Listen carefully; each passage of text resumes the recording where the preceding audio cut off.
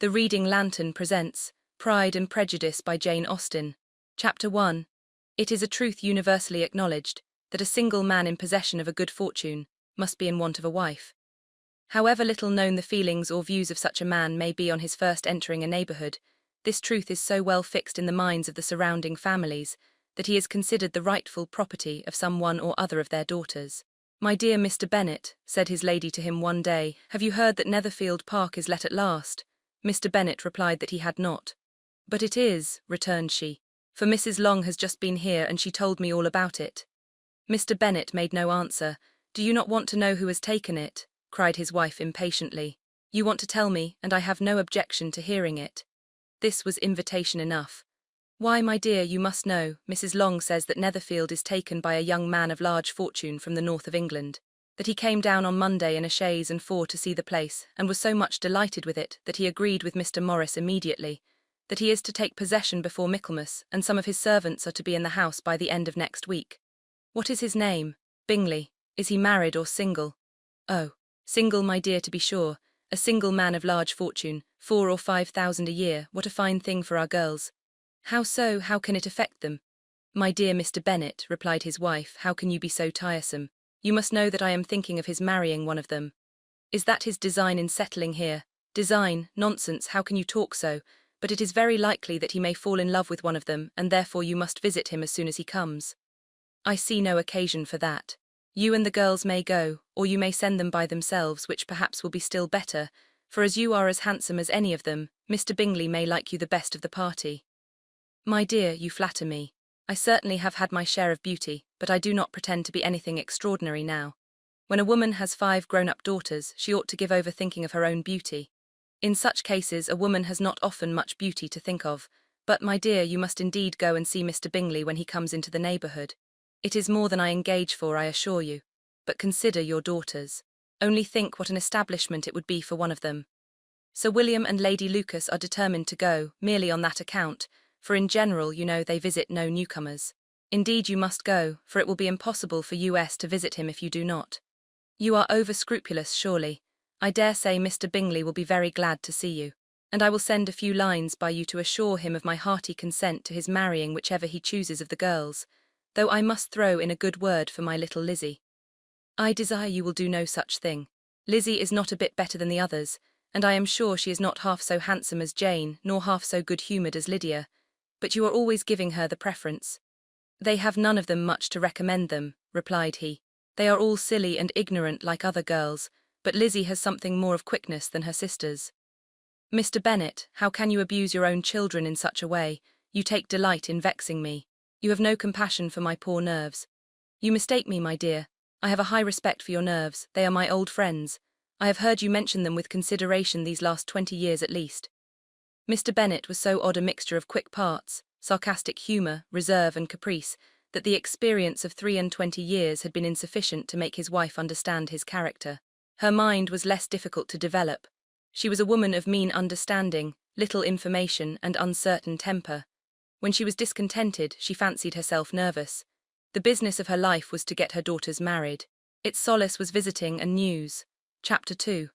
Mr. Bennet was among the earliest of those who waited on Mr. Bingley. He had always intended to visit him, though to the last always assuring his wife that he should not go. Until the evening after the visit was paid she had no knowledge of it. It was then disclosed in the following manner. Observing his second daughter employed in trimming a hat, he suddenly addressed her with, "I hope Mr. Bingley will like it, Lizzie." "We are not in a way to know what Mr. Bingley likes," said her mother resentfully, "since we are not to visit." "But you forget, mamma," said Elizabeth, "that we shall meet him at the assemblies and that Mrs. Long promised to introduce him." "I do not believe Mrs. Long will do any such thing. She has 2 nieces of her own. She is a selfish, hypocritical woman, and I have no opinion of her." "No more have I," said Mr. Bennet, "and I am glad to find that you do not depend on her serving you." Mrs. Bennet deigned not to make any reply, but, unable to contain herself, began scolding one of her daughters. "Don't keep coughing so, Kitty, for heaven's sake. Have a little compassion on my nerves, you tear them to pieces." "Kitty has no discretion in her coughs," said her father. "She times them ill." "I do not cough for my own amusement," replied Kitty fretfully. "When is your next ball to be, Lizzie?" "Tomorrow fortnight." "Aye, so it is," cried her mother, "and Mrs. Long does not come back till the day before. So it will be impossible for her to introduce him, for she will not know him herself. Then, my dear, you may have the advantage of your friend, and introduce Mr. Bingley to her. Impossible, Mr. Bennet, impossible, when I am not acquainted with him myself. How can you be so teasing? I honour your circumspection. A fortnight's acquaintance is certainly very little. One cannot know what a man really is by the end of a fortnight, but if we do not venture, somebody else will. And after all, Mrs. Long and her daughters must stand their chance, and therefore, as she will think it an act of kindness, if you decline the office, I will take it on myself. The girls stared at their father. Mrs. Bennet said only, "Nonsense, nonsense." "What can be the meaning of that emphatic exclamation?" cried he. "Do you consider the forms of introduction and the stress that is laid on them as nonsense? I cannot quite agree with you there. What say you, Mary? For you are a young lady of deep reflection, I know, and read great books and make extracts." Mary wished to say something sensible, but knew not how. While Mary is adjusting her ideas, he continued, "Let us return to Mr. Bingley." "I am sick of Mr. Bingley," cried his wife. "I am sorry to hear that, but why did not you tell me that before? If I had known as much this morning, I certainly would not have called on him. It is very unlucky, but as I have actually paid the visit, we cannot escape the acquaintance now." The astonishment of the ladies was just what he wished, that of Mrs. Bennet perhaps surpassing the rest, though when the first tumult of joy was over, she began to declare that it was what she had expected all the while. "How good it was in you, my dear Mr. Bennet, but I knew I should persuade you at last. I was sure you loved your girls too well to neglect such an acquaintance. Well, how pleased I am, and it is such a good joke too that you should have gone this morning and never said a word about it till now." "Now, Kitty, you may cough as much as you choose," said Mr. Bennet, and as he spoke he left the room, fatigued with the raptures of his wife. "What an excellent father you have, girls," said she when the door was shut. "I do not know how you will ever make him amends for his kindness, or me either for that matter. At our time of life it is not so pleasant, I can tell you, to be making new acquaintances every day, but for your sakes we would do anything. Lydia, my love, though you are the youngest, I dare say Mr. Bingley will dance with you at the next ball." "Oh," said Lydia stoutly, "I am not afraid, for though I am the youngest, I'm the tallest." The rest of the evening was spent in conjecturing how soon he would return Mr. Bennet's visit, and determining when they should ask him to dinner. Chapter 3. Not all that Mrs. Bennet, however, with the assistance of her 5 daughters, could ask on the subject, was sufficient to draw from her husband any satisfactory description of Mr. Bingley. They attacked him in various ways with barefaced questions, ingenious suppositions, and distant surmises. But he eluded the skill of them all, and they were at last obliged to accept the second-hand intelligence of their neighbour, Lady Lucas. Her report was highly favourable. Sir William had been delighted with him. He was quite young, wonderfully handsome, extremely agreeable, and to crown the whole he meant to be at the next assembly with a large party. Nothing could be more delightful. To be fond of dancing was a certain step towards falling in love, and very lively hopes of Mr. Bingley's heart were entertained. "If I can but see one of my daughters happily settled at Netherfield," said Mrs. Bennet to her husband, "and all the others equally well married, I shall have nothing to wish for." In a few days Mr. Bingley returned Mr. Bennet's visit, and sat about 10 minutes with him in his library. He had entertained hopes of being admitted to a sight of the young ladies, of whose beauty he had heard much, but he saw only the father. The ladies were somewhat more fortunate, for they had the advantage of ascertaining from an upper window that he wore a blue coat and rode a black horse. An invitation to dinner was soon afterwards dispatched, and already had Mrs. Bennet planned the courses that were to do credit to her housekeeping, when an answer arrived which deferred it all. Mr. Bingley was obliged to be in town the following day, and consequently unable to accept the honour of their invitation, etc. Mrs. Bennet was quite disconcerted. She could not imagine what business he could have in town so soon after his arrival in Hertfordshire, and she began to fear that he might be always flying about from one place to another, and never settled at Netherfield as he ought to be. Lady Lucas quieted her fears a little by starting the idea of his being gone to London, only to get a large party for the ball. And a report soon followed that Mr. Bingley was to bring 12 ladies and 7 gentlemen with him to the assembly. The girls grieved over such a number of ladies, but were comforted the day before the ball by hearing that instead of 12, he brought only 6 with him from London, his 5 sisters and a cousin.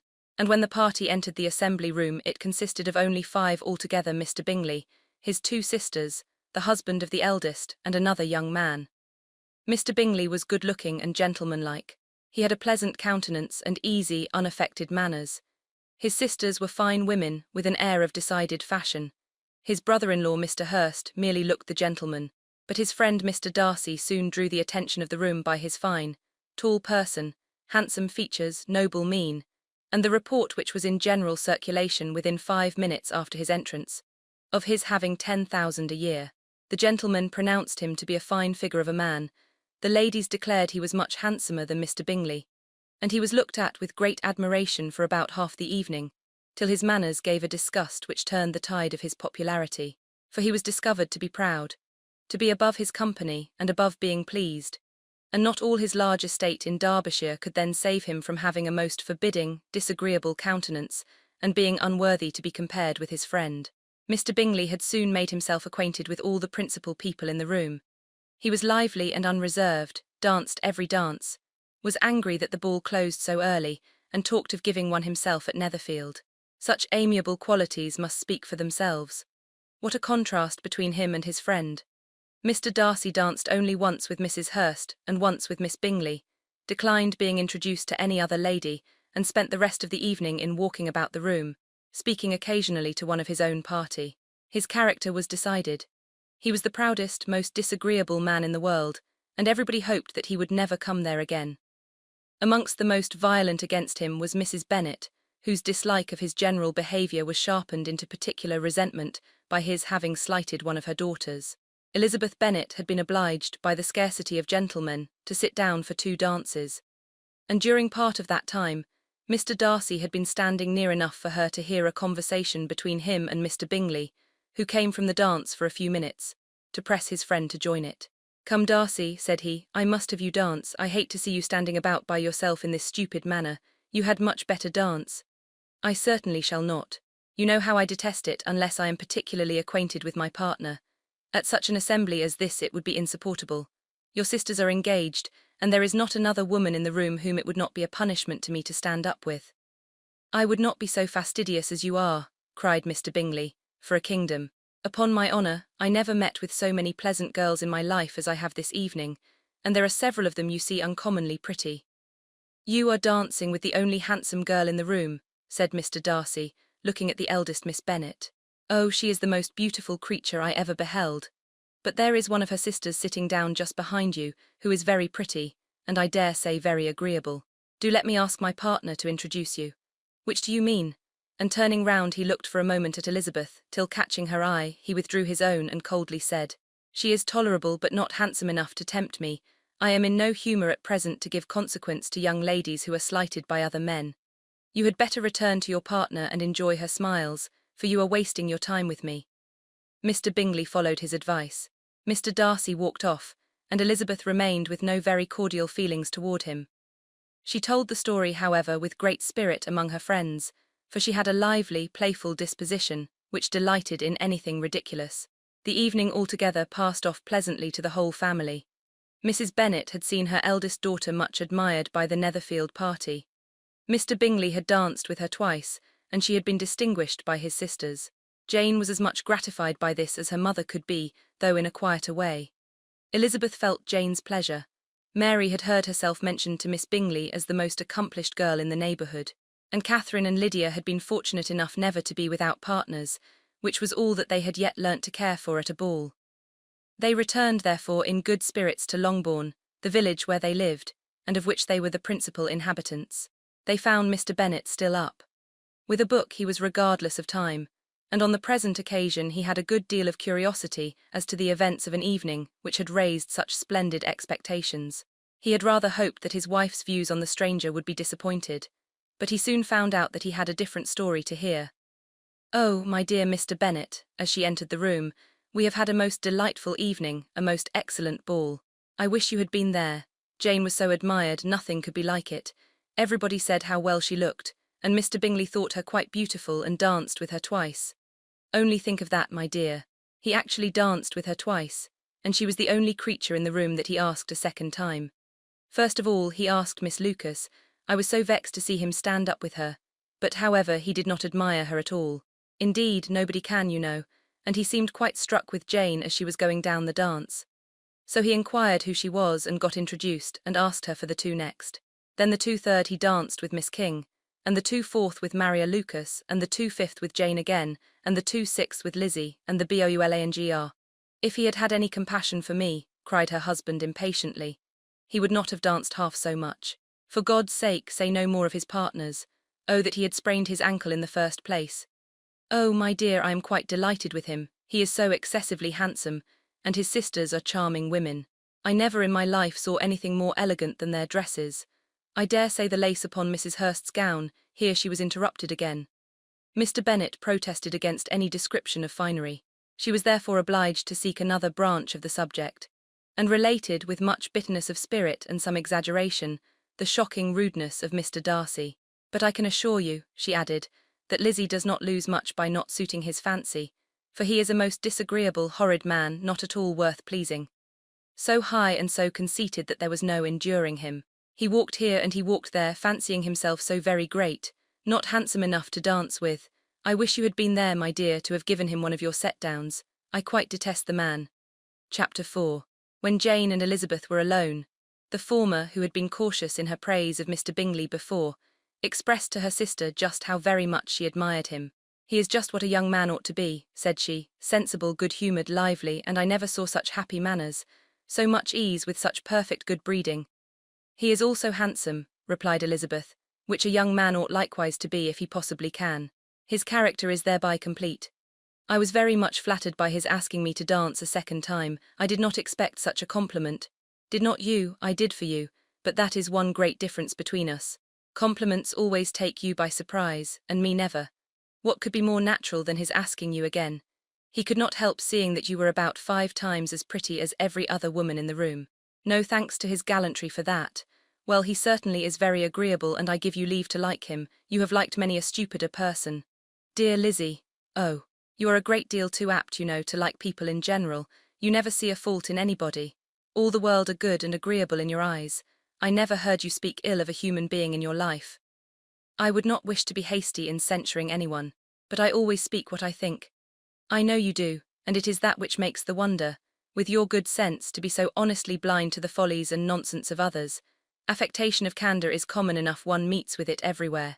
But to be candid without ostentation or design to take the good of everybody's character and make it still better, and say nothing of the bad, belongs to you alone. And so you like this man's sisters too, do you? Their manners are not equal to his. Certainly not at first, but they are very pleasing women when you converse with them. Miss Bingley is to live with her brother and keep his house, and I am much mistaken if we shall not find a very charming neighbour in her." Elizabeth listened in silence, but was not convinced.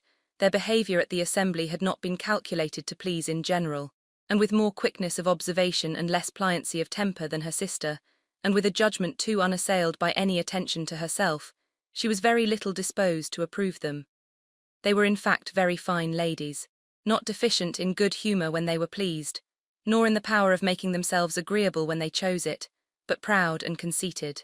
They were rather handsome, had been educated in one of the first private seminaries in town, had a fortune of £20,000, were in the habit of spending more than they ought, and of associating with people of rank, and were therefore in every respect entitled to think well of themselves, and meanly of others. They were of a respectable family in the north of England, a circumstance more deeply impressed on their memories than that their brother's fortune and their own had been acquired by trade. Mr. Bingley inherited property to the amount of nearly £100,000 from his father, who had intended to purchase an estate, but did not live to do it. Mr. Bingley intended it likewise, and sometimes made choice of his county. But as he was now provided with a good house and the liberty of a manor, it was doubtful to many of those who best knew the easiness of his temper, whether he might not spend the remainder of his days at Netherfield, and leave the next generation to purchase. His sisters were anxious for his having an estate of his own. But though he was now only established as a tenant, Miss Bingley was by no means unwilling to preside at his table, nor was Mrs. Hurst, who had married a man of more fashion than fortune, less disposed to consider his house as her home when it suited her. Mr. Bingley had not been of age 2 years, when he was tempted by an accidental recommendation to look at Netherfield House. He did look at it, and into it for half an hour, was pleased with the situation and the principal rooms, satisfied with what the owner said in its praise, and took it immediately. Between him and Darcy there was a very steady friendship, in spite of great opposition of character. Bingley was endeared to Darcy by the easiness, openness, and ductility of his temper, though no disposition could offer a greater contrast to his own, and though with his own he never appeared dissatisfied. On the strength of Darcy's regard, Bingley had the firmest reliance, and of his judgment the highest opinion.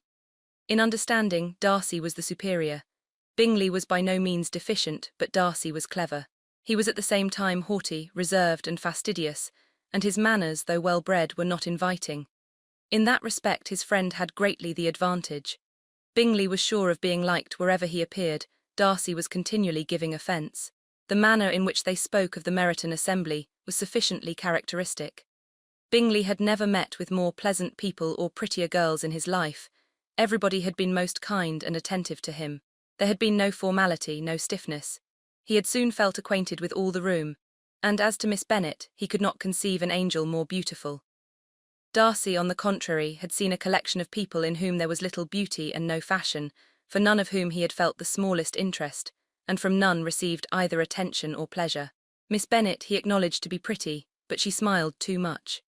Mrs. Hurst and her sister allowed it to be so, but still they admired her and liked her, and pronounced her to be a sweet girl, and one whom they would not object to know more of.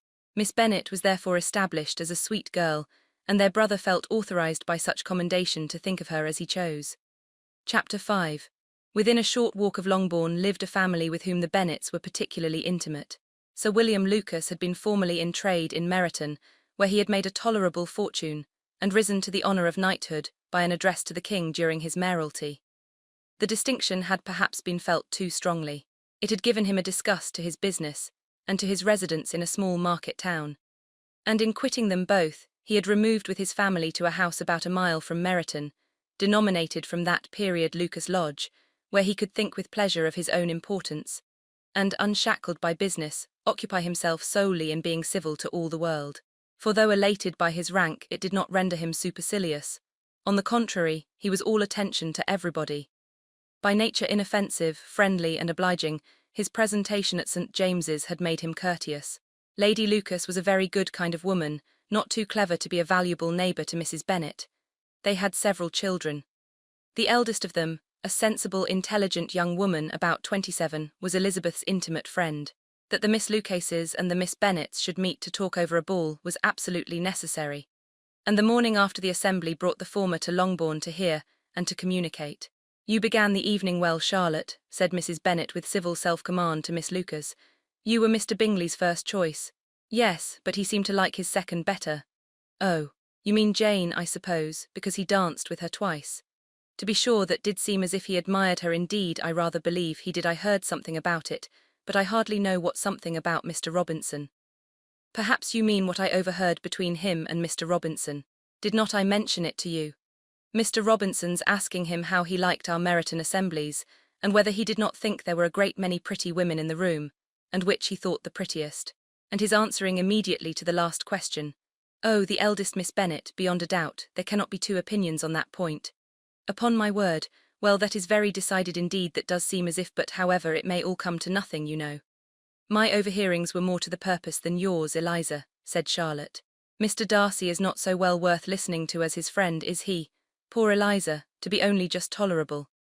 I beg you would not put it into Lizzie's head to be vexed by his ill treatment, for he is such a disagreeable man that it would be quite a misfortune to be liked by him. Mrs. Long told me last night that he sat close to her for half an hour without once opening his lips." "Are you quite sure, ma'am? Is not there a little mistake?" said Jane. "I certainly saw Mr. Darcy speaking to her." "Aye, because she asked him at last how he liked Netherfield, and he could not help answering her, but she said he seemed quite angry at being spoke to." "Miss Bingley told me," said Jane, "that he never speaks much unless among his intimate acquaintances. With them he is remarkably agreeable." "I do not believe a word of it, my dear. If he had been so very agreeable he would have talked to Mrs. Long, but I can guess how it was. Everybody says that he is eat up with pride, and I dare say he had heard somehow that Mrs. Long does not keep a carriage, and had come to the ball in a hack chaise." "I do not mind his not talking to Mrs. Long," said Miss Lucas, "but I wish he had danced with Eliza." "Another time, Lizzie," said her mother, "I would not dance with Him if I were you. I believe, ma'am, I may safely promise you never to dance with him."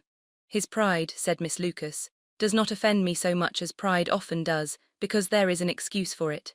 One cannot wonder that so very fine a young man, with family, fortune, everything in his favour, should think highly of himself. If I may so express it, he has a right to be proud. That is very true, replied Elizabeth, and I could easily forgive his pride if he had not mortified mine. Pride, observed Mary, who piqued herself upon the solidity of her reflections, is a very common failing, I believe. By all that I have ever read, I am convinced that it is very common indeed, that human nature is particularly prone to it, and that there are very few of us who do not cherish a feeling of self-complacency on the score of some quality or other, real or imaginary. Vanity and pride are different things, though the words are often used synonymously. A person may be proud without being vain. Pride relates more to our opinion of ourselves, vanity to what we would have others think of us. If I were as rich as Mr. Darcy, cried a young Lucas who came with his sisters, I should not care how proud I was. I would keep a pack of foxhounds and drink a bottle of wine a day. Then you would drink a great deal more than you ought, said Mrs. Bennet, and if I were to see you at it I should take away your bottle directly. The boy protested that she should not. She continued to declare that she would, and the argument ended only with the visit. Chapter 6. The ladies of Longbourn soon waited on those of Netherfield. The visit was soon returned in due form. Miss Bennet's pleasing manners grew on the goodwill of Mrs. Hurst and Miss Bingley. And though the mother was found to be intolerable, and the younger sisters not worth speaking to, a wish of being better acquainted with them was expressed towards the two eldest. By Jane, this attention was received with the greatest pleasure, but Elizabeth still saw superciliousness in their treatment of everybody, hardly excepting even her sister, and could not like them, though their kindness to Jane, such as it was, had a value as arising in all probability from the influence of their brother's admiration. It was generally evident whenever they met that he did admire her, and to her it was equally evident that Jane was yielding to the preference which she had begun to entertain for him from the first, and was in a way to be very much in love. But she considered with pleasure that it was not likely to be discovered by the world in general, since Jane united, with great strength of feeling, a composure of temper, and a uniform cheerfulness of manner, which would guard her from the suspicions of the impertinent. She mentioned this to her friend Miss Lucas. It may perhaps be pleasant, replied Charlotte, to be able to impose on the public in such a case, but it is sometimes a disadvantage to be so very guarded. If a woman conceals her affection with the same skill from the object of it, she may lose the opportunity of fixing him, and it will then be but poor consolation to believe the world equally in the dark. There is so much of gratitude or vanity in almost every attachment that it is not safe to leave any to itself. We can all begin freely, a slight preference is natural enough, but there are very few of us who have heart enough to be really in love without encouragement. In 9 cases out of 10, a woman had better show more affection than she feels. Bingley likes your sister undoubtedly, but he may never do more than like her if she does not help him on.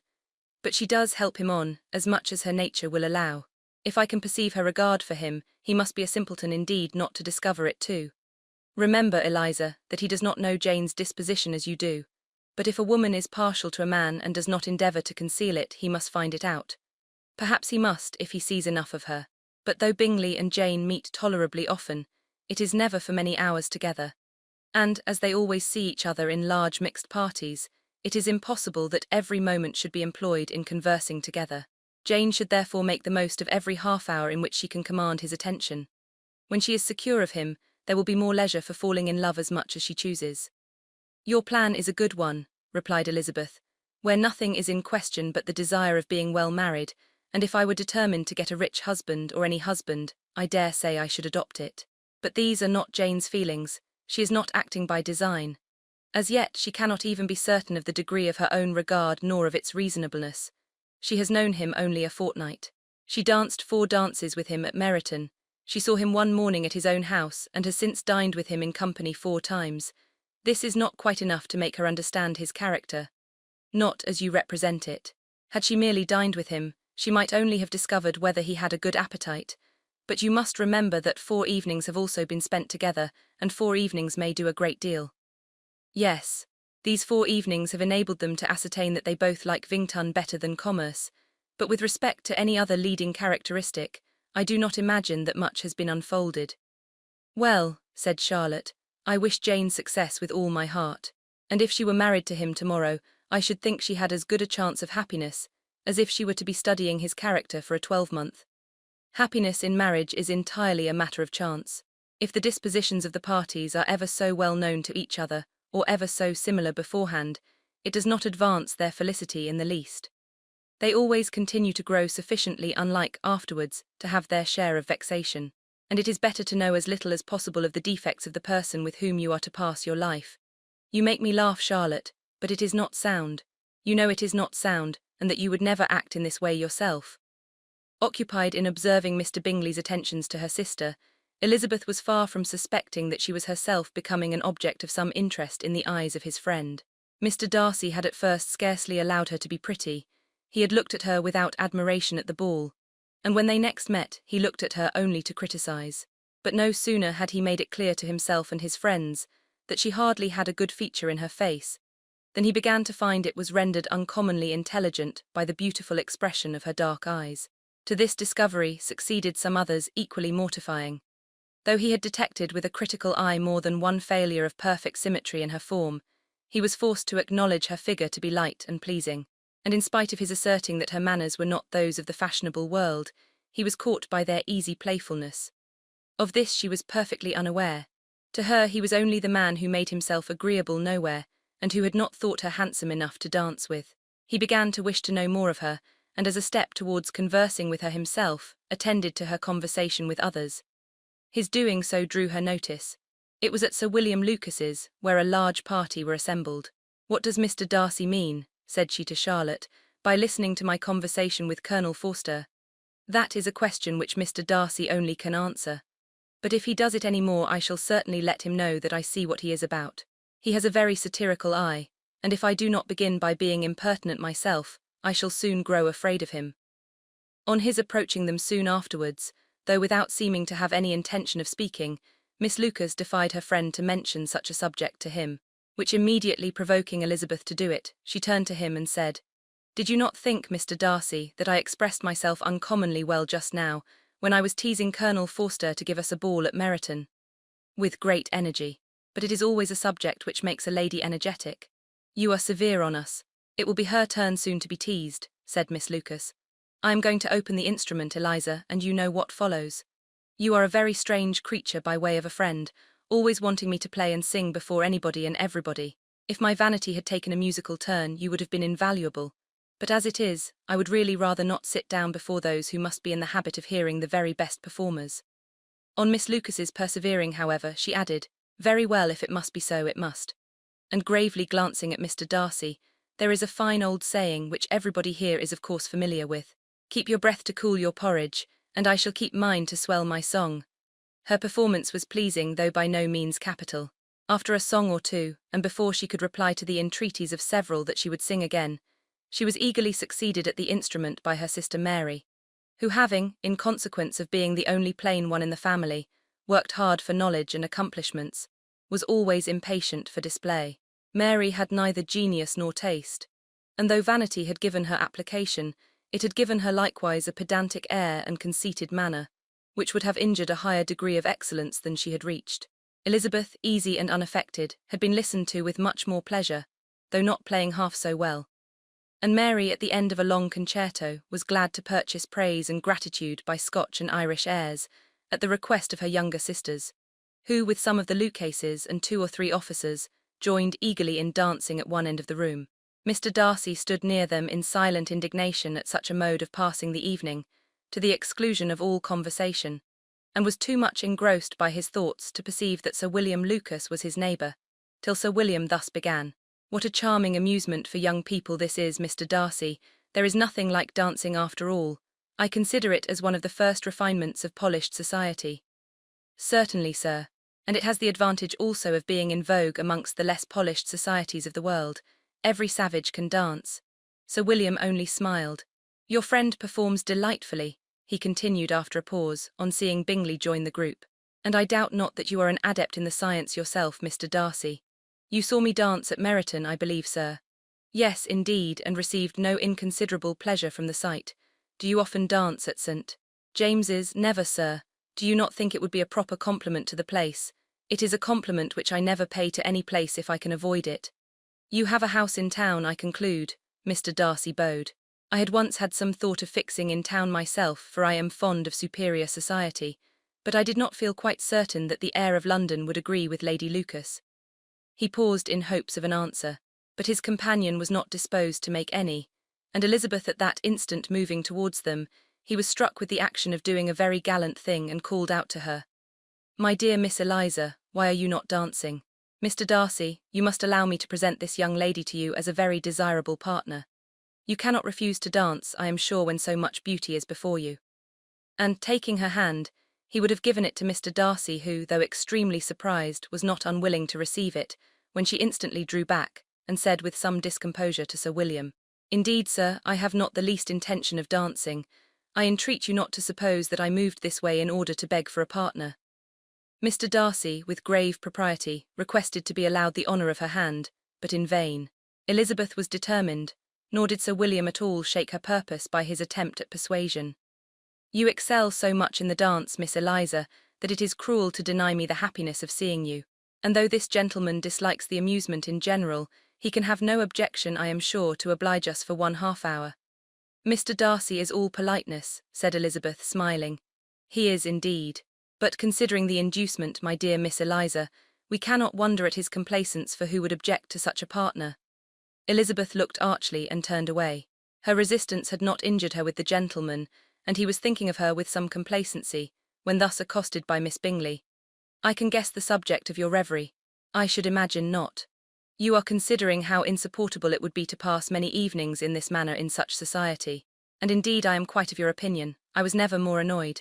The insipidity, and yet the noise, the nothingness, and yet the self-importance of all those people, what would I give to hear your strictures on them? Your conjecture is totally wrong, I assure you. My mind was more agreeably engaged. I have been meditating on the very great pleasure which a pair of fine eyes in the face of a pretty woman can bestow." Miss Bingley immediately fixed her eyes on his face, and desired he would tell her what lady had the credit of inspiring such reflections. Mr. Darcy replied with great intrepidity, "Miss Elizabeth Bennet." "Miss Elizabeth Bennet," repeated Miss Bingley. "I am all astonishment. How long has she been such a favourite, and pray when am I to wish you joy?" "That is exactly the question which I expected you to ask. A lady's imagination is very rapid. It jumps from admiration to love, from love to matrimony in a moment. I knew you would be wishing me joy. Nay, if you are serious about it, I shall consider the matter is absolutely settled. You will be having a charming mother-in-law indeed, and of course she will always be at Pemberley with you." He listened to her with perfect indifference while she chose to entertain herself in this manner, and as his composure convinced her that all was safe, her wit flowed long. Chapter 7. Mr. Bennet's property consisted almost entirely in an estate of 2,000 a year, which, unfortunately for his daughters, was entailed, in default of heirs male, on a distant relation, and their mother's fortune, though ample for her situation in life, could but ill supply the deficiency of his. Her father had been an attorney in Meryton, and had left her £4,000. She had a sister married to a Mr. Phillips, who had been a clerk to their father, and succeeded him in the business, and a brother settled in London in a respectable line of trade. The village of Longbourn was only 1 mile from Meryton, a most convenient distance for the young ladies, who were usually tempted thither 3 or 4 times a week, to pay their duty to their aunt, and to a milliner's shop just over the way. The 2 youngest of the family, Catherine and Lydia, were particularly frequent in these attentions. Their minds were more vacant than their sisters', and when nothing better offered, a walk to Meryton was necessary to amuse their morning hours and furnish conversation for the evening, and however bare of news the country in general might be, they always contrived to learn some from their aunt. At present, indeed, they were well supplied both with news and happiness by the recent arrival of a militia regiment in the neighbourhood. It was to remain the whole winter, and Meryton was the headquarters. Their visits to Mrs. Phillips were now productive of the most interesting intelligence. Every day added something to their knowledge of the officers' names and connections. Their lodgings were not long a secret, and at length they began to know the officers themselves. Mr. Phillips visited them all, and this opened to his nieces a store of felicity unknown before. They could talk of nothing but officers, and Mr. Bingley's large fortune, the mention of which gave animation to their mother, was worthless in their eyes when opposed to the regimentals of an ensign. After listening one morning to their effusions on this subject, Mr. Bennet coolly observed, "From all that I can collect by your manner of talking, you must be 2 of the silliest girls in the country. I have suspected it some time, but I am now convinced." Catherine was disconcerted and made no answer, but Lydia, with perfect indifference, continued to express her admiration of Captain Carter, and her hope of seeing him in the course of the day, as he was going the next morning to London. "I am astonished, my dear," said Mrs. Bennet, "that you should be so ready to think your own children silly. If I wish to think slightingly of anybody's children, it should not be of my own, however. If my children are silly, I must hope to be always sensible of it. Yes, but as it happens, they are all of them very clever. This is the only point, I flatter myself, on which we do not agree. I had hoped that our sentiments coincided in every particular, but I must so far differ from you as to think our two youngest daughters uncommonly foolish. My dear Mr. Bennet, you must not expect such girls to have the sense of their father and mother. When they get to our age, I dare say they will not think about officers any more than we do. I remember the time when I liked a red coat myself very well, and indeed, so I do still at my heart. And if a smart young colonel, with 5,000 or 6,000 a year, should want one of my girls, I shall not say nay to him. And I thought Colonel Forster looked very becoming the other night at Sir William's in his regimentals." "Mamma," cried Lydia, "my aunt says that Colonel Forster and Captain Carter do not go so often to Miss Watson's as they did when they first came. She sees them now very often standing in Clark's library." Mrs. Bennet was prevented replying by the entrance of the footman with a note for Miss Bennet. It came from Netherfield, and the servant waited for an answer. Mrs. Bennet's eyes sparkled with pleasure, and she was eagerly calling out while her daughter read, "Well, Jane, who is it from? What is it about? What does he say? Well, Jane, make haste and tell us. Make haste, my love." "It is from Miss Bingley," said Jane, and then read it aloud. "My dear friend, if you are not so compassionate as to dine today with Louisa and me, we shall be in danger of hating each other for the rest of our lives, for a whole day's tete-a-tete between two women can never end without a quarrel. Come as soon as you can on receipt of this. My brother and the gentlemen are to dine with the officers. Yours ever, Caroline Bingley. With the officers," cried Lydia. "I wonder my aunt did not tell us of that." "Dining out," said Mrs. Bennet, "that is very unlucky." "Can I have the carriage?" said Jane. "No, my dear, you had better go on horseback because it seems likely to rain, and then you must stay all night." "That would be a good scheme," said Elizabeth, "if you were sure that they would not offer to send her home." "Oh, but the gentlemen will have Mr. Bingley's chaise to go to Meryton, and the Hursts have no horses to theirs. I had much rather go in the coach. But, my dear, your father cannot spare the horses, I am sure. They are wanted in the farm, Mr. Bennet, are they not? They are wanted in the farm much oftener than I can get them." "But if you have got them today," said Elizabeth, "my mother's purpose will be answered."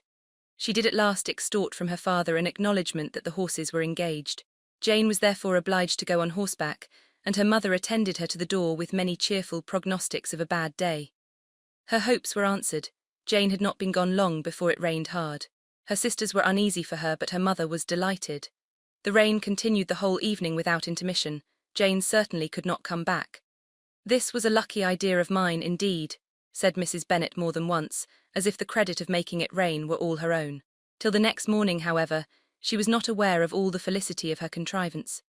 Breakfast was scarcely over when a servant from Netherfield brought the following note for Elizabeth.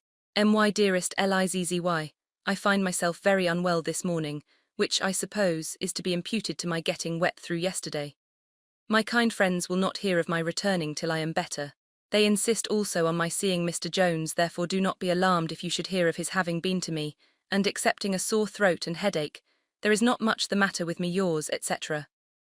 "Well, my dear," said Mr. Bennet, when Elizabeth had read the note aloud, "if your daughter should have a dangerous fit of illness, if she should die, it would be a comfort to know that it was all in pursuit of Mr. Bingley, and under your orders." "Oh, I am not afraid of her dying. People do not die of little trifling colds. She will be taken good care of. As long as she stays there, it is all very well. I would go and see her if I could have the carriage." Elizabeth, feeling really anxious, was determined to go to her, though the carriage was not to be had. And as she was no horsewoman, walking was her only alternative. She declared her resolution. "How can you be so silly," cried her mother, "as to think of such a thing in all this dirt? You will not be fit to be seen when you get there. I shall be very fit to see Jane, which is all I want." "Is this a hint to me, Lizzie," said her father, "to send for the horses?" "No, indeed, I do not wish to avoid the walk. The distance is nothing when one has a motive, only 3 miles. I shall be back by dinner." "I admire the activity of your benevolence," observed Mary, "but every impulse of feeling should be guided by reason. And in my opinion, exertion should always be in proportion to what is required." "We will go as far as Meryton with you," said Catherine and Lydia. Elizabeth accepted their company, and the 3 young ladies set off together. "If we make haste," said Lydia as they walked along, "perhaps we may see something of Captain Carter before he goes." In Meryton they parted. The two youngest repaired to the lodgings of one of the officers' wives, and Elizabeth continued her walk alone, crossing field after field at a quick pace, jumping over stiles and springing over puddles with impatient activity, and finding herself at last within view of the house, with weary ankles, dirty stockings, and a face glowing with the warmth of exercise. She was shown into the breakfast parlour, where all but Jane were assembled, and where her appearance created a great deal of surprise. That she should have walked 3 miles so early in the day, in such dirty weather and by herself, was almost incredible to Mrs. Hurst and Miss Bingley, and Elizabeth was convinced that they held her in contempt for it. She was received, however, very politely by them, and in their brother's manners there was something better than politeness. There was good humour and kindness. Mr. Darcy said very little, and Mr. Hurst nothing at all. The former was divided between admiration of the brilliancy which exercise had given to her complexion, and doubt as to the occasions justifying her coming so far alone. The latter was thinking only of his breakfast. Her inquiries after her sister were not very favourably answered.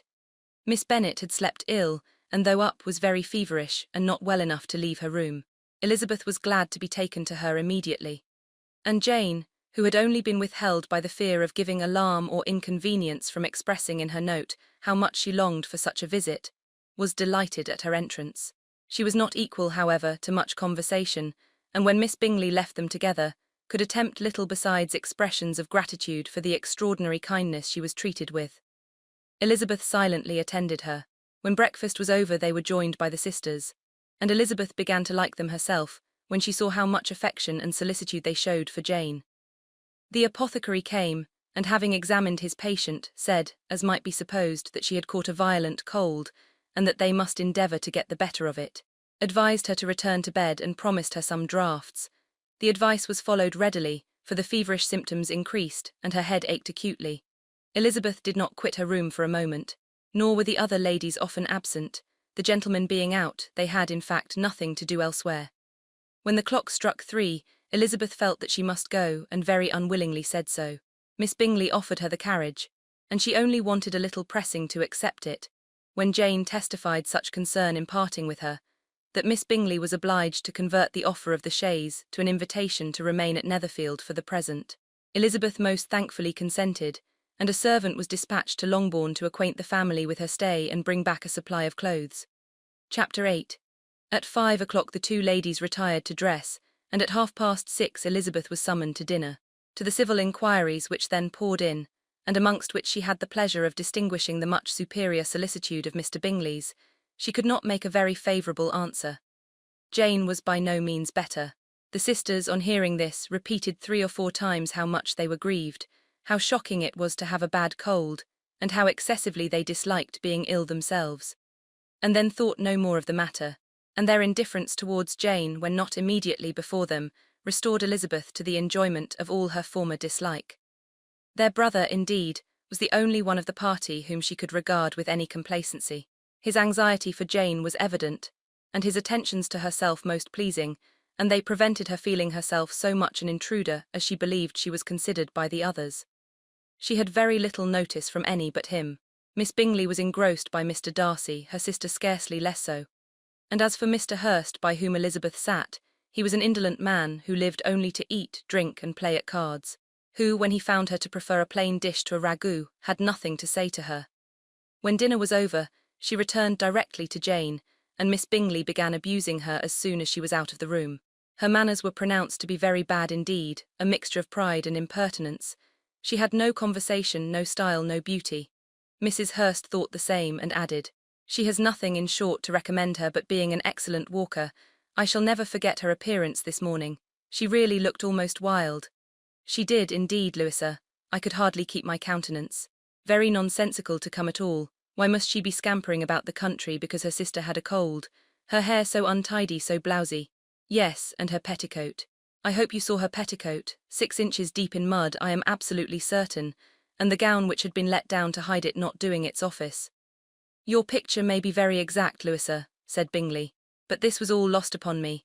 I thought Miss Elizabeth Bennet looked remarkably well when she came into the room this morning. Her dirty petticoat quite escaped my notice." "You observed it, Mr. Darcy, I am sure," said Miss Bingley, "and I am inclined to think that you would not wish to see your sister make such an exhibition." "Certainly not. To walk 3 miles or 4 miles or 5 miles, or whatever it is, above her ankles in dirt and alone, quite alone. What could she mean by it? It seems to me to show an abominable sort of conceited independence, a most country town indifference to decorum. It shows an affection for her sister that is very pleasing, said Bingley. I am afraid, Mr. Darcy, observed Miss Bingley in a half-whisper, that this adventure has rather affected your admiration of her fine eyes. Not at all, he replied. They were brightened by the exercise. A short pause followed this speech, and Mrs. Hurst began again. I have an excessive regard for Miss Jane Bennet. She is really a very sweet girl, and I wish with all my heart she were well settled. But with such a father and mother, and such low connections, I am afraid there is no chance of it. I think I have heard you say that their uncle is an attorney on Meryton. Yes, and they have another who lives somewhere near Cheapside. That is capital, added her sister, and they both laughed heartily. If they had uncles enough to fill all Cheapside, cried Bingley, it would not make them one jot less agreeable. But it must very materially lessen their chance of marrying men of any consideration in the world, replied Darcy. To this speech Bingley made no answer, but his sisters gave it their hearty assent, and indulged their mirth for some time at the expense of their dear friend's vulgar relations. With a renewal of tenderness, however, they returned to her room on leaving the dining-parlour, and sat with her till summoned to coffee.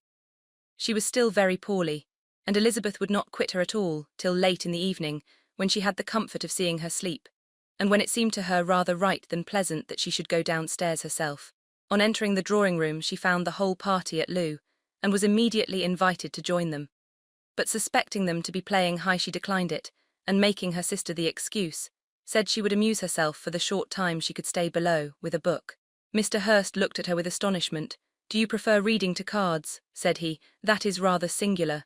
Miss Eliza Bennet, said Miss Bingley, despises cards. She is a great reader and has no pleasure in anything else. I deserve neither such praise nor such censure, cried Elizabeth. I am not a great reader and I have pleasure in many things. In nursing your sister I am sure you have pleasure, said Bingley, and I hope it will be soon increased by seeing her quite well. Elizabeth thanked him from her heart, and then walked towards the table where a few books were lying. He immediately offered to fetch her others all that his library afforded. And I wish my collection were larger for your benefit and my own credit, but I am an idle fellow, and though I have not many, I have more than I ever looked into. Elizabeth assured him that she could suit herself perfectly with those in the room. I am astonished, said Miss Bingley, that my father should have left so small a collection of books. What a delightful library you have at Pemberley, Mr. Darcy. It ought to be good, he replied. It has been the work of many generations. And then you have added so much to it yourself, you are always buying books. I cannot comprehend the neglect of a family library in such days as these. Neglect. I am sure you neglect nothing that can add to the beauties of that noble place. Charles, when you build your house, I wish it may be half as delightful as Pemberley. I wish it may.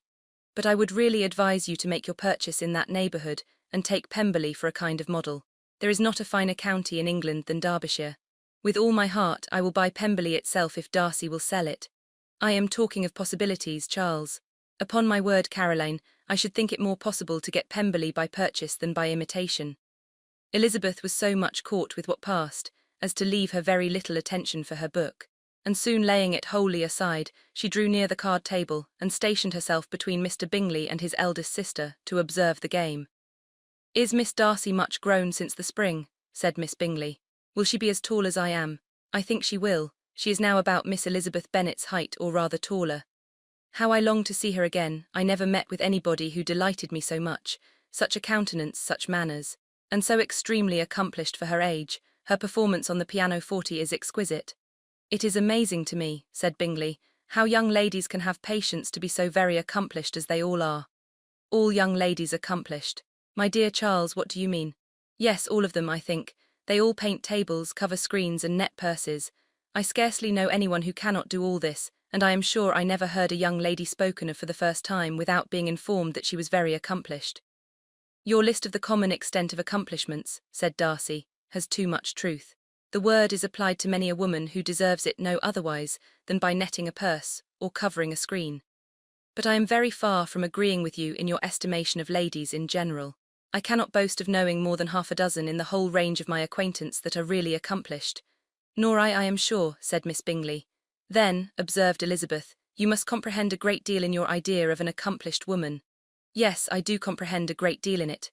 Oh, Certainly, cried his faithful assistant, no one can be really esteemed accomplished who does not greatly surpass what is usually met with. A woman must have a thorough knowledge of music, singing, drawing, dancing, and the modern languages, to deserve the word. And besides all this, she must possess a certain something in her air and manner of walking, the tone of her voice, her address and expressions, or the word will be but half deserved. All this she must possess, added Darcy, and to all this she must yet add something more substantial in the improvement of her mind by extensive reading. I am no longer surprised at your knowing only 6 accomplished women. I rather wonder now at your knowing any. Are you so severe upon your own sex as to doubt the possibility of all this? I never saw such a woman. I never saw such capacity, and taste, and application, and elegance as you describe united. Mrs. Hurst and Miss Bingley both cried out against the injustice of her implied doubt, and were both protesting that they knew many women who answered this description, when Mr. Hurst called them to order, with bitter complaints of their inattention to what was going forward. As all conversation was thereby at an end, Elizabeth soon afterwards left the room. Elizabeth Bennet, said Miss Bingley, when the door was closed on her, is one of those young ladies who seek to recommend themselves to the other sex by undervaluing their own, and with many men I dare say it succeeds, but in my opinion it is a paltry device, a very mean art. Undoubtedly, replied Darcy, to whom this remark was chiefly addressed, there is a meanness in all the arts which ladies sometimes condescend to employ for captivation. Whatever bears affinity to cunning is despicable. Miss Bingley was not so entirely satisfied with this reply as to continue the subject. Elizabeth joined them again only to say that her sister was worse, and that she could not leave her. Bingley urged Mr. Jones being sent for immediately, while his sisters, convinced that no country advice could be of any service, recommended an express to town for one of the most eminent physicians. This she would not hear of, but she was not so unwilling to comply with their brother's proposal, and it was settled that Mr. Jones should be sent for early in the morning if Miss Bennet were not decidedly better. Bingley was quite uncomfortable. His sisters declared that they were miserable. They solaced their wretchedness, however, by duets after supper, while he could find no better relief to his feelings than by giving his housekeeper directions that every attention might be paid to the sick lady and her sister. Chapter 9. Elizabeth passed the chief of the night in her sister's room, and in the morning had the pleasure of being able to send a tolerable answer to the inquiries, which she very early received from Mr. Bingley by a housemaid, and some time afterwards from the 2 elegant ladies who waited on his sisters. In spite of this amendment, however, she requested to have a note sent to Longbourn, desiring her mother to visit Jane and form her own judgment of her situation. The note was immediately dispatched, and its contents as quickly complied with. Mrs. Bennet, accompanied by her 2 youngest girls, reached Netherfield soon after the family breakfast. Had she found Jane in any apparent danger, Mrs. Bennet would have been very miserable. But being satisfied on seeing her that her illness was not alarming, she had no wish of her recovering immediately, as her restoration to health would probably remove her from Netherfield. She would not listen, therefore, to her daughter's proposal of being carried home. Neither did the apothecary, who arrived about the same time, think it at all advisable. After sitting a little while with Jane, on Miss Bingley's appearance and invitation, the mother and 3 daughters all attended her into the breakfast parlour. Bingley met them with hopes that Mrs. Bennet had not found Miss Bennet worse than she expected. "Indeed I have, sir," was her answer. "She is a great deal too ill to be moved. Mr. Jones says we must not think of moving her, we must trespass a little longer on your kindness." "Removed," cried Bingley. "It must not be thought of. My sister, I am sure, will not hear of her removal." "You may depend upon it, madam," said Miss Bingley with cold civility, "that Miss Bennet will receive every possible attention while she remains with us." Mrs. Bennet was profuse in her acknowledgments. "I am sure," she added, "if it was not for such good friends I do not know what would become of her, for she is very ill indeed and suffers a vast deal, though with the greatest patience in the world, which is always the way with her, for she has, without exception, the sweetest temper I have ever met with. I often tell my other girls they are nothing to her. You have a sweet room here, Mr. Bingley, and a charming prospect over the gravel walk. I do not know a place in the country that is equal to Netherfield. You will not think of quitting it in a hurry, I hope, though you have but a short lease." "Whatever I do is done in a hurry," replied he, "and therefore if I should resolve to quit Netherfield I should probably be off in 5 minutes. At present, however, I consider myself as quite fixed here." "That is exactly what I should have supposed of you," said Elizabeth. "You begin to comprehend me, do you?" cried he, turning towards her. "Oh, yes, I understand you perfectly. I wish I might take this for a compliment, but to be so easily seen through I am afraid is pitiful. That is as it happens. It does not follow that a deep, intricate character is more or less estimable than such a one as yours. Lizzie, cried her mother, remember where you are and do not run on in the wild manner that you are suffered to do at home. I did not know before, continued Bingley immediately, that you were a studier of character.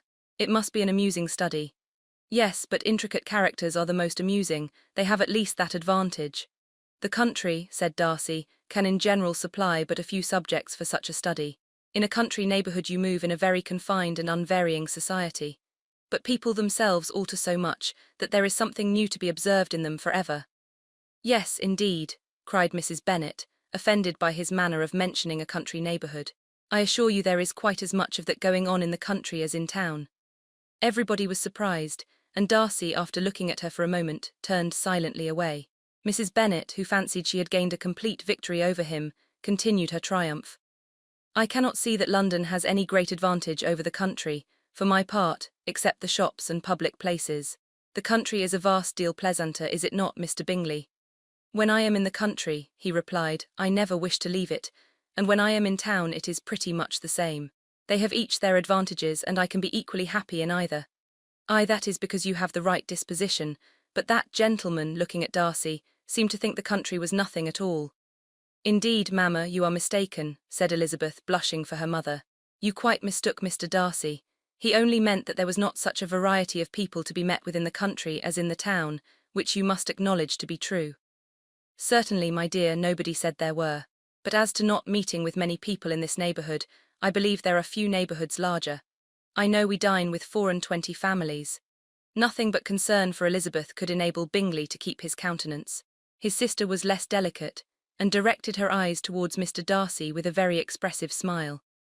Elizabeth, for the sake of saying something that might turn her mother's thoughts, now asked her if Charlotte Lucas had been at Longbourn since her coming away. Yes, she called yesterday with her father. What an agreeable man Sir William is, Mr. Bingley, is not he? So much the man of fashion, so genteel and easy. He had always something to say to everybody. That is my idea of good breeding, and those persons who fancy themselves very important and never open their mouths quite mistake the matter. Did Charlotte dine with you? No, she would go home. I fancy she was wanted about the mince pies. For my part, Mr. Bingley, I always keep servants that can do their own work. My daughters are brought up very differently. But everybody is to judge for themselves, and the Lucases are a very good sort of girls, I assure you. It is a pity they are not handsome, not that I think Charlotte so very plain, but then she is our particular friend. She seems a very pleasant young woman. Oh, dear, yes, but you must own she is very plain. Lady Lucas herself has often said so, and envied me Jane's beauty. I do not like to boast of my own child, but to be sure, Jane one does not often see anybody better looking. It is what everybody says. I do not trust my own partiality. When she was only 15, there was a man at my brother Gardner's in town, so much in love with her, that my sister-in-law was sure he would make her an offer before we came away. But however he did not, perhaps he thought her too young, however he wrote some verses on her and very pretty they were. And so ended his affection, said Elizabeth impatiently. There has been many a one, I fancy, overcome in the same way. I wonder who first discovered the efficacy of poetry in driving away love. I have been used to consider poetry as the food of love, said Darcy. Of a fine, stout, healthy love it may. Everything nourishes what is strong already. But if it be only a slight, thin sort of inclination, I am convinced that one good sonnet will starve it entirely away. Darcy only smiled, and the general pause which ensued made Elizabeth tremble lest her mother should be exposing herself again. She longed to speak, but could think of nothing to say. And after a short silence, Mrs. Bennet began repeating her thanks to Mr. Bingley for his kindness to Jane, with an apology for troubling him also with Lizzie. Mr. Bingley was unaffectedly civil in his answer, and forced his younger sister to be civil also, and say what the occasion required. She performed her part indeed without much graciousness, but Mrs. Bennet was satisfied, and soon afterwards ordered her carriage. Upon this signal, the youngest of her daughters put herself forward. The two girls had been whispering to each other during the whole visit, and the result of it was that the youngest should tax Mr. Bingley with having promised on his first coming into the country to give a ball at Netherfield. Lydia was a stout, well-grown girl of 15, with a fine complexion and good-humoured countenance. A favourite with her mother, whose affection had brought her into public at an early age. She had high animal spirits, and a sort of natural self-consequence, which the attention of the officers, to whom her uncle's good dinners and her own easy manners recommended her, had increased into assurance.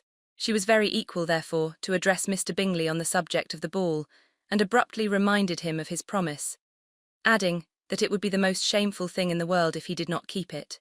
His answer to this sudden attack was delightful to their mother's ear. "I am perfectly ready, I assure you, to keep my engagement, and when your sister is recovered, you shall, if you please, name the very day of the ball. But you would not wish to be dancing when she is ill?" Lydia declared herself satisfied. Oh, yes, it would be much better to wait till Jane was well, and by that time most likely Captain Carter would be at Meryton again. "And when you have given your ball," she added, "I shall insist on their giving one also. I shall tell Colonel Forster it will be quite a shame if he does not." Mrs. Bennet and her daughters then departed, and Elizabeth returned instantly to Jane, leaving her own and her relations' behaviour to the remarks of the two ladies and Mr. Darcy, the latter of whom, however, could not be prevailed on to join in their censure of her, in spite of all Miss Bingley's witticisms on fine EYES. Chapter 10. The day passed much as the day before had done. Mrs. Hurst and Miss Bingley had spent some hours of the morning with the invalid, who continued, though slowly, to mend, and in the evening Elizabeth joined their party in the drawing-room. The loo table, however, did not appear. Mr. Darcy was writing, and Miss Bingley, seated near him, was watching the progress of his letter and repeatedly calling off his attention by messages to his sister. Mr. Hurst and Mr. Bingley were at piquet, and Mrs. Hurst was observing their game. Elizabeth took up some needlework, and was sufficiently amused in attending to what passed between Darcy and his companion. The perpetual commendations of the lady, either on his handwriting, or on the evenness of his lines, or on the length of his letter, with the perfect unconcern with which her praises were received, formed a curious dialogue, and was exactly in union with her opinion of each. "How delighted Miss Darcy will be to receive such a letter." He made no answer. "You write uncommonly fast." "You are mistaken, I write rather slowly." "How many letters you must have occasion to write in the course of a year. Letters of business too, how odious I should think them. It is fortunate then that they fall to my lot instead of yours. Pray tell your sister that I long to see her. I have already told her so once by your desire. I am afraid you do not like your pen. Let me mend it for you, I mend pens remarkably well." "Thank you, but I always mend my own. How can you contrive to write so even?" He was silent. "Tell your sister I am delighted to hear of her improvement on the harp, and pray let her know that I am quite in raptures with her beautiful little design for a table, and I think it infinitely superior to Miss Grantley's. Will you give me leave to defer your raptures till I write again? At present I have not room to do them justice." "Oh, it is of no consequence, I shall see her in January, but do you always write such charming long letters to her, Mr. Darcy?" "They are generally long, but whether always charming it is not for me to determine.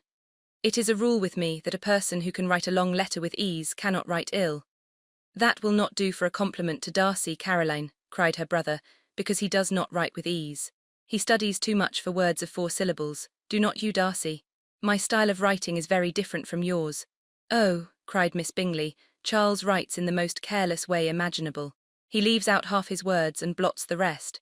My ideas flow so rapidly that I have not time to express them, by which means my letters sometimes convey no ideas at all to my correspondents." "Your humility, Mr. Bingley," said Elizabeth, "must disarm reproof."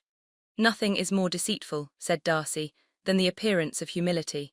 It is often only carelessness of opinion, and sometimes an indirect boast."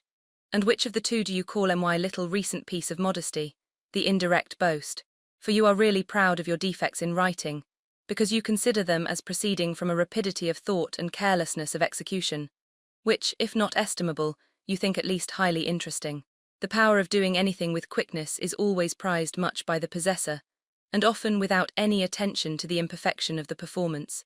When you told Mrs. Bennet this morning that if you ever resolved upon quitting Netherfield you should be gone in 5 minutes, you meant it to be a sort of panegyric, of compliment to yourself, and yet what is there so very laudable in a precipitance which must leave very necessary business undone, and can be of no real advantage to yourself or anyone else?"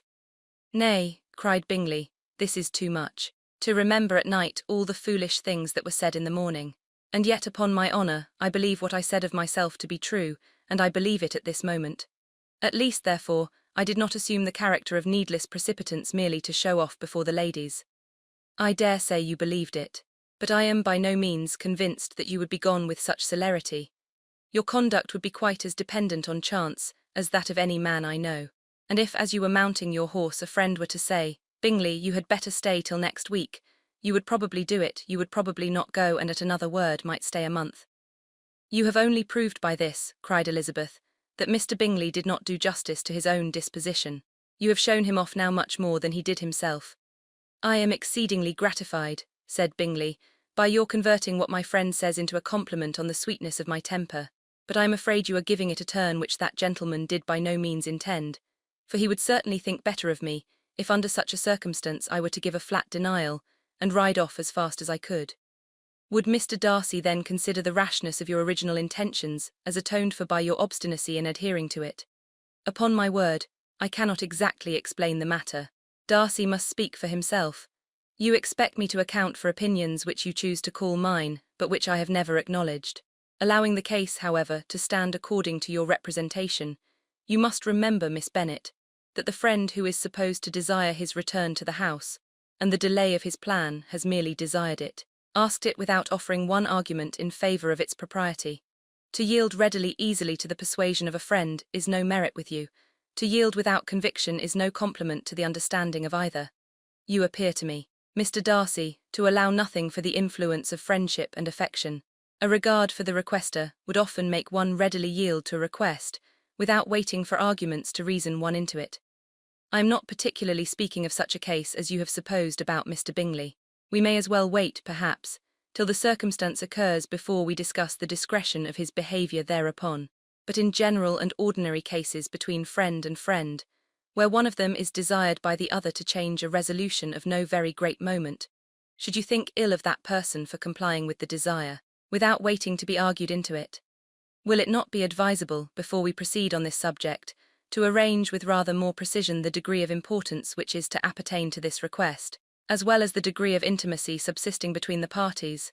"By all means," cried Bingley. "Let us hear all the particulars, not forgetting their comparative height and size, for that will have more weight in the argument, Miss Bennet, than you may be aware of. I assure you that if Darcy were not such a great tall fellow in comparison with myself, I should not pay him half so much deference. I declare I do not know a more awful object than Darcy on particular occasions and in particular places, at his own house especially, and of a Sunday evening when he has nothing to do." Mr. Darcy smiled, but Elizabeth thought she could perceive that he was rather offended, and therefore checked her laugh. Miss Bingley warmly resented the indignity he had received, in an expostulation with her brother, for talking such nonsense. "I see your design, Bingley," said his friend. "You dislike an argument and want to silence this." "Perhaps I do. Arguments are too much like disputes. If you and Miss Bennet will defer yours till I am out of the room, I shall be very thankful, and then you may say whatever you like of me." "What you ask," said Elizabeth, "is no sacrifice on my side, and Mr. Darcy had much better finish his letter." Mr. Darcy took her advice and did finish his letter. When that business was over, he applied to Miss Bingley and Elizabeth for an indulgence of some music. Miss Bingley moved with some alacrity to the pianoforte, and after a polite request that Elizabeth would lead the way, which the other as politely and more earnestly negatived, she seated herself. Mrs. Hurst sang with her sister, and while they were thus employed, Elizabeth could not help observing, as she turned over some music books that lay on the instrument, how frequently Mr. Darcy's eyes were fixed on her. She hardly knew how to suppose that she could be an object of admiration to so great a man, and yet that he should look at her because he disliked her was still more strange. She could only imagine, however, at last that she drew his notice because there was something more wrong and reprehensible, according to his ideas of right, than in any other person present. The supposition did not pain her. She liked him too little to care for his approbation. After playing some Italian songs, Miss Bingley varied the charm by a lively Scotch air, and soon afterwards Mr. Darcy, drawing near Elizabeth, said to her, "Do not you feel a great inclination, Miss Bennet, to seize such an opportunity of dancing a reel?"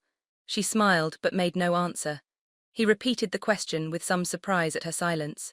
"Oh," said she, "I heard you before, but I could not immediately determine what to say in reply. You wanted me, I know, to say yes, that you might have the pleasure of despising my taste. But I always delight in overthrowing those kind of schemes, and cheating a person of their premeditated contempt. I have therefore made up my mind to tell you that I do not want to dance a reel at all, and now despise me if you dare. Indeed, I do not dare."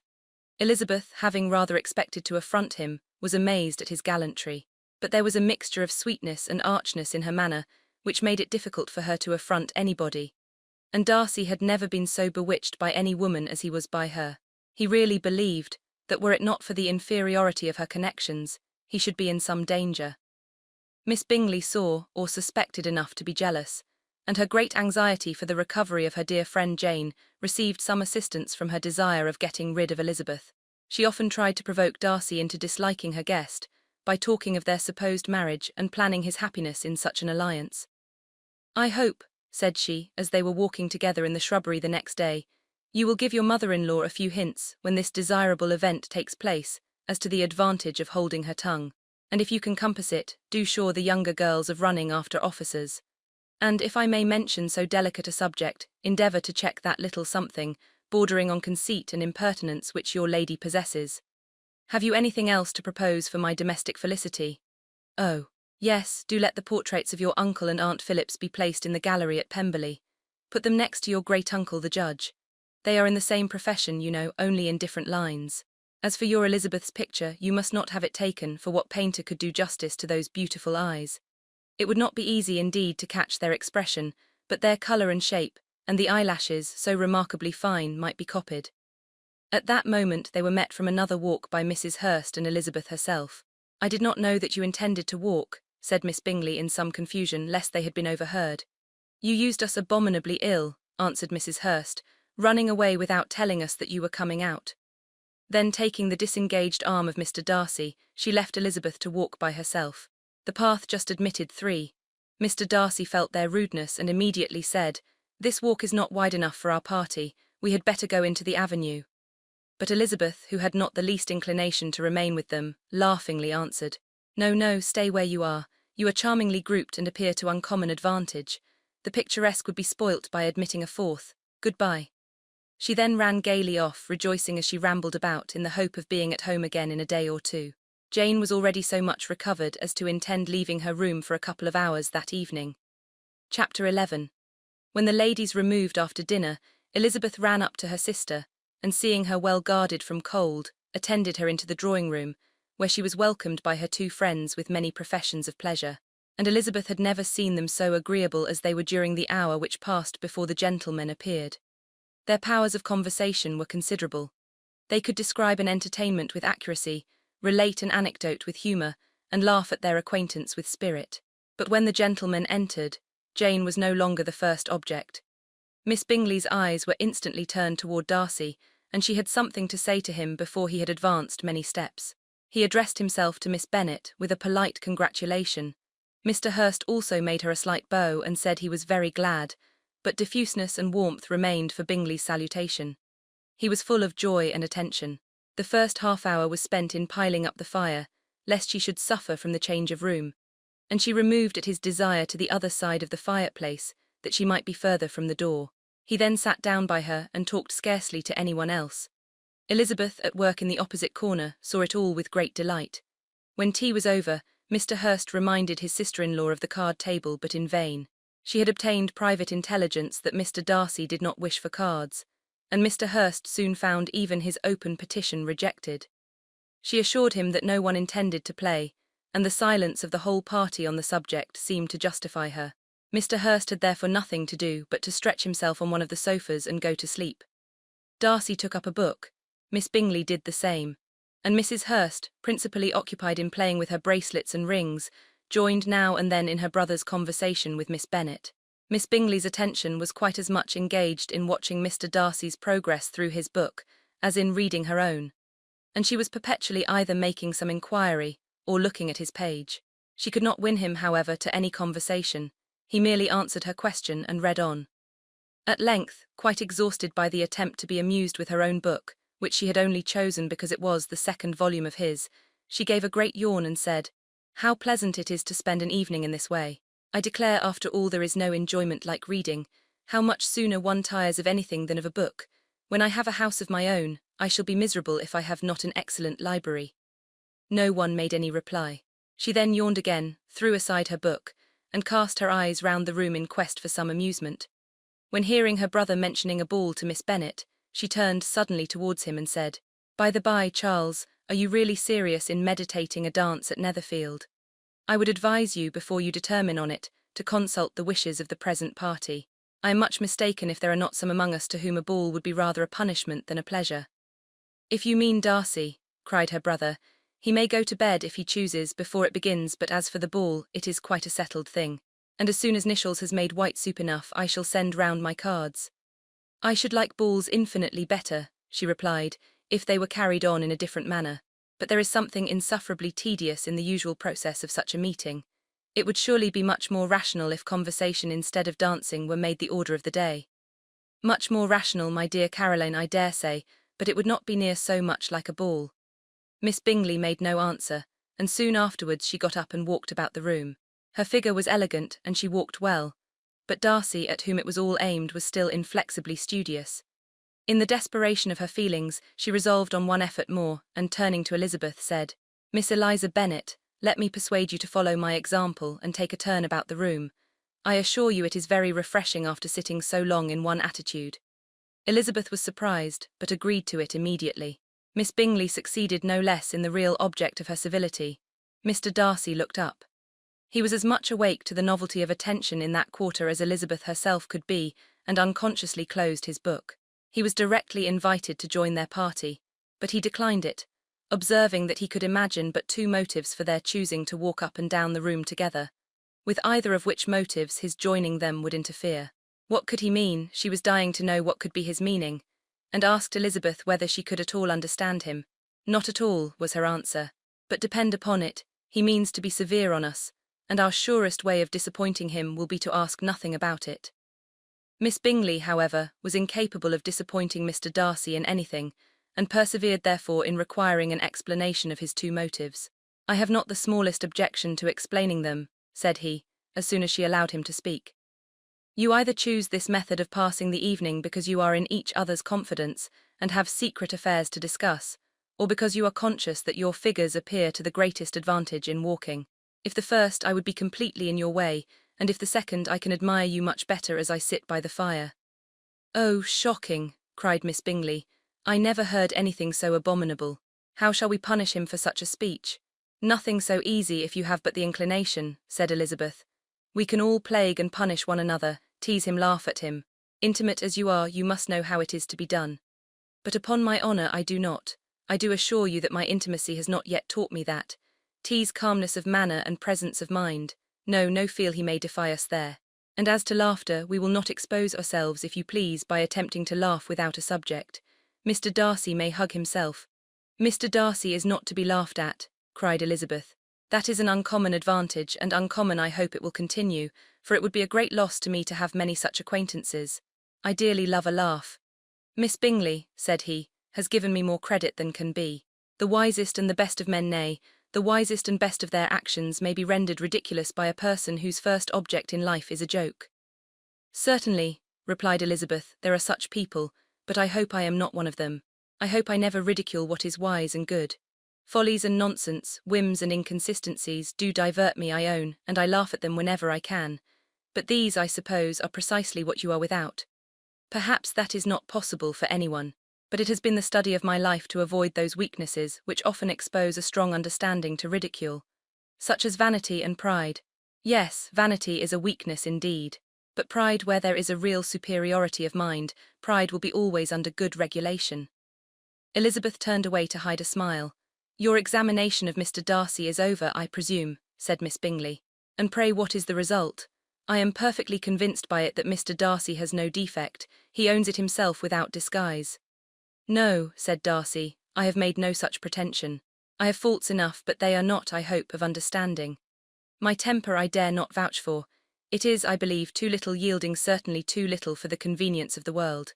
I cannot forget the follies and vices of others so soon as I ought, nor their offences against myself. My feelings are not puffed about with every attempt to move them. My temper would perhaps be called resentful. My good opinion once lost is lost forever." "That is a failing indeed," cried Elizabeth. "Implacable resentment is a shade in a character, but you have chosen your fault well. I really cannot laugh at it. You are safe from me. There is, I believe, in every disposition a tendency to some particular evil, a natural defect, which not even the best education can overcome. And your defect is to hate everybody. And yours," he replied with a smile, "is wilfully to misunderstand them." "Do let us have a little music," cried Miss Bingley, tired of a conversation in which she had no share. "Louisa, you will not mind my waking Mr. Hurst?" Her sister had not the smallest objection, and the pianoforte was opened, and Darcy, after a few moments' recollection, was not sorry for it. He began to feel the danger of paying Elizabeth too much attention. Chapter 12.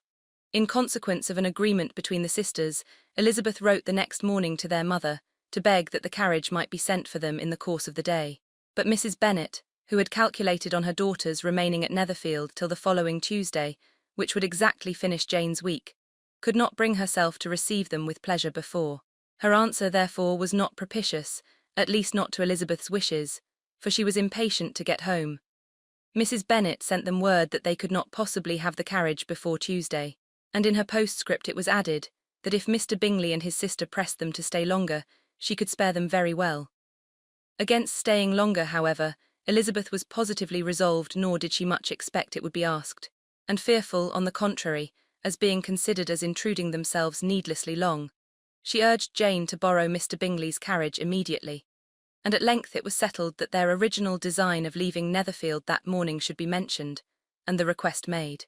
The communication excited many professions of concern, and enough was said of wishing them to stay at least till the following day to work on Jane. Until the morrow their going was deferred. Miss Bingley was then sorry that she had proposed the delay, for her jealousy and dislike of one sister much exceeded her affection for the other. The master of the house heard with real sorrow that they were to go so soon, and repeatedly tried to persuade Miss Bennet that it would not be safe for her, that she was not enough recovered. But Jane was firm where she felt herself to be right. To Mr. Darcy it was welcome intelligence Elizabeth had been at Netherfield long enough. She attracted him more than he liked, and Miss Bingley was uncivil to her, and more teasing than usual to himself. He wisely resolved to be particularly careful that no sign of admiration should now escape him, nothing that could elevate her with the hope of influencing his felicity. Sensible that if such an idea had been suggested, his behaviour during the last day must have material weight in confirming or crushing it. Steady to his purpose, he scarcely spoke 10 words to her through the whole of Saturday, and though they were at one time left by themselves for half an hour, he adhered most conscientiously to his book, and would not even look at her. On Sunday, after morning service, the separation, so agreeable to almost all, took place. Miss Bingley's civility to Elizabeth increased at last very rapidly, as well as her affection for Jane, and when they parted, after assuring the latter of the pleasure it would always give her to see her either at Longbourn or Netherfield, and embracing her most tenderly, she even shook hands with the former, Elizabeth took leave of the whole party in the liveliest of spirits. They were not welcomed home very cordially by their mother. Mrs. Bennet wondered at their coming, and thought them very wrong to give so much trouble, and was sure Jane would have caught cold again. But their father, though very laconic in his expressions of pleasure, was really glad to see them. He had felt their importance in the family circle.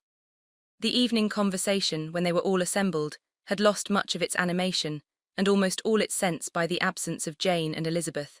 They found Mary, as usual, deep in the study of Thoroughbus and human nature, and had some extracts to admire, and some new observations of threadbare morality to listen to.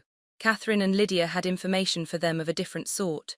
Much had been done and much had been said in the regiment since the preceding Wednesday. Several of the officers had dined lately with their uncle, a private had been flogged, and it had actually been hinted that Colonel Forster was going to be married. Chapter 13. "I hope, my dear," said Mr. Bennet to his wife as they were at breakfast the next morning, "that you have ordered a good dinner today, because I have reason to expect an addition to our family party." "Who do you mean, my dear?" "I know of nobody that is coming, I am sure, unless Charlotte Lucas should happen to call in, and I hope NY dinners are good enough for her. I do not believe she often sees such at home. The person of whom I speak is a gentleman and a stranger." Mrs. Bennet's eyes sparkled. "A gentleman and a stranger. It is Mr. Bingley, I am sure. Well, I am sure I shall be extremely glad to see Mr. Bingley. But good Lord, how unlucky. There is not a bit of fish to be got today. Lydia, my love, ring the bell, I must speak to Hill this moment." "It is not Mr. Bingley," said her husband. "It is a person whom I never saw in the whole course of my life."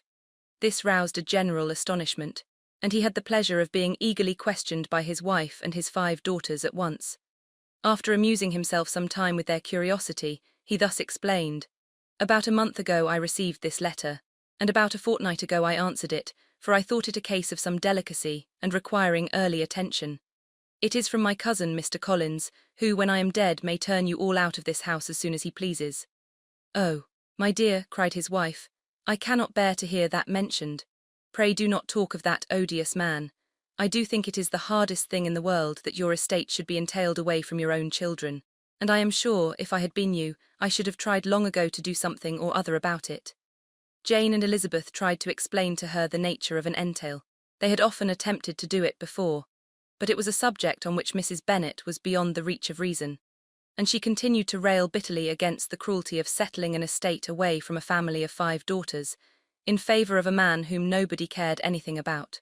"It certainly is a most iniquitous affair," said Mr. Bennet, "and nothing can clear Mr. Collins from the guilt of inheriting Longbourn.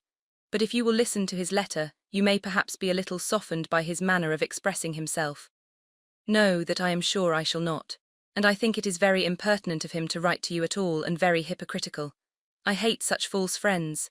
Why could he not keep on quarrelling with you as his father did before him? Why, indeed, he does seem to have had some filial scruples on that head, as you will hear." "Hunsford, near Westerham, Kent, 15th October. "Dear Sir, the disagreement subsisting between yourself and my late honoured father always gave me much uneasiness, and since I have had the misfortune to lose him, I have frequently wished to heal the breach. But for some time I was kept back by my own doubts, fearing lest it might seem disrespectful to his memory for me to be on good terms with anyone with whom it had always pleased him to be at variance. There, Mrs. Bennet.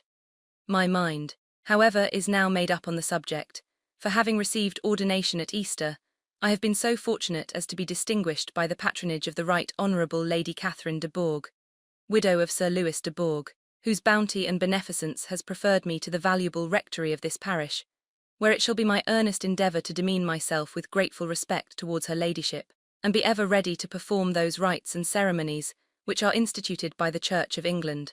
As a clergyman, moreover, I feel it my duty to promote and establish the blessing of peace in all families within the reach of my influence. And on these grounds, I flatter myself that my present overtures are highly commendable, and that the circumstance of my being next in the entail of Longbourn estate will be kindly overlooked on your side, and not lead you to reject the offered olive branch. I cannot be otherwise than concerned at being the means of injuring your amiable daughters, and beg leave to apologize for it, as well as to assure you of my readiness to make them every possible amends, but of this hereafter. If you should have no objection to receive me into your house, I propose myself the satisfaction of waiting on you and your family, Monday, November 18th, by 4 o'clock, and shall probably trespass on your hospitality till the Saturday se'nnight following, which I can do without any inconvenience, as Lady Catherine is far from objecting to my occasional absence on a Sunday, provided that some other clergyman is engaged to do the duty of the day I remain. Dear Sir, with respectful compliments to your lady and daughters, your well-wisher and friend, William Collins. At 4 o'clock, therefore, we may expect this peacemaking gentleman, said Mr. Bennet as he folded up the letter. He seems to be a most conscientious and polite young man, upon my word, and I doubt not will prove a valuable acquaintance, especially if Lady Catherine should be so indulgent as to let him come to us again. There is some sense in what he says about the girls, however, and if he is disposed to make them any amends, I shall not be the person to discourage him. Though it is difficult, said Jane, to guess in what way he can mean to make us the atonement he thinks our due, the wish is certainly to his credit. Elizabeth was chiefly struck by his extraordinary deference for Lady Catherine, and his kind intention of christening, marrying, and burying his parishioners whenever it were required. He must be an oddity, I think, said she. I cannot make him out. There is something very pompous in his style, and what can he mean by apologizing for being next in the entail? We cannot suppose he would help it if he could he be a sensible man, sir? No, my dear, I think not. I have great hopes of finding him quite the reverse.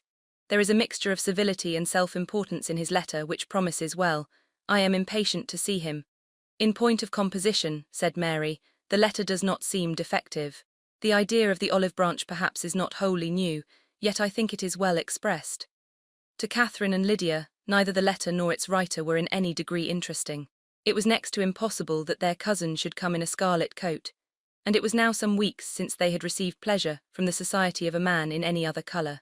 As for their mother, Mr. Collins's letter had done away much of her ill will, and she was preparing to see him with a degree of composure which astonished her husband and daughters. Mr. Collins was punctual to his time, and was received with great politeness by the whole family. Mr. Bennet indeed said little, But the ladies were ready enough to talk, and Mr. Collins seemed neither in need of encouragement nor inclined to be silent himself. He was a tall, heavy-looking young man of 25. His air was grave and stately, and his manners were very formal.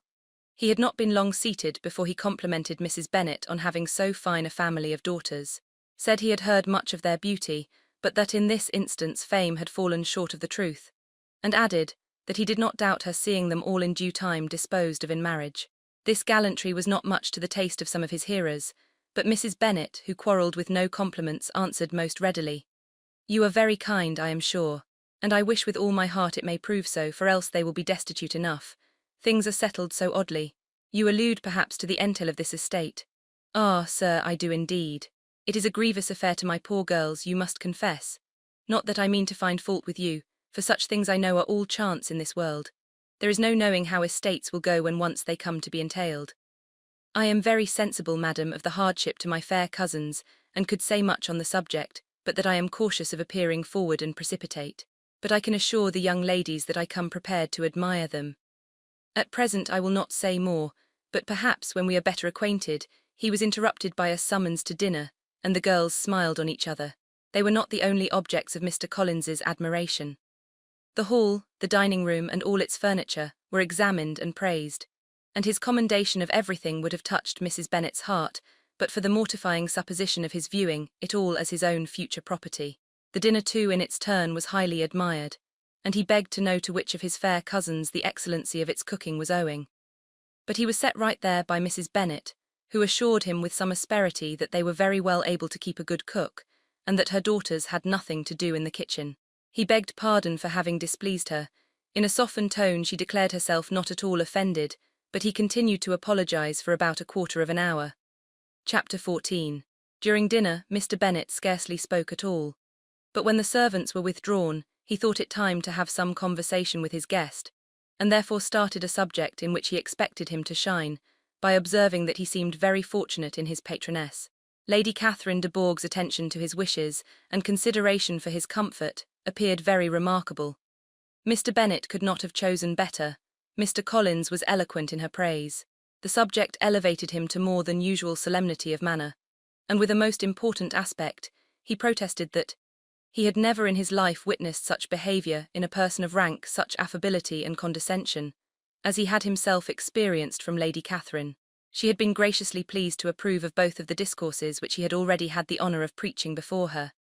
She had also asked him twice to dine at Rosings, and had sent for him only the Saturday before, to make up her pool of quadrille in the evening. Lady Catherine was reckoned proud by many people he knew, but he had never seen anything but affability in her. She had always spoken to him as she would to any other gentleman. She made not the smallest objection to his joining in the society of the neighbourhood, nor to his leaving the parish occasionally for a week or two, to visit his relations.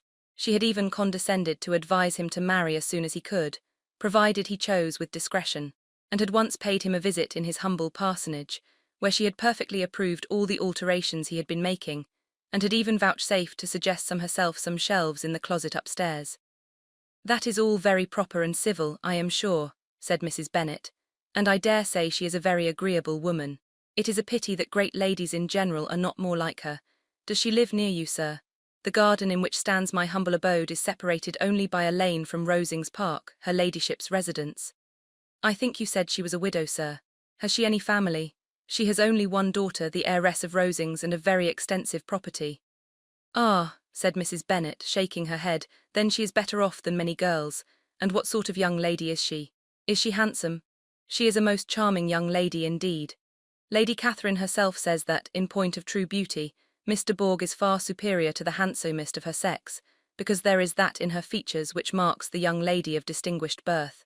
She is unfortunately of a sickly constitution, which has prevented her from making that progress in many accomplishments which she could not have otherwise failed of, as I am informed by the lady who superintended her education, and who still resides with them. But she is perfectly amiable, and often condescends to drive by my humble abode in her little phaeton and ponies. Has she been presented? I do not remember her name among the ladies at court. Her indifferent state of health unhappily prevents her being in town, and by that means, as I told Lady Catherine one day, has deprived the British court of its brightest ornaments. Her ladyship seemed pleased with the idea, and you may imagine that I am happy on every occasion to offer those little delicate compliments which are always acceptable to ladies. I have more than once observed to Lady Catherine that her charming daughter seemed born to be a duchess, and that the most elevated rank, instead of giving her consequence, would be adorned by her. These are the kind of little things which please her ladyship, and it is a sort of attention which I conceive myself peculiarly bound to pay. You judge very properly, said Mr. Bennet, and it is happy for you that you possess the talent of flattering with delicacy. May I ask whether these pleasing attentions proceed from the impulse of the moment, or are the result of previous study? They arise chiefly from what is passing at the time, and though I sometimes amuse myself with suggesting and arranging such little elegant compliments as may be adapted to ordinary occasions, I always wish to give them as unstudied an air as possible. Mr. Bennet's expectations were fully answered. His cousin was as absurd as he had hoped, and he listened to him with the keenest enjoyment, maintaining at the same time the most resolute composure of countenance, and, except in an occasional glance at Elizabeth, requiring no partner in his pleasure. By tea-time, however, the dose had been enough, and Mr. Bennet was glad to take his guest into the drawing-room again, and when tea was over, glad to invite him to read aloud to the ladies. Mr. Collins readily assented, and a book was produced, but on beholding it, for everything announced it to be from a circulating library, he started back and, begging pardon, protested that he never read novels. Kitty stared at him, and Lydia exclaimed. Other books were produced, and after some deliberation he chose Fordyce's Sermons.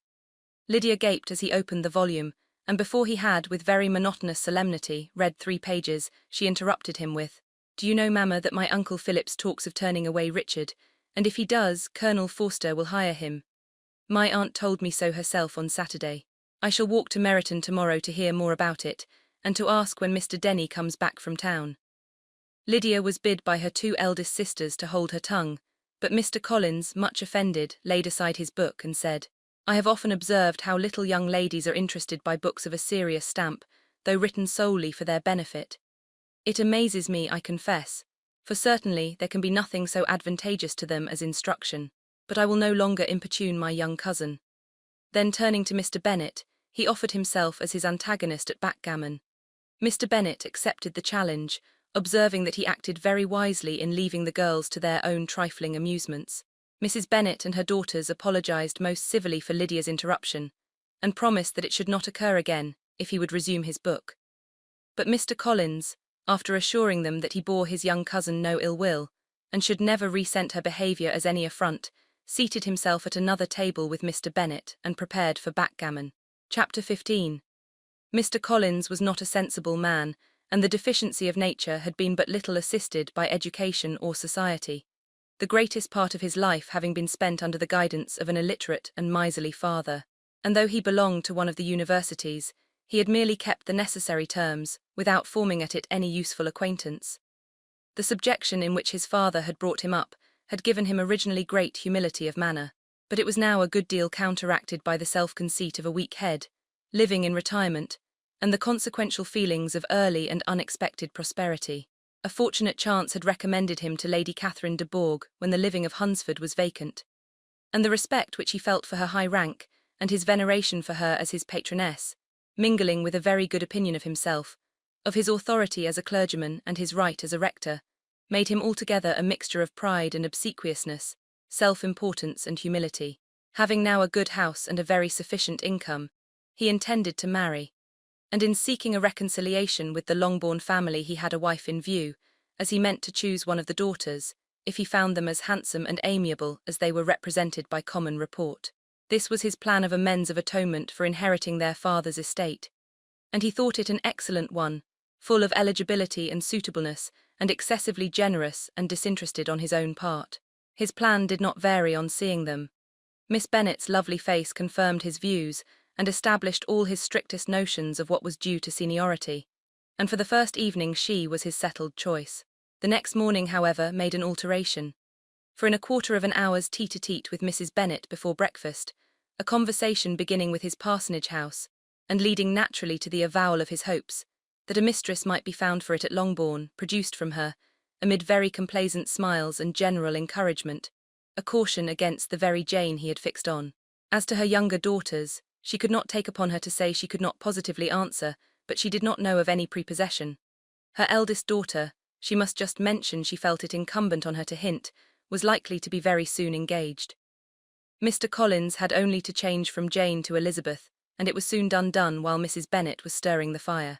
Elizabeth, equally next to Jane in birth and beauty, succeeded her of course. Mrs. Bennet treasured up the hint, and trusted that she might soon have 2 daughters married, and the man whom she could not bear to speak of the day before was now high in her good graces. Lydia's intention of walking to Meryton was not forgotten. Every sister except Mary agreed to go with her, and Mr. Collins was to attend them, at the request of Mr. Bennet, who was most anxious to get rid of him, and have his library to himself. For thither Mr. Collins had followed him after breakfast, and there he would continue, nominally engaged with one of the largest folios in the collection, but really talking to Mr. Bennet with little cessation of his house and garden at Hunsford. Such doings discomposed Mr. Bennet exceedingly. In his library he had been always sure of leisure and tranquillity, and though prepared, as he told Elizabeth, to meet with folly and conceit in every other room of the house, he was used to be free from them there. His civility, therefore, was most prompt in inviting Mr. Collins to join his daughters in their walk. And Mr. Collins, being in fact much better fitted for a walker than a reader, was extremely pleased to close his large book and go. In pompous nothings on his side, and civil assents on that of his cousins, their time passed till they entered Meryton. The attention of the younger ones was then no longer to be gained by him. Their eyes were immediately wandering up in the street in quest of the officers, and nothing less than a very smart bonnet indeed, or a really new muslin in a shop window, could recall them. But the attention of every lady was soon caught by a young man, whom they had never seen before, of most gentlemanlike appearance, walking with another officer on the other side of the way. The officer was the very Mr. Denny concerning whose return from London Lydia came to inquire, and he bowed as they passed. All were struck with the stranger's air, all wondered who he could be, and Kitty and Lydia, determined if possible to find out, led the way across the street, under pretence of wanting something in an opposite shop, and fortunately had just gained the pavement when the 2 gentlemen, turning back, had reached the same spot.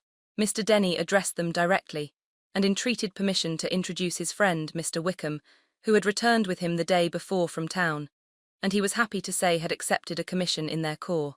This was exactly as it should be, for the young man wanted only regimentals to make him completely charming. His appearance was greatly in his favour. He had all the best part of beauty, a fine countenance, a good figure, and very pleasing address. The introduction was followed up on his side by a happy readiness of conversation, a readiness at the same time perfectly correct and unassuming. And the whole party were still standing and talking together very agreeably, when the sound of horses drew their notice, and Darcy and Bingley were seen riding down the street.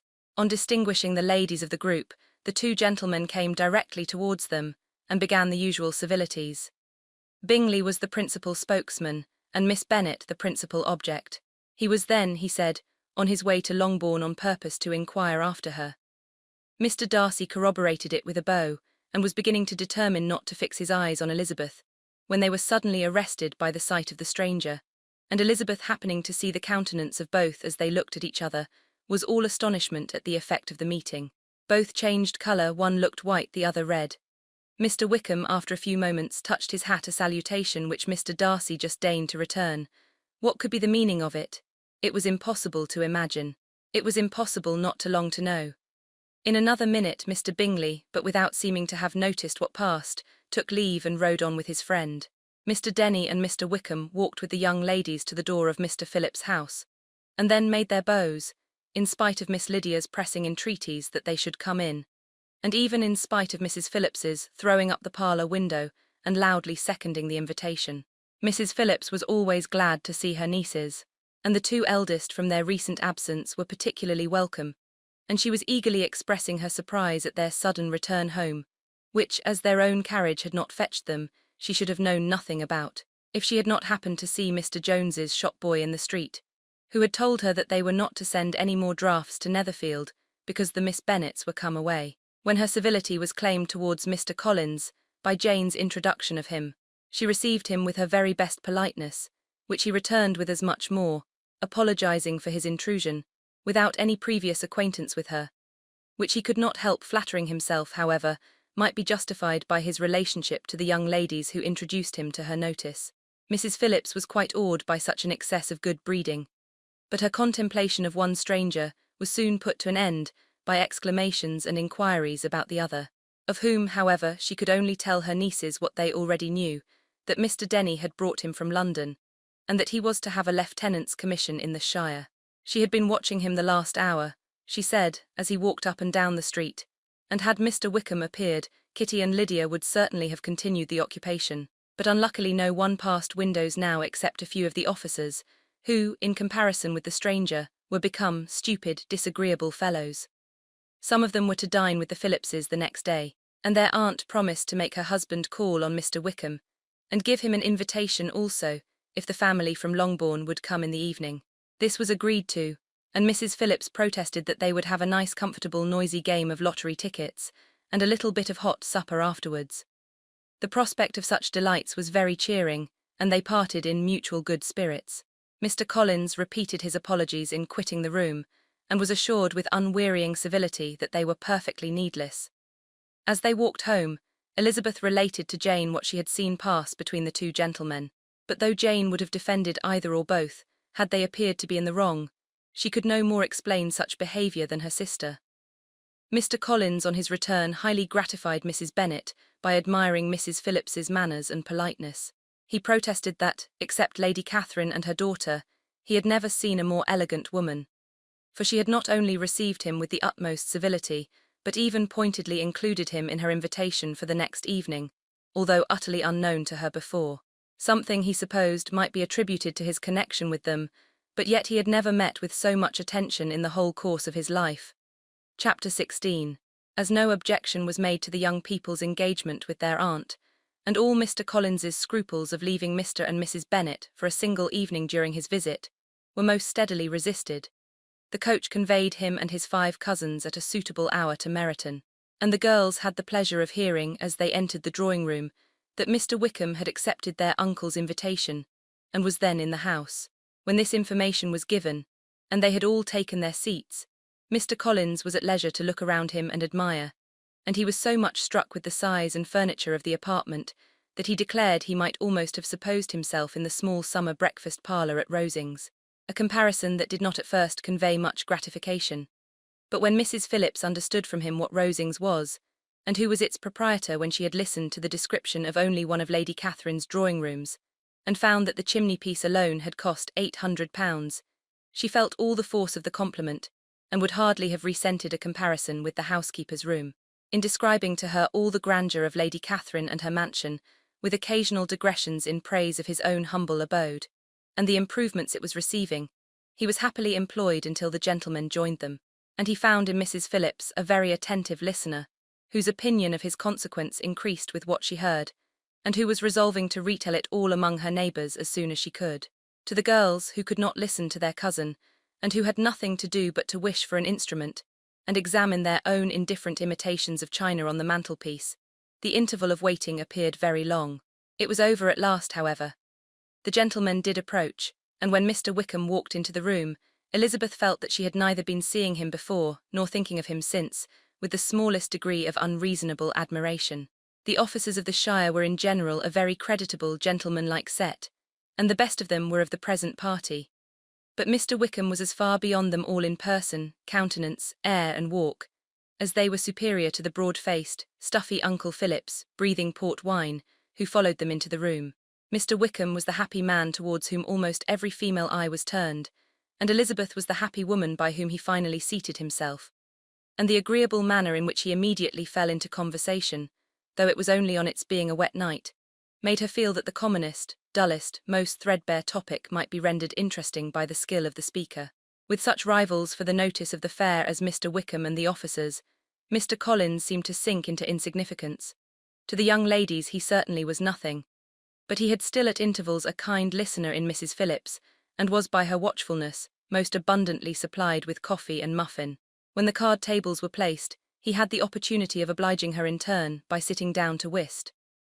"I know little of the game at present," said he, "but I shall be glad to improve myself, for in my situation in life Mrs. Phillips was very glad for his compliance, but could not wait for his reason." Mr. Wickham did not play at whist, and with ready delight was he received at the other table between Elizabeth and Lydia.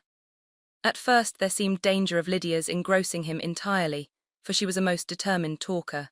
but being likewise extremely fond of lottery tickets, she soon grew too much interested in the game, too eager in making bets, and exclaiming after prizes to have attention for anyone in particular.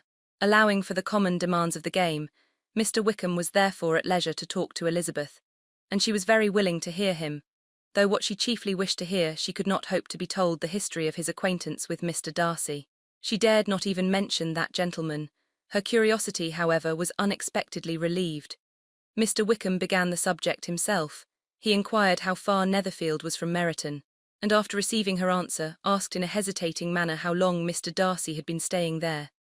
"About a month," said Elizabeth, and then, unwilling to let the subject drop, added, "He is a man of very large property in Derbyshire, I understand." "Yes," replied Mr. Wickham. "His estate there is a noble one, a clear 10,000 per annum. You could not have met with a person more capable of giving you certain information on that head than myself, for I have been connected with his family in a particular manner from my infancy." Elizabeth could not but look surprised. "You may well be surprised, Miss Bennet, at such an assertion, after seeing, as you probably might, the very cold manner of our meeting yesterday. Are you much acquainted with Mr. Darcy?" "As much as I ever wished to be," cried Elizabeth very warmly. "I have spent 4 days in the same house with him, and I think him very disagreeable." "I have no right to give my opinion," said Wickham, "as to his being agreeable or otherwise. I am not qualified to form one.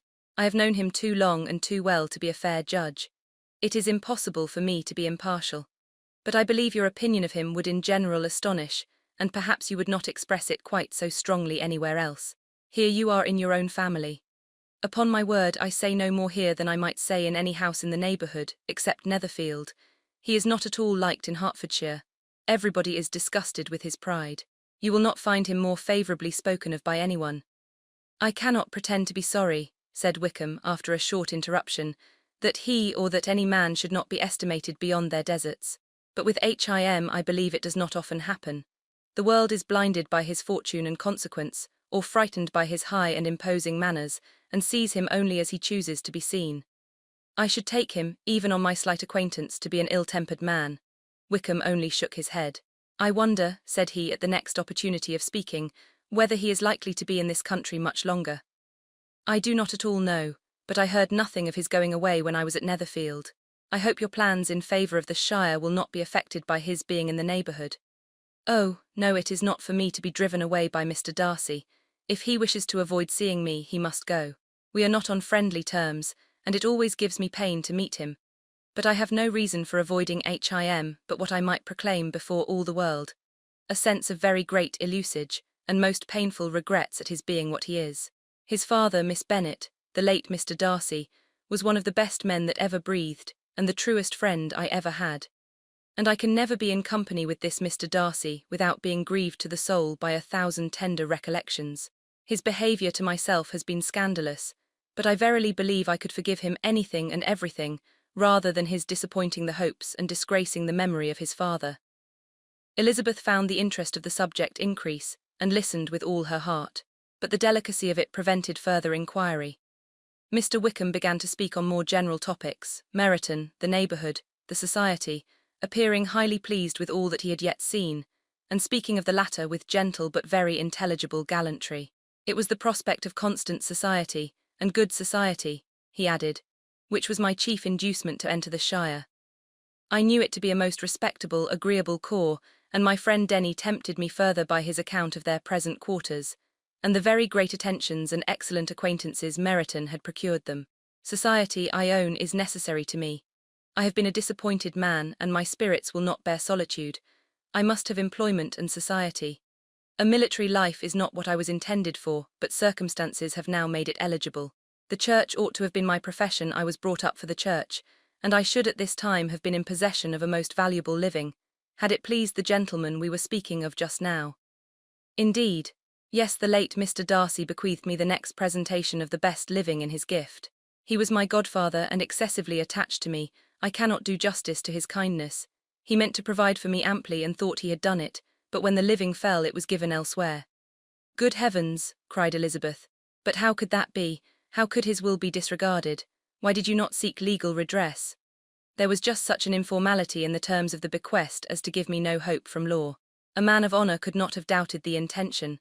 But Mr. Darcy chose to doubt it or to treat it as a merely conditional recommendation, and to assert that I had forfeited all claim to it by extravagance, imprudence, in short, anything or nothing. Certain it is that the living became vacant 2 years ago, exactly as I was of an age to hold it, and that it was given to another man. And no less certain is it that I cannot accuse myself of having really done anything to deserve to lose it. I have a warm, unguarded temper, and I may have spoken my opinion of him and to him too freely. I can recall nothing worse, but the fact is that we are very different sort of men and that he hates me. This is quite shocking. He deserves to be publicly disgraced. Some time or other he will be, but it shall not be by me. Till I can forget his father, I can never defy or expose him. Elizabeth honoured him for such feelings, and thought him handsomer than ever as he expressed them. But what, said she after a pause, can have been his motive? What can have induced him to behave so cruelly? A thorough, determined dislike of me, a dislike which I cannot but attribute in some measure to jealousy. Had the late Mr. Darcy liked me less, his son might have borne with me better. But his father's uncommon attachment to me irritated him, I believe, very early in life. He had not a temper to bear the sort of competition in which we stood, the sort of preference which was often given me. I had not thought Mr. Darcy so bad as this, though I have never liked him. I had not thought so very ill of him. I had supposed him to be despising his fellow creatures in general, but did not suspect him of descending to such malicious revenge, such injustice, such inhumanity as this. After a few minutes' reflection, however, she continued, I do remember his boasting one day at Netherfield of the implacability of his resentments, of his having an unforgiving temper. His disposition must be dreadful. I will not trust myself on the subject, replied Wickham. I can hardly be just to him. Elizabeth was again deep in thought, and after a time exclaimed, to treat in such a manner the godson, the friend, the favourite of his father. She could have added, a young man too, like you, whose very countenance may vouch for your being amiable, but she contented herself with, and one too who had probably been his companion from childhood, connected together, as I think you said, in the closest manner. We were born in the same parish, within the same park. The greatest part of our youth was passed together, inmates of the same house, sharing the same amusements, objects of the same parental care. My father began life in the profession which your uncle, Mr. Phillips, appears to do so much credit to, but he gave up everything to be of use to the late Mr. Darcy, and devoted all his time to the care of the Pemberley property. He was most highly esteemed by Mr. Darcy, a most intimate, confidential friend. Mr. Darcy often acknowledged himself to be under the greatest obligations to my father's active superintendence, and when, immediately before my father's death, Mr. Darcy gave him a voluntary promise of providing for me, I am convinced that he felt it to be as much a debt of gratitude to him, as of his affection to myself. How strange, cried Elizabeth. How abominable. I wonder that the very pride of this Mr. Darcy has not made him just to you, if from no better motive, that he should not have been too proud to be dishonest, for dishonesty I must call it. It is wonderful, replied Wickham, for almost all his actions may be traced to pride, and pride had often been his best friend. It has connected him nearer with virtue than with any other feeling. But we are none of us consistent, and in his behaviour to me there were stronger impulses even than pride. Can such abominable pride as his have ever done him good? Yes. It has often led him to be liberal and generous, to give his money freely, to display hospitality, to assist his tenants and relieve the poor. Family pride, and filial pride, for he is very proud of what his father was, have done this. Not to appear to disgrace his family, to degenerate from the popular qualities, or lose the influence of the Pemberley house, is a powerful motive. He has also brotherly pride, which with some brotherly affection makes him a very kind and careful guardian of his sister, and you will hear him generally cried up as the most attentive and best of brothers. What sort of girl is Miss Darcy? He shook his head. I wish I could call her amiable. It gives me pain to speak ill of a Darcy, but she is too much like her brother, very, very proud. As a child she was affectionate and pleasing and extremely fond of me, and I have devoted hours and hours to her amusement, but she is nothing to me now. She is a handsome girl about 15 or 16, and I understand highly accomplished. Since her father's death her home has been London, where a lady lives with her, and superintends her education. After many pauses and many trials of other subjects, Elizabeth could not help reverting once more to the first, and saying, I am astonished at his intimacy with Mr. Bingley. How can Mr. Bingley, who seems good humour itself, and is, I really believe, truly amiable, be in friendship with such a man? How can they suit each other? Do you know Mr. Bingley? Not at all. He is a sweet-tempered, amiable, charming man. He cannot know what Mr. Darcy is. Probably not, but Mr. Darcy can please where he chooses. He does not want abilities. He can be a conversable companion if he thinks it worth his while. Among those who are at all his equals in consequence, he is a very different man from what he is to the less prosperous. His pride never deserts him, but with the rich he is liberal-minded, just, sincere, rational, honourable, and perhaps agreeable, allowing something for fortune and figure. The whist party soon afterwards breaking up, the players gathered round the other table and Mr. Collins took his station between his cousin Elizabeth and Mrs. Phillips. The usual inquiries as to his success was made by the latter. It had not been very great. He had lost every point.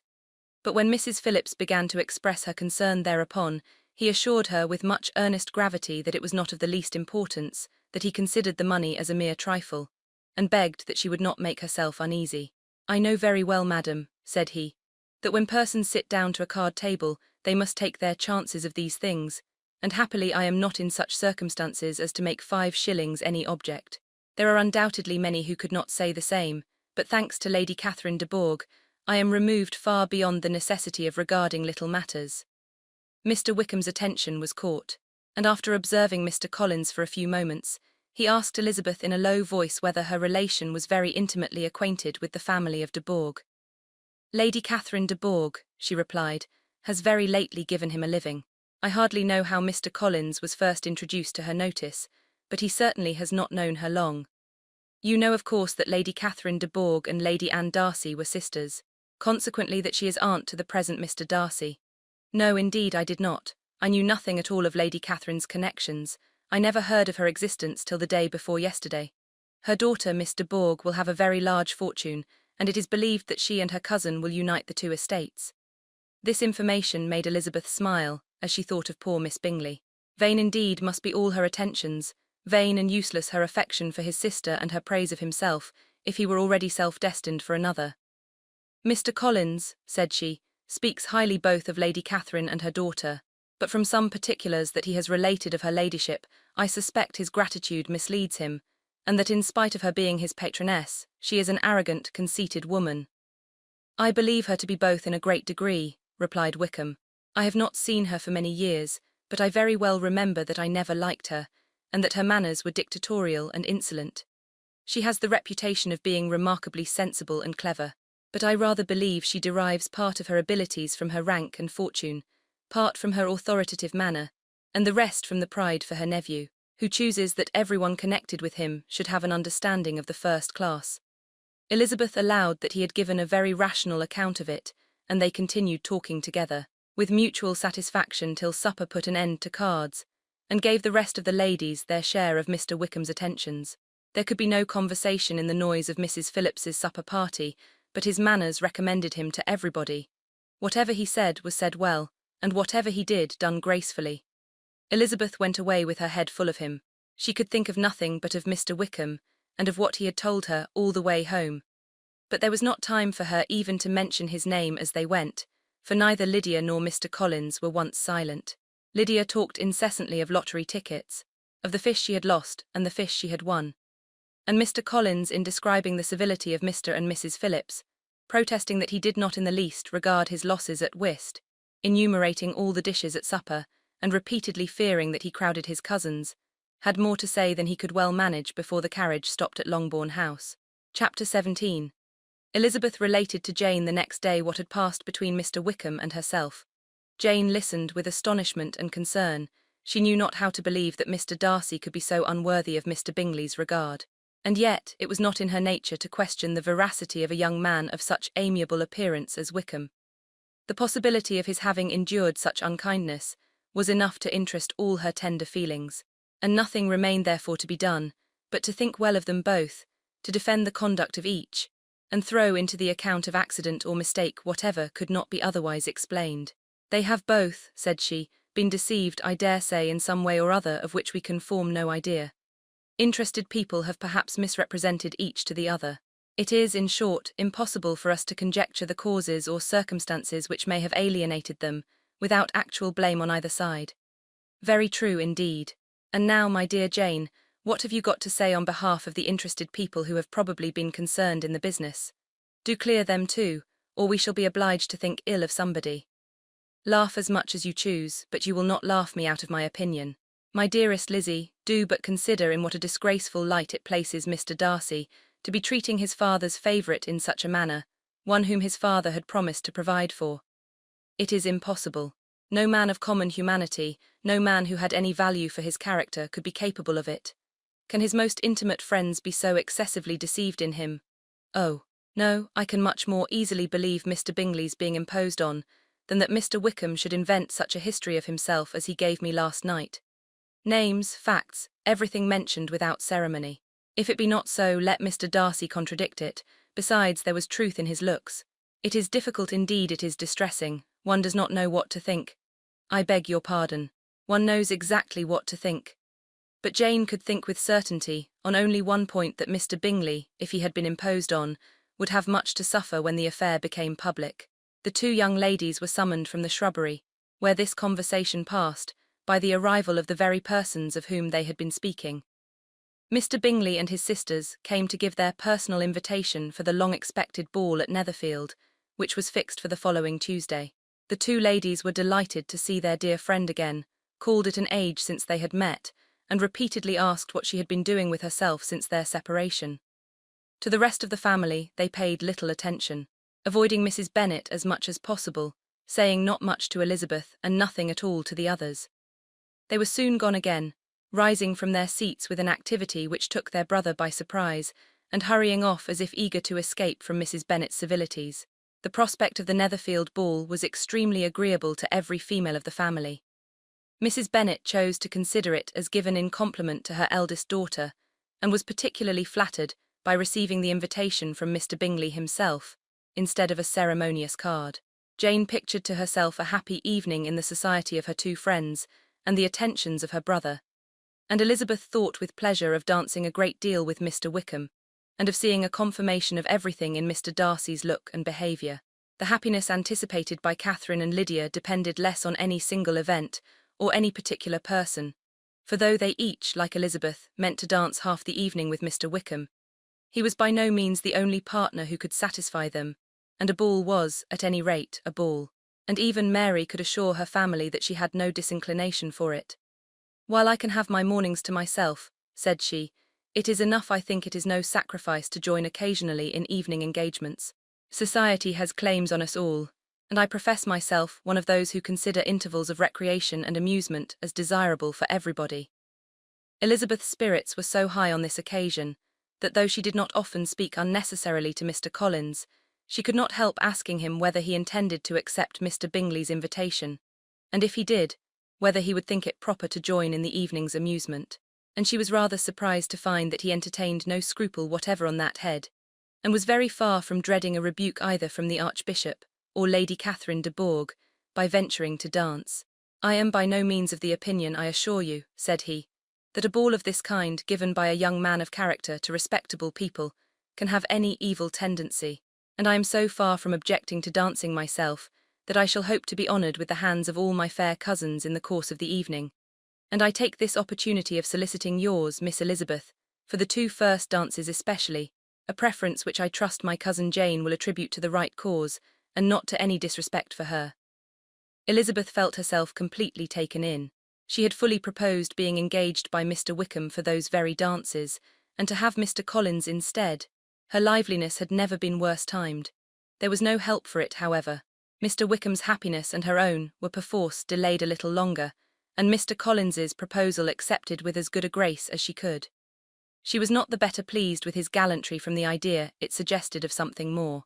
It now first struck her that She was selected from among her sisters as worthy of being mistress of Hunsford Parsonage, and of assisting to form a quadrille table at Rosings, in the absence of more eligible visitors.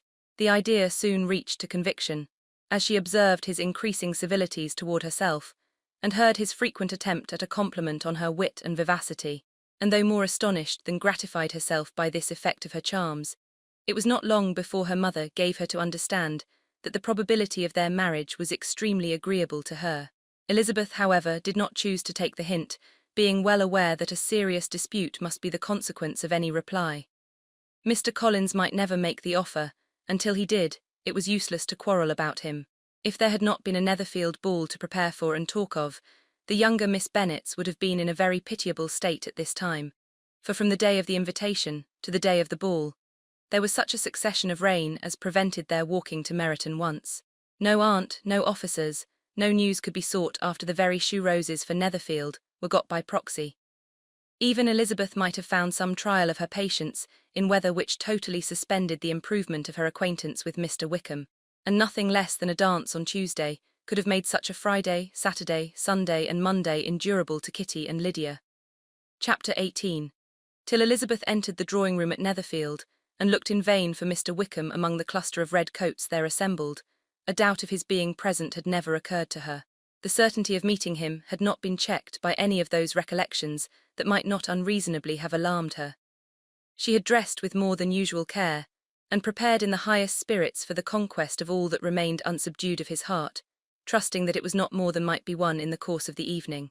But in an instant arose the dreadful suspicion of his being purposely omitted for Mr. Darcy's pleasure in the Bingleys' invitation to the officers.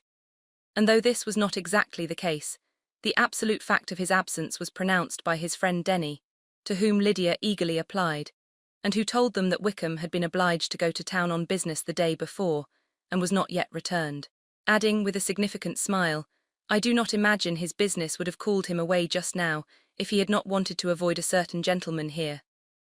This part of his intelligence, though unheard by Lydia, was caught by Elizabeth, and, as it assured her that Darcy was not less answerable for Wickham's absence than if her first surmise had been just, every feeling of displeasure against the former was so sharpened by immediate disappointment that she could hardly reply with tolerable civility to the polite inquiries which he directly afterwards approached to make.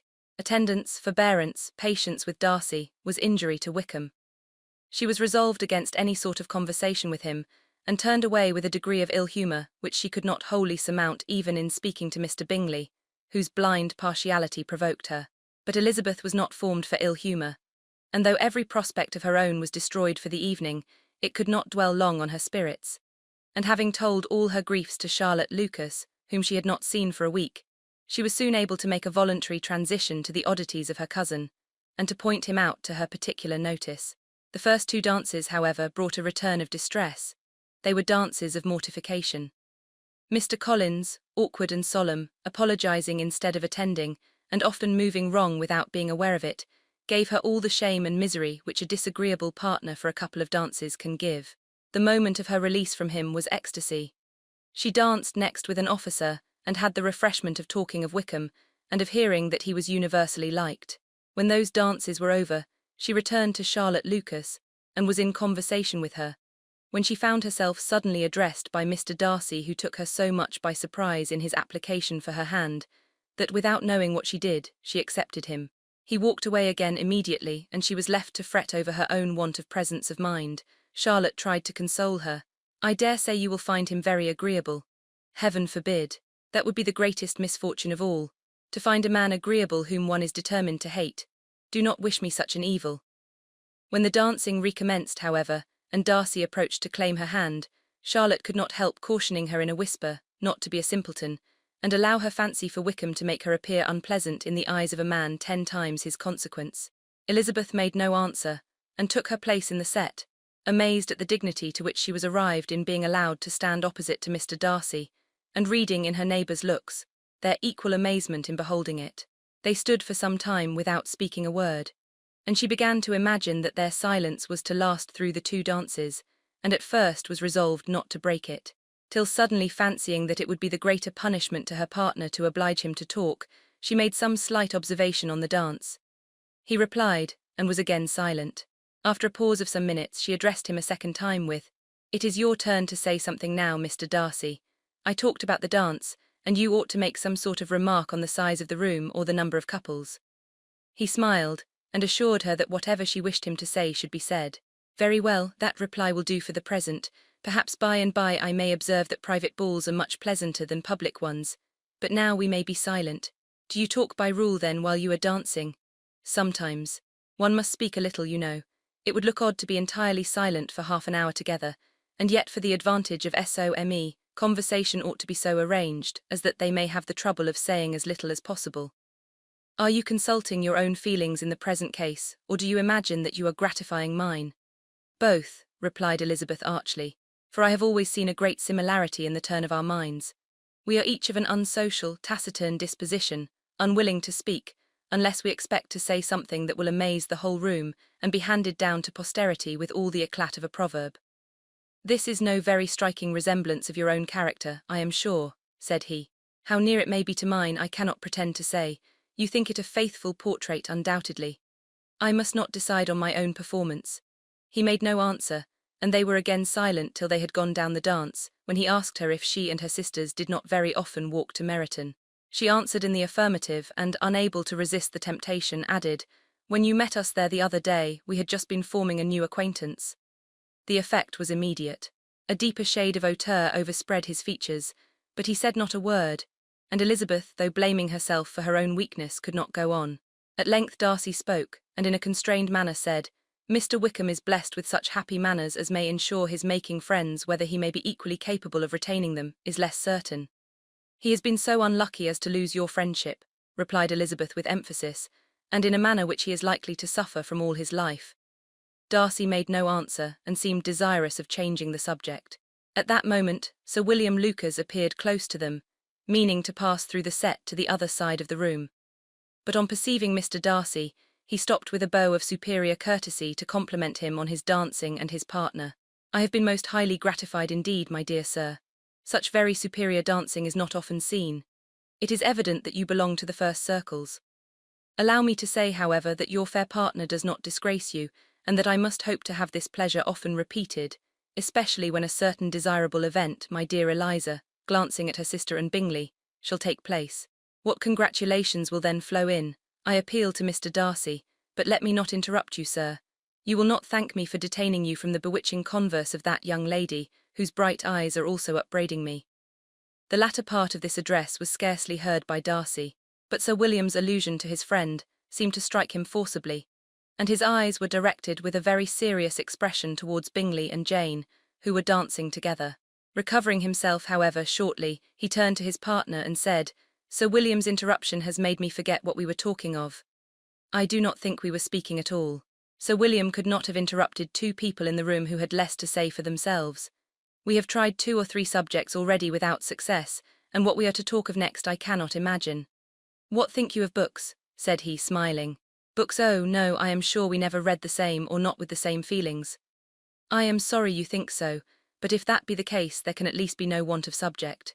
We may compare our different opinions. No, I cannot talk of books in a ballroom, my head is always full of something else." "The present always occupies you in such scenes, does it?" said he, with a look of doubt. "Yes, always," she replied without knowing what she said, for her thoughts had wandered far from the subject, as soon afterwards appeared by her suddenly exclaiming, "I remember hearing you once say, Mr. Darcy, that you hardly ever forgave, that you resentment once created was unappeasable. You are very cautious, I suppose, as to its being created." "I am," said he with a firm voice, "and never allow yourself to be blinded by prejudice. I hope not. It is particularly incumbent on those who never change their opinion to be secure of judging properly at first. May I ask to what these questions tend?" "Merely to the illustration of your character," said she, endeavouring to shake off her gravity. "I am trying to make it out." "And what is your success?" She shook her head. "I do not get on at all. I hear such different accounts of you as puzzle me exceedingly." "I can readily believe," answered he gravely, "that reports may vary greatly with respect to me, and I could wish, Miss Bennet, that you were not to sketch my character at the present moment, as there is reason to fear that the performance would reflect no credit on either. But if I do not take your likeness now, I may never have another opportunity." "I would by no means suspend any pleasure of yours," he coldly replied. She said no more, and they went down the other dance and parted in silence, and on each side dissatisfied, though not to an equal degree, for in Darcy's breast there was a tolerable powerful feeling towards her, which soon procured her pardon, and directed all his anger against another. They had not long separated, when Miss Bingley came towards her, and with an expression of civil disdain accosted her. "So, Miss Eliza, I hear you are quite delighted with George Wickham. Your sister has been talking to me about him, and asking me 1,000 questions. And I find that the young man quite forgot to tell you, among his other communication, that he was the son of old Wickham, the late Mr. Darcy's steward. Let me recommend you, however, as a friend, not to give implicit confidence to all his assertions. For as to Mr. Darcy's using him ill, it is perfectly false. for on the contrary he has always been remarkably kind to him, though George Wickham has treated Mr. Darcy in a most infamous manner. I do not know the particulars, but I know very well that Mr. Darcy is not in the least to blame, that he cannot bear to hear George Wickham mentioned, and that though my brother thought that he could not well avoid including him in his invitation to the officers, he was excessively glad to find that he had taken himself out of the way. His coming into the country at all is a most insolent thing indeed, and I wonder how he could presume to do it. I pity you, Miss Eliza, for this discovery of your favourite's guilt, but really, considering his descent, one could not expect much better. His guilt and his descent appear by your account to be the same, said Elizabeth angrily, for I have heard you accuse him of nothing worse than of being the son of Mr. Darcy's steward, and of that I can assure you he informed me himself. I beg your pardon, replied Miss Bingley, turning away with a sneer. Excuse my interference, it was kindly meant. Insolent girl, said Elizabeth to herself, you are much mistaken if you expect to influence me by such a paltry attack as this. I see nothing in it but your own wilful ignorance and the malice of Mr. Darcy. She then sought her eldest sister, who has undertaken to make inquiries on the same subject of Bingley. Jane met her with a smile of such sweet complacency, a glow of such happy expression, as sufficiently marked how well she was satisfied with the occurrences of the evening. Elizabeth instantly read her feelings, and at that moment solicitude for Wickham, resentment against his enemies and everything else, gave way before the hope of Jane's being in the fairest way for happiness. I want to know, said she, with a countenance no less smiling than her sister's, what you have learnt about Mr. Wickham. But perhaps you have been too pleasantly engaged to think of any third person, in which case you may be sure of my pardon. No, replied Jane, I have not forgotten him, but I have nothing satisfactory to tell you. Mr. Bingley does not know the whole of his history and is quite ignorant of the circumstances which have principally offended Mr. Darcy, but he will vouch for the good conduct, the probity and honour of his friend, and is perfectly convinced that Mr. Wickham has deserved much less attention from Mr. Darcy than he has received, and I am sorry to say by his account as well as his sister's, Mr. Wickham is by no means a respectable young man. I am afraid he has been very imprudent and has deserved to lose Mr. Darcy's regard. Mr. Bingley does not know Mr. Wickham himself. No, he never saw him till the other morning at Meryton. This account, then, is what he has received from Mr. Darcy. I am satisfied, but what does he say of the living? He does not exactly recollect the circumstances, though he has heard them from Mr. Darcy more than once, but he believes that it was left to him conditionally only. I have not a doubt of Mr. Bingley's sincerity, said Elizabeth warmly, but you must excuse my not being convinced by assurances only. Mr. Bingley's defence of his friend was a very able one, I dare say, but since he is unacquainted with several parts of the story, and has learnt the rest from that friend himself, I shall venture to still think of both gentlemen as I did before. She then changed the discourse to one more gratifying to each, and on which there could be no difference of sentiment. Elizabeth listened with delight to the happy, though modest hopes which Jane entertained of Mr. Bingley's regard, and said all in her power to heighten her confidence in it. On their being joined by Mr. Bingley himself, Elizabeth withdrew to Miss Lucas, to whose inquiry after the pleasantness of her last partner she had scarcely replied, before Mr. Collins came up to them, and told her with great exultation that he had just been so fortunate as to make a most important discovery. I have found out, said he, by a singular accident, that there is now in the room a near relation of my patroness. I happened to overhear the gentleman himself mentioning to the young lady who does the honours of the house the names of his cousin Mr. Bourg, and of her mother Lady Catherine. How wonderfully these sort of things occur! Who would have thought of my meeting with, perhaps, a nephew of Lady Catherine de Bourg in this assembly? I am most thankful that the discovery is made in time for me to pay my respects to him, which I am now going to do, and trust he will excuse my not having done it before. My total ignorance of the connection must plead my apology. You are not going to introduce yourself to Mr. Darcy? Indeed I am.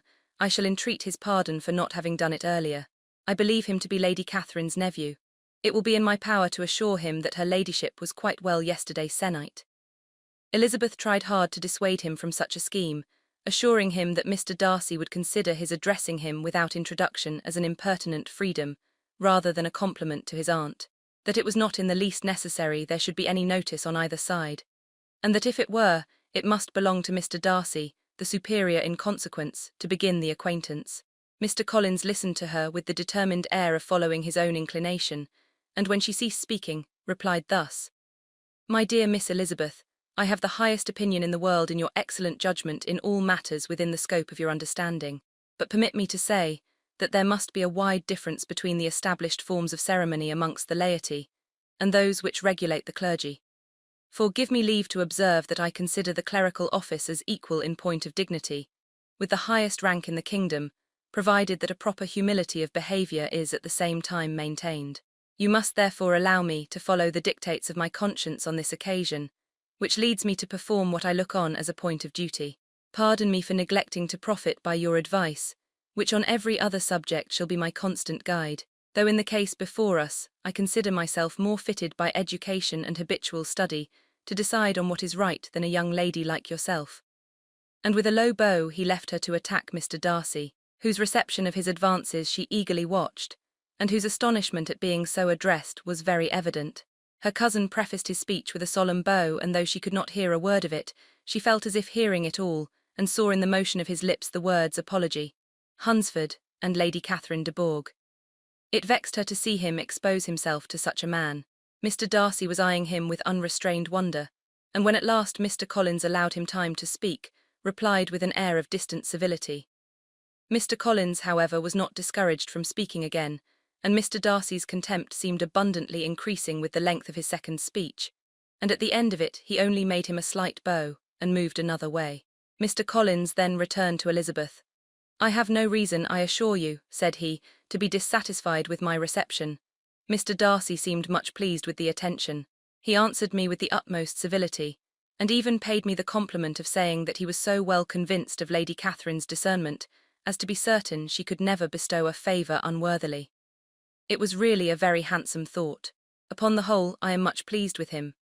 As Elizabeth had no longer any interest of her own to pursue, she turned her attention almost entirely on her sister and Mr. Bingley, and the train of agreeable reflections which her observations gave birth to made her perhaps almost as happy as Jane.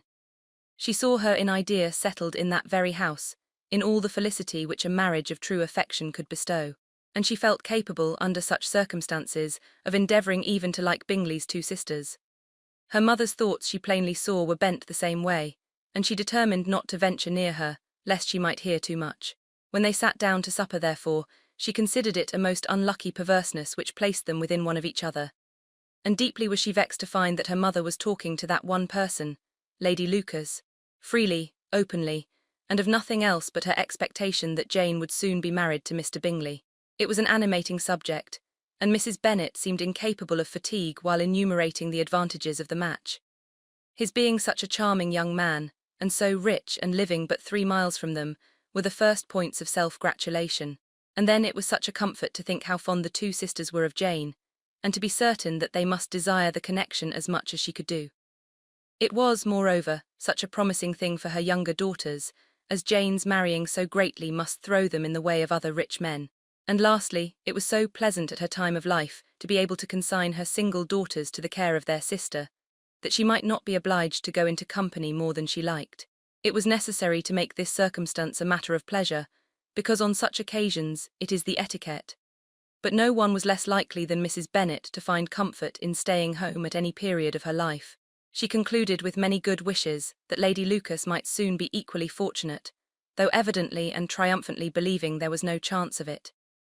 In vain did Elizabeth endeavour to check the rapidity of her mother's words, or persuade her to describe her felicity in a less audible whisper, for to her inexpressible vexation she could perceive that the chief of it was overheard by Mr. Darcy, who sat opposite to them. Her mother only scolded her for being nonsensical. What is Mr. Darcy to me, pray, that I should be afraid of him?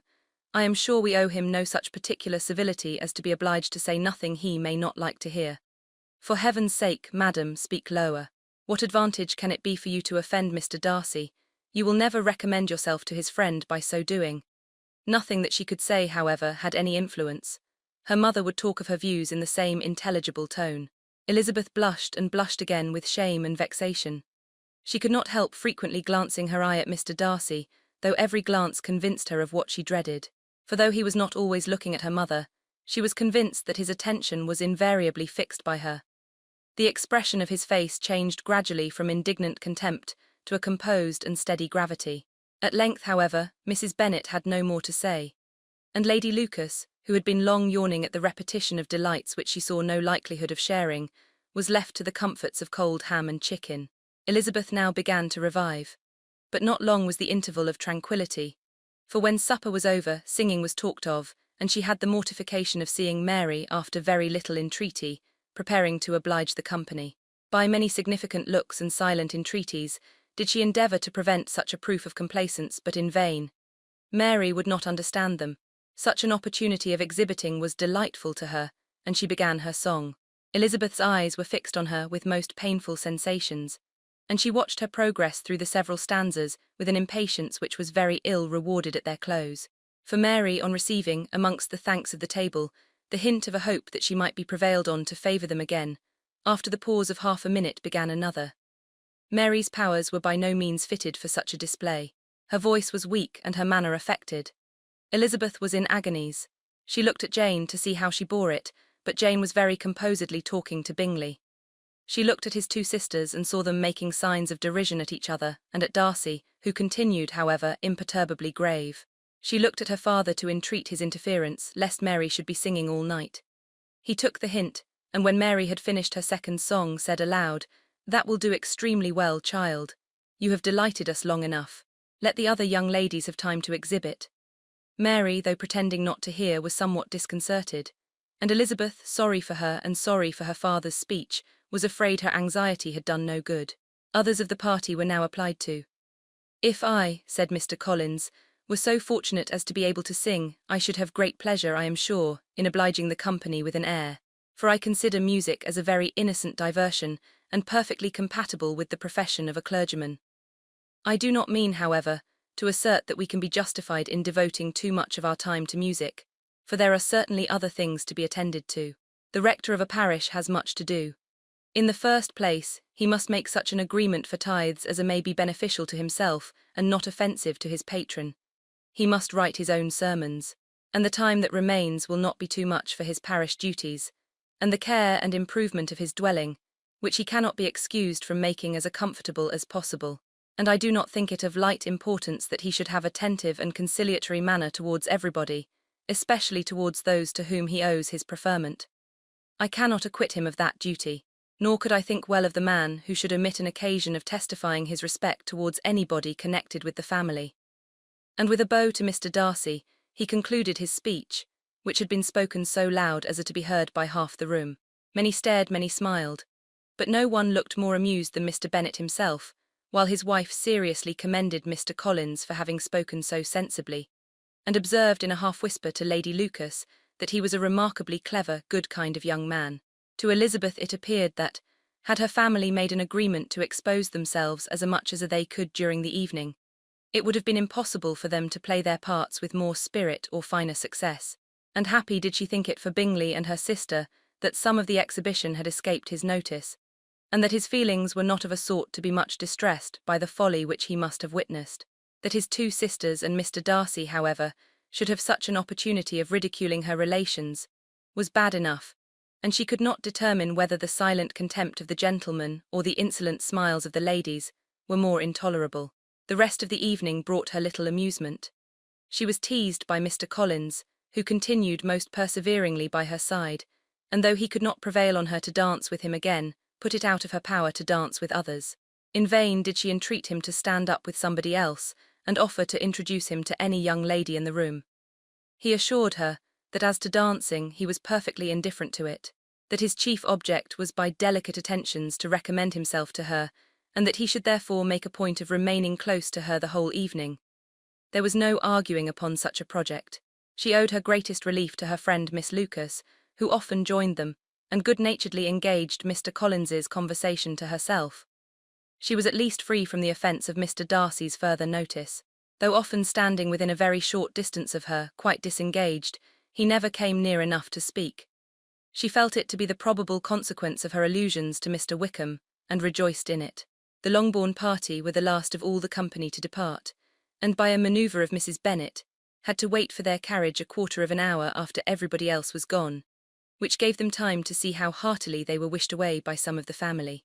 Mrs. Hurst and her sister scarcely opened their mouths, except to complain of fatigue, and were evidently impatient to have the house to themselves. They repulsed every attempt of Mrs. Bennet at conversation, and by so doing threw a languor over the whole party, which was very little relieved by the long speeches of Mr. Collins, who was complimenting Mr. Bingley and his sisters on the elegance of their entertainment, and the hospitality and politeness which had marked their behaviour to their guests. Darcy said nothing at all. Mr. Bennet, in equal silence, was enjoying the scene. Mr. Bingley and Jane were standing together, a little detached from the rest, and talked only to each other. Elizabeth preserved as steady a silence as either Mrs. Hurst or Miss Bingley, and even Lydia was too much fatigued to utter more than the occasional exclamation of "Lord, how tired I am," accompanied by a violent yawn. When at length they arose to take leave, Mrs. Bennet was most pressingly civil in her hope of seeing the whole family soon at Longbourn, and addressed herself especially to Mr. Bingley, to assure him how happy he would make them by eating a family dinner with them at any time, without the ceremony of a formal invitation. Bingley was all grateful pleasure, and he readily engaged for taking the earliest opportunity of waiting on her, after his return from London, whither he was obliged to go the next day for a short time. Mrs. Bennet was perfectly satisfied, and quitted the house under the delightful persuasion that, allowing for the necessary preparations of settlements, new carriages, and wedding clothes, she should undoubtedly see her daughter settled at Netherfield in the course of 3 or 4 months. Of having another daughter married to Mr. Collins, she thought with equal certainty, and with considerable, though not equal, pleasure. Elizabeth was the least dear to her of all her children, and though the man and the match were quite good enough for her, the worth of each was eclipsed by Mr. Bingley and Netherfield. Chapter 19. The next day opened a new scene at Longbourn. Mr. Collins made his declaration in form, having resolved to do it without loss of time, as his leave of absence extended only to the following Saturday, and having no feelings of diffidence to make it distressing to himself even at the moment. He set about it in a very orderly manner, with all the observances, which he supposed a regular part of the business. On finding Mrs. Bennet, Elizabeth, and one of the younger girls together soon after breakfast, he addressed the mother in these words: "May I hope, madam, for your interest with your fair daughter Elizabeth, when I solicit for the honour of a private audience with her in the course of this morning?" Before Elizabeth had time for anything but a blush of surprise, Mrs. Bennet answered instantly, "Oh dear, yes, certainly. I am sure Lizzie will be very happy. I am sure she can have no objection. Come, Kitty, I want you upstairs." And gathering her work together, she was hastening away when Elizabeth called out, "Dear madam, do not go. I beg you will not go. Mr. Collins must excuse me. He can have nothing to say to me that anybody need not hear. I am going away myself." "No, no, nonsense, Lizzie. I desire you to stay where you are." And upon Elizabeth seeming really, with vexed and embarrassed looks, about to escape, she added, "Lizzie, I insist upon your staying and hearing Mr. Collins." Elizabeth would not oppose such an injunction, and a moment's consideration making her also sensible that it would be wisest to get it over as soon and as quietly as possible, she sat down again, and tried to conceal, by incessant employment, the feelings which were divided between distress and diversion. Mrs. Bennet and Kitty walked off, and as soon as they were gone, Mr. Collins began: "Believe me, my dear Miss Elizabeth, that your modesty, so far from doing you any disservice, rather adds to your other perfections. You would have been less amiable in my eyes had there not been this little unwillingness, but allow me to assure you that I have your respected mother's permission for this address. You can hardly doubt the purport of my discourse, however your natural delicacy may lead you to dissemble. My attentions have been too marked to be mistaken. Almost as soon as I entered the house, I singled you out as the companion of my future life. But before I am run away with by my feelings on this subject, perhaps it would be advisable for me to state my reasons for marrying, and moreover, for coming into Hertfordshire with the design of selecting a wife, as I certainly did." The idea of Mr. Collins, with all his solemn composure, being run away with by his feelings, made Elizabeth so near laughing, that she could not use the short pause he allowed in any attempt to stop him further, and he continued, "My reasons for marrying are, first, that I think it a right thing for every clergyman in easy circumstances, like myself, to set the example of matrimony in his parish. Secondly, that I am convinced that it will add very greatly to my happiness. And thirdly, which perhaps I ought to have mentioned earlier, that it is the particular advice and recommendation of the very noble lady, whom I have the honour of calling patroness. Twice has she condescended to give me her opinion, unasked too, on this subject, and it was but the very Saturday night before I left Hunsford between our pools at quadrille, while Mrs. Jenkinson was arranging Miss de Bourgh's footstool, that she said, 'Mr. Collins, you must marry. A clergyman like you must marry.' Choose properly, choose a gentlewoman for MY's sake. And for your own, let her be an active, useful sort of person, not brought up high, but able to make a small income go a good way. This is my advice. Find such a woman as soon as you can, bring her to Hunsford, and I will visit her. Allow me, by the way, to observe, my fair cousin, that I do not reckon the notice and kindness of Lady Catherine de Bourgh as among the least of the advantages in my power to offer. You will find her manners beyond anything I can describe, and your wit and vivacity, I think, must be acceptable to her, especially when tempered with the silence and respect which her rank will inevitably excite. Thus much for my general intention in favour of matrimony. It remains to be told why my views were directed towards Longbourn instead of my own neighbourhood, where I can assure you there are many amiable young women. But the fact is, that being, as I am, to inherit this estate after the death of your honoured father, who, however, may live many years longer, I could not satisfy myself without resolving to choose a wife from among his daughters, that the loss to them might be as little as possible, when the melancholy event takes place which, however, as I have already said, may not be for several years. This has been my motive, my fair cousin, and I flatter myself it will not sink me in your esteem. And now nothing remains but for me but to assure you in the most animated language of the violence of my affection. To fortune I am perfectly indifferent, and shall make no demand of that nature on your father, since I am well aware that it could not be complied with. And that £1,000 in the 4 per cents, which will not be yours till after your mother's decease, is all that you may ever be entitled to. On that head, therefore, I shall be uniformly silent, and you may assure yourself that no ungenerous reproach shall ever pass my lips when we are married. It was absolutely necessary to interrupt him now. You are too hasty, sir, she cried. You forget that I have made no answer.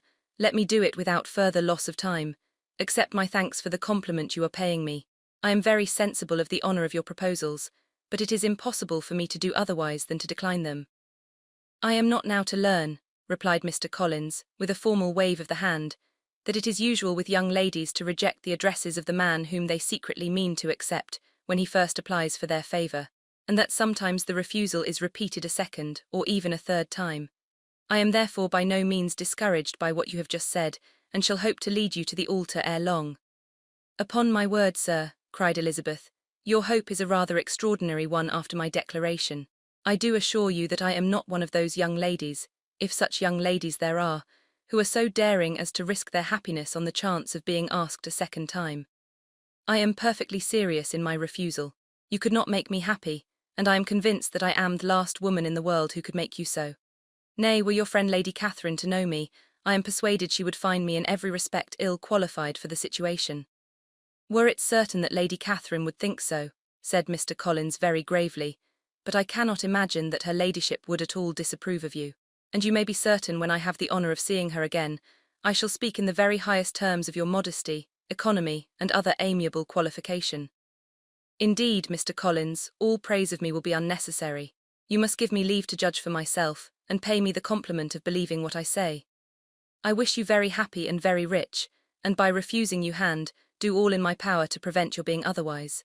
In making me the offer, you must have satisfied the delicacy of your feelings with regard to my family, and may take possession of Longbourn estate whenever it falls, without any self-reproach. This matter may be considered, therefore, as finally settled. And rising as she thus spoke, she would have quitted the room, had Mr. Collins not thus addressed her. When I do myself the honour of speaking to you next on the subject, I shall hope to receive a more favourable answer than you have now given me, though I am far from accusing you of cruelty at present, because I know it to be the established custom of your sex to reject a man on the first application, and perhaps you have even now said as much to encourage my suit as would be consistent with the true delicacy of the female character. Really, Mr. Collins, cried Elizabeth with some warmth, you puzzle me exceedingly. If what I have hitherto said can appear to you in the form of encouragement, I know not how to express my refusal in such a way as to convince you of its being one. You must give me leave to flatter myself, my dear cousin, that your refusal of my addresses is merely words of course. My reasons for believing it are briefly these. It does not appear to me that my hand is unworthy your acceptance, or that the establishment I can offer would be any other than highly desirable. My situation in life, my connections with the family of de Bourgh, and my relationship to your own, are circumstances highly in my favour.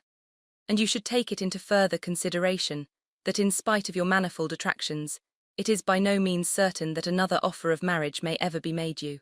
Your portion is unhappily so small that it will in all likelihood undo the effects of your loveliness and amiable qualifications. As I must therefore conclude that you are not serious in your rejection of me, I shall choose to attribute it to your wish of increasing my love by suspense, according to the usual practice of elegant females. I do assure you, sir, that I have no pretensions whatever to that kind of elegance which consists in tormenting a respectable man. I would rather be paid the compliment of being believed sincere. I thank you again and again for the honour you have done me in your proposals, but to accept them is absolutely impossible. My feelings in every respect forbid it. Can I speak plainer? Do not consider me now as an elegant female intending to plague you, but as a rational creature, speaking the truth from her heart. You are uniformly charming, cried he with an air of awkward gallantry, and I am persuaded that when sanctioned by the express authority of both your excellent parents, my proposals will not fail of being acceptable. To such perseverance in wilful self-deception, Elizabeth would make no reply, and immediately and in silence withdrew, determined, if he persisted in considering her repeated refusals as flattering encouragement, to apply to her father, whose negative might be uttered in such a manner as to be decisive, and whose behaviour at least could not be mistaken for the affectation and coquetry of an elegant female. Chapter 20. Mr. Collins was not left long to the silent contemplation of his successful love, for Mrs. Bennet, having dawdled about in the vestibule to watch for the end of the conference, no sooner saw Elizabeth open the door and with quick step pass her towards the staircase, than she entered the breakfast-room, and congratulated both him and herself in warm terms on the happy prospect or their nearer connection. Mr. Collins received and returned these felicitations with equal pleasure, and then proceeded to relate the particulars of their interview, with the result of which he trusted he had every reason to be satisfied, since the refusal which his cousin had steadfastly given him would naturally flow from her bashful modesty and the genuine delicacy of her character. This information, however, startled Mrs. Bennet. She would have been glad to be equally satisfied that her daughter had meant to encourage him by protesting against his proposals, but she dared not believe it, and could not help saying so. But depend upon it, Mr. Collins, she added, that Lizzie shall be brought to reason. I will speak to her about it directly. She is a very headstrong, foolish girl and does not know her own interest, but I will make her know it. Pardon me for interrupting you, madam, cried Mr. Collins, but if she is really headstrong and foolish, I know not whether she would altogether be a very desirable wife to a man in my situation, who naturally looks for happiness in the marriage state. If therefore she actually persists in rejecting my suit, perhaps it were better not to force her into accepting me, because if liable to such defects of temper, she could not contribute much to my felicity. Sir, you quite misunderstand me, said Mrs. Bennet, alarmed. Lizzie is only headstrong in such matters as these. In everything else she is as good-natured a girl as ever lived. I will go directly to Mr. Bennet, and we shall very soon settle it with her, I am sure. She would not give him time to reply, but hurrying instantly to her husband, called out as she entered the library, "Oh, Mr. Bennet, you are wanted immediately. We are all in an uproar. You must come and make Lizzie marry Mr. Collins, for she vows she will not have him, and if you do not make haste, he will change his mind and not have her." Mr. Bennet raised his eyes from his book as she entered, and fixed them on her face with a calm unconcern which was not in the least altered by her communication. "I have not the pleasure of understanding you," said he when she had finished her speech. "Of what are you talking?" "Of Mr. Collins and Lizzie. Lizzie declares she will not have Mr. Collins, and Mr. Collins begins to say that he will not have Lizzie. And what am I to do on the occasion? It seems an hopeless business. Speak to Lizzie about it yourself. Tell her that you insist upon her marrying him. Let her be called down. She shall hear my opinion." Mrs. Bennet rang the bell, and Miss Elizabeth was summoned to the library. "Come here, child," cried her father as she appeared. "I have sent for you on an affair of importance. I understand that Mr. Collins has made you an offer of marriage. Is it true?" Elizabeth replied that it was. "Very well, and this offer of marriage you have refused?" "I have, sir." "Very well, we now come to the point. Your mother insists upon your accepting it. Is it not so, Mrs. Bennet?" "Yes, or I will never see her again." "An unhappy alternative is before you, Elizabeth. From this day you must be a stranger to one of your parents. Your mother will never see you again if you do not marry Mr. Collins, and I will never see you again if you do." Elizabeth could not but smile at such a conclusion of such a beginning, but Mrs. Bennet, who had persuaded herself that her husband regarded the affair as she wished, was excessively disappointed. "What do you mean, Mr. Bennet, in talking this way? You promised me to insist upon her marrying him." "My dear," replied her husband, "I have two small favours to request. First, that you will allow me the free use of my understanding on the present occasion, and secondly, of my room. I shall be glad to have the library to myself as soon as may be. Not yet, however, in spite of her disappointment in her husband, did Mrs. Bennet give up the point. She talked to Elizabeth again and again, coaxed and threatened her by turns. She endeavoured to secure Jane in her interest, but Jane, with all possible mildness, declined interfering, and Elizabeth, sometimes with real earnestness and sometimes with playful gaiety, replied to her attacks. Though her manner varied, however, her determination never did. Mr. Collins, meanwhile, was meditating in solitude on what had passed. He thought too well of himself to comprehend on what motives his cousin could refuse him, and though his pride was hurt, he suffered in no other way. His regard for her was quite imaginary, and the possibility of her deserving her mother's reproach prevented his feeling any regret. While the family were in this confusion, Charlotte Lucas came to spend the day with them. She was met in the vestibule by Lydia, who, flying to her, cried in a half-whisper, "I am glad you are come, for there is such fun here. What do you think has happened this morning? Mr. Collins has made an offer to Lizzie, and she will not have him." Charlotte hardly had time to answer before they were joined by Kitty, who came to tell the same news. And no sooner had they entered the breakfast-room, where Mrs. Bennet was alone, than she likewise began on the subject, calling on Miss Lucas for her compassion, and entreating her to persuade her friend Lizzie to comply with the wishes of all her family. "Pray do, my dear Miss Lucas," she added in a melancholy tone, "for nobody is on my side, nobody takes part with me. I am cruelly used, nobody feels for my poor nerves." Charlotte's reply was spared by the entrance of Jane and Elizabeth. "Aye, there she comes," continued Mrs. Bennet, looking as unconcerned as may be, and caring no more for us than if we were at York, provided she can have her own way. "But I tell you, Miss Lizzie, if you take it into your head to go on refusing every offer of marriage in this way, you will never get a husband at all, and I am sure I do not know who is to maintain you when your father is dead. I shall not be able to keep you, and so I warn you. I have done with you from this very day. I told you in the library, you know, that I should never speak to you again, and you will find me as good as my word. I have no pleasure in talking to undutiful children. Not that I have much pleasure, indeed, in talking to anybody. People who suffer as I do from nervous complaints can have no great inclination for talking. Nobody can tell what I suffer, but it is always so. Those who do not complain are never pitied." Her daughters listened in silence to this effusion, sensible that any attempt to reason with her or soothe her would only increase the irritation. She talked on, therefore, without interruption from any of them, till they were joined by Mr. Collins, who entered the room with an air more stately than usual, and on perceiving whom, she said to the girls, "Now I do insist upon it, that you, all of you, hold your tongues, and let me and Mr. Collins have a little conversation together." Elizabeth passed quietly out of the room, Jane and Kitty followed, but Lydia stood her ground, determined to hear all she could, and Charlotte, detained first by the civility of Mr. Collins, whose inquiries after herself and all her family were very minute, and then by a little curiosity, satisfied herself with walking to the window and pretending not to hear. In a doleful voice Mrs. Bennet began the projected conversation. "Oh, Mr. Collins, my dear madam," replied he, "let us be forever silent on this point. Far be it from me," he presently continued in a voice that marked his displeasure, "to resent the behaviour of your daughter. Resignation to inevitable evils is the evil duty of us all. The peculiar duty of a young man who has been so fortunate as I have been in early preferment, and I trust I am resigned. Perhaps not the less so from feeling a doubt of my positive happiness, had my fair cousin honoured me with her hand. For I have often observed that resignation is never so perfect as when the blessing denied begins to lose somewhat of its value in our estimation. You will not, I hope, consider me as showing any disrespect to your family, my dear madam, by thus withdrawing my pretensions to your daughter's favour, without having paid yourself and Mr. Bennet the compliment of requesting you to interpose your authority in my behalf. My conduct may, I fear, be objectionable in having accepted my dismission from your daughter's lips instead of your own. But we are all liable to error. I have certainly meant well through the whole affair. My object has been to secure an amiable companion for myself, with due consideration for the advantage of all your family, and if my manner has been at all reprehensible, I here beg leave to apologise. Chapter 21.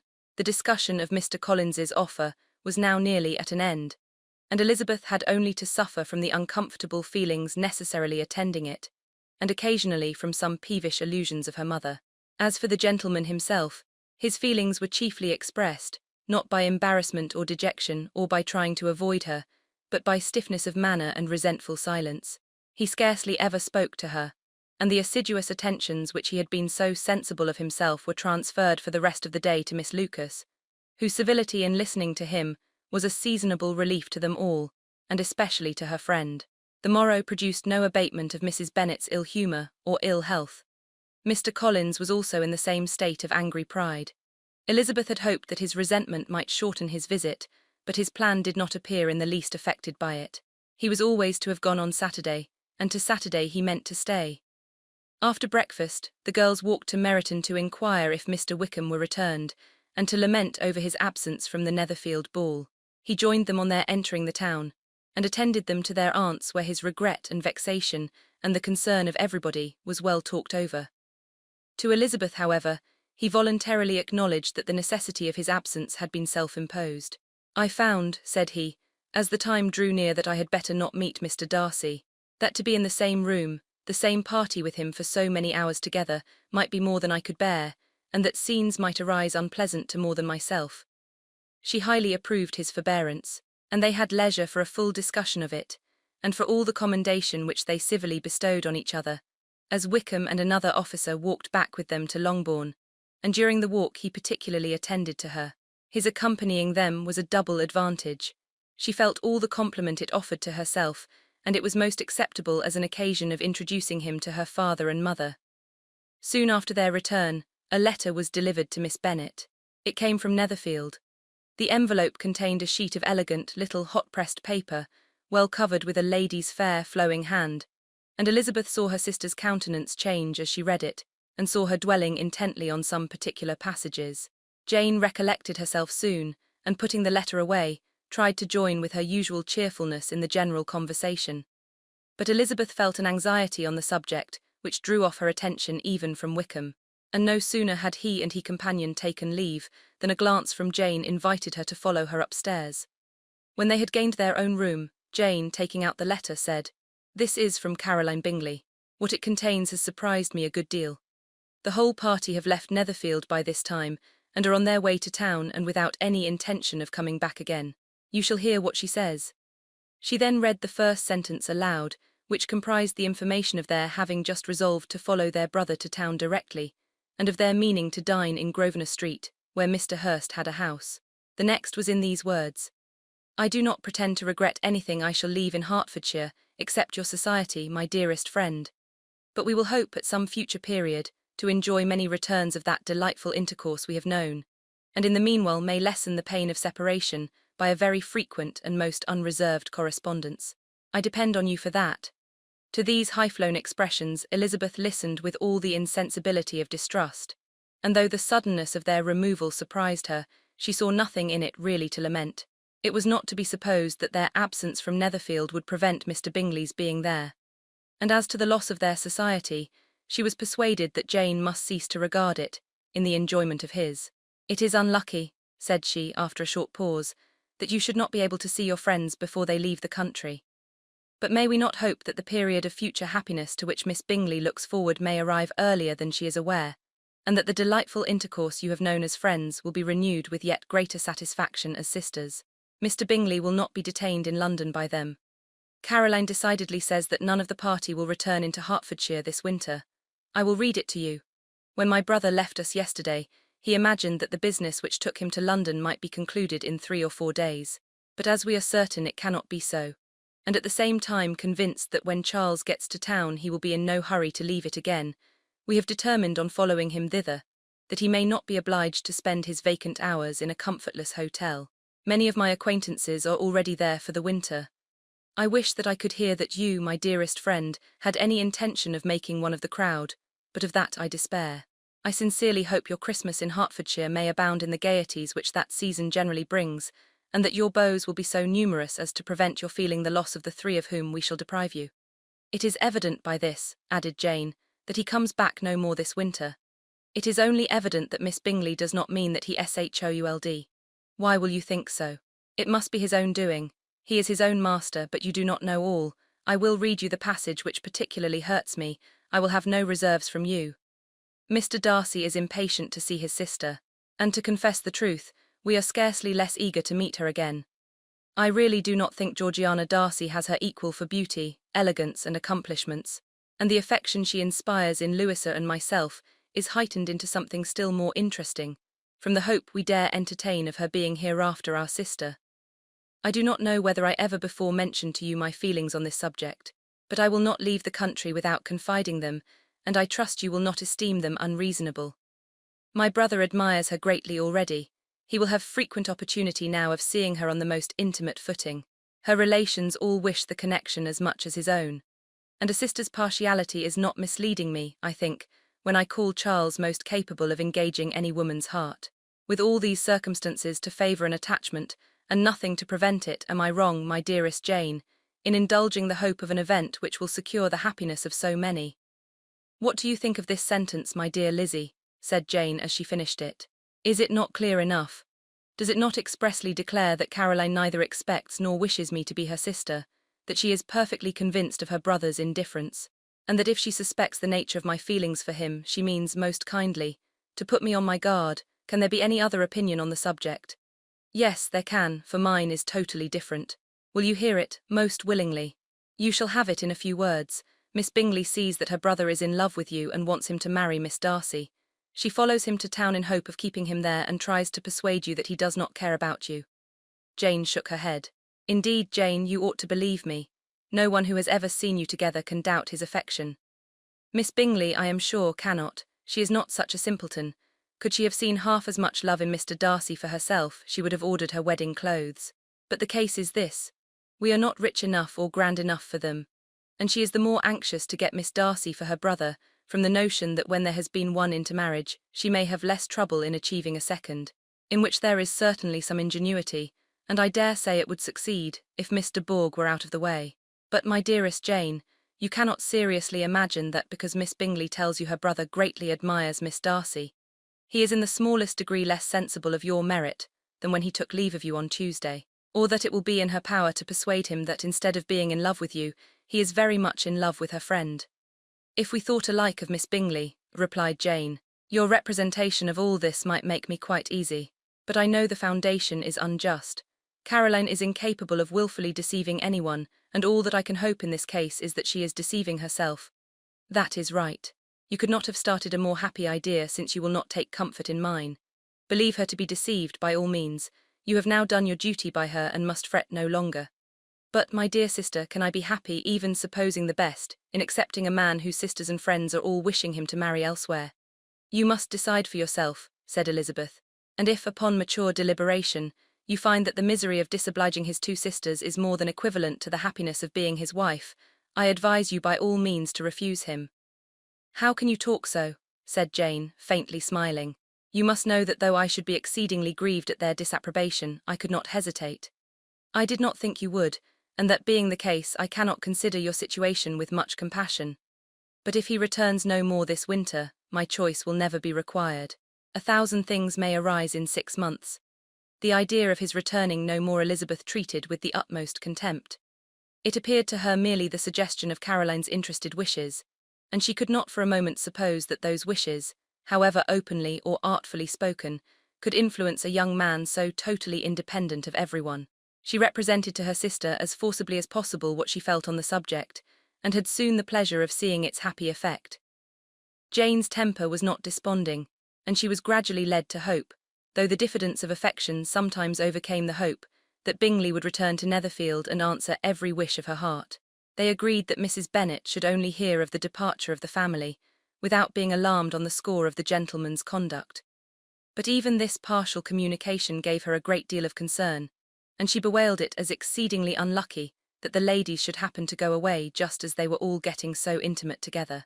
After lamenting it, however, at some length, she had the consolation that Mr. Bingley would be soon down again and soon dining at Longbourn, and the conclusion of all was the comfortable declaration that though he had been invited only to a family dinner, she would take care to have 2 full courses. Chapter 22.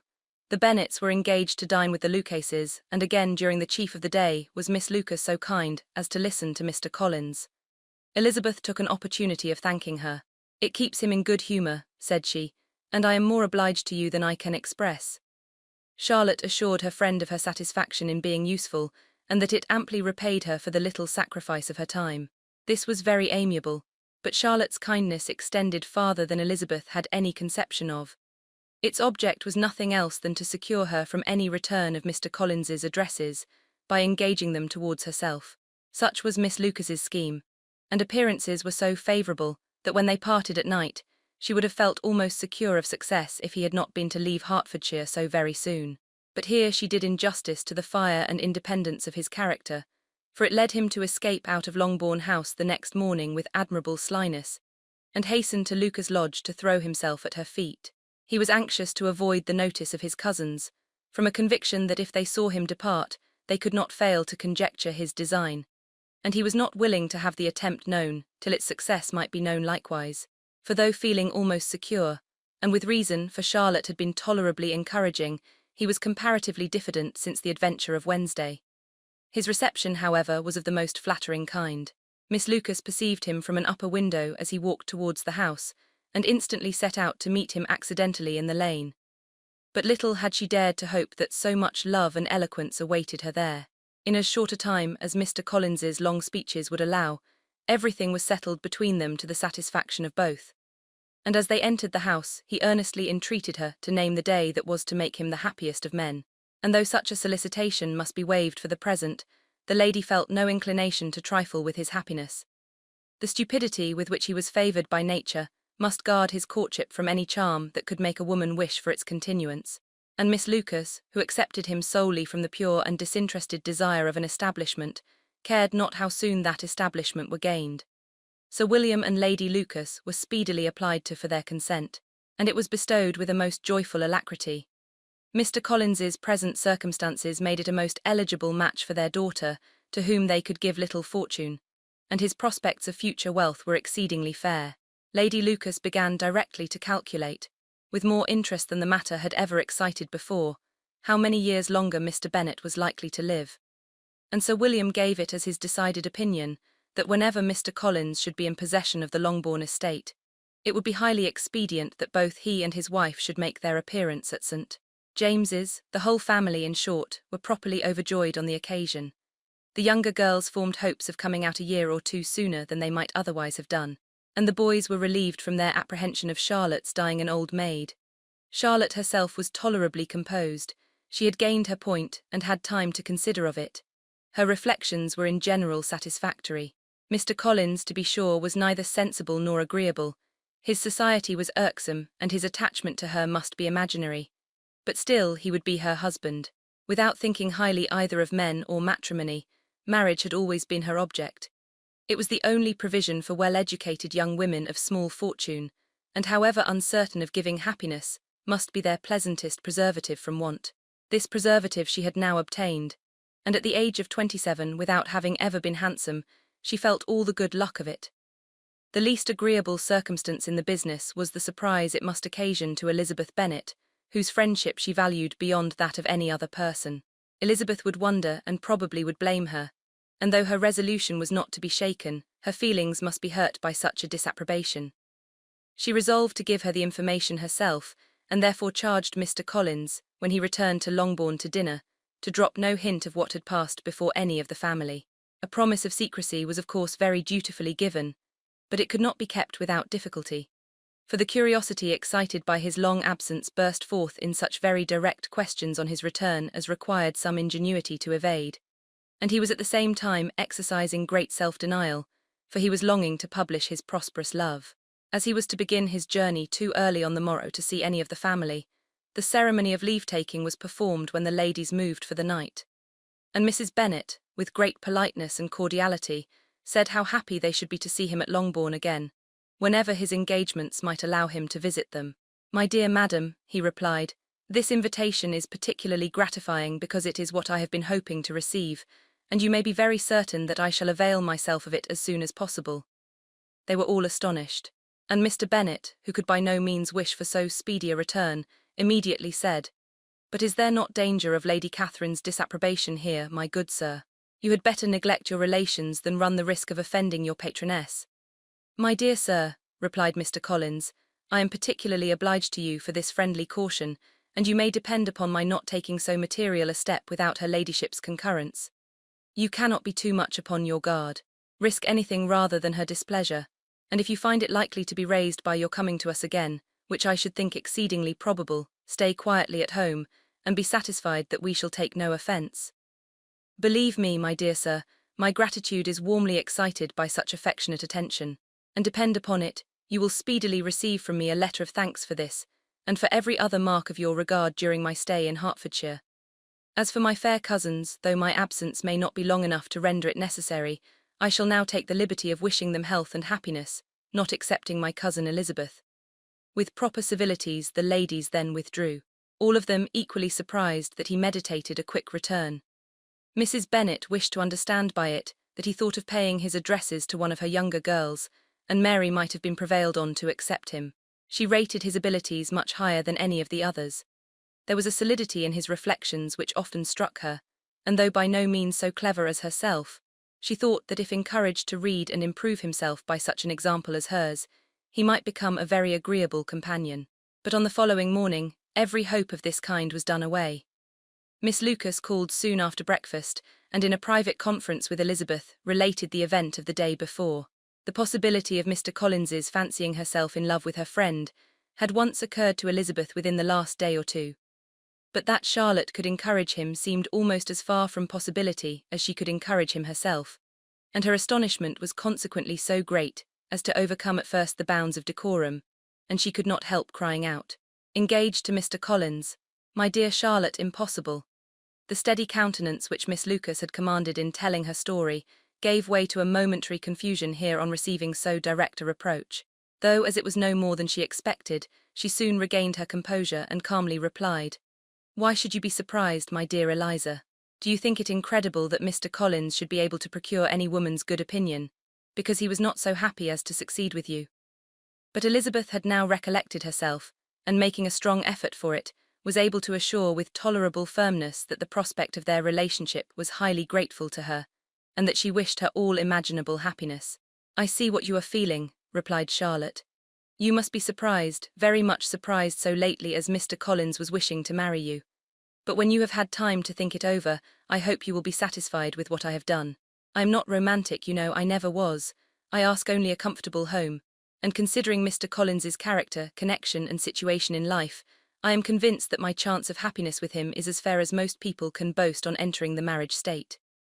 Elizabeth quietly answered, "Undoubtedly," and after an awkward pause they returned to the rest of the family. Charlotte did not stay much longer, and Elizabeth was then left to reflect on what she had heard. It was a long time before she became at all reconciled to the idea of so unsuitable a match. The strangeness of Mr. Collins's making 2 offers of marriage within 3 days was nothing in comparison of his being now accepted.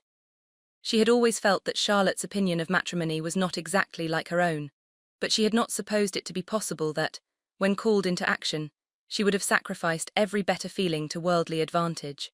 Charlotte, the wife of Mr. Collins, was a most humiliating picture, and to the pang of a friend disgracing herself and sunk in her esteem, was added the distressing conviction that it was impossible for that friend to be tolerably happy in the lot she had chosen. Chapter 23. Elizabeth was sitting with her mother and sisters, reflecting on what she had heard, and doubting whether she was authorized to mention it, when Sir William Lucas himself appeared, sent by his daughter, to announce her engagement to the family. With many compliments to them, and much self-gratulation on the prospect of a connection between the houses, he unfolded the matter to an audience not merely wondering, but incredulous. For Mrs. Bennet, with more perseverance than politeness, protested he must be entirely mistaken, and Lydia, always unguarded and often uncivil, boisterously exclaimed, "Good Lord, Sir William, how can you tell such a story? Do not you know that Mr. Collins wants to marry Lizzie?" Nothing less than the complacence of a courtier could have borne without anger such treatment, but Sir William's good breeding carried him through it all, and though he begged leave to be positive as to the truth of his information, he listened to all their impertinence with the most forbearing courtesy. Elizabeth, feeling it incumbent on her to relieve him from so unpleasant a situation, now put herself forward to confirm his account, by mentioning her prior knowledge of it from Charlotte herself, and endeavoured to put a stop to the exclamations of her mother and sisters by the earnestness of her congratulations to Sir William, in which she was readily joined by Jane, and by making a variety of remarks on the happiness that might be expected from the match, the excellent character of Mr. Collins, and the convenient distance of Hunsford from London. Mrs. Bennet was in fact too much overpowered to say a great deal while Sir William remained, but no sooner had he left them than her feelings found a rapid vent. In the first place, she persisted in disbelieving the whole of the matter. Secondly, she was very sure that Mr. Collins had been taken in. Thirdly, she trusted that they would never be happy together, and fourthly, that the match might be broken off. Two inferences, however, were plainly deduced from the whole. One, that Elizabeth was the real cause of the mischief, and the other that she herself had been barbarously misused by them all, and on these 2 points she principally dwelt during the rest of the day. Nothing could console and nothing could appease her, nor did that day wear out her resentment. A week elapsed before she could see Elizabeth without scolding her, a month passed away before she could speak to Sir William or Lady Lucas without being rude, and many months were gone before she could at all forgive their daughter. Mr. Bennet's emotions were much more tranquil on the occasion, and such as he did experience he pronounced to be of a most agreeable sort. For it gratified him, he said, to discover that Charlotte Lucas, whom he had been used to think tolerably sensible, was as foolish as his wife and more foolish than his daughter. Jane confessed herself a little surprised at the match, but she said less of her astonishment than of her earnest desire for their happiness, nor could Elizabeth persuade her to consider it as improbable.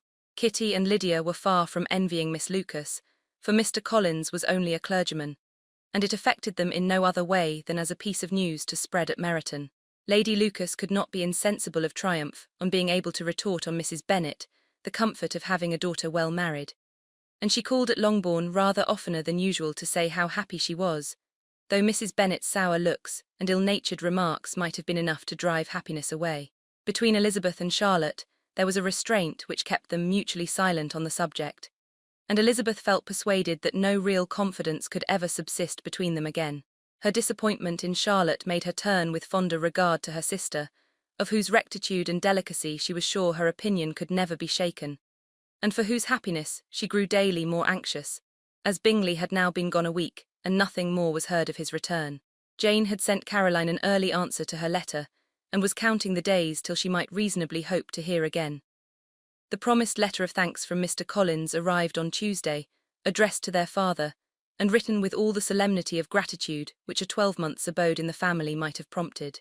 After discharging his conscience on that head, he proceeded to inform them, with many rapturous expressions, of his happiness in having obtained the affection of their amiable neighbour, Miss Lucas, and then explained that it was merely with the view of enjoying her society that he had been so ready to close with their kind wish of seeing him again at Longbourn, whither he hoped to be able to return on Monday fortnight.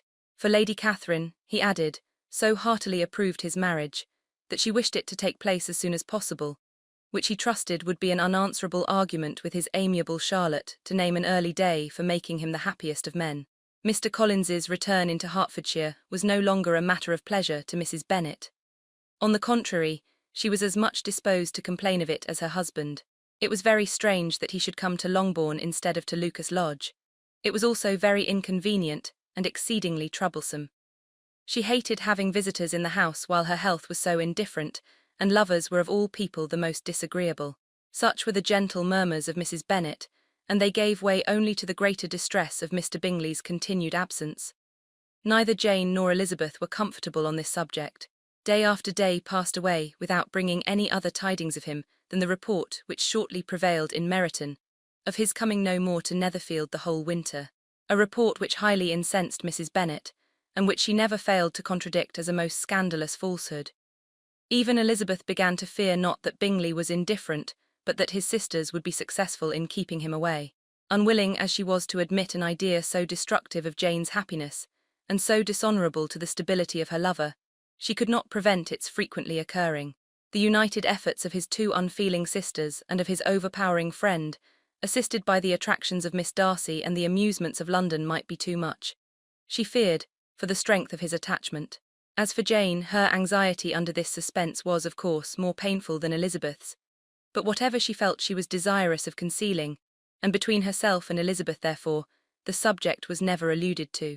But as no such delicacy restrained her mother, an hour seldom passed in which she did not talk of Bingley, express her impatience for his arrival, or even require Jane to confess that if he did not come back, she would think herself very ill-used. It needed all Jane's steady mildness to bear these attacks with tolerable tranquillity. Mr. Collins returned most punctually on Monday fortnight, But his reception at Longbourn was not quite so gracious as it had been on his first introduction. He was too happy, however, to need much attention, and luckily for the others, the business of love-making relieved them from a great deal of his company. The chief of every day was spent by him at Lucas Lodge, and he sometimes returned to Longbourn only in time to make an apology for his absence before the family went to bed. Mrs. Bennet was really in a most pitiable state. The very mention of anything concerning the match threw her into an agony of ill humour, and wherever she went she was sure of hearing it talked of. The sight of Miss Lucas was odious to her. As her successor in that house, she regarded her with jealous abhorrence. Whenever Charlotte came to see them, she concluded her to be anticipating the hour of possession, and whenever she spoke in a low voice to Mr. Collins, was convinced that they were talking of the Longbourn estate, and resolving to turn herself and her daughters out of the house, as soon as Mr. Bennet were dead. She complained bitterly of all this to her husband. "Indeed, Mr. Bennet," said she, "it is very hard to think that Charlotte Lucas should ever be mistress of this house, that I should be forced to make way for her, and live to see her take her place in it. My dear, do not give way to such gloomy thoughts. Let us hope for better things. Let us flatter ourselves that I may be the survivor." This was not very consoling to Mrs. Bennet, and therefore, instead of making any answer, she went on as before. "I cannot bear to think that they should have all this estate. If it was not for the entail I should not mind it." "What should not you mind?" "I should not mind anything at all. Let us be thankful that you are preserved from a state of such insensibility." "I never can be thankful, Mr. Bennet, for anything about the entail. How anyone could have the conscience to entail away an estate from one's own daughters, I cannot understand, and all for the sake of Mr. Collins too. Why should he have it more than anybody else?" "I leave it to yourself to determine," said Mr. Bennet. Chapter 24. Miss Bingley's letter arrived, and put an end to doubt. The very first sentence conveyed the assurance of their being all settled in London for the winter, and concluded with her brother's regret at not having had time to pay his respects to his friends in Hertfordshire before he left the country. Hope was over, entirely over, and when Jane could attend to the rest of the letter, she found little except the professed affection of the writer that could give her any comfort. Miss Darcy's praise occupied the chief of it. Her many attractions were again dwelt on, and Caroline boasted joyfully of their increasing intimacy, and ventured to predict the accomplishment of the wishes which had been unfolded in her former letter. She wrote also with great pleasure of her brother's being an inmate of Mr. Darcy's house, and mentioned with raptures some plans of the latter with regard to new furniture. Elizabeth, to whom Jane very soon communicated the chief of all this, heard it in silent indignation. Her heart was divided between concern for her sister and resentment against all others. To Caroline's assertion of her brother's being partial to Miss Darcy she paid no credit. That he was really fond of Jane, she doubted no more than she had ever done, and much as she had always been disposed to like him, she could not think without anger, hardly without contempt, on that easiness of temper, that want of proper resolution, which now made him the slave of his designing friends, and led him to sacrifice of his own happiness to the caprice of their inclination. Had his own happiness, however, been the only sacrifice, he might have been allowed to sport with it in whatever manner he thought best, but her sister's was involved in it, as she thought he must be sensible himself. It was a subject, in short, on which reflection would be long indulged, and must be unavailing. She could think of nothing else, and yet whether Bingley's regard had really died away, or was suppressed by his friend's interference, whether he had been aware of Jane's attachment, or whether it had escaped his observation. Whatever were the case, though her opinion of him must be materially affected by the difference, her sister's situation remained the same, her peace equally wounded. A day or two passed before Jane had courage to speak of her feelings to Elizabeth. But at last, on Mrs. Bennet's leaving them together, after a longer irritation than usual about Netherfield and its master, she could not help saying, "Oh, that my dear mother had more command over herself. She can have no idea of the pain she gives me by her continual reflections on him. But I will not repine. It cannot last long. He will be forgot, and we shall all be as we were before." Elizabeth looked at her sister with incredulous solicitude, but said nothing. "You doubt me," cried Jane, slightly colouring. "Indeed, you have no reason. He may live in my memory as the most amiable man of my acquaintance, but that is all. I have nothing either to hope or fear, and nothing to reproach him with. Thank God, I have not that pain. A little time, therefore, I shall certainly try to get the better." With a stronger voice she soon added, "I have this comfort immediately, that it has not been more than an error of fancy on my side, and that it has done no harm to anyone but myself." "My dear Jane," exclaimed Elizabeth, "you are too good. Your sweetness and disinterestedness are really angelic. I do not know what to say to you. I feel as if I had never done you justice, or loved you as you deserve." Miss Bennet eagerly disclaimed all extraordinary merit, and threw back the praise on her sister's warm affection. "Nay," said Elizabeth, "this is not fair. You wish to think all the world respectable and are hurt if I speak ill of anybody. I only want to think you perfect, and you set yourself against it. Do not be afraid of my running into any excess, of my encroaching on your privilege of universal good. Will. You need not. There are few people whom I really love, and still fewer of whom I think well. The more I see of the world, the more am I dissatisfied with it. And every day confirms my belief of the inconsistency of all human characters, and of the little dependence that can be placed on the appearance of merit or sense. I have met with 2 instances lately, one I will not mention, the other is Charlotte's marriage. It is unaccountable, in every view it is unaccountable. My dear Lizzie, do not give way to such feelings as these, they will ruin your happiness. You do not make allowance enough for difference of situation and temper. Consider Mr. Collins's respectability, and Charlotte's steady, prudent character.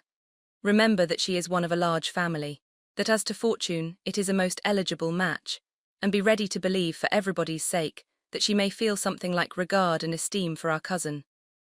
To oblige you, I would try to believe almost anything, but no one else could be benefited by such a belief as this.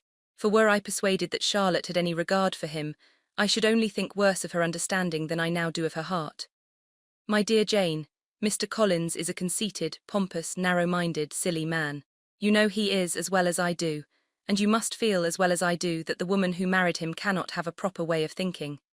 You shall not defend her, though it is Charlotte Lucas. You shall not, for the sake of one individual, change the meaning of principle and integrity, nor endeavour to persuade yourself or me that selfishness is prudence, and insensibility of danger security for happiness. "I must think your language too strong in speaking of both," replied Jane, "and I hope you will be convinced of it by seeing them happy together.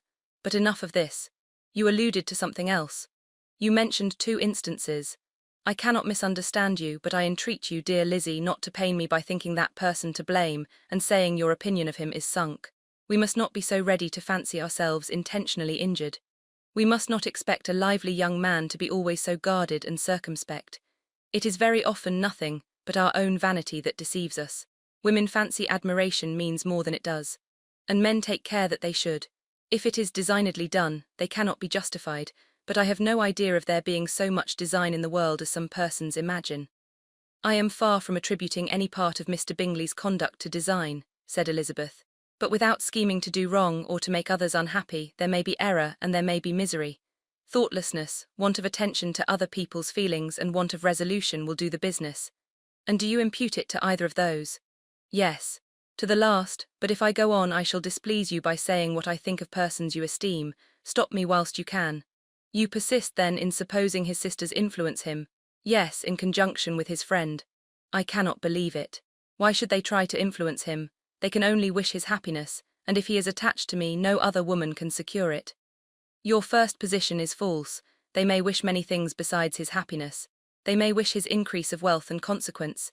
They may wish him to marry a girl who has all the importance of money, great connections, and pride." "Beyond a doubt, they do wish him to choose Miss Darcy," replied Jane. "But this may be from better feelings than you are supposing. They have known her much longer than they have known me. No wonder if they love her better.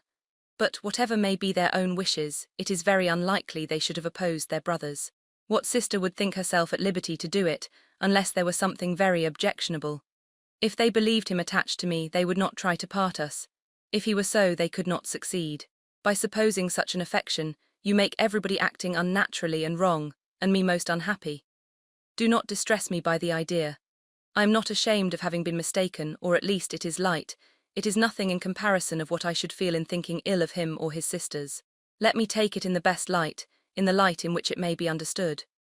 Elizabeth could not oppose such a wish, and from this time Mr. Bingley's name was scarcely ever mentioned between them. Mrs. Bennet still continued to wonder and repine at his returning no more, and though a day seldom passed in which Elizabeth did not account for it clearly, there was little chance of her ever considering it with less perplexity. Her daughter endeavoured to convince her of what she did not believe herself, that his attentions to Jane had been merely the effect of a common and transient liking, which ceased when he saw her no more. But though the probability of the statement was admitted at the time, she had the same story to repeat every day. Mrs. Bennet's best comfort was that Mr. Bingley must be down again in the summer. Mr. Bennet treated the matter differently. "So, Lizzie," said he one day, "your sister is crossed in love, I find. I congratulate her. Next to being married, a girl likes to be crossed a little in love now and then. It is something to think of, and it gives her a sort of distinction among her companions. When is your turn to come?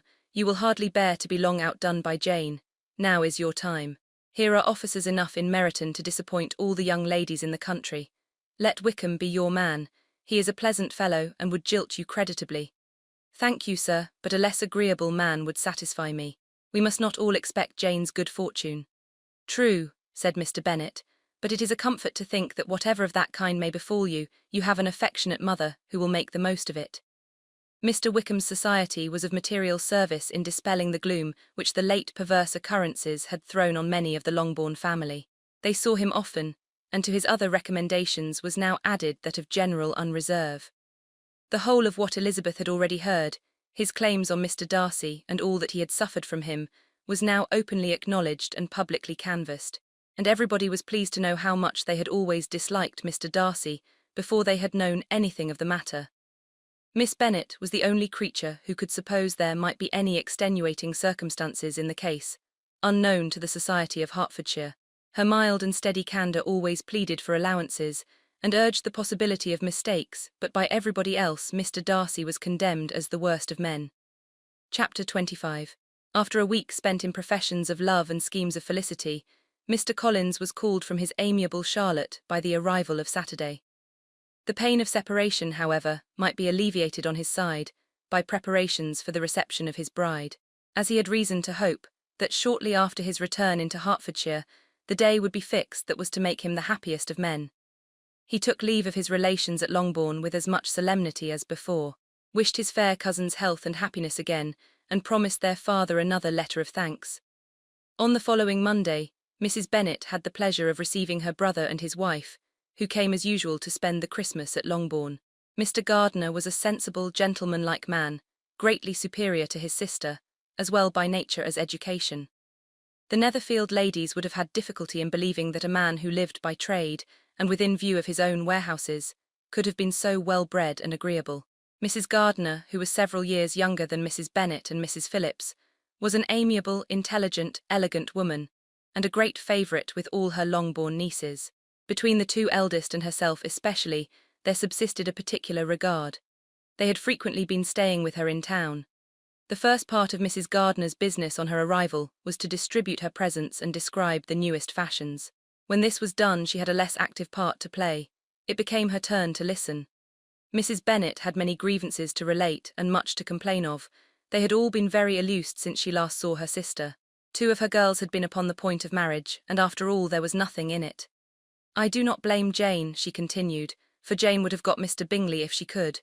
But Lizzie, oh sister, it is very hard to think that she might have been Mr. Collins's wife by this time, had it not been for her own perverseness. He made her an offer in this very room, and she refused him. The consequence of it is that Lady Lucas will have a daughter married before I have, and that the Longbourn estate is just as much entailed as ever. The Lucases are very artful people indeed, sister. They are all for what they can get.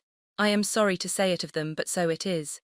It makes me very nervous and poorly to be thwarted so in my own family, and to have neighbours who think of themselves before anybody else.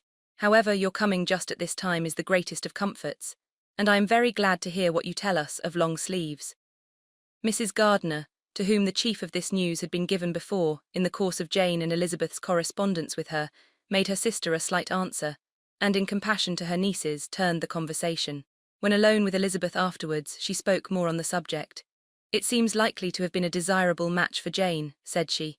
"I am sorry it went off, but these things happen so often. A young man, such as you describe Mr. Bingley, so easily falls in love with a pretty girl for a few weeks, and when accident separates them, so easily forgets her, that these sort of inconsistencies are very frequent." "An excellent consolation in its way," said Elizabeth, "but it will not do for us. We do not suffer by accident. It does not often happen that the interference of friends will persuade a young man of independent fortune to think no more of a girl whom he was violently in love with only a few days before. But that expression of violently in love is so hackneyed, so doubtful, so indefinite, that it gives me very little idea.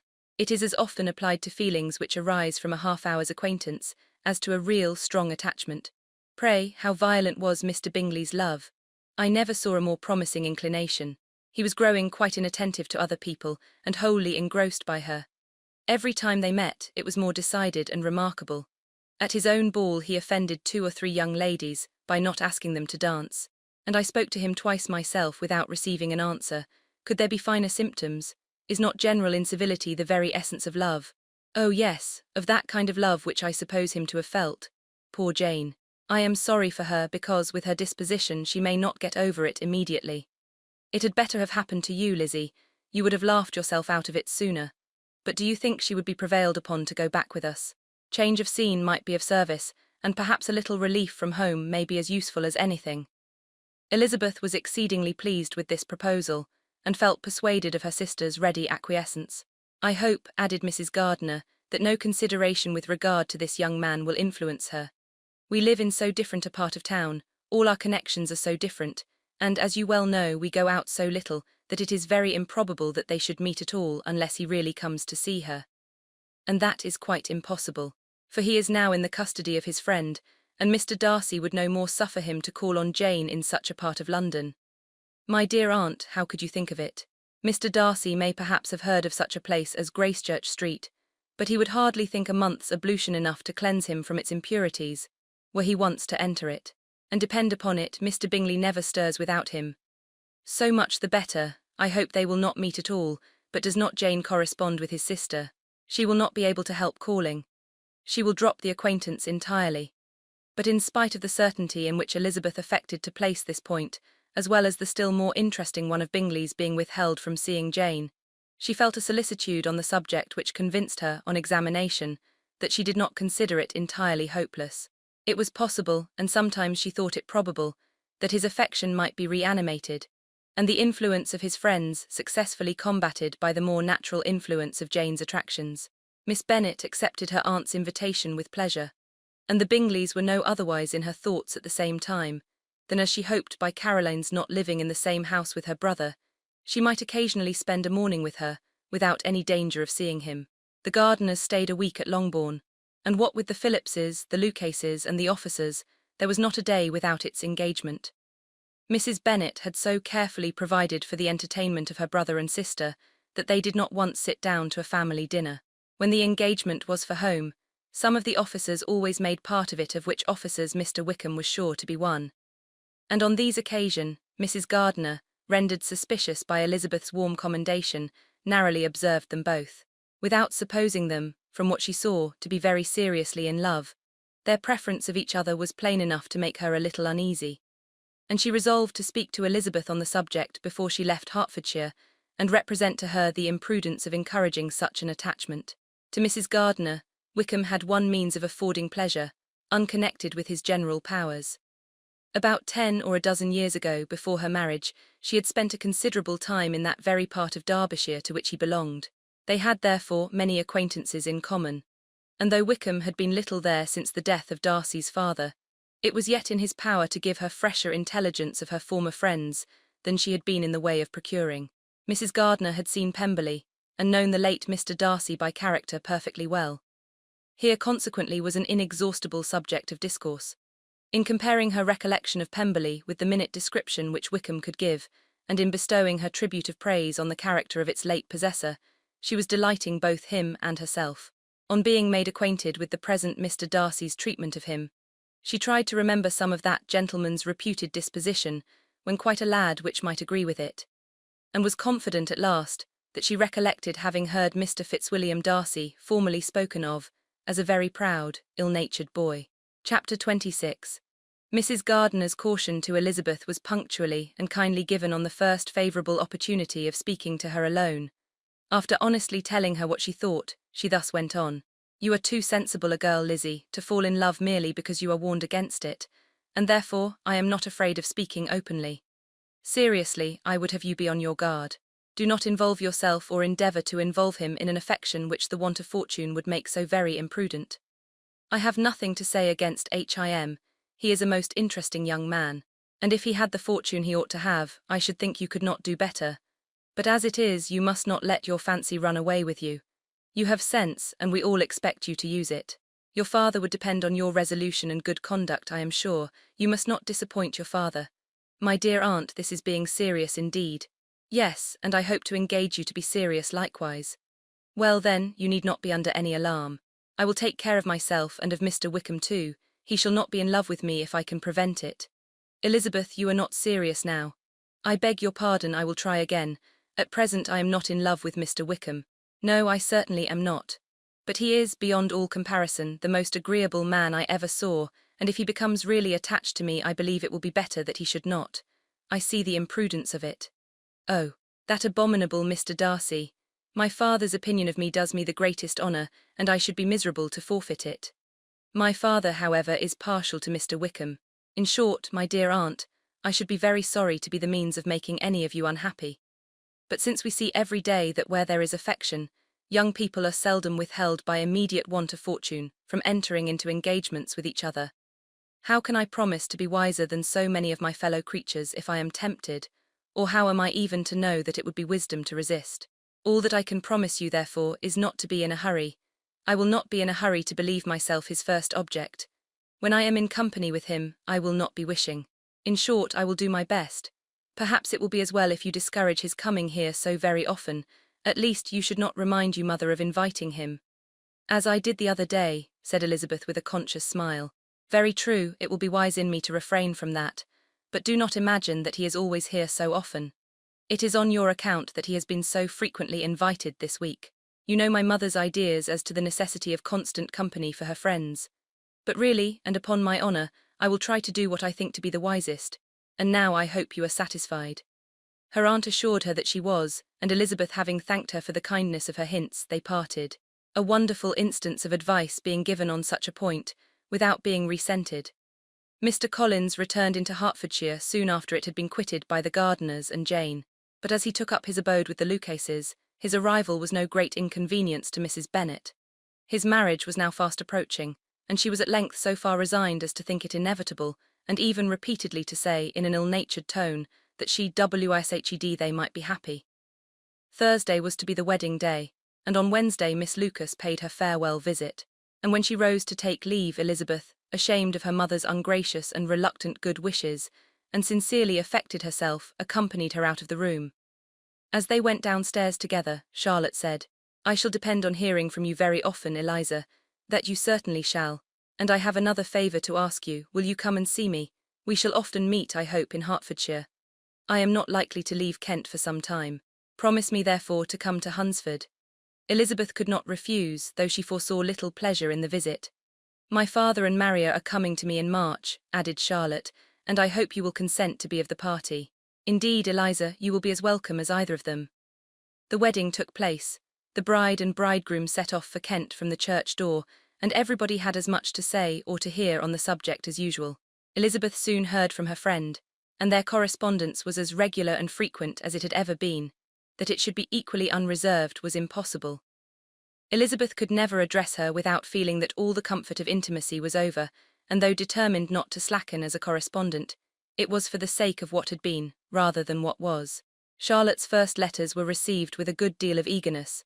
There could not but be curiosity to know how she would speak of her new home, how she would like Lady Catherine, and how happy she would dare pronounce herself to be. Though when the letters were read, Elizabeth felt that Charlotte expressed herself on every point exactly as she might have foreseen. She wrote cheerfully, seemed surrounded with comforts, and mentioned nothing which she could not praise. The house, furniture, neighbourhood, and roads were all to her taste, and Lady Catherine's behaviour was most friendly and obliging. It was Mr. Collins's picture of Hunsford and Rosings rationally softened, and Elizabeth perceived that she must wait for her own visit there to know the rest.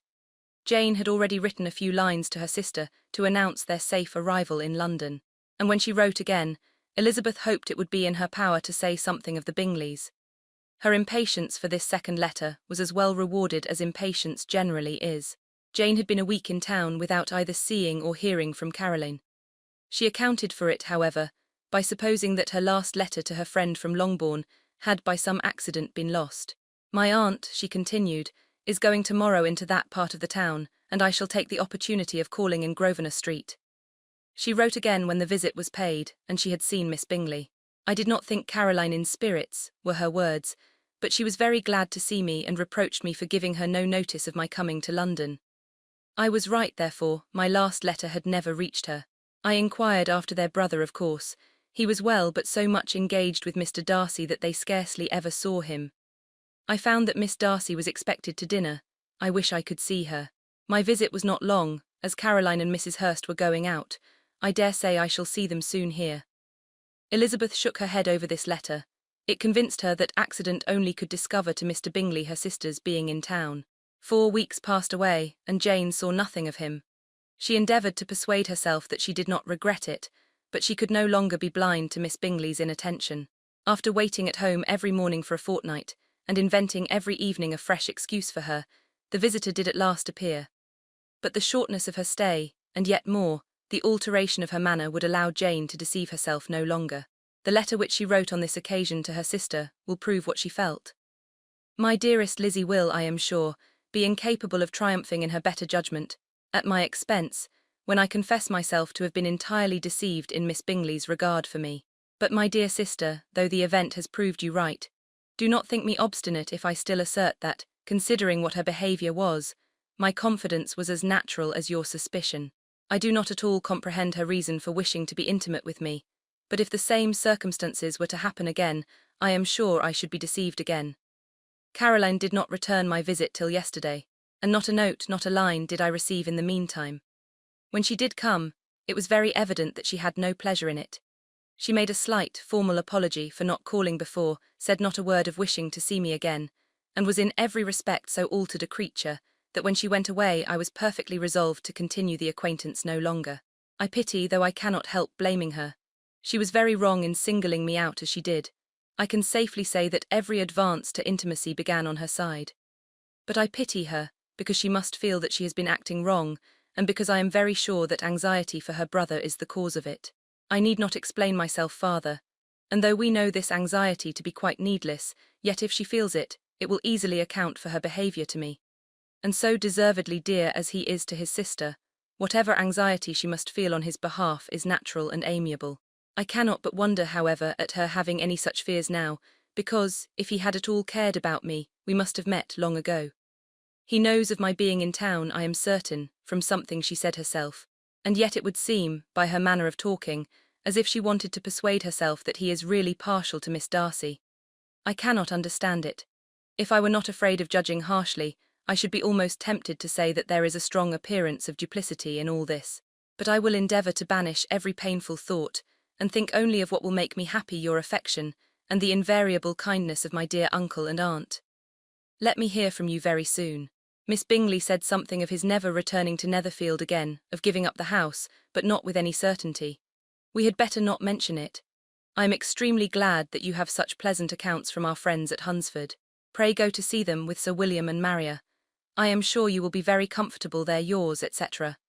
This letter gave Elizabeth some pain, but her spirits returned as she considered that Jane would no longer be duped, by the sister at least. All expectation from the brother was now absolutely over. She would not even wish for a renewal of his attentions. His character sunk on every review of it, and as a punishment for him, as well as a possible advantage to Jane, she seriously hoped he might really soon marry Mr. Darcy's sister, as by Wickham's account, she would make him abundantly regret what he had thrown away. Mrs. Gardiner about this time reminded Elizabeth of her promise concerning that gentleman, and required information. And Elizabeth had such to send as might rather give contentment to her aunt than to herself. His apparent partiality had subsided, his attentions were over, he was the admirer of someone else. Elizabeth was watchful enough to see it all, but she could see it and write of it without material pain. Her heart had been but slightly touched, and her vanity was satisfied with believing that she would have been his only choice, had fortune permitted it. The sudden acquisition of £10,000 was the most remarkable charm of the young lady to whom he was now rendering himself agreeable. But Elizabeth, less clear-sighted perhaps in this case than in Charlotte's, did not quarrel with him for his wish of independence. Nothing, on the contrary, could be more natural, and while able to suppose that it cost him a few struggle to relinquish her, she was ready to allow it a wise and desirable measure for both, and could very sincerely wish him happy. All this was acknowledged to Mrs. Gardiner, and after relating the circumstances, she thus went on. I am now convinced, my dear aunt, that I have never been much in love. For had I really experienced that pure and elevating passion, I should at present detest his very name, and wish him all manner of evil. But my feelings are not only cordial towards him, they are even impartial towards Miss King. I cannot find out that I hate her at all, or that I am in the least unwilling to think her a very good sort of girl. There can be no love in all this. My watchfulness has been effectual, and though I certainly should be a more interesting object to all my acquaintances were I distractedly in love with him, I cannot say that I regret my comparative insignificance. Importance may sometimes be purchased too dearly. Kitty and Lydia take his defection much more to heart than I do. They are young in the ways of the world, and not yet open to the mortifying conviction that handsome young men must have something to live on as well as the plain. Chapter 27. With no greater events than these in the Longbourn family, and otherwise diversified by little beyond the walks to Meryton, sometimes dirty and sometimes cold, did January and February pass away. March was to take Elizabeth to Hunsford.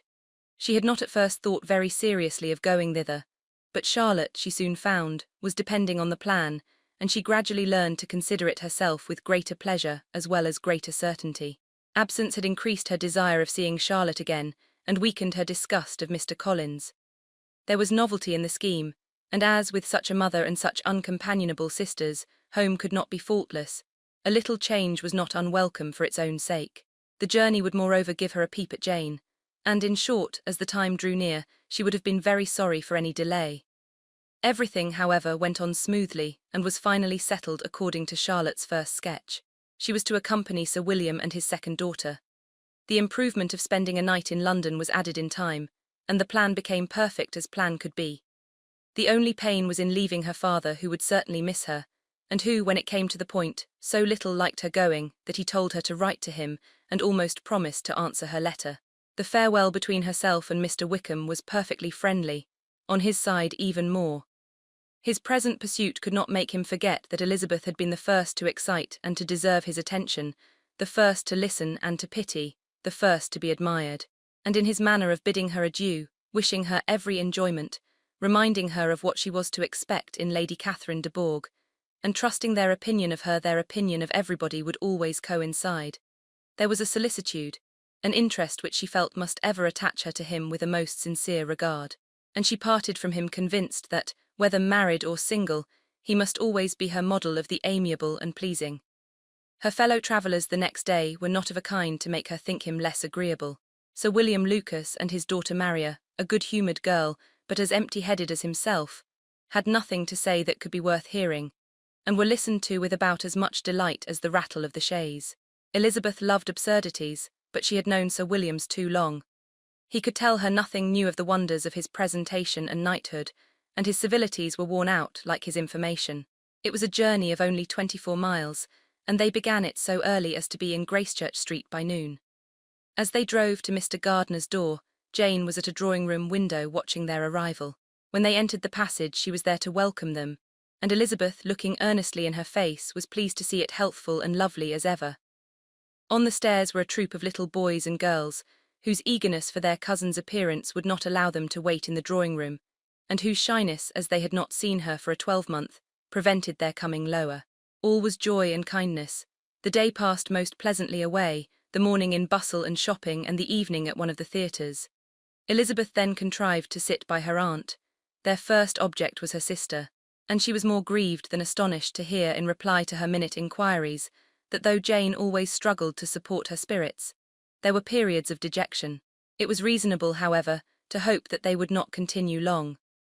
Mrs. Gardiner gave her the particulars also of Miss Bingley's visit in Gracechurch Street, and repeated conversations occurring at different times between Jane and herself, which proved that the former had, from her heart, given up the acquaintance. Mrs. Gardiner then rallied her niece on Wickham's desertion, and complimented her on bearing it so well. "But, my dear Elizabeth," she added, "what sort of girl is Miss King? I should be sorry to think our friend mercenary. Pray, my dear aunt, what is the difference in matrimonial affairs between the mercenary and the prudent motive? Where does discretion end and avarice begin? Last Christmas you were afraid of his marrying me because it would be imprudent, and now, because he is trying to get a girl with only £10,000, you want to find out that he is mercenary. If you will only tell me what sort of girl Miss King is, I shall know what to think. She is a very good kind of girl, I believe. I know no harm of her, but he paid her not the smallest attention till her grandfather's death made her mistress of this fortune. No, what should he? If it were not allowable for him to gain my affections because I had no money, what occasion could there be for making love to a girl whom he did not care about, and who was equally poor? But there seems an indelicacy in directing his attentions towards her so soon after this event. A man in distressed circumstances has not time for all those elegant decorums which other people may observe. If she does not object to it, why should we? Her not objecting does not justify him, it only shows her being deficient in something herself sense or feeling. Well, cried Elizabeth, have it as you choose. He shall be mercenary and she shall be foolish. No, Lizzie, that is what I do not choose. I should be sorry, you know, to think ill of a young man who has lived so long in Derbyshire. Oh, if that is all, I have a very poor opinion of young men who live in Derbyshire, and their intimate friends who live in Hertfordshire are not much better. I am sick of them all. Thank heaven. I am going tomorrow where I shall find a man who has not one agreeable quality, who has neither manner nor sense to recommend him. Stupid men are the only ones worth knowing after all. Take care, Lizzie. That speech savours strongly of disappointment. Before they were separated by the conclusion of the play, she had the unexpected happiness of an invitation to accompany her uncle and aunt in a tour of pleasure, which they proposed taking in the summer. We have not determined how far it shall carry us, said Mrs. Gardiner, but perhaps to the lakes. No scheme could have been more agreeable to Elizabeth, and her acceptance of the invitation was most ready and grateful. Oh, my dear, dear aunt, she rapturously cried, what delight, what felicity, you give me fresh life and vigour. Adieu to disappointment and spleen. What are young men to rocks and mountains? Oh, what hours of transport we shall spend. And when we do return, it shall not be like other travellers, without being able to give one accurate idea of anything. We will know where we have gone, we will recollect what we have seen. Lakes, mountains, and rivers shall not be jumbled together in our imaginations. Nor when we attempt to describe any particular scene, will we begin quarrelling about its relative situation. Let our first effusions be less insupportable than those of the generality of travellers. Chapter 28. Every object in the next day's journey was new and interesting to Elizabeth, and her spirits were in a state of enjoyment, for she had seen her sister looking so well as to banish all fear for her health, and the prospect of her northern tour was a constant source of delight. When they left the high road for the lane to Hunsford, every eye was in search of the parsonage, and every turning expected to bring it in view. The palings of Rosings Park was their boundary on one side. Elizabeth smiled at the recollection of all that she had heard of its inhabitants. At length the parsonage was discernible. The garden sloping to the road, the house standing in it, the green pales and the laurel hedge, everything declared they were arriving.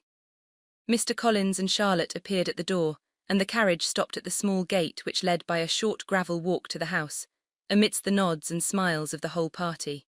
In a moment they were all out of the chaise, rejoicing at the sight of each other. Mrs. Collins welcomed her friend with the liveliest pleasure, and Elizabeth was more and more satisfied with coming when she found herself so affectionately received. She saw instantly that her cousin's manners were not altered by his marriage. His formal civility was just what it had been, and he detained her some minutes at the gate to hear and satisfy his inquiries after all her family.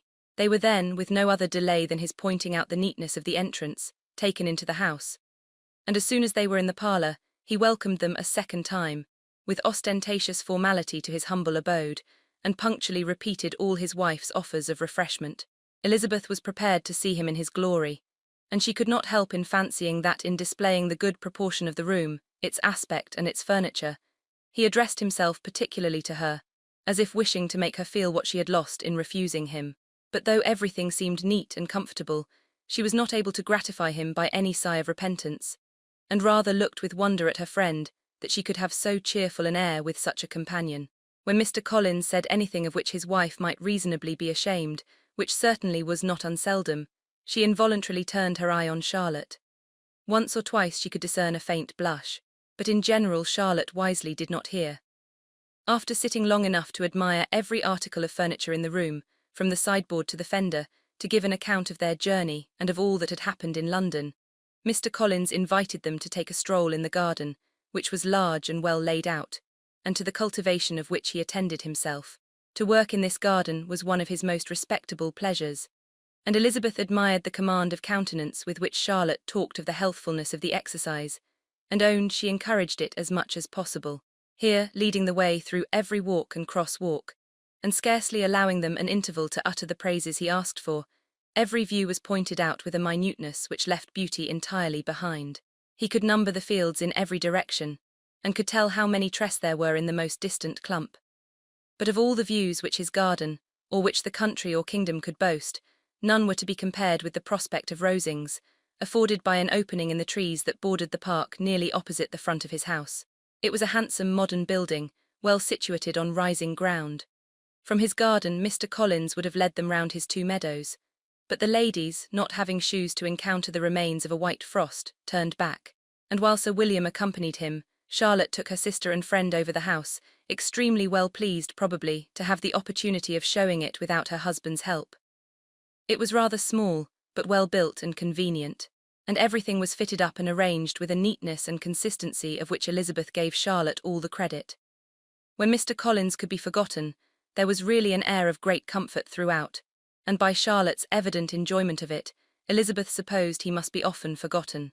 She had already learnt that Lady Catherine was still in the country. It was spoken of again while they were at dinner, when Mr. Collins, joining in, observed, "Yes, Miss Elizabeth, you will have the honour of seeing Lady Catherine de Bourgh on the ensuing Sunday at church, and I need not say you will be delighted with her. She is all affability and condescension, and I doubt not but you will be honoured with some portion of her notice when service is over. I have scarcely any hesitation in saying she will include you and my sister Maria in every invitation with which she honours us during your stay here. Her behaviour to my dear Charlotte is charming. We dine at Rosings twice every week and are never allowed to walk home. Her ladyship's carriage is regularly ordered for us. I should say one of her ladyship's carriages, for she has several. Lady Catherine is a very respectable, sensible woman indeed," added Charlotte, "and a most attentive neighbour." "Very true, my dear, that is exactly what I say. She is the sort of woman whom one cannot regard with too much deference." The evening was spent chiefly in talking over Hertfordshire news, and telling again what had already been written, and when it closed, Elizabeth, in the solitude of her chamber, had to meditate upon Charlotte's degree of contentment, to understand her address in guiding, and composure in bearing with, her husband, and to acknowledge that it was all done very well. She had also to anticipate how her visit would pass, the quiet tenor of their usual employments, the vexatious interruptions of Mr. Collins, and the gaieties of their intercourse with Rosings. A lively imagination soon settled it all. About the middle of the next day, as she was in her room getting ready for a walk, a sudden noise below seemed to speak the whole house in confusion, and after listening a moment, she heard somebody running upstairs in a violent hurry, and calling loudly after her.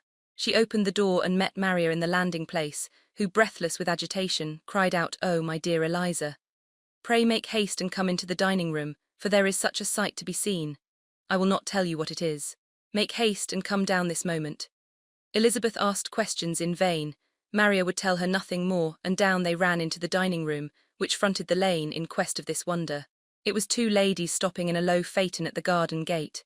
"And is this all?" cried Elizabeth.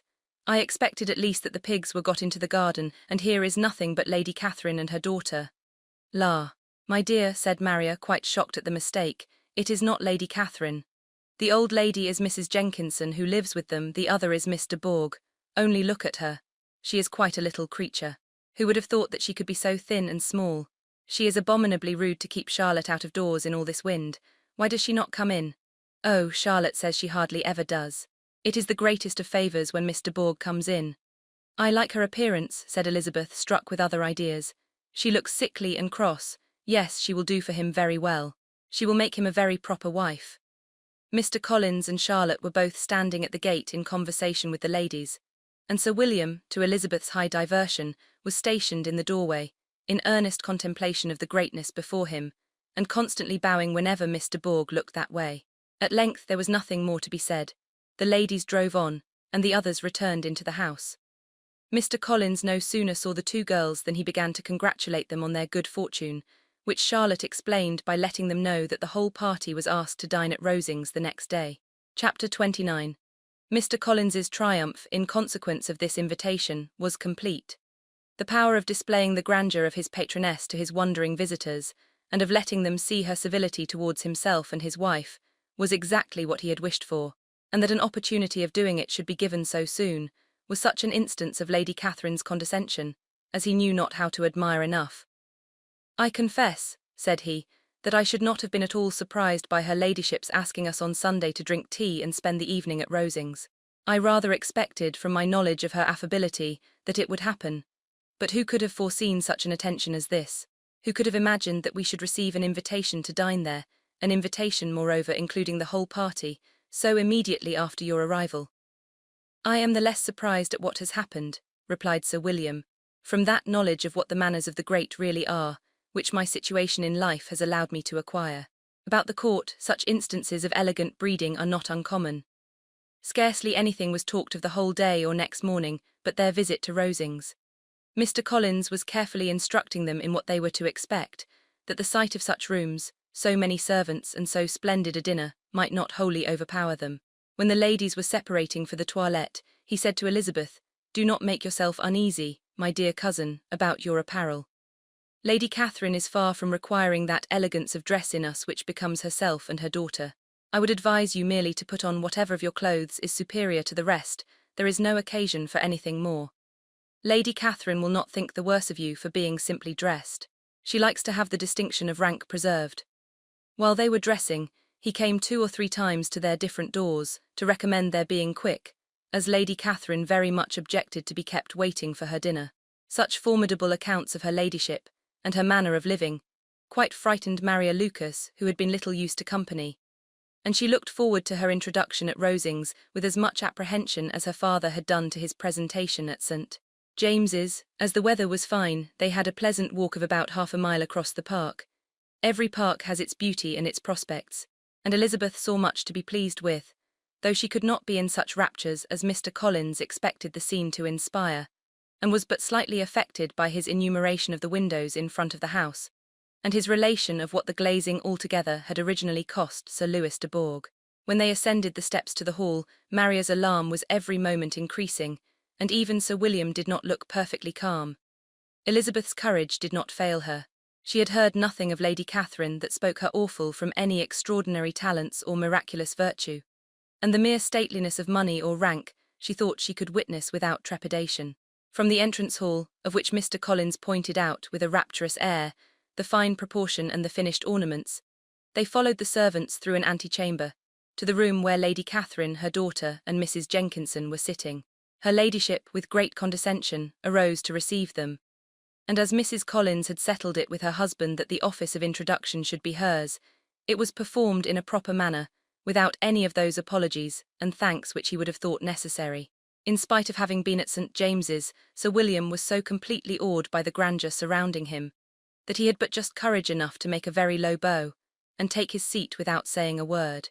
And his daughter, frightened almost out of her senses, sat on the edge of her chair, not knowing which way to look.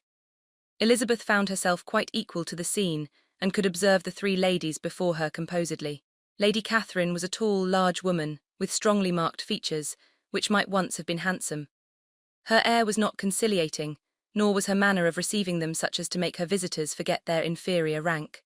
She was not rendered formidable by silence, but whatever she said was spoken in so authoritative a tone, as marked her self-importance, and brought Mr. Wickham immediately to Elizabeth's mind, and from the observation of the day altogether, she believed Lady Catherine to be exactly what he represented.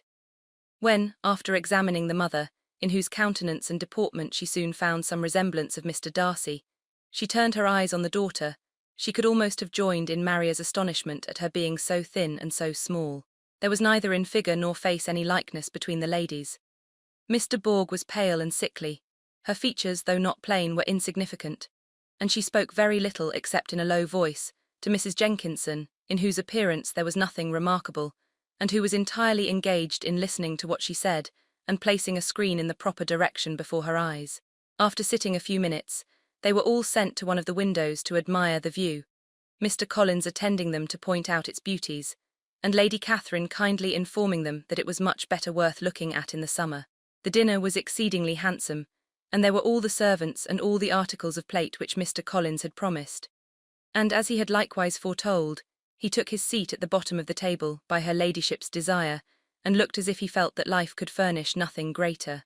He carved and ate and praised with delighted alacrity, and every dish was commended, first by him and then by Sir William, who was now enough recovered to echo whatever his son-in-law said, in a manner which Elizabeth wondered Lady Catherine could bear. But Lady Catherine seemed gratified by their excessive admiration, and gave most gracious smiles, especially when any dish on the table proved a novelty to them. The party did not supply much conversation. Elizabeth was ready to speak whenever there was an opening, but she was seated between Charlotte and Miss de Bourgh, the former of whom was engaged in listening to Lady Catherine, and the latter said not a word to her all dinner time. Mrs. Jenkinson was chiefly employed in watching how little Miss de Bourgh ate, pressing her to try some other dish, and fearing she was indisposed. Maria thought speaking out of the question, and the gentlemen did nothing but eat and admire. When the ladies returned to the drawing-room, there was little to be done but to hear Lady Catherine talk, which she did without any intermission till coffee came in, delivering her opinion on every subject in so decisive a manner, as proved that she was not used to have her judgment controverted. She inquired into Charlotte's domestic concerns familiarly and minutely, gave her a great deal of advice as to the management of them all, told her how everything ought to be regulated in so small a family as hers, and instructed her as to the care of her cows and her poultry. Elizabeth found that nothing was beneath this great lady's attention, which could furnish her with an occasion of dictating to others. In the intervals of her discourse with Mrs. Collins, she addressed a variety of questions to Maria and Elizabeth, but especially to the latter, of whose connections she knew the least, and who she observed to Mrs. Collins was a very genteel, pretty kind of girl.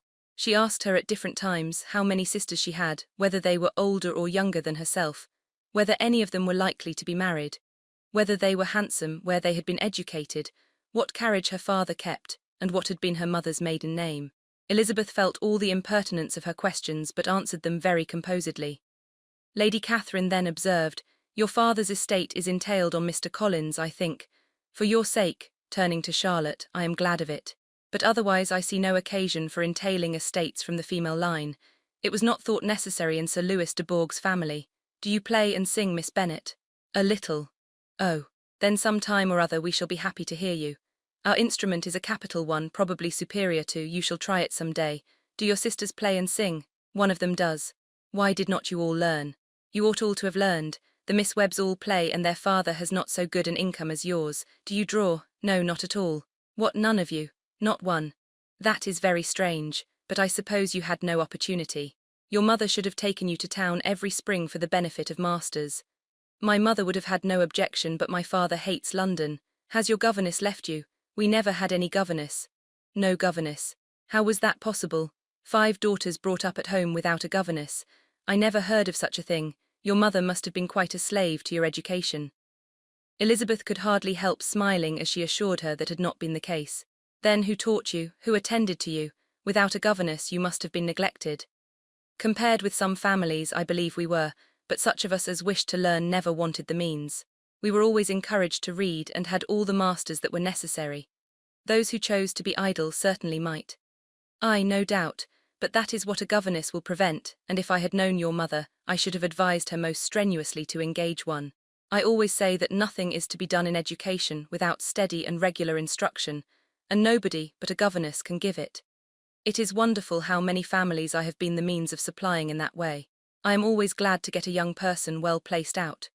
4 nieces of Mrs. Jenkinson are most delightfully situated through my means, and it was but the other day that I recommended another young person, who was merely accidentally mentioned to me, and the family are quite delighted with her.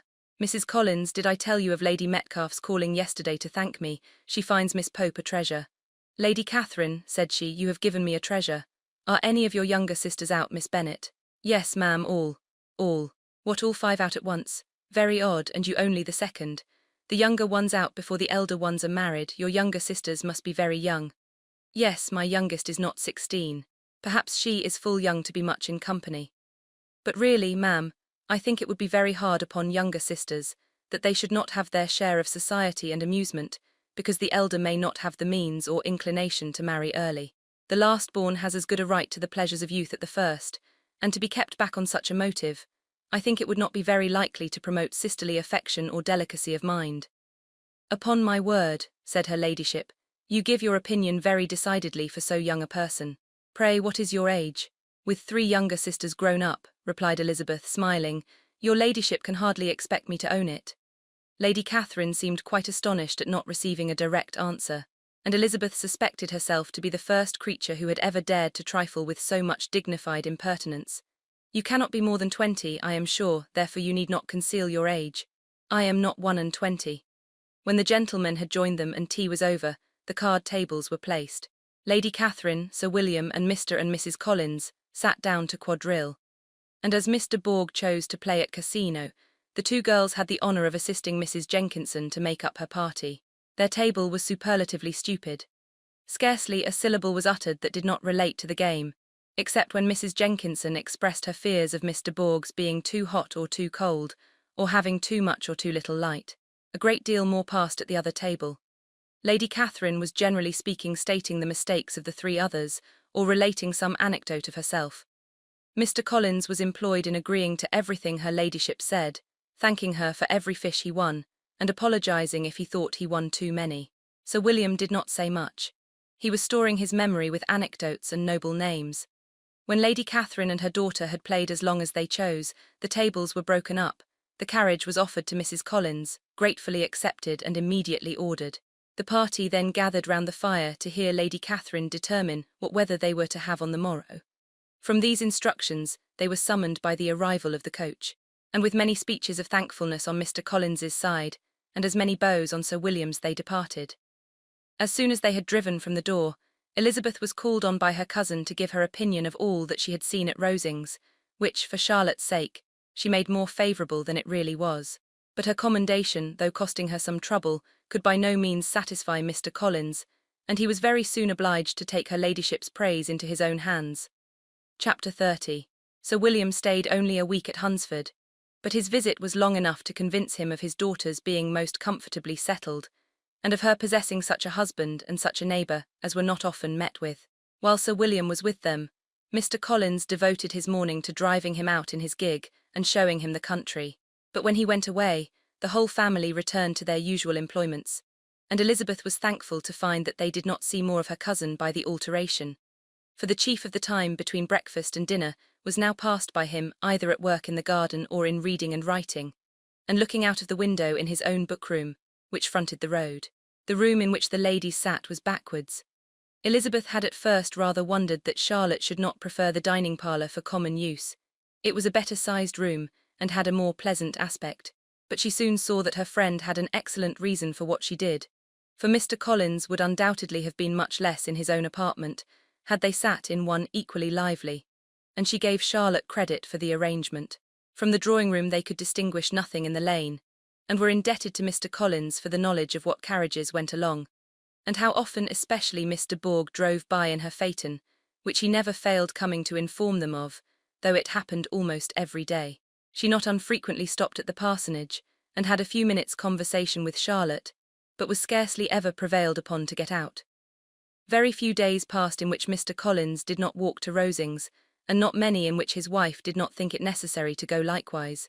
Until Elizabeth recollected that there might be other family livings to be disposed of, she could not understand the sacrifice of so many hours. Now and then they were honoured with a call from her ladyship, and nothing escaped her observation that was passing in the room during these visits.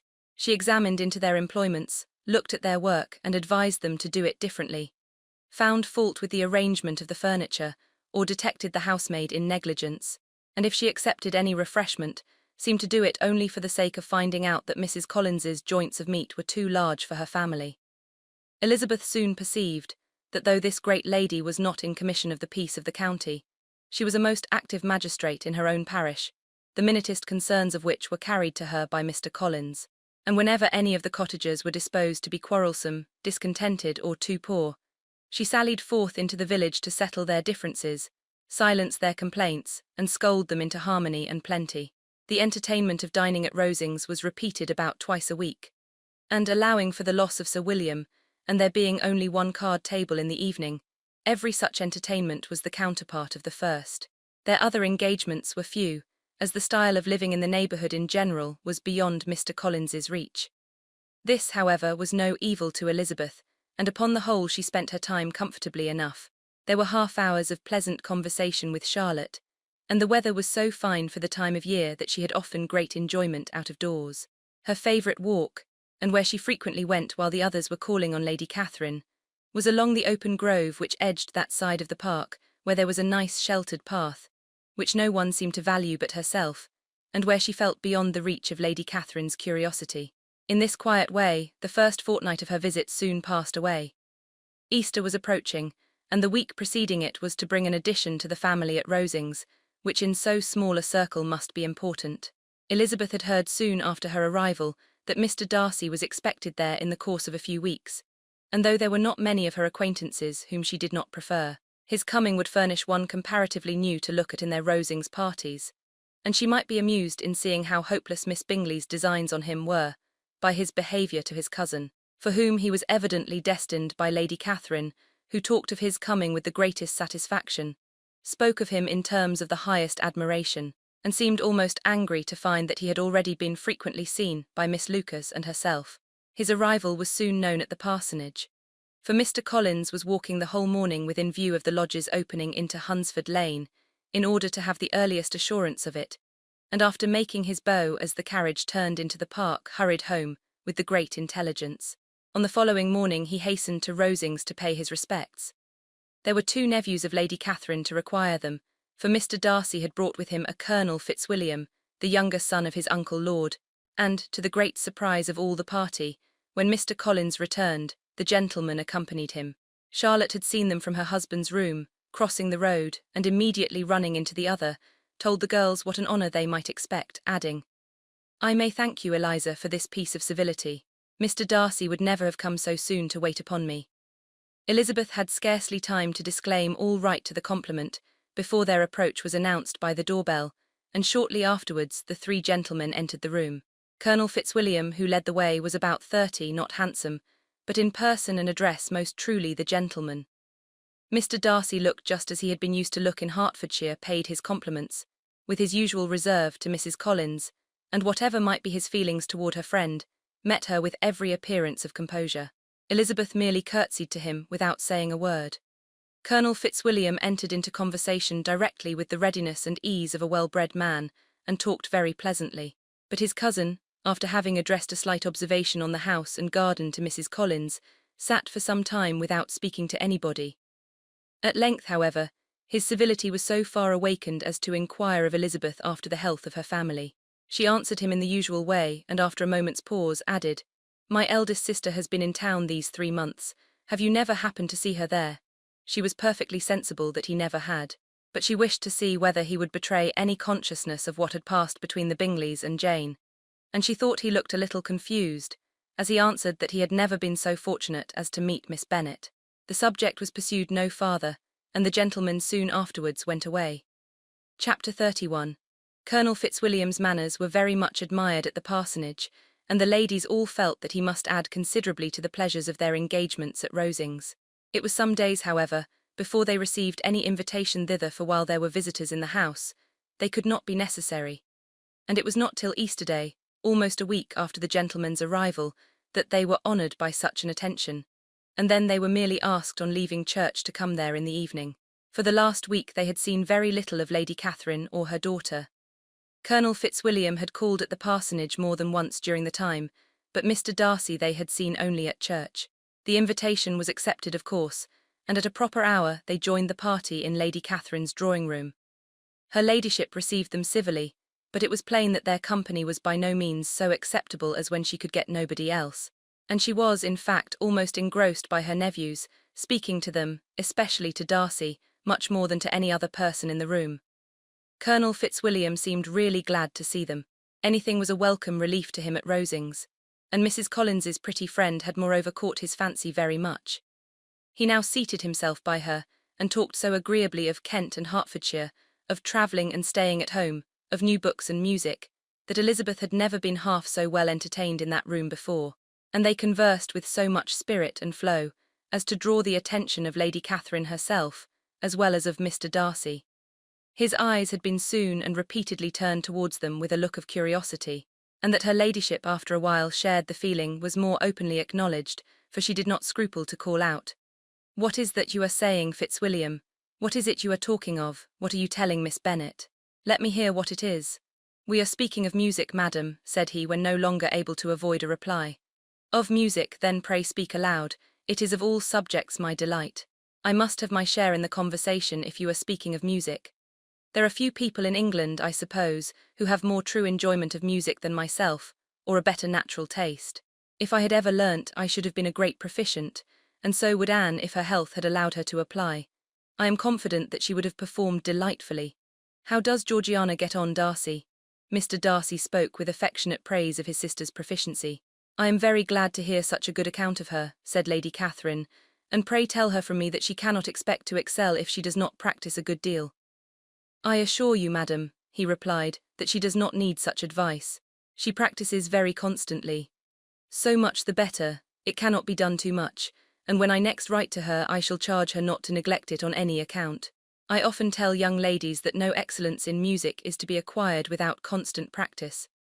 I have told Miss Bennet several times that she will never play really well unless she practices more, and though Mrs. Collins has no instrument, she is very welcome, as I have often told her, to come to Rosings every day and play on the pianoforte in Mrs. Jenkinson's room.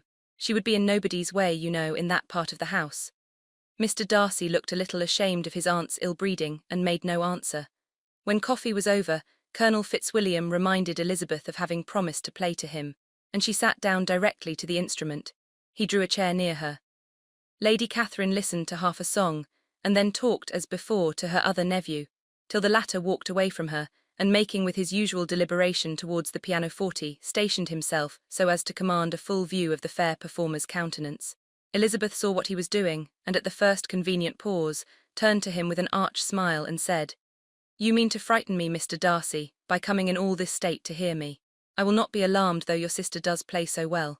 There is a stubbornness about me that never can bear to be frightened at the will of others. My courage always rises at every attempt to intimidate me." "I shall not say you are mistaken," he replied, "because you could not really believe me to entertain any design of alarming you, and I have had the pleasure of your acquaintance long enough to know that you find great enjoyment in occasionally professing opinions which in fact are not your own." Elizabeth laughed heartily at this picture of herself, and said to Colonel Fitzwilliam, "Your cousin will give you a very pretty notion of me, and teach you not to believe a word I say. I am particularly unlucky in meeting with a person so able to expose my real character, in a part of the world where I had hoped to pass myself off with some degree of credit.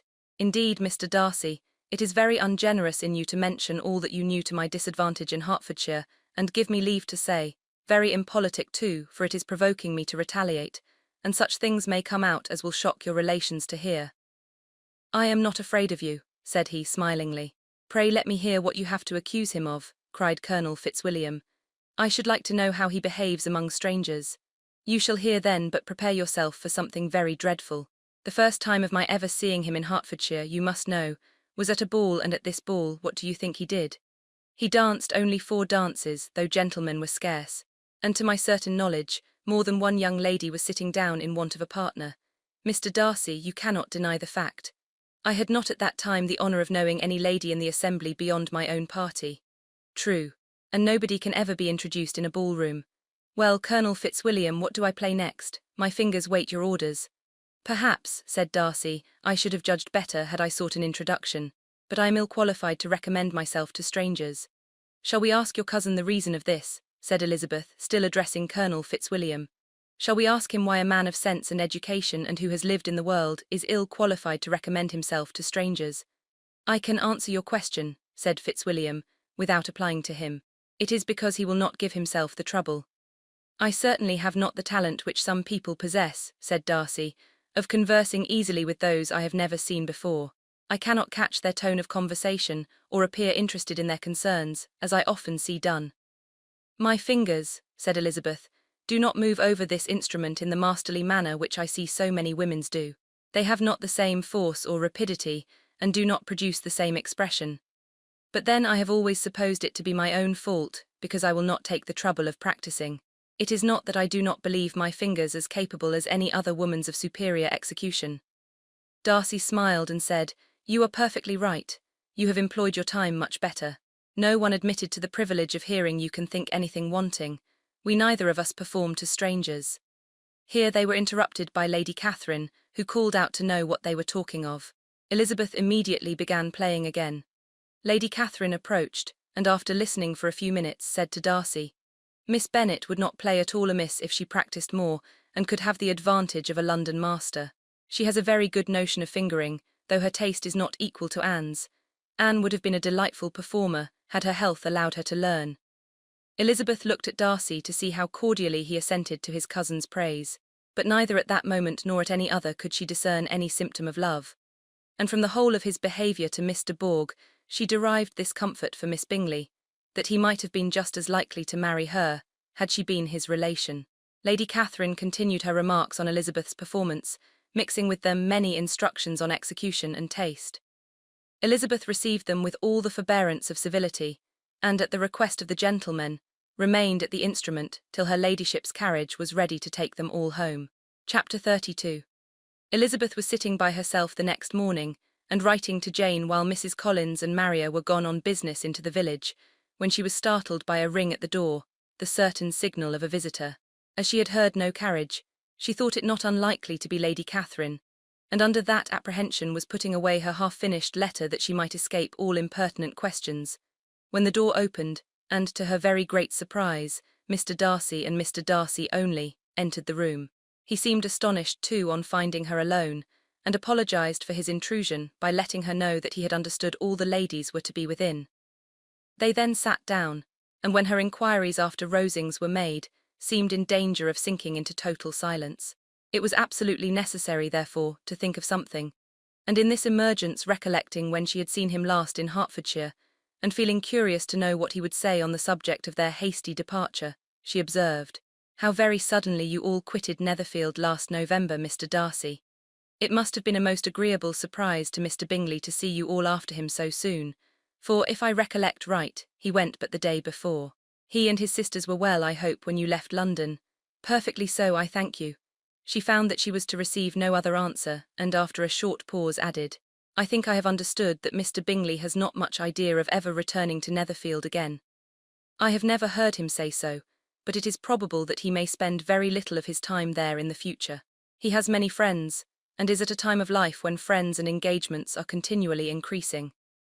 If he means to be but little at Netherfield, it would be better for the neighbourhood that he should give up the place entirely, for then we might possibly get a settled family there. But perhaps Mr. Bingley did not take the house so much for the convenience of the neighbourhood as for his own, and we must expect him to keep it or quit it on the same principle." "I should not be surprised," said Darcy, "if he were to give it up as soon as any eligible purchase offers." Elizabeth made no answer. She was afraid of talking longer of his friend, and, having nothing else to say, was now determined to leave the trouble of finding a subject to him. He took the hint, and soon began with, "This seems a very comfortable house. Lady Catherine, I believe, did a great deal to it when Mr. Collins first came to Hunsford." "I believe she did, and I am sure she could not have bestowed her kindness on a more grateful object. Mr. Collins appears to be very fortunate in his choice of a wife." "Yes, indeed, his friends may well rejoice in his having met with one of the very few sensible women who would have accepted him, or have made him happy if they had. My friend has an excellent understanding, though I am not certain that I consider her marrying Mr. Collins as the wisest thing she ever did. She seems perfectly happy, however, and in a prudential light it is certainly a very good match for her. It must be very agreeable for her to be settled within so easy a distance of her own family and friends." "An easy distance, do you call it? It is nearly 50 miles. And what is 50 miles of good road? Little more than half a day's journey. Yes, I call it a very easy distance." "I should never have considered the distance as one of the advantages of the match," cried Elizabeth. "I should never have said Mrs. Collins was settled near her family. It is a proof of your own attachment to Hertfordshire. Anything beyond the very neighbourhood of Longbourn, I suppose, would appear far." As he spoke there was a sort of smile which Elizabeth fancied she understood. He must be supposing her to be thinking of Jane and Netherfield, and she blushed as she answered, "I do not mean to say that a woman may not be settled too near her family. The far and the near must be relative, and depend on many varying circumstances. Where there is fortune to make the expenses of travelling unimportant, distance becomes no evil. But that is not the case here. Mr. and Mrs. Collins have a comfortable income, but not such a one as will allow of frequent journeys, and I am persuaded my friend would not call herself near her family under less than half the present distance." Mr. Darcy drew his chair a little towards her and said, "You cannot have a right to such very strong local attachment. You cannot have been always at Longbourn." Elizabeth looked surprised. The gentleman experienced some change of feeling. He drew back his chair, took a newspaper from the table, and glancing over it, said in a colder voice, "Are you pleased with Kent?" A short dialogue on the subject of the country ensued, on either side calm and concise, and soon put an end to by the entrance of Charlotte and her sister, just returned from her walk. The tete-a-tete surprised them. Mr. Darcy related the mistake which had occasioned his intruding on Miss Bennet, and after sitting a few minutes longer without saying much to anybody, went away. "What can be the meaning of this?" said Charlotte as soon as he was gone. "My dear Eliza, he must be in love with you, or he would never have called us in this familiar way." But when Elizabeth told of his silence, it did not seem very likely, even to Charlotte's wishes, to be the case. And after various conjectures, they could at last only suppose his visit to proceed from the difficulty of finding anything to do, which was the more probable from the time of year. All field sports were over. Within doors there was Lady Catherine, books, and a billiard table, but gentlemen cannot always be within doors. And in the nearness of the parsonage, or the pleasantness of the walk to it, or of the people who lived in it, the two cousins found a temptation from this period of walking thither almost every day. They called at various times of the morning, sometimes separately, sometimes together, and now and then accompanied by their aunt. It was plain to them all that Colonel Fitzwilliam came because he had pleasure in their society, a persuasion which of course recommended him still more, and Elizabeth was reminded by her own satisfaction in being with him, as well as by his evident admiration of her former favourite George Wickham. And though, in comparing them, she saw there was less captivating softness in Colonel Fitzwilliam's manners, she believed he might have the best informed mind. But why Mr. Darcy came so often to the parsonage, it was more difficult to understand. It could not be for society, as he frequently sat there 10 minutes together without opening his lips, and when he did speak, it seemed the effect of necessity rather than of choice, a sacrifice to propriety, not a pleasure to himself. He seldom appeared really animated. Mrs. Collins knew not what to make of him. Colonel Fitzwilliam's occasionally laughing at his stupidity proved that he was generally different, which her own knowledge of him could not have told her. And as she would like to have believed this changed the effect of love, and the object of that love her friend Eliza, she set herself seriously to work to find it out. She watched him whenever they were at Rosings, and whenever he came to Hunsford, but without much success. He certainly looked at her friend a great deal, but the expression of that look was disputable. It was an earnest, steadfast gaze, but she often doubted whether there were much admiration in it, and sometimes it seemed nothing but absence of mind. She had once or twice suggested to Elizabeth the possibility of his being partial to her, but Elizabeth always laughed at the idea, and Mrs. Collins did not think it right to press the subject, from the danger of raising expectations which might only end in disappointment. For in her opinion it admitted not of a doubt that all her friend's dislike would vanish, if she could suppose him to be in her power.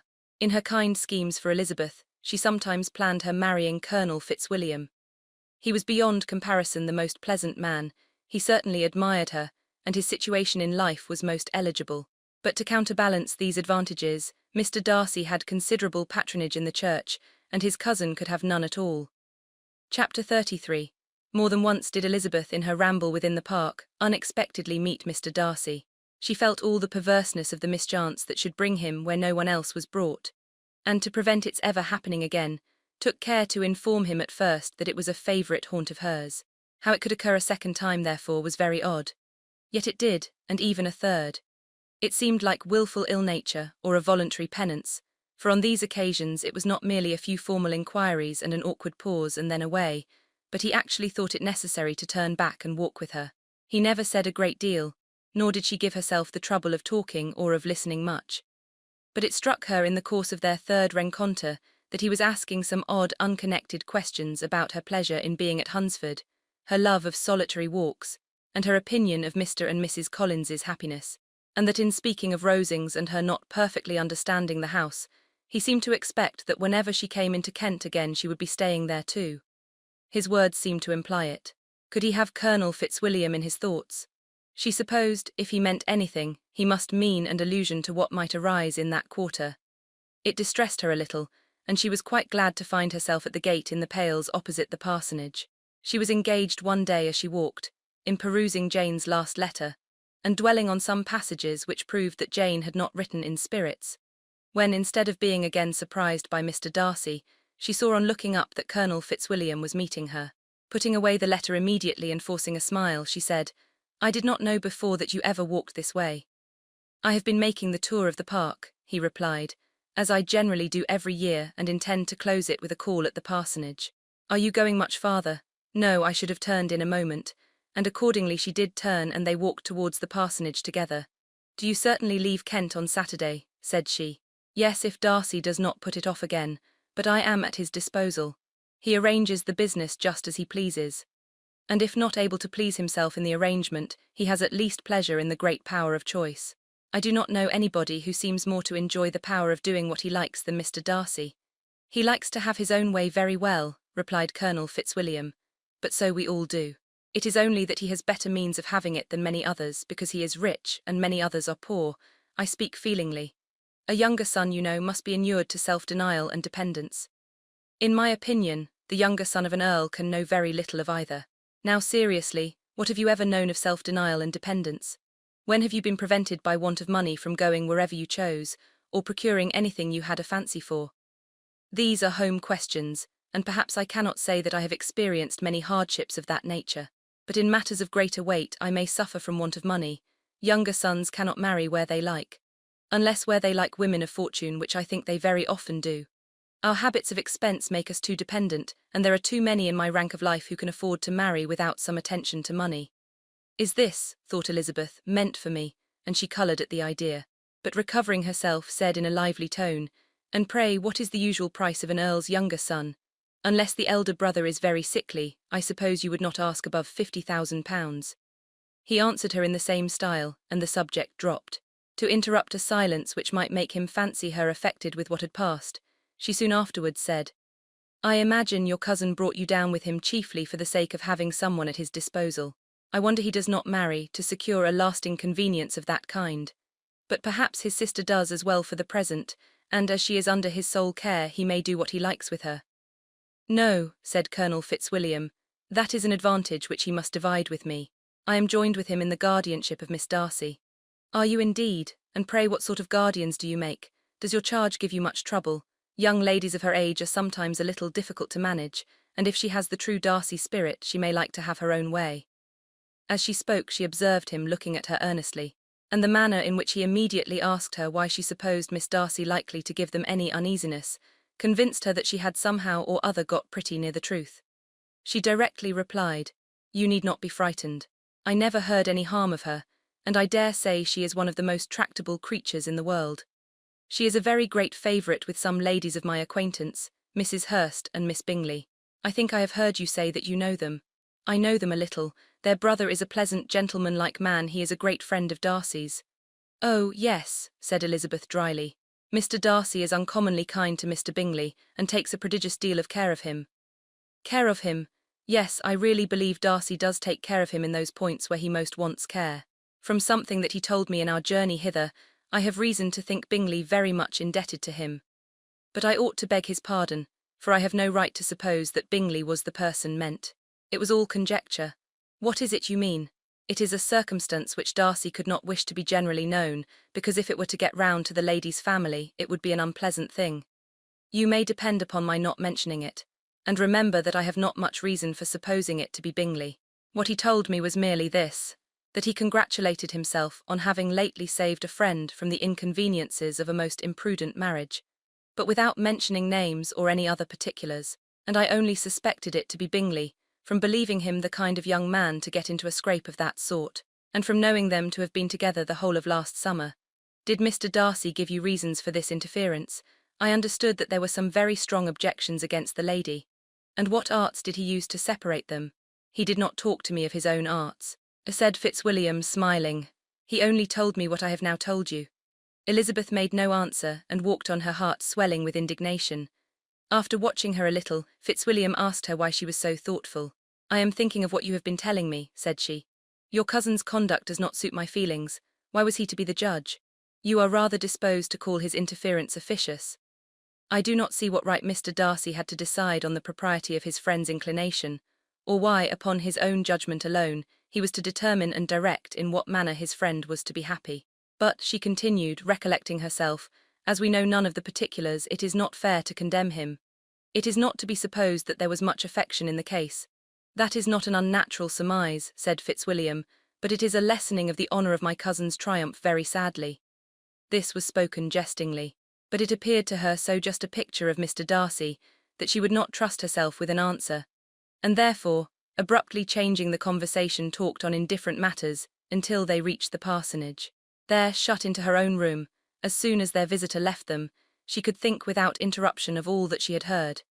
It was not to be supposed that any other people could be meant than those with whom she was connected. There could not exist in the world two men over whom Mr. Darcy could have such boundless influence. That he had been concerned in the measures taken to separate Bingley and Jane she had never doubted, but she had always attributed to Miss Bingley the principal design and arrangement of them. If his own vanity, however, did not mislead him, he was the cause, his pride and caprice were the cause, of all that Jane had suffered, and still continued to suffer. He had ruined for a while every hope of happiness for the most affectionate, generous heart in the world, and no one could say how lasting an evil he might have inflicted. There were some very strong objections against the lady, were Colonel Fitzwilliam's words, and those strong objections probably were her having one uncle who was a country attorney and another who was in business in London. To Jane herself, she exclaimed, there could be no possibility of objection. All loveliness and goodness as she is, her understanding excellent, her mind improved, and her manners captivating. Neither could anything be urged against my father, who, though with some peculiarities, has abilities Mr. Darcy himself need not disdain, and respectability which he will probably never each.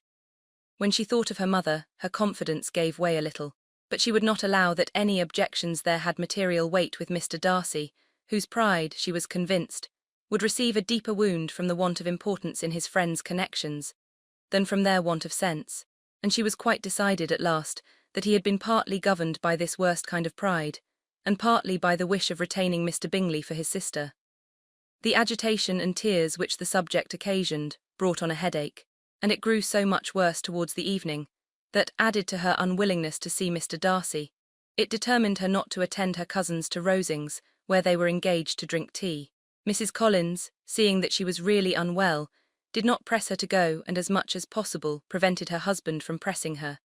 But Mr. Collins could not conceal his apprehension of Lady Catherine's being rather displeased by her staying at home. Chapter 34. When they were gone, Elizabeth, as if intending to exasperate herself as much as possible against Mr. Darcy, chose for her employment the examination of all the letters which Jane had written to her since her being in Kent.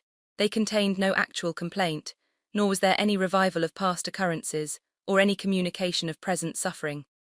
But in all, and in almost every line of each, there was a want of that cheerfulness which had been used to characterize her style, and which, proceeding from the serenity of a mind at ease with itself and kindly disposed towards everyone, had been scarcely ever clouded.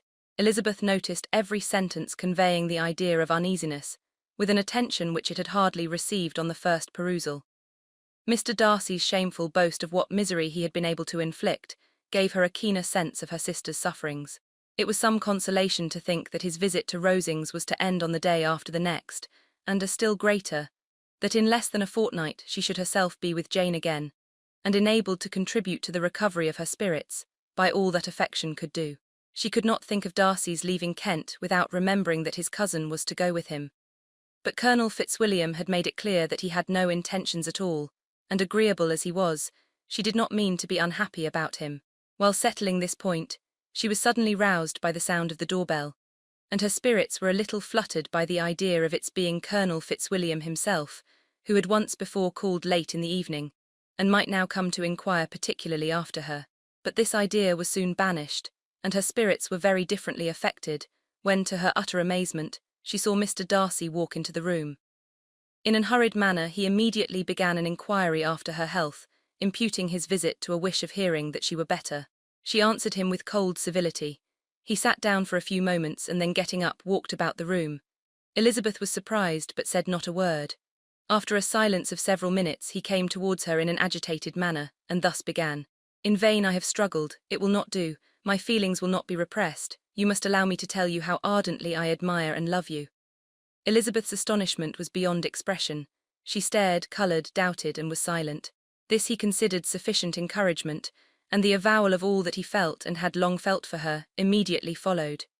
He spoke well, but there were feelings besides those of the heart to be detailed, and he was not more eloquent on the subject of tenderness than of pride.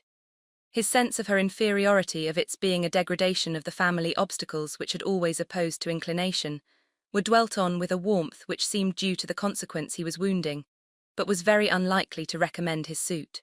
In spite of her deeply rooted dislike, she could not be insensible to the compliment of such a man's affection, and though her intentions did not vary for an instant, she was at first sorry for the pain he was to receive, till, roused to resentment by his subsequent language, she lost all compassion in anger. She tried, however, to compose herself to answer him with patience when he should have done. He concluded with representing to her the strength of that attachment which, in spite of all his endeavours, he had found impossible to conquer, and with expressing his hope that it would now be rewarded by her acceptance of his hand. As he said this, she could easily see that he had no doubt of a favourable answer. He spoke of apprehension and anxiety, but his countenance expressed real security. Such a circumstance could only exasperate farther, and when he ceased, the colour rose into her cheeks, and she said, "In such cases as this, it is, I believe, the established mode to express a sense of obligation for the sentiments avowed, however unequally they may be returned. It is natural that obligation should be felt, and if I could feel gratitude, I would now thank you. But I cannot. I have never desired your good opinion, and you have certainly bestowed it most unwillingly. I am sorry to have occasioned pain to anyone. It has been most unconsciously done, however, and I hope will be of short duration. The feelings which, you tell me, have long prevented the acknowledgement of your regard, can have little difficulty in overcoming it after this explanation." Mr. Darcy, who was leaning against the mantelpiece with his eyes fixed on her face, seemed to catch her words with no less resentment than surprise. His complexion became pale with anger, and the disturbance of his mind was visible in every feature. He was struggling for the appearance of composure, and would not open his lips till he believed himself to have attained it. The pause was to Elizabeth's feelings dreadful. At length, with a voice of forced calmness, he said, "And this is all the reply which I am to have the honour of expecting. I might perhaps wish to be informed why, with so little endeavour at civility, I am thus rejected, but it is of small importance." "I might as well inquire," replied she, "why, with so evident a desire of offending and insulting me, you chose to tell me that you liked me against your will, against your reason, and even against your character. Was not this some excuse for incivility if I was uncivil? But I have other provocations, you know I have. Had not my feelings decided against you, had they been indifferent, or had they even been favourable, do you think that any consideration would tempt me to accept the man who has been the means of ruining, perhaps for ever, the happiness of a most beloved sister?" As she pronounced these words, Mr. Darcy changed colour, but the emotion was short, and he listened without attempting to interrupt her while she continued, "I have every reason in the world to think ill of you. No motive can excuse the unjust and ungenerous part you acted there. You dare not, you cannot deny, that you have been the principal, if not the only means of dividing them from each other, of exposing one to the censure of the world for caprice and instability, and the other to its derision for disappointed hopes, and involving them both in misery of the acutest kind." She paused, and saw with no slight indignation that he was listening with an air which proved him wholly unmoved by any feeling of remorse. He even looked at her with a smile of affected incredulity. "Can you deny that you have done it?" she repeated. With assumed tranquillity he then replied, "I have no wish of denying that I did everything in my power to separate my friend from your sister, or that I rejoice in my success. Towards him I have been kinder than towards myself." Elizabeth disdained the appearance of noticing this civil reflection, but its meaning did not escape, nor was it likely to conciliate her. "But it is not merely this affair," she continued, "on which my dislike is founded. Long before it had taken place, my opinion of you was decided. Your character was unfolded in the recital which I received many months ago from Mr. Wickham. On this subject, what can you have to say? In what imaginary act of friendship can you here defend yourself, or under what misrepresentation can you here impose upon others?" "You take an eager interest in that gentleman's concerns," said Darcy, in a less tranquil tone, and with a heightened colour. "Who that knows what his misfortunes have been can help feeling an interest in him?" "His misfortunes," repeated Darcy contemptuously. "Yes, his misfortunes have been great indeed." "And of your infliction," cried Elizabeth with energy. "You have reduced him to his present state of poverty, comparative poverty. You have withheld the advantages which you must know to have been designed for him. You have deprived the best years of his life of that independence which was no less his due than his desert. You have done all this, and yet you can treat the mention of his misfortune with contempt and ridicule." "And this," cried Darcy as he walked with quick steps across the room, is your opinion of me. This is the estimation in which you hold me. I thank you for explaining it so fully. My faults, according to this calculation, are heavy indeed, but perhaps, added he, stopping in his walk and turning towards her, these offences might have been overlooked, had not your pride been hurt by my honest confession of the scruples that had long prevented my forming any serious design. These bitter accusations might have been suppressed, had I, with greater policy, concealed my struggles, and flattered you into the belief of my being impelled by unqualified, unalloyed inclination. By reason, by reflection, by everything. But disguise of every sort is my abhorrence. Nor am I ashamed of the feelings I related. They were natural and just. Could you expect me to rejoice in the inferiority of your connections, to congratulate myself on the hope of relations, whose condition in life is so decidedly beneath my own? Elizabeth felt herself growing more angry every moment, yet she tried to the utmost to speak with composure when she said, "You are mistaken, Mr. Darcy, if you suppose that the mode of your declaration affected me in any other way, than as it spared the concern which I might have felt in refusing you, had you behaved in a more gentlemanlike manner."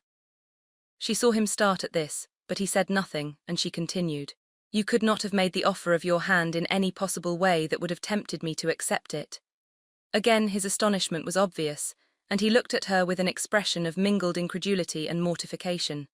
She went on, "From the very beginning, from the first moment, I may almost say of my acquaintance with you, your manners, impressing me with the fullest belief of your arrogance, your conceit, and your selfish disdain of the feelings of others, were such as to form the groundwork of disapprobation on which succeeding events have built so immovable a dislike. And I had not known you a month before I felt that you were the last man in the world whom I could ever be prevailed on to marry. You have said quite enough, madam. I perfectly comprehend your feelings, and have now only to be ashamed of what my own have been. Forgive me for having taken up so much of your time, and accept my best wishes for your health and happiness." And with these words he hastily left the room, and Elizabeth heard him the next moment open the front door and quit the house. The tumult of her mind was now painfully great. She knew not how to support herself, and from actual weakness sat down and cried for half an hour. Her astonishment, as she reflected on what had passed, was increased by every review of it, that she should receive an offer of marriage from Mr. Darcy, that he should have been in love with her for so many months, so much in love as to wish to marry her in spite of all the objections which had made him prevent his friends marrying her sister, and which must appear at least with equal force in his own case, was almost incredible. It was gratifying to have inspired unconsciously so strong an affection, but his pride, his abominable pride, his shameless avowal of what he had done with respect to Jane, his unpardonable assurance in acknowledging, though he could not justify it, and the unfeeling manner in which he had mentioned Mr. Wickham, his cruelty towards whom he had not attempted to deny, soon overcame the pity which the consideration of his attachment had for a moment excited. She continued in very agitated reflections till the sound of Lady Catherine's carriage made her feel how unequal she was to encounter Charlotte's observation, and hurried her away to her room. Chapter 35. Elizabeth awoke the next morning to the same thoughts and meditations which had at length closed her eyes. She could not yet recover from the surprise of what had happened. It was impossible to think of anything else, and totally indisposed for employment, she resolved soon after breakfast to indulge herself in air and exercise. She was proceeding directly to her favourite walk, when the recollection of Mr. Darcy's sometimes coming there stopped her, and instead of entering the park, she turned up the lane, which led farther from the turnpike road. The park paling was still the boundary on one side, and she soon passed one of the gates into the ground. After walking 2 or 3 times along that part of the lane, she was tempted, by the pleasantness of the morning, to stop at the gates and look into the park. The 5 weeks which she had now passed in Kent had made a great difference in the country, and every day was adding to the verdure of the early trees. She was on the point of continuing her walk, when she caught a glimpse of a gentleman within the sort of grove which edged the park. He was moving that way, and, fearful of its being Mr. Darcy, she was directly retreating. But the person who advanced was now near enough to see her, and stepping forward with eagerness, pronounced her name. She had turned away, but on hearing herself called, though in a voice which proved it to be Mr. Darcy, she moved again towards the gate. He had by that time reached it also, and holding out a letter which she instinctively took, said, with a look of haughty composure, "I have been walking in the grove some time in the hope of meeting you. Will you do me the honour of reading that letter?" And then, with a slight bow, turned again into the plantation, and was soon out of sight. With no expectation of pleasure, but with the strongest curiosity, Elizabeth opened the letter, and to her still increasing wonder, perceived an envelope containing 2 sheets of letter paper, written quite through, in a very close hand. The envelope itself was likewise full. Pursuing her way along the lane, she then began it. It was dated from Rosings at 8 o'clock in the morning, and was as follows. Be not alarmed, madam, on receiving this letter, by the apprehension of its containing any repetition of those sentiments or renewal of those offers which were last night so disgusting to you. I write without any intention of paining you or humbling myself, by dwelling on wishes which, for the happiness of both, cannot be too soon forgotten. And the effort which the formation and the perusal of this letter must occasion should have been spared, had not my character required it to be written and read. You must therefore pardon the freedom with which I demand your attention. Your feelings, I know, will bestow it unwillingly, but I demand it of your justice. 2 offences of a very different nature, and by no means of equal magnitude, you last night laid to my charge.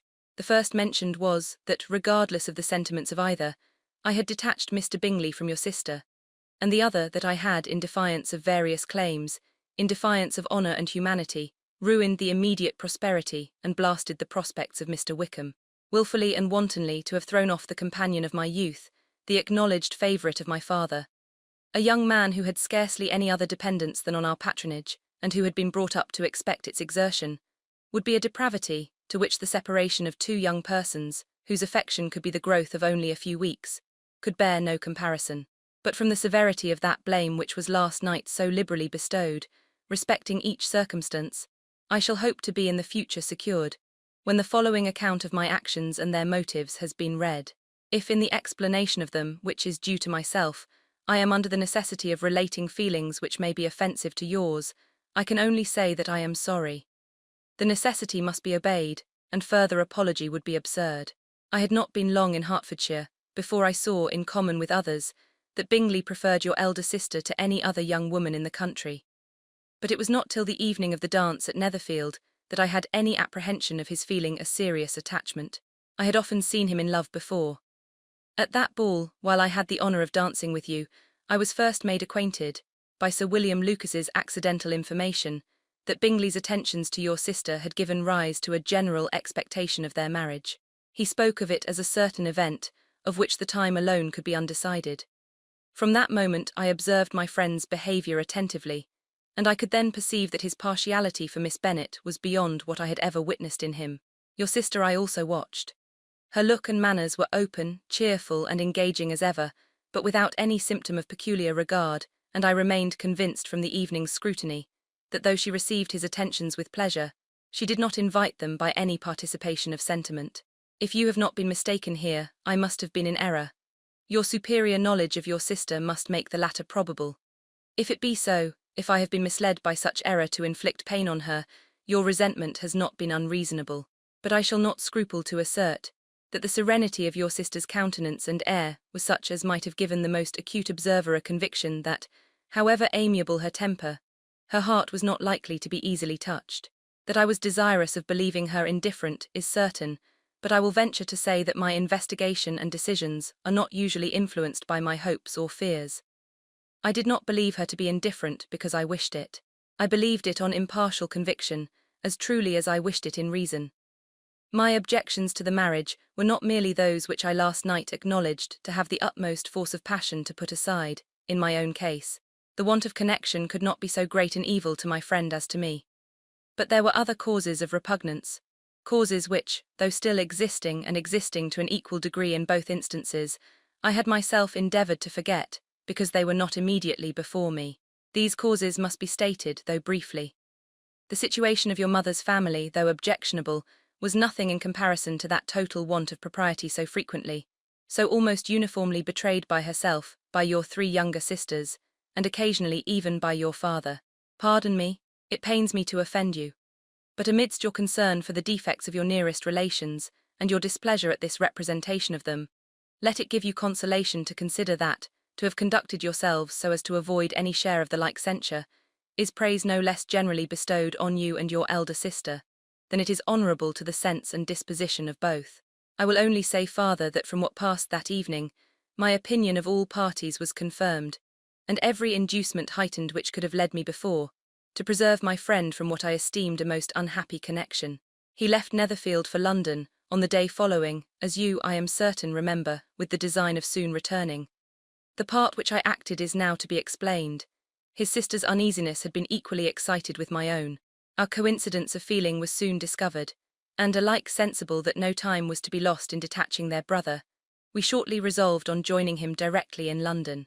We accordingly went, and there I readily engaged in the office of pointing out to my friend the certain evils of such a choice. I described and enforced them earnestly. But however this remonstrance might have staggered or delayed his determination, I do not suppose that it would ultimately have prevented the marriage, had it not been seconded by the assurance that I hesitated not in giving, of your sister's indifference. He had before believed her to return his affection with sincere, if not with equal regard. But Bingley has great natural modesty, with a stronger dependence on my judgment than on his own. To convince him, therefore, that he had deceived himself was no very difficult point. To persuade him against returning into Hertfordshire, when that conviction had been given, was scarcely the work of a moment. I cannot blame myself for having done thus much. There is but one part of my conduct in the whole affair on which I do not reflect with satisfaction. It is that I condescended to adopt the measures of art so far as to conceal from him your sister's being in town. I knew it myself, as it was known to Miss Bingley, but her brother is even yet ignorant of it. That they might have met without ill consequence is perhaps probable, but his regard did not appear to me enough extinguished for him to see her without some danger. Perhaps this concealment, this disguise was beneath me. It is done, however, and it was done for the best. On this subject I have nothing more to say, no other apology to offer. If I have wounded your sister's feelings, it was unknowingly done, and though the motives which governed me may to you very naturally appear insufficient, I have not yet learnt to condemn them.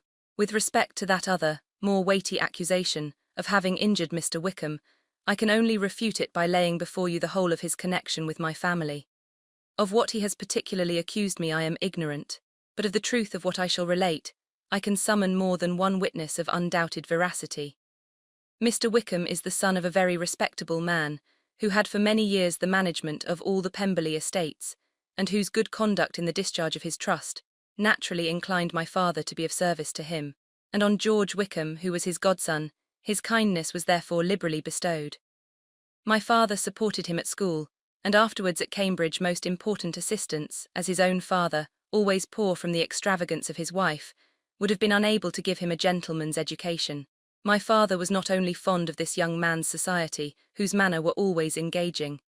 He had also the highest opinion of him, and hoping the church would be his profession, intended to provide for him in it. As for myself, it is many, many years since I first began to think of him in a very different manner. The vicious propensities, the want of principle, which he was careful to guard from the knowledge of his best friend, could not escape the observation of a young man of nearly the same age with himself, and who had opportunities of seeing him in unguarded moments, which Mr. Darcy could not have. Here again shall give you pain to what degree you only can tell. But whatever may be the sentiments which Mr. Wickham has created, a suspicion of their nature shall not prevent me from unfolding his real character. It adds even another motive. My excellent father died about 5 years ago, and his attachment to Mr. Wickham was to the last so steady, that in his will he particularly recommended it to me, to promote his advancement in the best manner that his profession might allow, and if he took orders, desired that a valuable family living might be his as soon as it became vacant. There was also a legacy of £1,000. His own father did not long survive mine, and within half a year from these events, Mr. Wickham wrote to inform me that, having finally resolved against taking orders, he hoped I should not think it unreasonable for him to expect some more immediate pecuniary advantage, in lieu of the preferment, by which he could not be benefited. He had some intention, he added, of studying law, and I must be aware that the interest of £1,000 would be a very insufficient support therein.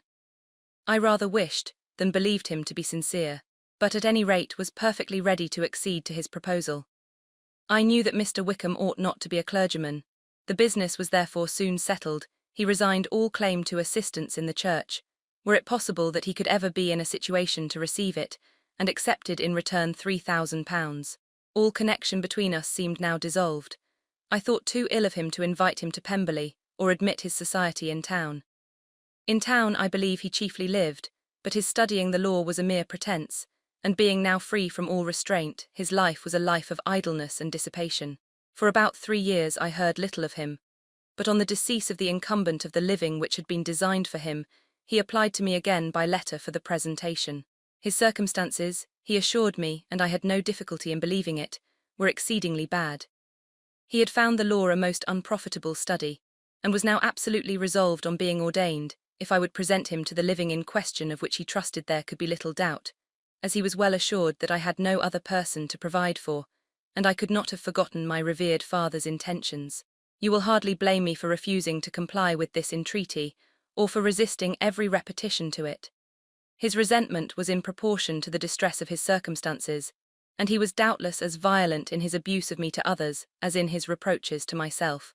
After this period every appearance of acquaintance was dropped. How he lived I know not, but last summer he was again most painfully obtruded on my notice. I must now mention a circumstance which I would wish to forget myself, and which no obligation less than the present should induce me to unfold to any human being. Having said thus much, I feel no doubt of your secrecy. My sister, who is more than 10 years my junior, was left to the guardianship of my mother's nephew, Colonel Fitzwilliam, and myself. About a year ago she was taken from school, and an establishment formed for her in London. And last summer she went with the lady who presided over it to Ramsgate, and thither also went Mr. Wickham, undoubtedly by design, for there proved to have been a prior acquaintance between him and Mrs. Young, in whose character we were most unhappily deceived. And by her connivance and aid, he so far recommended himself to Georgiana, whose affectionate heart retained a strong impression of his kindness to her as a child, that she was persuaded to believe herself in love, and to consent to an elopement. She was then but 15, which must be her excuse, and after stating her imprudence I am happy to add that I owed the knowledge of it to herself. I joined them unexpectedly a day or two before the intended elopement, and then Georgiana, unable to support the idea of grieving and offending a brother whom she almost looked up to as a father, acknowledged the whole to me. You may imagine what I felt and how I acted. Regard for my sister's credit and feelings prevented any public exposure, but I wrote to Mr. Wickham, who left the place immediately, and Mrs. Young was of course removed from her charge. Mr. Wickham's chief object was unquestionably my sister's fortune, which is £30,000, but I cannot help supposing that the hope of revenging himself on me was a strong inducement. His revenge would have been complete indeed. This, madam, is a faithful narrative of every event in which we have been concerned together, and if you do not absolutely reject it as false, you will, I hope, acquit me henceforth of cruelty towards Mr. Wickham. I know not in what manner, under what form of falsehood he had imposed on you, but his success is not perhaps to be wondered at. Ignorant as you previously were of everything concerning either, detection could not be in your power, and suspicion certainly not in your inclination. You may possibly wonder why all this was not told you last night, but I was not then master enough of myself to know what could or ought to be revealed. For the truth of everything here related, I can appeal more particularly to the testimony of Colonel Fitzwilliam, who, from our near relationship and constant intimacy, and, still more, as one of the executors of my father's will, has been unavoidably acquainted with every particular of these transactions. If your abhorrence of me should make my assertions valueless, you cannot be prevented by the same cause from confiding in my cousin, and that there may be the possibility of consulting him, I shall endeavour to find some opportunity of putting this letter in your hands in the course of the morning. I will only add, God bless you. FITZWLLIMDARCY, Chapter 36. If Elizabeth, when Mr. Darcy gave her the letter, did not expect it to contain a renewal of his offers, she had formed no expectation at all of its contents. But such as they were, it may well be supposed how eagerly she went through them, and what a contrariety of emotion they excited. Her feelings as she read were scarcely to be defined. With amazement did she first understand that he believed any apology to be in his power, and steadfastly was she persuaded that he could have no explanation to give, which a just sense of shame would not conceal. With a strong prejudice against everything he might say, she began his account of what had happened at Netherfield. She read with an eagerness which hardly left her power of comprehension, and from impatience of knowing what the next sentence might bring, was incapable of attending to the sense of the one before her eyes. His belief of her sister's insensibility she instantly resolved to be false, and his account of the real, the worst objections to the match, made her too angry to have any wish of doing him justice. He expressed no regret for what he had done which satisfied her. His style was not penitent but haughty. It was all pride and insolence. But when this subject was succeeded by his account of Mr. Wickham, when she read with somewhat clearer attention, a relation of events which, if true, must overthrow every cherished opinion of his worth, and which bore so alarming an affinity to his own history of himself, her feelings were yet more acutely painful and more difficult of definition. Astonishment, apprehension, and even horror oppressed her. She wished to discredit it entirely, repeatedly exclaiming, "This must be false, this cannot be, this must be the grossest falsehood." And when she had gone through the whole letter, though scarcely knowing anything of the last page or two, put it hastily away, protesting that she would not regard it, that she would never look in it again. In this perturbed state of mind, with thoughts that could rest on nothing, she walked on. But it would not do. In half a minute the letter was unfolded again, and collecting herself as well as she could, she again began the mortifying perusal of all that related to Wickham, and commanded herself so far as to examine the meaning of every sentence. The account of his connection with the Pemberley family was exactly what he had related himself, and the kindness of the late Mr. Darcy, though she had not before known its extent, agreed equally well with his own words. So far each recital confirmed the other, but when she came to the will, the difference was great. What Wickham had said of the living was fresh in her memory, and as she recalled his very words, it was impossible not to feel that there was gross duplicity on one side or the other, and for a few moments she flattered herself that her wishes did not err. But when she read and reread with the closest attention the particulars immediately following of Wickham's resigning all pretensions to the living, of his receiving in lieu so considerable a sum as £3,000, again was she forced to hesitate. She put down the letter, weighed every circumstance with what she meant to be impartiality, deliberated on the probability of each statement, but with little success. On both sides it was only assertion.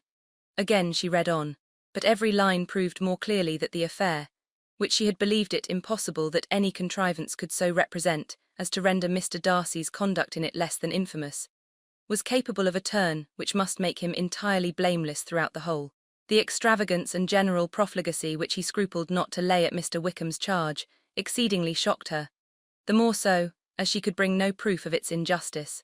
She had never heard of him before his entrance into the shire militia, in which he had engaged at the persuasion of the young man who, on meeting him accidentally in town, had there renewed a slight acquaintance. Of his former way of life nothing had been known in Hertfordshire but what he told himself.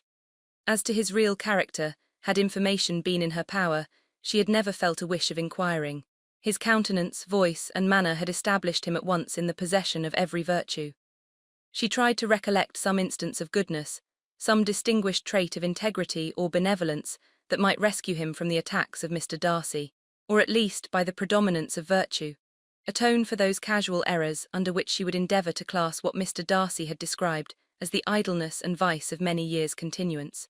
But no such recollection befriended her. She could see him instantly before her, in every charm of air and address, but she could remember no more substantial good than the general approbation of the neighbourhood, and the regard which his social powers had gained him in the mess. After pausing on this point a considerable while, she once more continued to read. But, alas! The story which followed of his designs on Miss Darcy received some confirmation from what had passed between Colonel Fitzwilliam and herself only the morning before, and at last she was referred for the truth of every particular to Colonel Fitzwilliam himself, from whom she had previously received the information of his near concern in all his cousin's affairs, and whose character she had no reason to question. At one time she had almost resolved on applying to him, but the idea was checked by the awkwardness of the application, and at length wholly banished by the conviction that Mr. Darcy would never have hazarded such a proposal if he had not been well assured of his cousin's corroboration. She perfectly remembered everything that had passed in conversation between Wickham and herself in their first evening at Mr. Phillips's. Many of his expressions were still fresh in her memory. She was now struck with the impropriety of such communications to a stranger, and wondered it had escaped her before. She saw the indelicacy of putting himself forward as he had done, and the inconsistency of his professions with his conduct. She remembered that he had boasted of having no fear of seeing Mr. Darcy, that Mr. Darcy might leave the country, but that he should stand his ground. Yet he had avoided the Netherfield ball the very next week. She remembered also that, till the Netherfield family had quitted the country, he had told his story to no one but herself, but that after their removal it had been everywhere discussed, that he had then no reserves, no scruples in sinking Mr. Darcy's character, though he had assured her that respect for the father would always prevent his exposing the son. How differently did everything now appear in which he was concerned. His attentions to Miss King were now the consequence of views solely and hatefully mercenary, and the mediocrity of her fortune proved no longer the moderation of his wishes, but his eagerness to grasp at anything. His behaviour to herself could now have had no tolerable motive. He had either been deceived with regard to her fortune, or had been gratifying his vanity by encouraging the preference which she believed she had most incautiously shown. Every lingering struggle in his favour grew fainter and fainter, and in farther justification of Mr. Darcy, she could not but allow Mr. Bingley, when questioned by Jane, had long ago asserted his blamelessness in the affair. That proud and repulsive as were his manners, she had never, in the whole course of their acquaintance, an acquaintance which had latterly brought them much together, and given her a sort of intimacy with his ways, seen anything that betrayed him to be unprincipled or unjust, anything that spoke him of irreligious or immoral habits. That among his own connections he was esteemed and valued, that even Wickham had allowed him merit as a brother, and that she had often heard him speak so affectionately of his sister as to prove him capable of some amiable feeling. That had his actions been what Mr. Wickham represented them, so gross a violation of everything right could hardly have been concealed from the world. And that friendship between a person capable of it, and such an amiable man as Mr. Bingley, was incomprehensible. She grew absolutely ashamed of herself. Of neither Darcy nor Wickham could she think without feeling she had been blind, partial, prejudiced, absurd. "How despicably I have acted," she cried. "I who have prided myself on my discernment, I who have valued myself on my abilities, who have often disdained the generous candour of my sister, and gratified my vanity in useless or blamable mistrust. How humiliating is this discovery, yet how just a humiliation. Had I been in love, I could not have been more wretchedly blind, but vanity, not love, has been my folly. Pleased with the preference of one, and offended by the neglect of the other, on the very beginning of our acquaintance, I have courted prepossession and ignorance, and driven reason away, where either were concerned. Till this moment I never knew myself.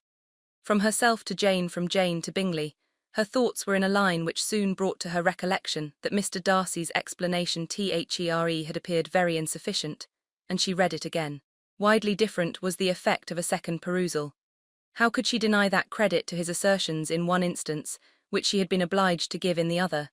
He declared himself to be totally unsuspicious of her sister's attachment, and she could not help remembering what Charlotte's opinion had always been. Neither could she deny the justice of his description of Jane. She felt that Jane's feelings, though fervent, were little displayed, and that there was a constant complacency in her air and manner not often united with great sensibility. When she came to that part of the letter in which her family were mentioned in terms of such mortifying, yet merited reproach, her sense of shame was severe. The justice of the charge struck her too forcibly for denial, and the circumstances to which he particularly alluded as having passed at the Netherfield ball, and as confirming all his first disapprobation, could not have made a stronger impression on his mind than on hers. The compliment to herself and her sister was not unfelt. It soothed, but it could not console her for the contempt which had thus been self-attracted by the rest of her family, and as she considered that Jane's disappointment had in fact been the work of her nearest relations, and reflected how materially the credit of both must be hurt by such impropriety of conduct, she felt depressed beyond anything she had ever known before. After wandering along the lane for 2 hours, giving way to every variety of thought, reconsidering events, determining probabilities, and reconciling herself, as well as she could, to a change so sudden and so important, fatigue and a recollection of her long absence made her at length return home, and she entered the house with the wish of appearing cheerful as usual, and the resolution of repressing such reflections as must make her unfit for conversation.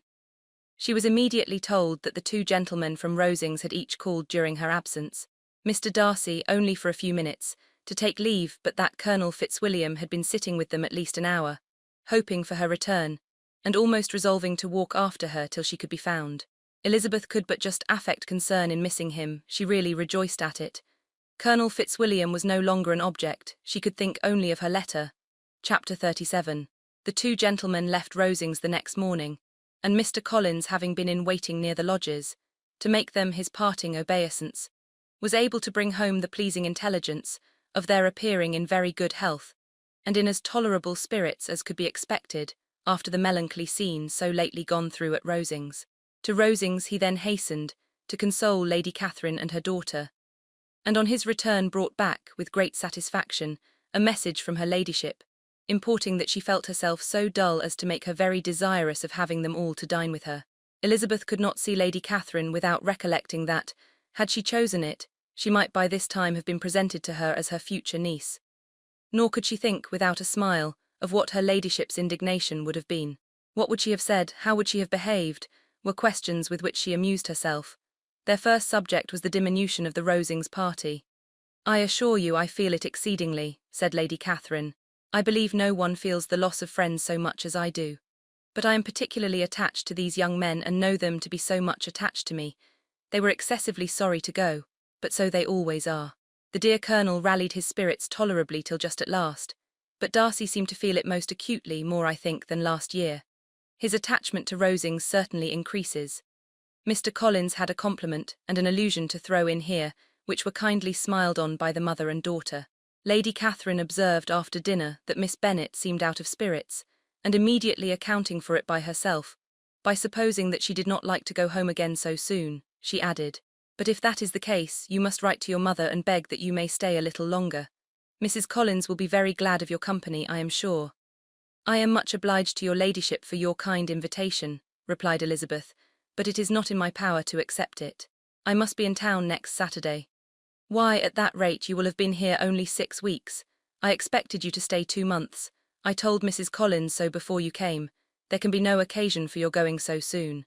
Mrs. Bennet could certainly spare you for another fortnight, but my father cannot. He wrote last week to hurry my return." "Oh, your father of course may spare you if your mother can. Daughters are never of so much consequence to a father. And if you will stay another month complete, it will be in my power to take one of you as far as London, for I am going there early in June for a week. And as Dawson does not object to the barouche box, there will be very good room for one of you, and indeed, if the weather should happen to be cool, I should not object to taking you both, as you are neither of you large." "You are all kindness, madam, but I believe we must abide by our original plan." Lady Catherine seemed resigned. "Mrs. Collins, you must send a servant with them. You know I always speak my mind, and I cannot bear the idea of 2 young women travelling post by themselves. It is highly improper. You must contrive to send somebody.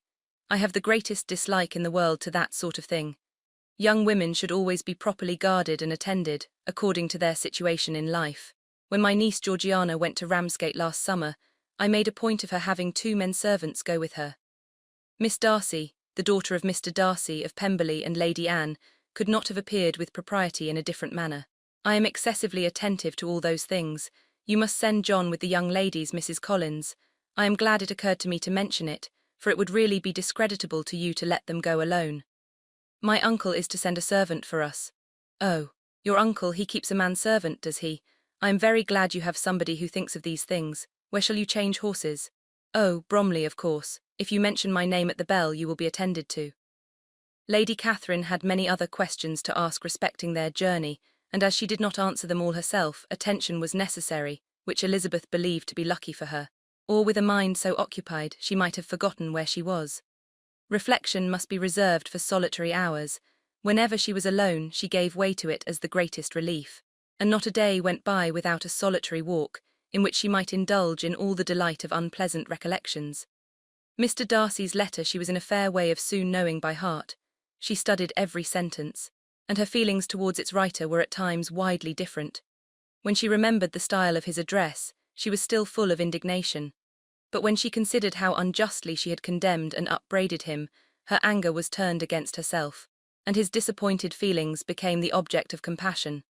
His attachment excited gratitude, his general character respect, but she could not approve him, nor could she for a moment repent her refusal or feel the slightest inclination ever to see him again. In her own past behaviour there was a constant source of vexation and regret, and in the unhappy defects of her family a subject of yet heavier chagrin. They were hopeless of remedy. Her father, contented with laughing at them, would never exert himself to restrain the wild giddiness of his youngest daughters. And her mother, with manners so far from right herself, was entirely insensible of the evil. Elizabeth had frequently united with Jane in an endeavour to check the imprudence of Catherine and Lydia. But while they were supported by their mother's indulgence, what chance could there be of improvement? Catherine, weak-spirited, irritable, and completely under Lydia's guidance, had been always affronted by their advice, and Lydia, self-willed and careless, would scarcely give them a hearing. They were ignorant, idle, and vain. While there was an officer in Meryton, they would flirt with him, and while Meryton was within a walk of Longbourn, they would be going there forever. Anxiety on Jane's behalf was another prevailing concern, and Mr. Darcy's explanation, by restoring Bingley to all her former good opinion, heightened the sense of what Jane had lost. His affection was proved to have been sincere, and his conduct cleared of all blame, unless any could attach to the implicitness of his confidence in his friend. How grievous then was the thought that, of a situation so desirable in every respect, so replete with advantage, so promising for happiness, Jane had been deprived by the folly and indecorum of her own family. When to these recollections was added the development of Wickham's character, it may be easily believed that the happy spirits which had seldom been depressed before, were now so much affected as to make it almost impossible for her to appear tolerably cheerful. Their engagements at Rosings were as frequent during the last week of her stay as they had been at first. The very last evening was spent there, and her ladyship again inquired minutely into the particulars of their journey, gave them directions as to the best method of packing, and was so urgent on the necessity of placing gowns in the only right way, that Maria thought herself obliged on her return to undo all the work of the morning, and pack her trunk afresh. When they parted, Lady Catherine, with great condescension, wished them a good journey, and invited them to come to Hunsford again next year. And Miss de Bourgh exerted herself so far as to curtsy and hold out her hand to both. Chapter 38. On Saturday morning, Elizabeth and Mr. Collins met for breakfast a few minutes before the others appeared, and he took the opportunity of paying the parting civilities which he deemed indispensably necessary. "I know not, Miss Elizabeth," said he, "whether Mrs. Collins has yet expressed her sense of your kindness in coming to us, but I am very certain you will not leave the house without receiving her thanks for it. The favour of your company has been much felt, I assure you. We know how little there is to tempt anyone to our humble abode. Our plain manner of living, our small rooms and few domestics, and the little we see of the world, must make Hunsford extremely dull to a young lady like yourself. But I hope you will believe us grateful for the condescension, and that we have done everything in our power to prevent your spending your time unpleasantly." Elizabeth was eager with her thanks and assurances of happiness. She had spent 6 weeks with great enjoyment, and the pleasure of being with Charlotte and the kind attentions she had received must make her feel the obliged. Mr. Collins was gratified, and with a more smiling solemnity replied, "It gives me great pleasure to hear that you have passed your time not disagreeably. We have certainly done our best, and most fortunately having it in our power to introduce you to very superior society, and, from our connection with Rosings, the frequent means of varying the humble home scene, I think we may flatter ourselves that your Hunsford visit cannot have been entirely irksome. Our situation with regard to Lady Catherine's family is indeed the sort of extraordinary advantage and blessing which few can boast. You see on what a footing we are. You see how continually we are engaged there. In truth, I must acknowledge that, with all the disadvantages of this humble parsonage, I should not think anyone abiding in it an object of compassion, while they are sharers of our intimacy at Rosings." Words were insufficient for the elevation of his feelings, and he was obliged to walk about the room, while Elizabeth tried to unite civility and truth in a few short sentences. "You may, in fact, carry a very favourable report of us into Hertfordshire, my dear cousin. I flatter myself at least that you will be able to do so. Lady Catherine's great attentions to Mrs. Collins you have been a daily witness of, and altogether I trust it does not appear that your friend has drawn an unfortunate, but on this point it will be as well to be silent. Only let me assure you, my dear Miss Elizabeth, that I can from my heart most cordially wish you equal felicity in marriage. My dear Charlotte and I have but one mind and one way of thinking. There is in everything a most remarkable resemblance of character and ideas between us. We seem to have been designed for each other." Elizabeth could safely say that it was a great happiness where that was the case, and with equal sincerity could add that she firmly believed and rejoiced in his domestic comforts. She was not sorry, however, to have the recital of them interrupted by the lady from whom they sprang.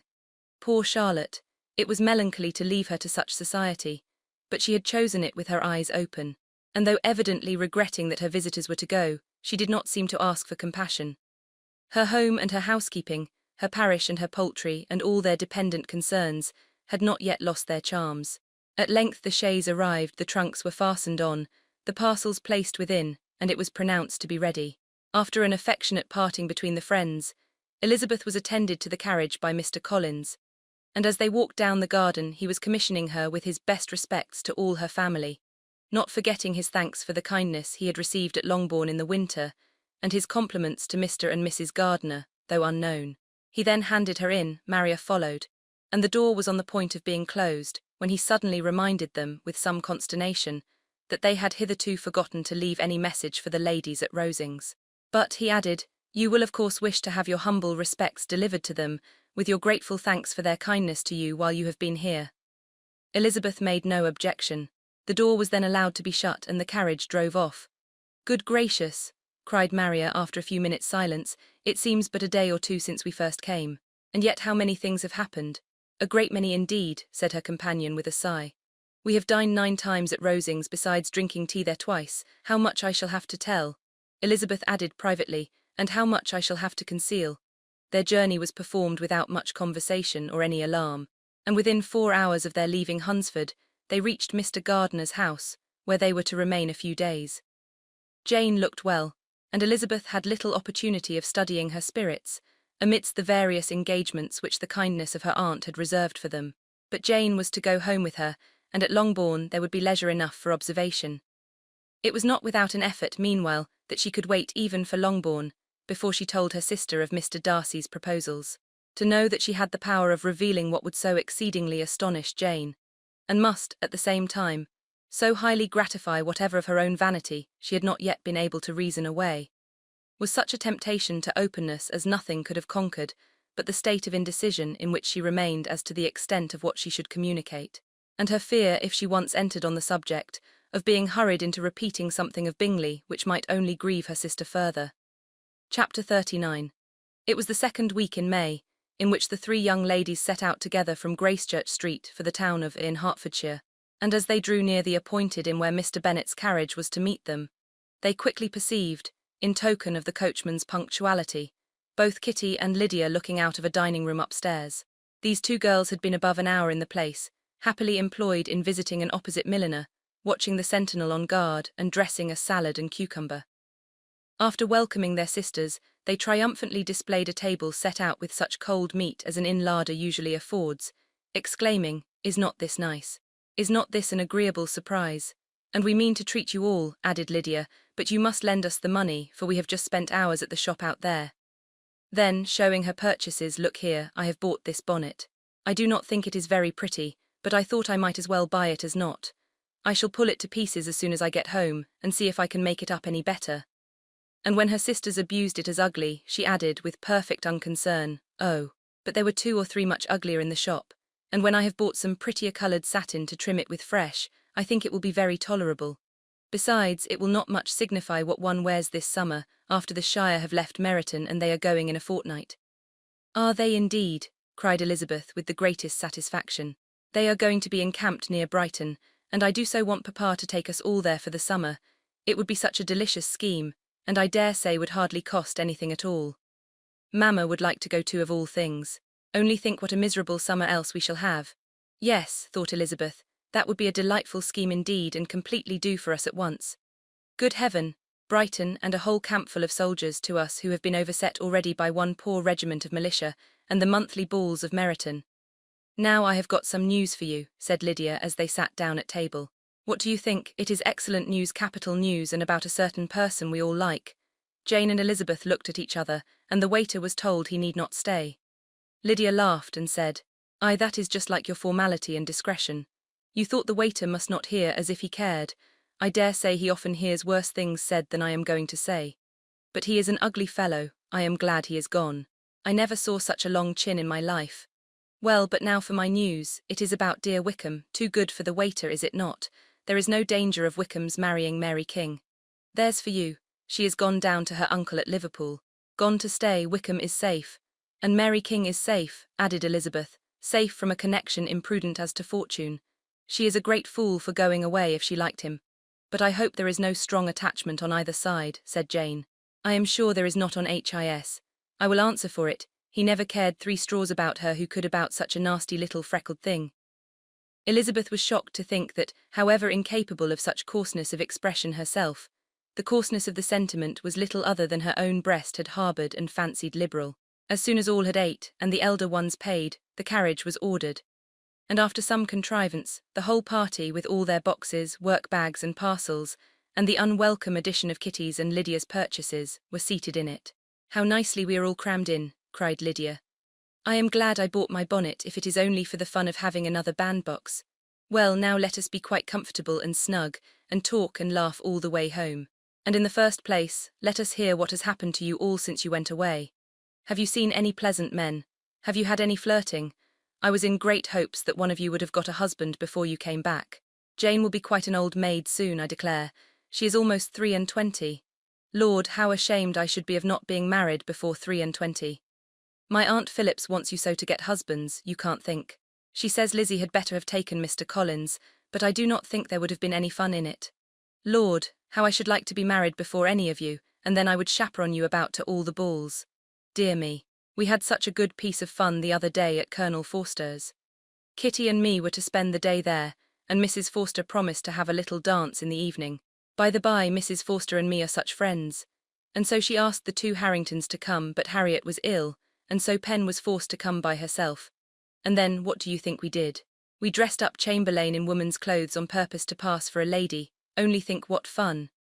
Not a soul knew of it but Colonel and Mrs. Forster, and Kitty and me except my aunt, for we were forced to borrow one of her gowns. And you cannot imagine how well he looked. When Denny and Wickham and Pratt and 2 or 3 more of the men came in, they did not know him in the least. Lord, how I laughed, and so did Mrs. Forster. I thought I should have died.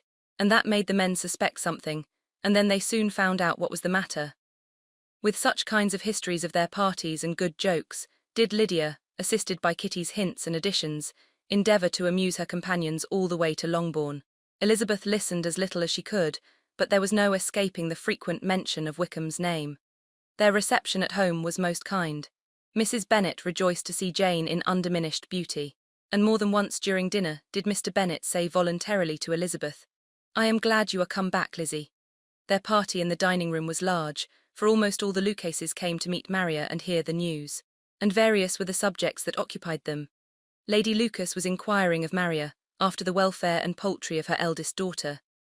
Mrs. Bennet was doubly engaged, on one hand collecting an account of the present fashions from Jane, who sat some way below her, and on the other retailing them all to the younger Lucases. And Lydia, in a voice rather louder than any other person's, was enumerating the various pleasures of the morning to anybody who would hear her. "Oh, Mary," said she, "I wish you had gone with us, for we had such fun. As we went along, Kitty and I drew up the blinds and pretended there was nobody in the coach. And I should have gone so all the way if Kitty had not been sick. And when we got to the George, I do think we behaved very handsomely, for we treated the other 3 with the nicest cold luncheon in the world, and if you would have gone, we would have treated you too. And then when we came away, it was such fun. I thought we never should have got into the coach. I was ready to die of laughter. And then we were so merry all the way home. We talked and laughed so loud that anybody might have heard us 10 miles off." To this Mary very gravely replied, "Far be it from me, my dear sister, to depreciate such pleasures. They would doubtless be congenial with the generality of female minds, but I confess they would have no charms for me. I should infinitely prefer a book." But of this answer Lydia heard not a word. She seldom listened to anybody for more than half a minute, and never attended to Mary at all. In the afternoon Lydia was urgent with the rest of the girls to walk to Meryton, and to see how everybody went on, but Elizabeth steadily opposed the scheme. It should not be said that the Miss Bennets could not be at home half a day before they were in pursuit of the officers. There was another reason too for her opposition. She dreaded seeing Mr. Wickham again, and was resolved to avoid it as long as possible. The comfort to her of the regiment's approaching removal was indeed beyond expression. In a fortnight they were to go, and once gone, she hoped there could be nothing more to plague her on his account.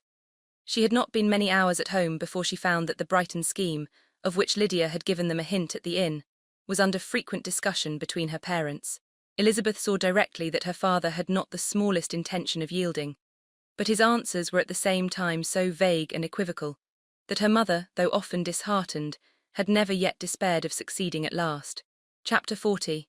Elizabeth's impatience to acquaint Jane with what had happened could no longer be overcome, and at length, resolving to suppress every particular in which her sister was concerned, and preparing her to be surprised, she related to her the next morning the chief of the scene between Mr. Darcy and herself. Miss Bennet's astonishment was soon lessened by the strong sisterly partiality, which made any admiration of Elizabeth appear perfectly natural, and all surprise was shortly lost in other feelings. She was sorry that Mr. Darcy should have delivered his sentiments in a manner so little suited to recommend them, but still more was she grieved for the unhappiness which her sister's refusal must have given him. His being so sure of succeeding was wrong, said she, and certainly ought not to have appeared, but consider how much it must increase his disappointment." "Indeed," replied Elizabeth, "I am heartily sorry for him, but he has other feelings which will probably soon drive away his regard for me. You do not blame me, however, for refusing him." "Blame you? Oh no, but you blame me for having spoken so warmly of Wickham. No, I do not know that you were wrong in saying what you did, but you will know it when I tell you what happened the very next day." She then spoke of the letter, repeating the whole of its contents as far as they concerned George Wickham. What a stroke was this for poor Jane, who would willingly have gone through the world without believing that so much wickedness existed in the whole race of mankind, as was here collected in one individual. Nor was Darcy's vindication, though grateful to her feelings, capable of consoling her for such discovery. Most earnestly did she labour to prove the probability of error, and seek to clear the one without involving the other. "This will not do," said Elizabeth. "You never will be able to make both of them good for anything. Take your choice, but you must be satisfied with only one. There is but such a quantity of merit between them, just enough to make one good sort of man, and of late it has been shifting about pretty much. For my part, I am inclined to believe it all Darcy's, but you shall do as you choose." It was some time, however, before a smile could be extorted from Jane. "I do not know when I have been more shocked," said she. "Wickham so very bad it is almost past belief, and poor Mr. Darcy, dear Lizzie, only consider what he must have suffered, such a disappointment, and with the knowledge of your ill opinion too, and having to relate such a thing of his sister, it is really too distressing. I am sure you must feel it so." "Oh, no, my regret and compassion are all done away by seeing you so full of both. I know you will do him such ample justice that I am growing every moment more unconcerned and indifferent. Your profusion makes me saving, and if you lament over him much longer, my heart will be as light as a feather. Poor Wickham, there is such an expression of goodness in his countenance, such an openness and gentleness in his manner. There certainly was some great mismanagement in the education of those two young men. One has got all the goodness, and the other all the appearance of it. I never thought Mr. Darcy so deficient in the appearance of it as you used to do.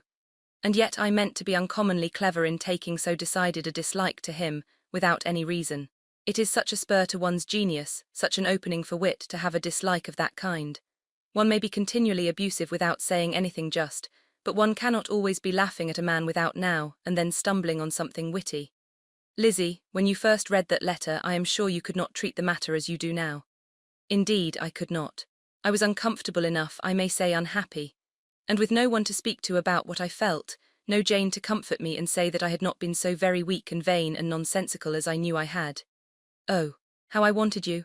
How unfortunate that you should have used such very strong expressions in speaking of Wickham to Mr. Darcy, for now they do appear wholly undeserved." "Certainly, but the misfortune of speaking with bitterness is a most natural consequence of the prejudices I had been encouraging. There is one point on which I want your advice. I want to be told whether I ought or ought not to make our acquaintances in general understand Wickham's character." Miss Bennet paused a little, and then replied, "Surely there can be no occasion for exposing him so dreadfully. What is your opinion?" "That it ought not to be attempted. Mr. Darcy has not authorized me to make his communication public. On the contrary, every particular relative to his sister was meant to be kept as much as possible to myself, and if I endeavour to undeceive people as to the rest of his conduct, who will believe me? The general prejudice against Mr. Darcy is so violent that it would be the death of half the good people in Meryton to attempt to place him in an amiable light. I am not equal to it. Wickham will soon be gone, and therefore it will not signify to anyone here what he really is. Some time hence it will be all found out, and then we may laugh at their stupidity in not knowing it before. At present I will say nothing about it. You are quite right. To have his errors made public might ruin him forever.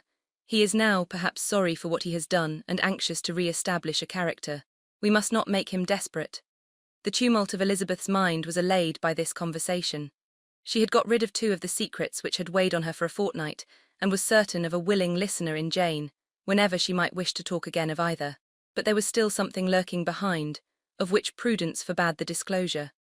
She dared not relate the other half of Mr. Darcy's letter, nor explain to her sister how sincerely she had been valued by her friend. Here was knowledge in which no one could partake, and she was sensible that nothing less than a perfect understanding between the parties could justify her in throwing off this last encumbrance of mystery. "And then," said she, "if that very improbable event should ever take place, I shall merely be able to tell what Bingley may tell in a much more agreeable manner himself. The liberty of communication cannot be mine till it has lost all its value. She was now, on being settled at home, at leisure to observe the real state of her sister's spirits. Jane was not happy. She still cherished a very tender affection for Bingley. Having never even fancied herself in love before, her regard had all the warmth of first attachment, and from her age and disposition, greater steadiness than most first attachments often boast. And so fervently did she value his remembrance, and prefer him to every other man, that all her good sense, and all her attention to the feelings of her friends, were requisite to check the indulgence of those regrets which must have been injurious to her own health and their tranquillity. "Well, Lizzie," said Mrs. Bennet one day, "what is your opinion now of this sad business of Jane's? For my part, I am determined never to speak of it again to anybody. I told my sister Phillips so the other day, but I cannot find out that Jane saw anything of him in London. Well, he is a very undeserving young man, and I do not suppose there's the least chance in the world of her ever getting him now. There is no talk of his coming to Netherfield again in the summer, and I have inquired of everybody too who is likely to know. I do not believe he will ever live at Netherfield any more. Oh well, it is just as he chooses.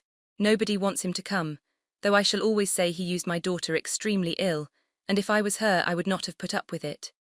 Well, my comfort is I am sure Jane will die of a broken heart, and then he will be sorry for what he has done." But as Elizabeth could not receive comfort from any such expectation, she made no answer. "Well, Lizzie," continued her mother soon afterwards, "and so the Collinses live very comfortable, do they? Well, well, I only hope it will last. And what sort of table do they keep? Charlotte is an excellent manager, I dare say. If she is half as sharp as her mother, she is saving enough. There is nothing extravagant in their housekeeping, I dare say." "No, nothing at all. A great deal of good management, depend upon it. Yes, yes, they will take care not to outrun their income. They will never be distressed for money. Well, much good may it do them. And so I suppose they often talk of having Longbourn when your father is dead. They look upon it as quite their own, I dare say, whenever that happens. It was a subject which they could not mention before me. No, it would have been strange if they had, but I make no doubt they often talk of it between themselves. Well, if they can be easy with an estate that is not lawfully their own, so much the better. I should be ashamed of having one that was only entailed on me." Chapter 41. The first week of their return was soon gone. The second began. It was the last of the regiment's stay in Meryton, and all the young ladies in the neighbourhood were drooping apace. The dejection was almost universal. The elder Miss Bennets alone were still able to eat, drink, and sleep, and pursue the usual course of their employments. Very frequently were they reproached for this insensibility by Kitty and Lydia, whose own misery was extreme, and who could not comprehend such hard-heartedness in any of the family. "Good heaven, what is to become of us? What are we to do?" would they often exclaiming the bitterness of woe. "How can you be smiling so, Lizzie?" Their affectionate mother shared all their grief. She remembered what she had herself endured on a similar occasion, 25 years ago. "I am sure," said she, "I cried for 2 days together when Colonel Miller's regiment went away. I thought I should have broken my heart." "I am sure I shall break mine," said Lydia. "If one could but go to Brighton," observed Mrs. Bennet. "Oh yes, if one could but go to Brighton, but papa is so disagreeable. A little sea-bathing would set me up forever, and my Aunt Phillips is sure it would do me a great deal of good," added Kitty. Such were the kind of lamentations resounding perpetually through Longbourn House. Elizabeth tried to be diverted by them, but all sense of pleasure was lost in shame. She felt anew the justice of Mr. Darcy's objections, and never had she been so much disposed to pardon his interference in the views of his friend.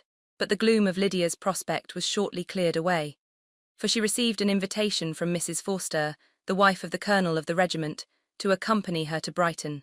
This invaluable friend was a very young woman, and very lately married. A resemblance in good humour and good spirits had recommended her and Lydia to each other, and out of their 3 months' acquaintance they had been intimate too. The rapture of Lydia on this occasion, her adoration of Mrs. Forster, the delight of Mrs. Bennet, and the mortification of Kitty, are scarcely to be described. Wholly inattentive to her sister's feelings, Lydia flew about the house in restless ecstasy, calling for everyone's congratulations, and laughing and talking with more violence than ever, whilst the luckless Kitty continued in the parlour repined at her fate in terms as unreasonable as her accent was peevish. "I cannot see why Mrs. Forster should not ask me as well as Lydia," said she, "though I am not her particular friend. I have just as much right to be asked as she has, and more too, for I am 2 years older." In vain did Elizabeth attempt to make her reasonable, and Jane to make her resigned. As for Elizabeth herself, This invitation was so far from exciting in her the same feelings as in her mother and Lydia, that she considered it as the death warrant of all possibility of common sense for the latter, and detestable as such a step must make her were it known, she could not help secretly advising her father not to let her go. She represented to him all the improprieties of Lydia's general behaviour, the little advantage she could derive from the friendship of such a woman as Mrs. Forster, and the probability of her being yet more imprudent with such a companion at Brighton, where the temptations must be greater than at home. He heard her attentively and then said, "Lydia will never be easy until she has exposed herself in some public place or other, and we can never expect her to do it with so little expense or inconvenience to her family as under the present circumstances." "If you were aware," said Elizabeth, "of the very great disadvantage to us, all which must arise from the public notice of Lydia's unguarded and imprudent manner, nay, which has already arisen from it, I am sure you would judge differently in the affair." "Already arisen," repeated Mr. Bennet. "What, has she frightened away some of your lovers? Poor little Lizzie! But do not be cast down. Such squeamish youths as cannot bear to be connected with a little absurdity are not worth a regret. Come, let me see the list of pitiful fellows who have been kept aloof by Lydia's folly." "Indeed, you are mistaken. I have no such injuries to resent. It is not of particular but of general evils which I am now complaining. Our importance, our respectability in the world must be affected by the wild volatility, the assurance and disdain of all restraint which mark Lydia's character. Excuse me, for I must speak plainly. If you, my dear father, will not take the trouble of checking her exuberant spirits, and of teaching her that her present pursuits are not to be the business of her life, she will soon be beyond the reach of amendment. Her character will be fixed, and she will, at 16, be the most determined flirt that ever made herself or her family ridiculous. A flirt, too, in the worst and meanest degree of flirtation, without any attraction beyond youth and a tolerable person, and from the ignorance and emptiness of her mind, wholly unable to ward off any portion of that universal contempt which her rage for admiration will excite. In this danger Kitty also is comprehended. She will follow wherever Lydia leads, vain, ignorant, idle, and absolutely uncontrolled. Oh, my dear father, can you suppose it possible that they will not be censured and despised wherever they are known, and that their sisters will not be often involved in the disgrace?" Mr. Bennet saw that her whole heart was in the subject, and affectionately taking her hand said in reply, "Do not make yourself uneasy, my love. Wherever you and Jane are known you must be respected and valued, and you will not appear to less advantage for having a couple of, or I may say, 3 very silly sisters. We shall have no peace at Longbourn if Lydia does not go to Brighton. Let her go then. Colonel Forster is a sensible man and will keep her out of any real mischief, and she is luckily too poor to be an object of prey to anybody. At Brighton she will be of less importance even as a common flirt than she has been here. The officers will find women better worth their notice. Let us hope, therefore, that her being there may teach her her own insignificance. At any rate, she cannot grow many degrees worse, without authorizing us to lock her up for the rest of her life." With this answer Elizabeth was forced to be content, but her own opinion continued the same, and she left him disappointed and sorry. It was not in her nature, however, to increase her vexations by dwelling on them. She was confident of having performed her duty, and to fret over unavoidable evils, or augment them by anxiety, was no part of her disposition. Had Lydia and her mother known the substance of her conference with her father, their indignation would hardly have found expression in their united volubility. In Lydia's imagination, a visit to Brighton comprised every possibility of earthly happiness. She saw, with the creative eye of fancy, the streets of that gay bathing-place covered with officers. She saw herself the object of attention, to tens and to scores of them at present unknown. She saw all the glories of the camp, its tents stretched forth in beauteous uniformity of lines, crowded with the young and the gay, and dazzling with scarlet. And to complete the view, she saw herself seated beneath a tent, tenderly flirting with at least 6 officers at once. Had she known her sister sought to tear her from such prospects and such realities as these, what would have been her sensations? They could have been understood only by her mother, who might have felt nearly the same. Lydia's going to Brighton was all that consoled her for her melancholy conviction of her husband's never intending to go there himself. But they were entirely ignorant of what had passed, and their raptures continued with little intermission to the very day of Lydia's leaving home. Elizabeth was now to see Mr. Wickham for the last time. Having been frequently in company with him since her return, agitation was pretty well over, the agitations of formal partiality entirely so. She had even learnt to detect, in the very gentleness which had first delighted her, an affectation and a sameness to disgust and weary. In his present behaviour to herself, moreover, she had a fresh source of displeasure.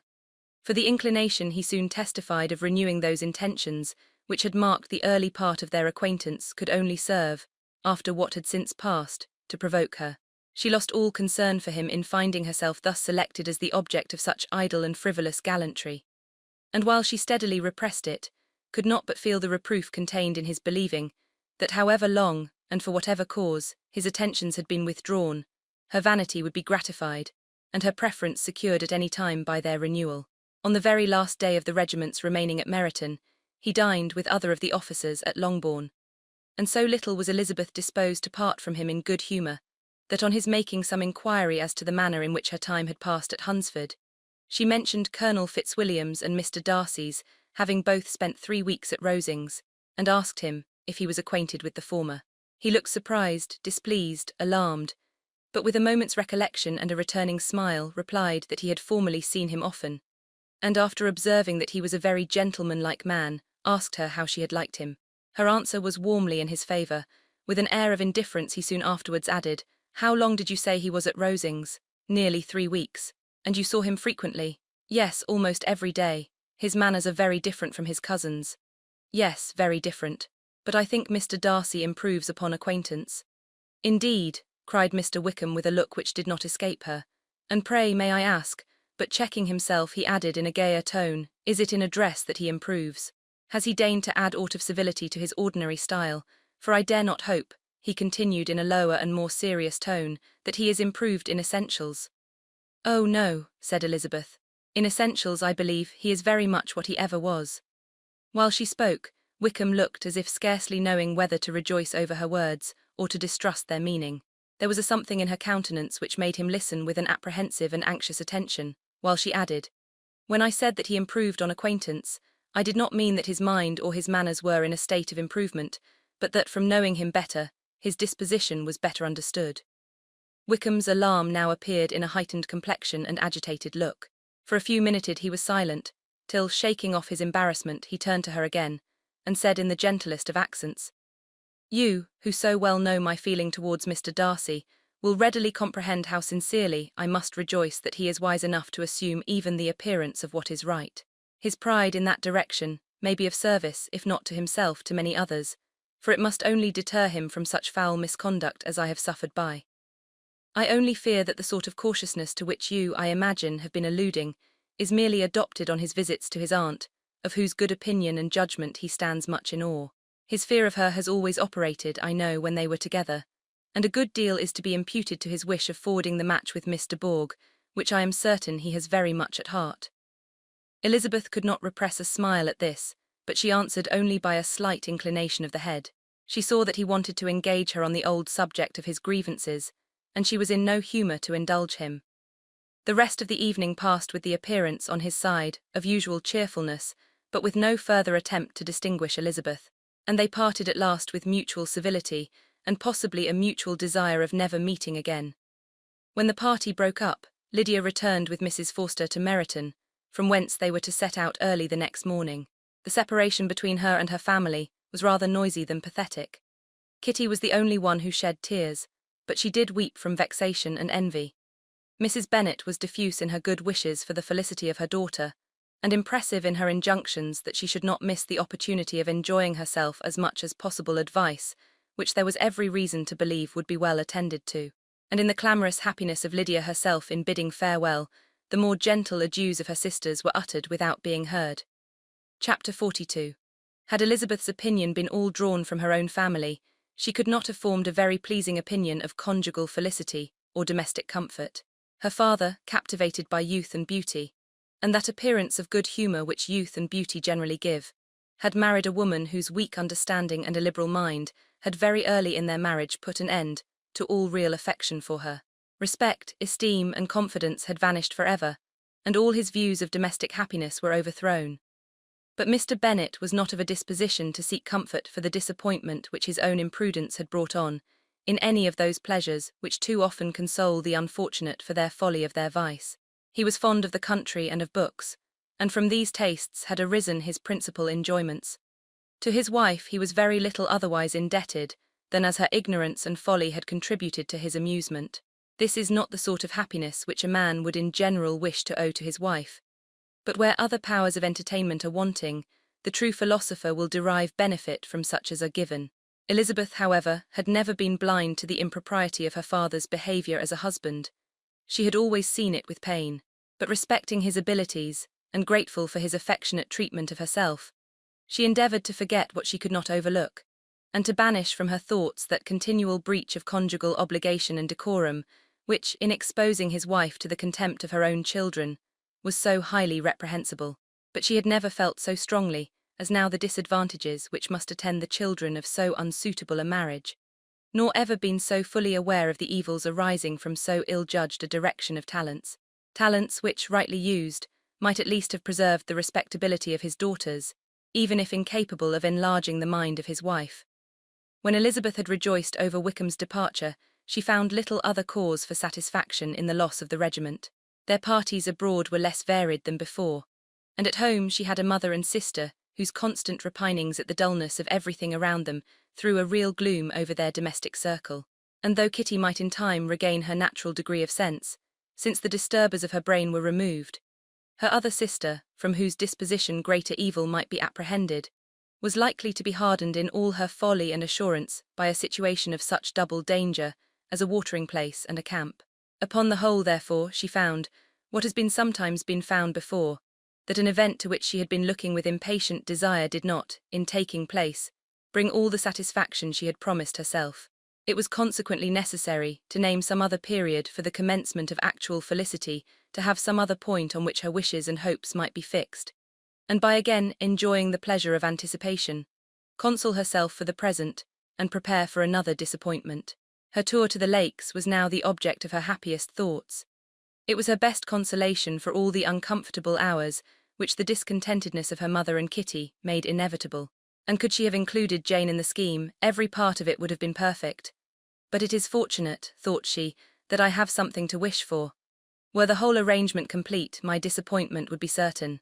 But here, by carrying with me one ceaseless source of regret in my sister's absence, I may reasonably hope to have all my expectations of pleasure realized.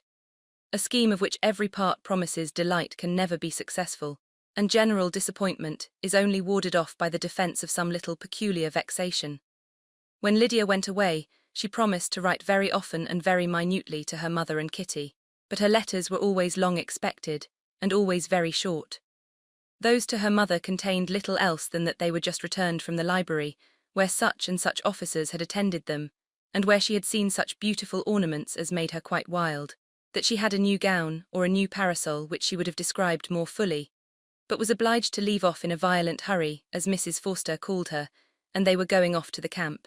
And from her correspondence with her sister, there was still less to be learnt, for her letters to Kitty, though rather longer, were much too full of lines under the words to be made public. After the first fortnight or 3 weeks of her absence, health, good humour and cheerfulness began to reappear at Longbourn. Everything wore a happier aspect. The families who had been in town for the winter came back again, and summer finery and summer engagements arose. Mrs. Bennet was restored to her usual querulous serenity, and by the middle of June, Kitty was so much recovered as to be able to enter Meryton without tears, an event of such happy promise as to make Elizabeth hope that by the following Christmas she might be so tolerably reasonable as not to mention an officer above once a day, unless, by some cruel and malicious arrangement at the War Office, another regiment should be quartered in Meryton. The time fixed for the beginning of their northern tour was now fast approaching, and a fortnight only was wanting of it, when a letter arrived from Mrs. Gardiner, which at once delayed its commencement and curtailed its extent. Mr. Gardiner would be prevented by business from setting out till a fortnight later in July, and must be in London again within a month, and as that left too short a period for them to go so far, and see so much as they had proposed, or at least to see it with the leisure and comfort they had built on, they were obliged to give up the lakes and substitute a more contracted tour, and, according to the present plan, were to go no farther northwards than Derbyshire. In that county there was enough to be seen to occupy the chief of their 3 weeks, and to Mrs. Gardiner it had a peculiarly strong attraction. The town where she had formerly passed some years of her life, and where they were now to spend a few days, was probably as great an object of her curiosity as all the celebrated beauties of Matlock, Chatsworth, Dovedale, or the Peak. Elizabeth was excessively disappointed. She had set her heart on seeing the lakes and still thought there might have been time enough. But it was her business to be satisfied and certainly her temper to be happy, and all was soon right again. With the mention of Derbyshire there were many ideas connected. It was impossible for her to see the word without thinking of Pemberley and its owner.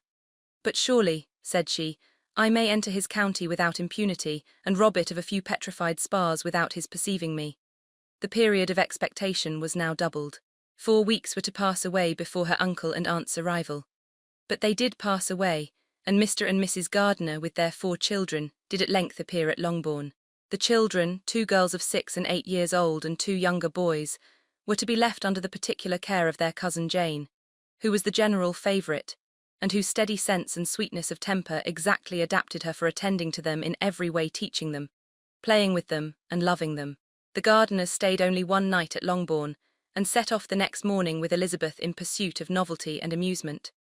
One enjoyment was certain, that of suitableness of companions, a suitableness which comprehended health and temper to bear inconveniences, cheerfulness, to enhance every pleasure and affection and intelligence, which might supply it among themselves, if there were disappointments abroad. It is not the object of this work to give a description of Derbyshire, nor of any of the remarkable places through which their route thither lay. Oxford, Blenheim, Warwick, Kenilworth, Birmingham, etc. are sufficiently known. A small part of Derbyshire is all the present concern. To the little town of Lambton, the scene of Mrs. Gardiner's former residence, and where she had lately learned some acquaintance still remained, they bent their steps, after having seen all the principal wonders of the country. And within 5 miles of Lambton, Elizabeth found from her aunt that Pemberley was situated. It was not in their direct road, nor more than a mile or 2 out of it. In talking over their route the evening before, Mrs. Gardiner expressed an inclination to see the place again. Mr. Gardiner declared his willingness, and Elizabeth was applied to for her approbation. "My love, should not you like to see a place of which you have heard so much?" said her aunt, "a place, too, with which so many of your acquaintances are connected. Wickham passed all his youth there, you know." Elizabeth was distressed. She felt that she had no business at Pemberley, and was obliged to assume a disinclination for seeing it. She must own that she was tired of seeing great houses. After going over so many, she really had no pleasure in fine carpets or satin curtains. Mrs. Gardiner abused her stupidity. "If it were merely a fine house richly furnished," said she, "I should not care about it myself, but the grounds are delightful. They have some of the finest woods in the country." Elizabeth said no more, but her mind could not acquiesce. The possibility of meeting Mr. Darcy while viewing the place instantly occurred. It would be dreadful. She blushed at the very idea, and thought it would be better to speak openly to her aunt than to run such a risk. But against this there were objections, and she finally resolved that it could be the last resource if her private inquiries to the absence of the family were unfavourably answered.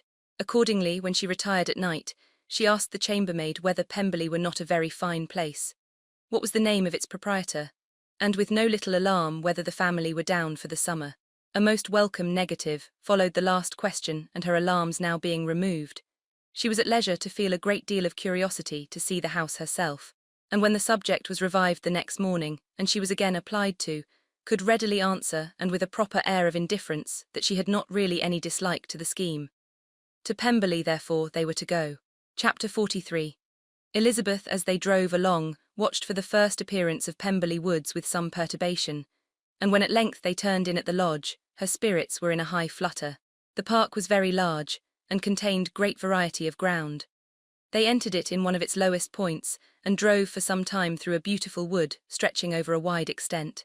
Elizabeth's mind was too full for conversation, but she saw and admired every remarkable spot and point of view.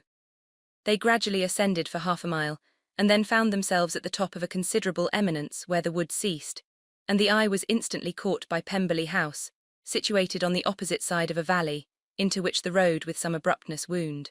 It was a large, handsome stone building, standing well on rising ground and backed by a ridge of high woody hills. And in front, a stream of some natural importance was swelled into greater, but without any artificial appearance. Its banks were neither formal nor falsely adorned. Elizabeth was delighted. She had never seen a place for which nature had done more, or where natural beauty had been so little counteracted by an awkward taste. They were all of them warm in their admiration, and at that moment she felt that to be mistress of Pemberley might be something. They descended the hill, crossed the bridge, and drove to the door. and while examining the nearer aspect of the house, all her apprehension of meeting its owner returned. She dreaded lest the chambermaid had been mistaken. On applying to see the place, they were admitted into the hall, and Elizabeth, as they waited for the housekeeper, had leisure to wonder at her being where she was. The housekeeper came, a respectable-looking elderly woman, much less fine and more civil than she had any notion of finding her. They followed her into the dining parlour. It was a large, well-proportioned room, handsomely fitted up. Elizabeth, after slightly surveying it, went to a window to enjoy its prospect. The hill, crowned with wood, which they had descended, receiving increased abruptness from the distance, was a beautiful object. Every disposition of the ground was good, and she looked on the whole scene, the river, the trees scattered on its banks and the winding of the valley, as far as she could trace it, with delight. As they passed into other rooms, these objects were taking different positions, but from every window there were beauties to be seen. The rooms were lofty and handsome, and their furniture suitable to the fortune of its proprietor, but Elizabeth saw with admiration of his taste that it was neither gaudy nor uselessly fine, with less of splendour and more real elegance than the furniture of Rosings. And of this place, thought she, I might have been mistress. With these rooms I might now have been familiarly acquainted. Instead of viewing them as a stranger, I might have rejoiced in them as my own, and welcomed to them as visitors my uncle and aunt. But no, recollecting herself, that could never be. My uncle and aunt would have been lost to me. I should not have been allowed to invite them. This was a lucky recollection. It saved her from something very like regret. She longed to inquire of the housekeeper whether her master was really absent, but had not the courage for it. At length, however, the question was asked by her uncle, and she turned away with alarm, while Mrs. Reynolds replied that he was, adding, "But we expect him tomorrow, with a large party of friends." How rejoiced was Elizabeth that their own journey had not by any circumstance been delayed a day. Her aunt now called her to look at a picture. She approached and saw the likeness of Mr. Wickham, suspended amongst several other miniatures over the mantelpiece. Her aunt asked her smilingly how she liked it. The housekeeper came forward and told them it was a picture of a young gentleman, the son of her late master's steward, who had been brought up by him at his own expense. "He is now gone into the army," she added, "but I am afraid he has turned out very wild." Mrs. Gardiner looked at her niece with a smile, but Elizabeth could not return it. "And that," said Mrs. Reynolds, pointing to another of the miniatures, "is my master and very like him.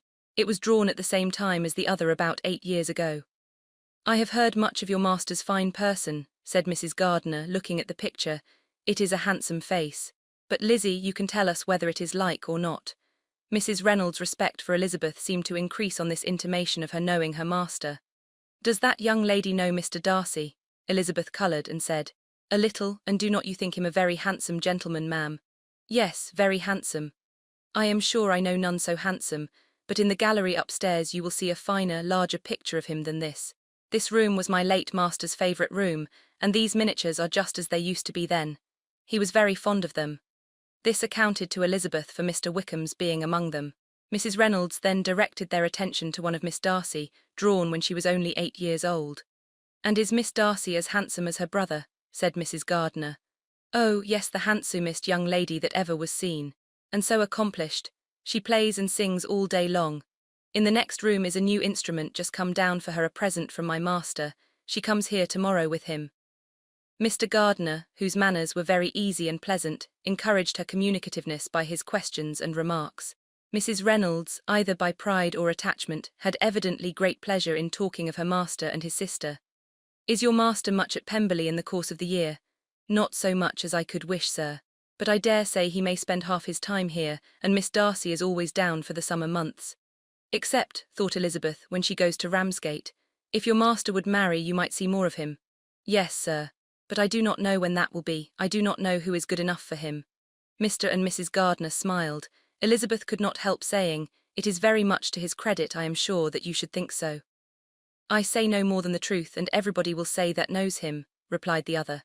Elizabeth thought this was going pretty far, and she listened with increasing astonishment as the housekeeper added, "I have never known a cross word from him in my life, and I have known him ever since he was 4 years old." This was praise, of all others most extraordinary, most opposite to her ideas. That he was not a good-tempered man had been her firmest opinion. Her keenest attention was awakened. She longed to hear more, and was grateful to her uncle for saying, "There are very few people of whom so much can be said. You are lucky in having such a master." "Yes, sir, I know I am. If I were to go through the world I could not meet with a better, but I have always observed that they who are good-natured when children are good-natured when they grow up. And he was always the sweetest-tempered, most generous-hearted boy in the world. Elizabeth almost stared at her. Can this be Mr. Darcy, thought she. His father was an excellent man, said Mrs. Gardiner. Yes, ma'am, that he was indeed, and his son will be just like him, just as affable to the poor. Elizabeth listened, wondered, doubted, and was impatient for more. Mrs. Reynolds could interest her on no other point. She related the subjects of the pictures, the dimensions of the rooms, and the price of the furniture. In vain, Mr. Gardiner, highly amused by the kind of family prejudice to which he attributed her excessive commendation of her master, soon led again to the subject, and she dwelt with energy on his many merits as they proceeded together up the great staircase. He is the best landlord and the best master, said she, that ever lived, not like the wild young men nowadays who think of nothing but themselves. There is not one of his tenants or servants but will give him a good name. Some people call him proud, but I am sure I never saw anything of it. To my fancy it is only because he does not rattle away like other young men. In what an amiable light does this place him, thought Elizabeth. This fine account of him, whispered her aunt as they walked, is not quite consistent with his behaviour to our poor friend. Perhaps we might be deceived. That is not very likely. Our authority was too good. On reaching the spacious lobby above they were shown into a very pretty sitting-room, lately fitted up with greater elegance and lightness than the apartments below, and were informed that it was but just done to give pleasure to Miss Darcy, who had taken a liking to the room when last at Pemberley. He is certainly a good brother, said Elizabeth, as she walked towards one of the windows.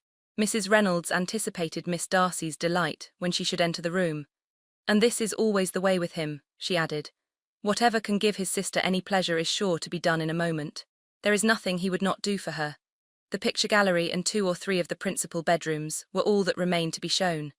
In the former were many good paintings, but Elizabeth knew nothing of the art, and from such as had been already visible below, she had willingly turned to look at some drawings of Miss Darcy's, in crayons, whose subjects were usually more interesting and also more intelligible.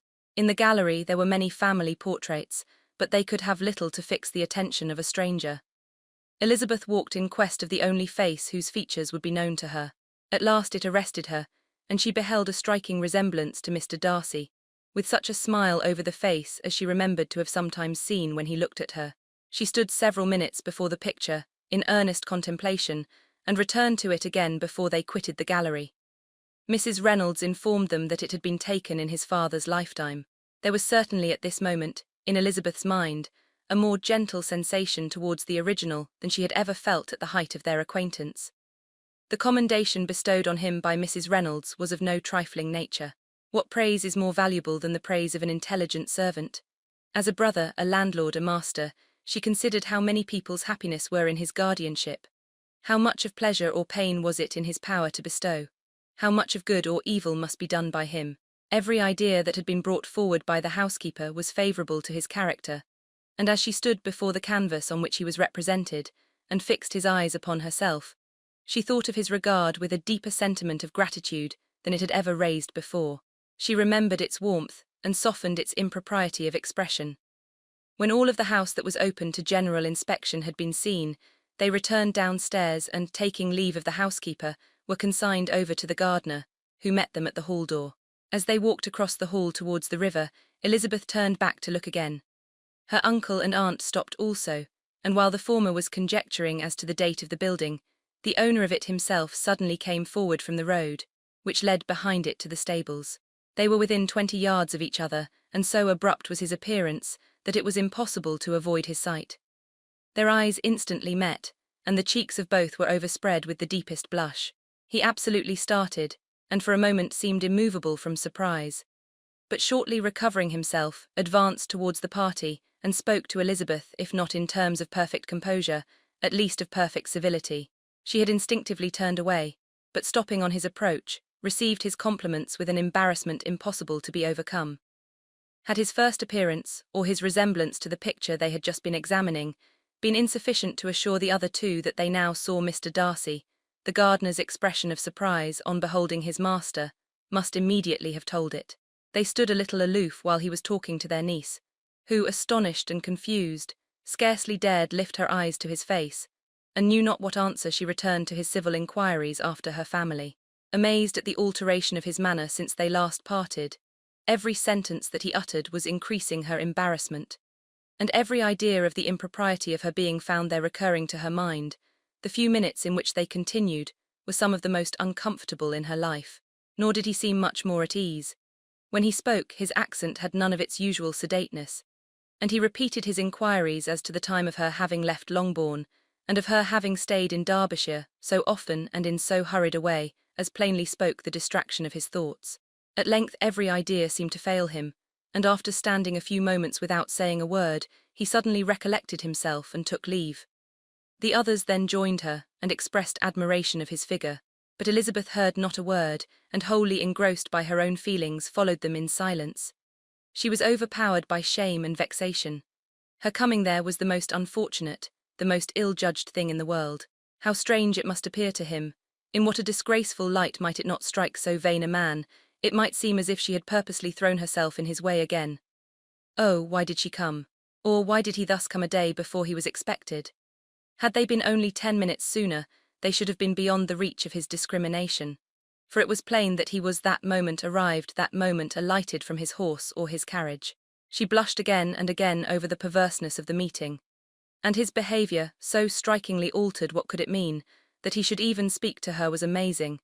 But to speak with such civility, to inquire after her family. Never in her life had she seen his manners so little dignified, never had he spoken with such gentleness as on this unexpected meeting. What a contrast did it offer to his last address in Rosings Park, when he put his letter into her hand. She knew not what to think or how to account for it. They had now entered a beautiful walk by the side of the water, and every step was bringing forward a nobler fall of ground, or a finer reach of the woods to which they were approaching. But it was some time before Elizabeth was sensible of any of it. And though she answered mechanically to the repeated appeals of her uncle and aunt, and seemed to direct her eyes to such objects as they pointed out, she distinguished no part of the scene. Her thoughts were all fixed on that one spot of Pemberley House, whichever it might be, where Mr. Darcy then was. She longed to know what at the moment was passing in his mind, in what manner he thought of her, and whether, in defiance of everything, she was still dear to him. Perhaps he had been civil only because he felt himself at ease. Yet there had been that in his voice which was not like ease. Whether he had felt more of pain or of pleasure in seeing her she could not tell, but he certainly had not seen her with composure. At length, however, the remarks of her companions on her absence of mind aroused her, and she felt the necessity of appearing more like herself.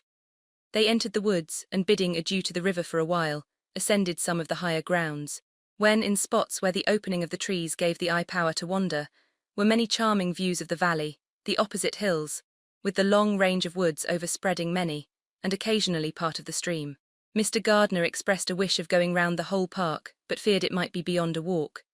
With a triumphant smile they were told that it was 10 miles round. It settled the matter, and they pursued the accustomed circuit, which brought them again, after some time, in a descent among hanging woods, to the edge of the water and one of its narrowest parts. They crossed it by a simple bridge, in character with the general air of the scene. It was a spot less adorned than any they had yet visited, and the valley, here contracted into a glen, allowed room only for the stream, and a narrow walk amidst the rough coppicewood which bordered it. Elizabeth longed to explore its windings, but when they had crossed the bridge, and perceived their distance from the house, Mrs. Gardiner, who was not a great walker, could go no farther, and thought only of returning to the carriage as quickly as possible. Her niece was, therefore, obliged to submit, and they took their way towards the house on the opposite side of the river in the nearest direction. But their progress was slow, for Mr. Gardiner, though seldom able to indulge the taste, was very fond of fishing, and was so much engaged in watching the occasional appearance of some trout in the water, and talking to the man about them, that he advanced but little. Whilst wandering on in this slow manner, they were again surprised, and Elizabeth's astonishment was quite equal to what it had been at first, by the sight of Mr. Darcy approaching them, and at no great distance. The walk being here less sheltered than on the other side, allowed them to see him before they met. Elizabeth, however astonished, was at least more prepared for an interview than before, and resolved to appear and to speak with calmness, if he really intended to meet them. For a few moments, indeed, she felt that he would probably strike into some other path. The idea lasted while a turning in the walk concealed him from their view. The turning past, he was immediately before them.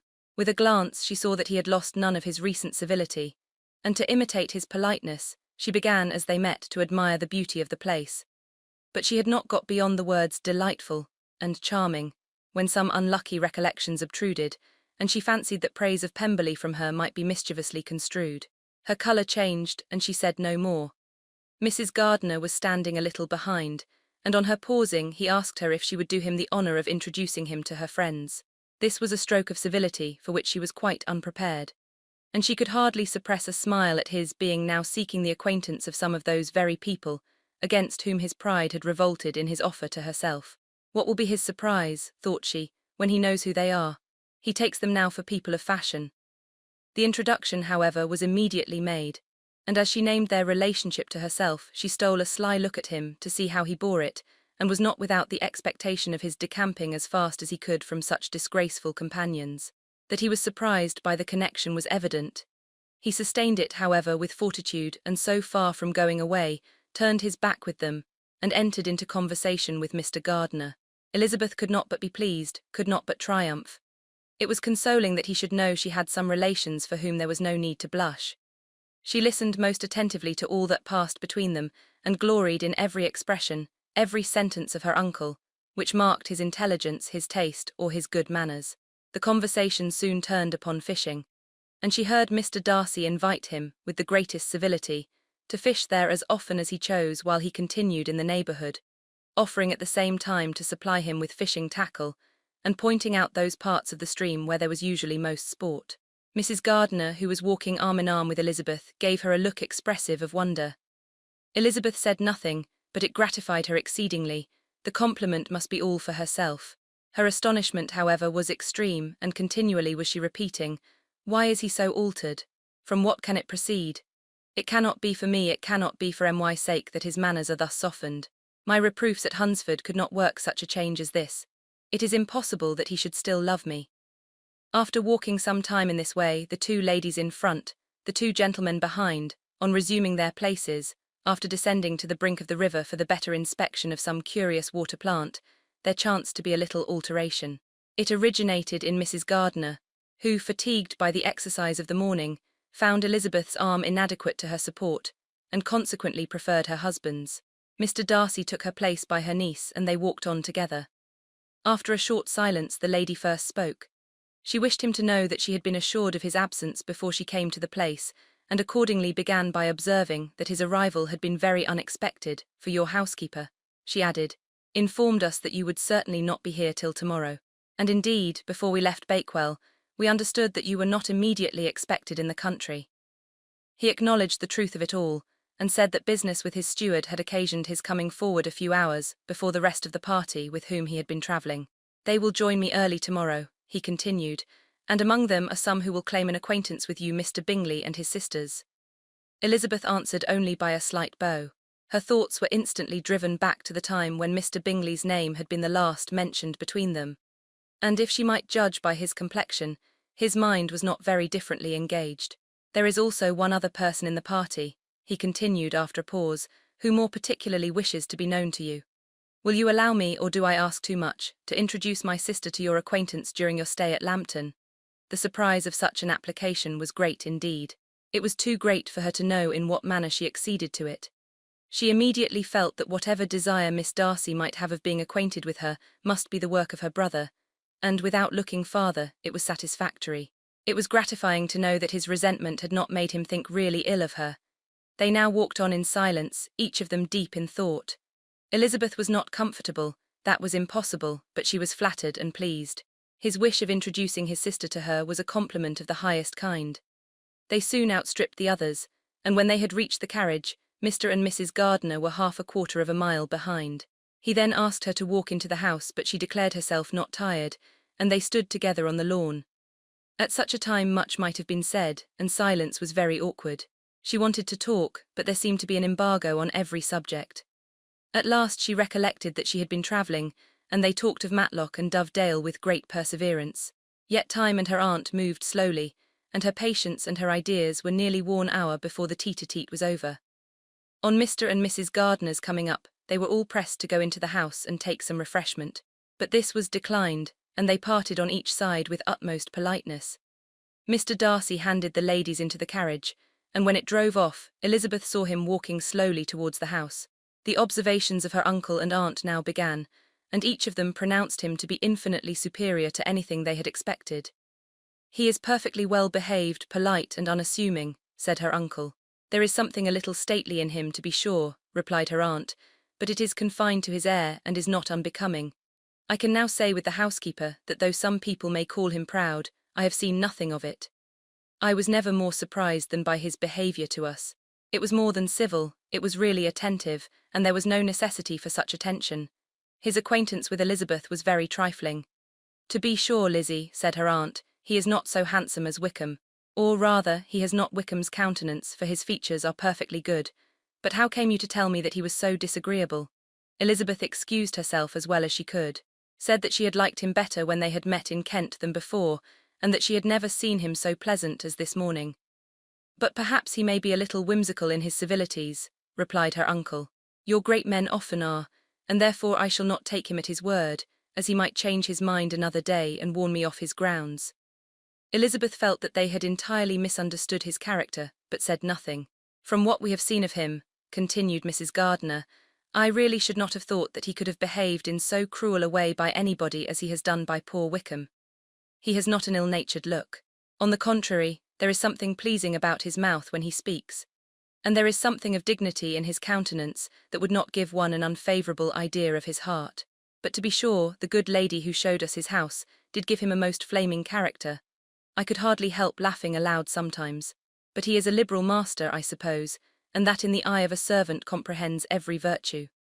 Elizabeth here felt herself called on to say something in vindication of his behaviour to Wickham, and therefore gave them to understand, in as guarded a manner as she could, that by what she had heard from his relations in Kent, his actions were capable of a very different construction, and that his character was by no means so faulty, nor Wickham so amiable, as they had been considered in Hertfordshire. In confirmation of this, she related the particulars of all the pecuniary transactions in which they had been connected, without actually naming her authority, but stating it to be such as might be relied on. Mrs. Gardiner was surprised and concerned, but as they were now approaching the scene of her former pleasures, every idea gave way to the charm of recollection, and she was too much engaged in pointing out to her husband all the interesting spots in its environs to think of anything else. Fatigued as she had been by the morning's walk, they had no sooner dined than she set off again, in quest of her former acquaintance, and the evening was spent in the satisfactions of an intercourse renewed after many years' discontinuance. The occurrences of the day were too full of interest to leave Elizabeth much attention for any of these new friends, and she could do nothing but think, and think with wonder, of Mr. Darcy's civility, and above all, of his wishing her to be acquainted with his sister. Chapter 44. Elizabeth had settled it that Mr. Darcy would bring his sister to visit her the very day after her reaching Pemberley, and was consequently resolved not to be out of sight of the inn the whole of that morning. But her conclusion was false, for on the very morning after their arrival at Lambton, these visitors came. They had been walking about the place with some of their new friends, and were just returning to the inn to dress themselves for dining with the same family, when the sound of a carriage drew them to a window, and they saw a gentleman and a lady in a curricle driving up the street. Elizabeth, immediately recognizing the livery, guessed what it meant, and imparted no small degree of her surprise to her relations by acquainting them with the honour which she expected.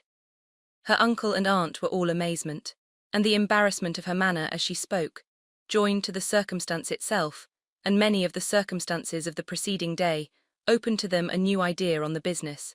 Nothing had ever suggested it before, but they felt that there was no other way of accounting for such attentions from such a quarter than by supposing a partiality for their niece. While these newly born notions were passing in their heads, the perturbation of Elizabeth's feelings was at every moment increasing. She was quite amazed at her own discomposure, but amongst other causes of disquiet, she dreaded lest the partiality of the brother should have said too much in her favour, and, more than commonly anxious to please, she naturally suspected that every power of pleasing would fail her. She retreated from the window, fearful of being seen, and as she walked up and down the room, endeavouring to compose herself, saw such looks of inquiring surprise in her uncle and aunt as made everything worse. Miss Darcy and her brother appeared, and this formidable introduction took place. With astonishment did Elizabeth see that her new acquaintance was at least as much embarrassed as herself. Since her being at Lambton, she had heard that Miss Darcy was exceedingly proud, but the observation of a very few minutes convinced her that she was only exceedingly shy. She found it difficult to obtain even a word from her beyond a monosyllable. Miss Darcy was tall, and on a larger scale than Elizabeth, and though little more than 16, her figure was formed, and her appearance womanly and graceful. She was less handsome than her brother, but there was sense and good humour in her face, and her manners were perfectly unassuming and gentle. Elizabeth, who had expected to find in her as acute and unembarrassed an observer as ever Mr. Darcy had been, was much relieved by discerning such different feelings. They had not long been together before Mr. Darcy told her that Bingley was also coming to wait on her, and she had barely time to express her satisfaction and prepare for such a visitor, when Bingley's quick step was heard on the stairs, and in a moment he entered the room.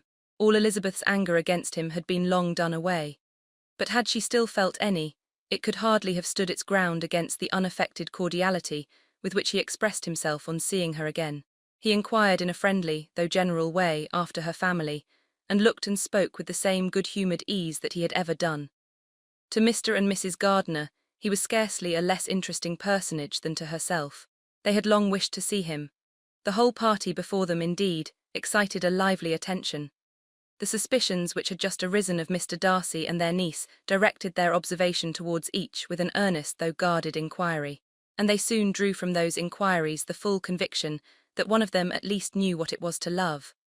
Of the lady's sensations they remained a little in doubt, but that the gentleman was overflowing with admiration was evident enough. Elizabeth, on her side, had much to do. She wanted to ascertain the feelings of each of her visitors. She wanted to compose her own and to make herself agreeable to all, and in the latter object, where she feared most to fail, she was most sure of success, for those to whom she endeavoured to give pleasure were prepossessed in her favour. Bingley was ready, Georgiana was eager, and Darcy determined to be pleased. In seeing Bingley, her thoughts naturally flew to her sister, and oh, how ardently did she long to know whether any of his were directed in a like manner. Sometimes she could fancy that he talked less than on former occasions, and once or twice pleased herself with the notion that, as he looked at her, he was trying to trace a resemblance.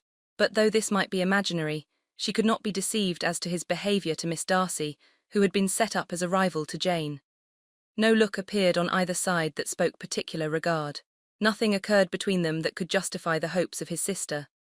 On this point she was soon satisfied, and 2 or 3 little circumstances occurred ere they parted, which, in her anxious interpretation, denoted a recollection of Jane not untinctured by tenderness, and a wish of saying more that might lead to the mention of her, had he dared. He observed to her, at a moment when the others were talking together, and in a tone which had something of real regret, that it was a very long time since he had had the pleasure of seeing her. And before she could reply, he added, "It is above 8 months. We have not met since the 26th of November, when we were all dancing together at Netherfield."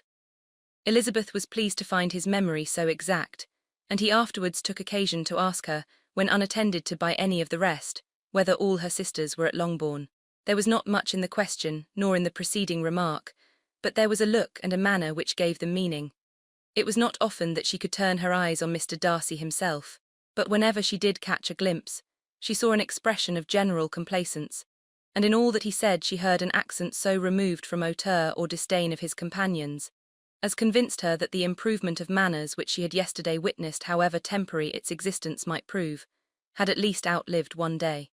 When she saw him thus seeking the acquaintance and courting the good opinion of people with whom any intercourse a few months ago would have been a disgrace, when she saw him thus civil, not only to herself, but to the very relations whom he had openly disdained, and recollected their last lively scene in Hunsford Parsonage, the difference, the change was so great, and struck so forcibly on her mind, that she could hardly restrain her astonishment from being visible. Never, even in the company of his dear friends at Netherfield, or his dignified relations at Rosings, had she seen him so desirous to please, so free from self-consequence or unbending reserve, as now, when no importance could result from the success of his endeavours, and when even the acquaintance of those to whom his attentions were addressed would draw down the ridicule and censure of the ladies, both of Netherfield as Rosings. Their visitors stayed with them above half an hour, and when they arose to depart, Mr. Darcy called on his sister to join him in expressing their wish of seeing Mr. and Mrs. Gardiner and Miss Bennet to dinner at Pemberley before they left the country. Miss Darcy, though with a diffidence which marked her little in the habit of giving invitations, readily obeyed. Mrs. Gardiner looked at her niece, desirous of knowing how she, whom the invitation most concerned, felt disposed as to its acceptance, but Elizabeth had turned away her head. Presuming, however, that this studied avoidance spoke rather a momentary embarrassment than any dislike of the proposal, and seeing in her husband, who was fond of society, a perfect willingness to accept it, she ventured to engage for her attendance, and the day after the next was fixed on. Bingley expressed great pleasure in the certainty of seeing Elizabeth again, having still a great deal to say to her, and many inquiries to make after all their Hertfordshire friends. Elizabeth, construing all this into a wish of hearing her speak of her sister, was pleased, and on this account, as well as some others, found herself, when their visitors left them, capable of considering the last half-hour with some satisfaction, though while it was passing, the enjoyment of it had been little. Eager to be alone, and fearful of inquiries or hints from her uncle and aunt, she stayed with them only long enough to hear their favourable opinion of Bingley, and then hurried away to dress. But she had no reason to fear Mr. and Mrs. Gardiner's curiosity. It was not their wish to force her communication. It was evident that she was much better acquainted with Mr. Darcy than they had before any idea of. It was evident that he was very much in love with her. They saw much to interest but nothing to justify inquiry. Of Mr. Darcy it was now a matter of anxiety to think well, and as far as their acquaintance reached, there was no fault to find. They could not be untouched by his politeness, and had they drawn his character from their own feelings and his servant's report, without any reference to any other account, the circle in Hertfordshire to which he was known would not have recognised it for Mr. Darcy. There was now an interest, however, in believing the housekeeper, and they soon became sensible that the authority of a servant who had known him since he was 4 years old, and whose own manners indicated respectability, was not to be hastily rejected. Neither had anything occurred in the intelligence of their Lambton friends that could materially lessen its weight. They had nothing to accuse him of but pride. Pride he probably had, and if not, it would certainly be imputed by the inhabitants of a small market town where the family did not visit. It was acknowledged, however, that he was a liberal man and did much good among the poor. With respect to Wickham, the travellers soon found that he was not held there in much estimation, for though the chief of his concerns with the son of his patron were imperfectly understood, it was yet a well-known fact that on his quitting Derbyshire he had left many debts behind him, which Mr. Darcy afterwards discharged. As for Elizabeth, her thoughts were at Pemberley this evening more than the last, and the evening, though as it passed it seemed long, was not long enough to determine her feelings towards one in that mansion, and she lay awake 2 whole hours endeavouring to make them out. She certainly did not hate him. No, hatred had vanished long ago, and she had almost as long been ashamed of ever feeling a dislike against him that could be so called. The respect created by the conviction of his valuable qualities, though at first unwillingly admitted, had for some time ceased to be repugnant to her feeling, and it was now heightened into somewhat of a friendlier nature, by the testimony so highly in his favour, and bringing forward his disposition in so amiable a light, which yesterday had produced. But above all, above respect and esteem, there was a motive within her of goodwill which could not be overlooked. It was gratitude not merely for having once loved her, but for loving her still well enough to forgive all the petulance and acrimony of her manner in rejecting him, and all the unjust accusations accompanying her rejection.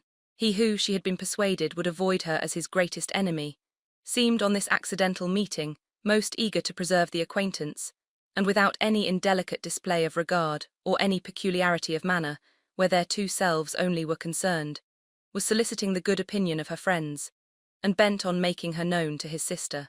Such a change in a man of so much pride exciting not only astonishment but gratitude, for to love, ardent love, it must be attributed, and as such its impression on her was of a sort to be encouraged, as by no means unpleasing, though it could not be exactly defined. She respected, she esteemed, she was grateful to him, she felt a real interest in his welfare, and she only wanted to know how far she wished that welfare to depend upon herself, and how far it would be for the happiness of both that she should employ the power, which her fancy told her she still possessed, of bringing on her the renewal of his addresses. It had been settled in the evening between the aunt and the niece that such a striking civility as Miss Darcy's in coming to see them on the very day of her arrival at Pemberley, for she had reached it only to a late breakfast, ought to be imitated, though it could not be equalled, by some exertion of politeness on their side, and consequently that it would be highly expedient to wait on her at Pemberley the following morning.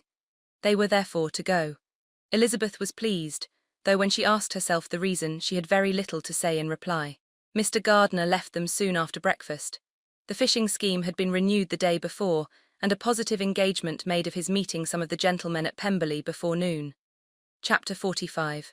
Convinced as Elizabeth now was that Miss Bingley's dislike of her had originated in jealousy, she could not help feeling how unwelcome her appearance at Pemberley must be to her, and was curious to know with how much civility on that lady's side the acquaintance would now be renewed.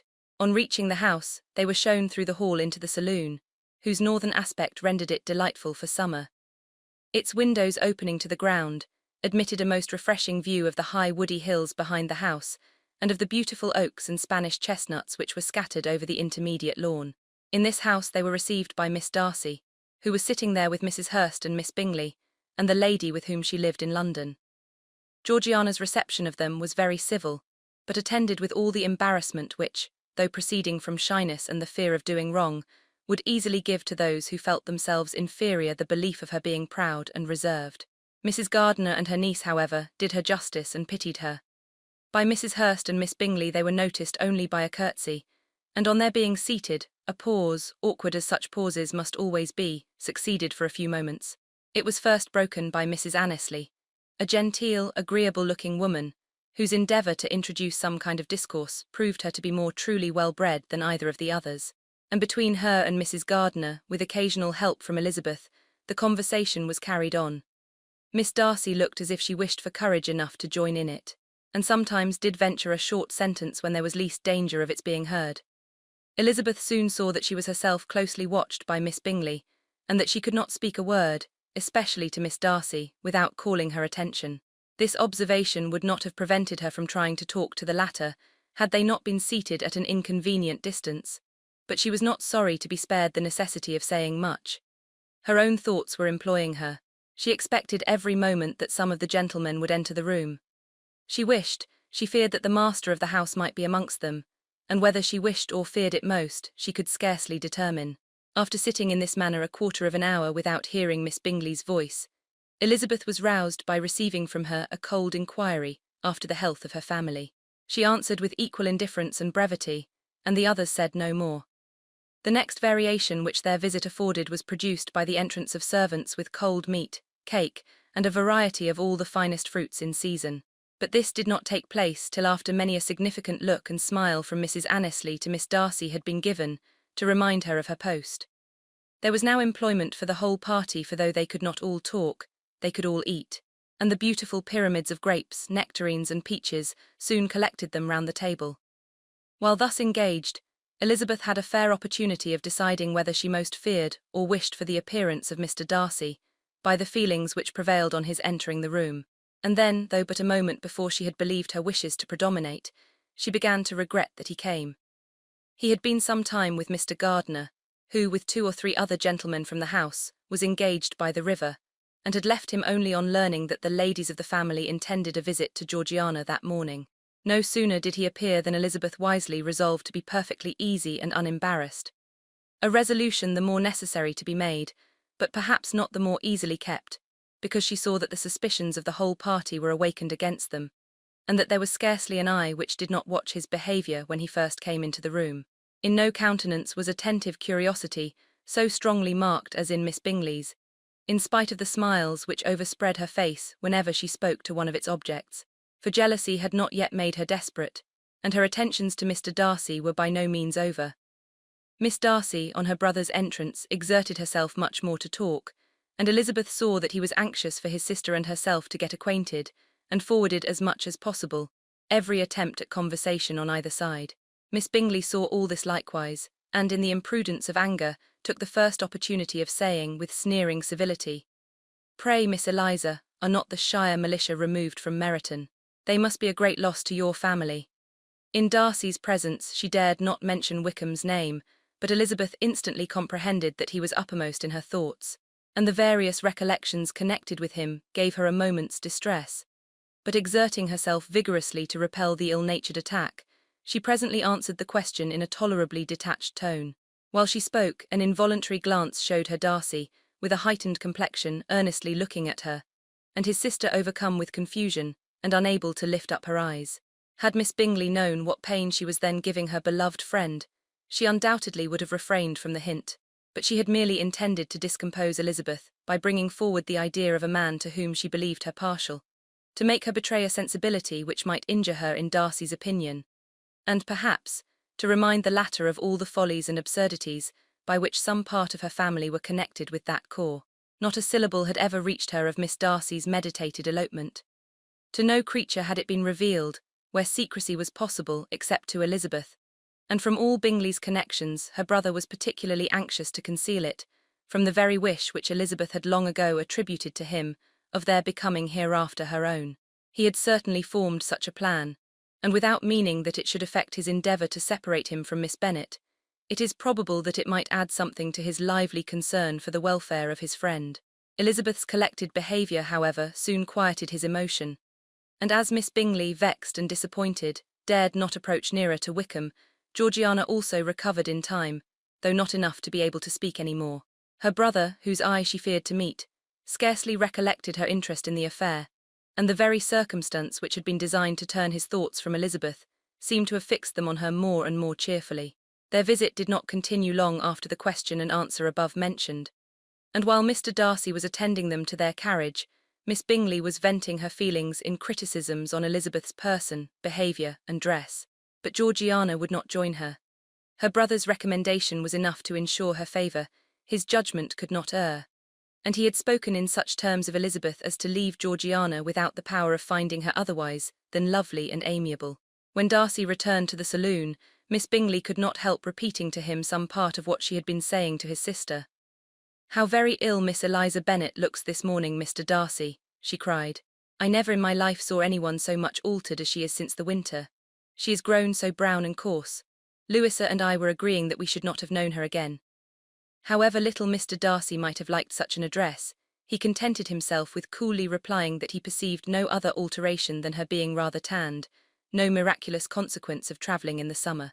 "For my own part," she rejoined, "I must confess that I never could see any beauty in her.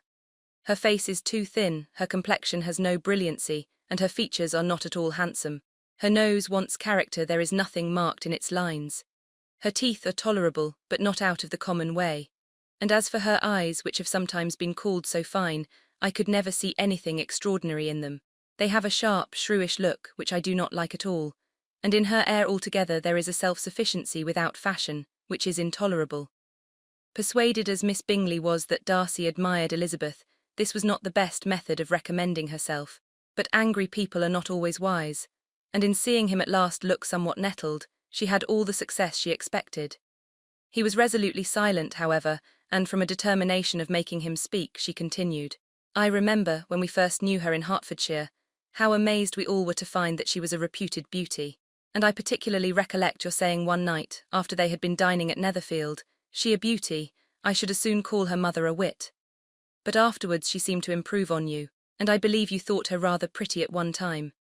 "Yes," replied Darcy, who could contain himself no longer, "but that was only when I first saw her, for it is many months since I have considered her as one of the handsomest women of my acquaintance."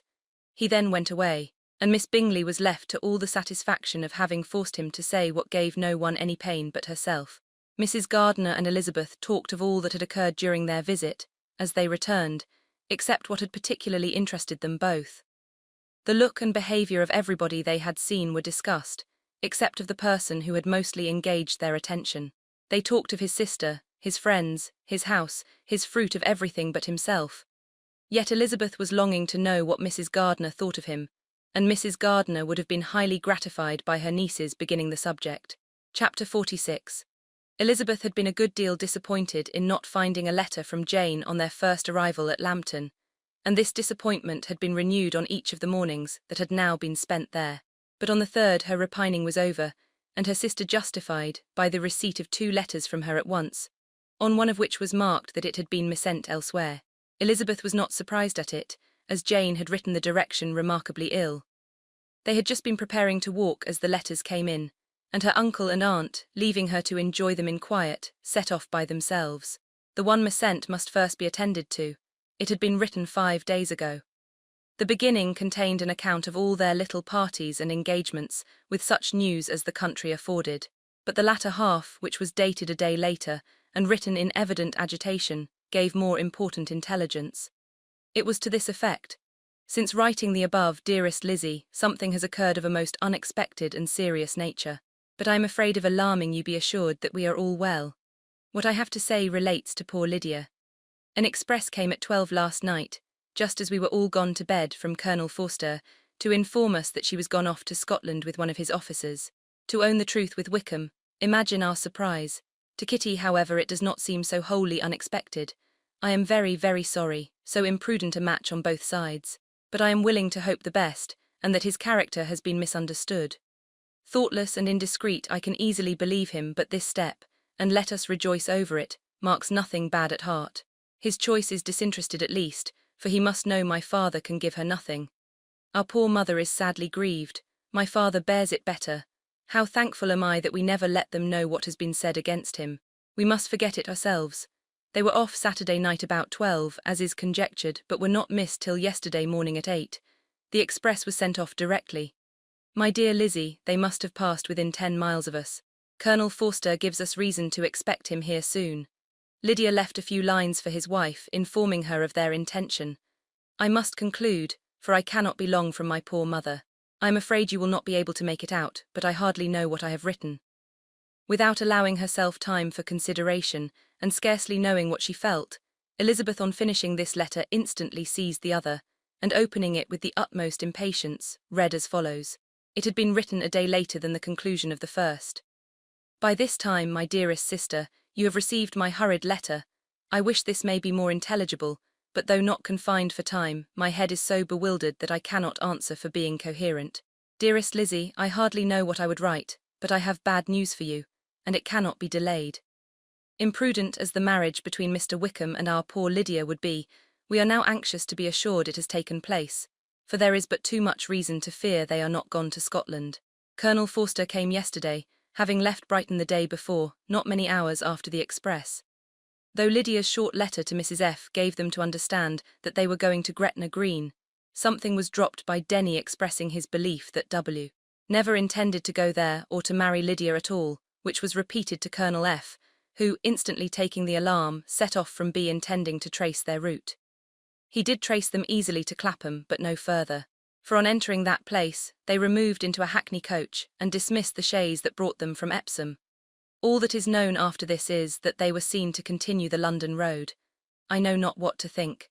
After making every possible inquiry on that side London, Colonel F. came on into Hertfordshire, anxiously renewing them at all the turnpikes, and at the inns in Barnet and Hatfield, but without any success. No such people had been seen to pass through. With the kindest concern he came on to Longbourn, and broke his apprehensions to us in a manner most creditable to his heart. I am sincerely grieved for him and Mrs. F., but no one can throw any blame on them. Our distress, my dear Lizzie, is very great. My father and mother believe the worst, but I cannot think so ill of him. Many circumstances might make it more eligible for them to be married privately in town than to pursue their first plan, and even if he could form such a design against a young woman of Lydia's connections, which is not likely, can I suppose her so lost to everything? Impossible.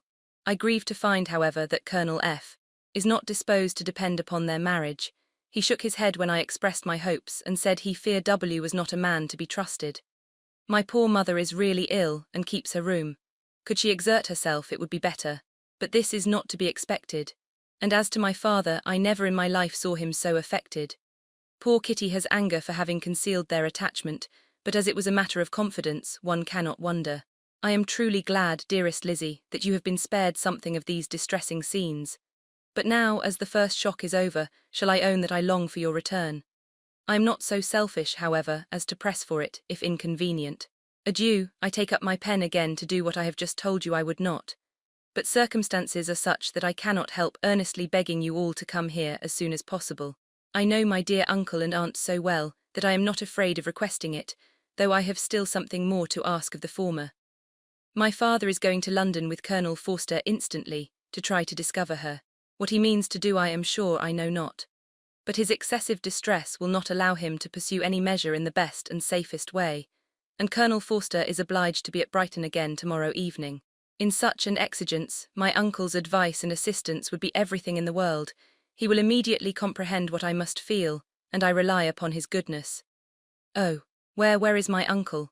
Cried Elizabeth, darting from her seat as she finished the letter, in eagerness to follow him without losing a moment of the time so precious. But as she reached the door it was opened by a servant, and Mr. Darcy appeared.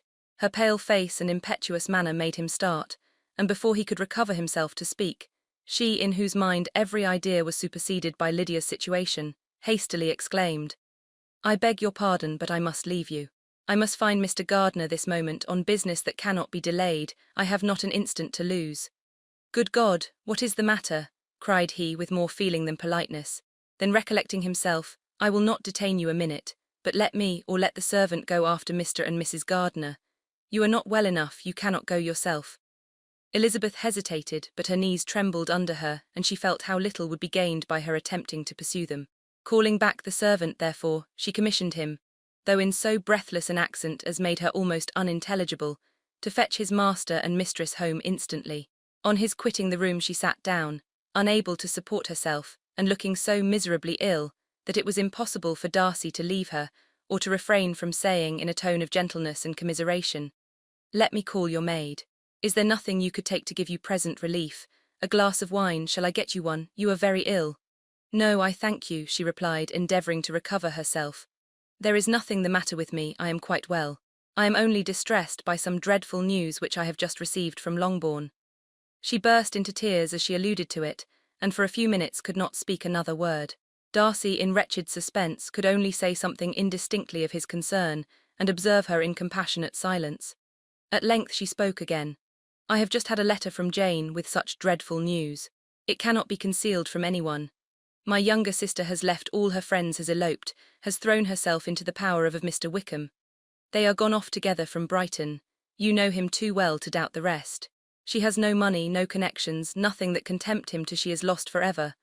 Darcy was fixed in astonishment. "When I consider," she added in a yet more agitated voice, "that I might have prevented it. I who knew what he was. Had I but explained some part of it, only some part of what I learnt, to my own family. Had his character been known, this could not have happened. But it is all too late now." "I am grieved indeed," cried Darcy, grieved, shocked. "But is it certain, absolutely certain?" "Oh yes, they left Brighton together on Sunday night and were traced almost to London, but not beyond. They are certainly not gone to Scotland. And what has been done, what has been attempted to recover her? My father is gone to London, and Jane has written to beg my uncle's immediate assistance, and we shall be off, I hope, in half an hour.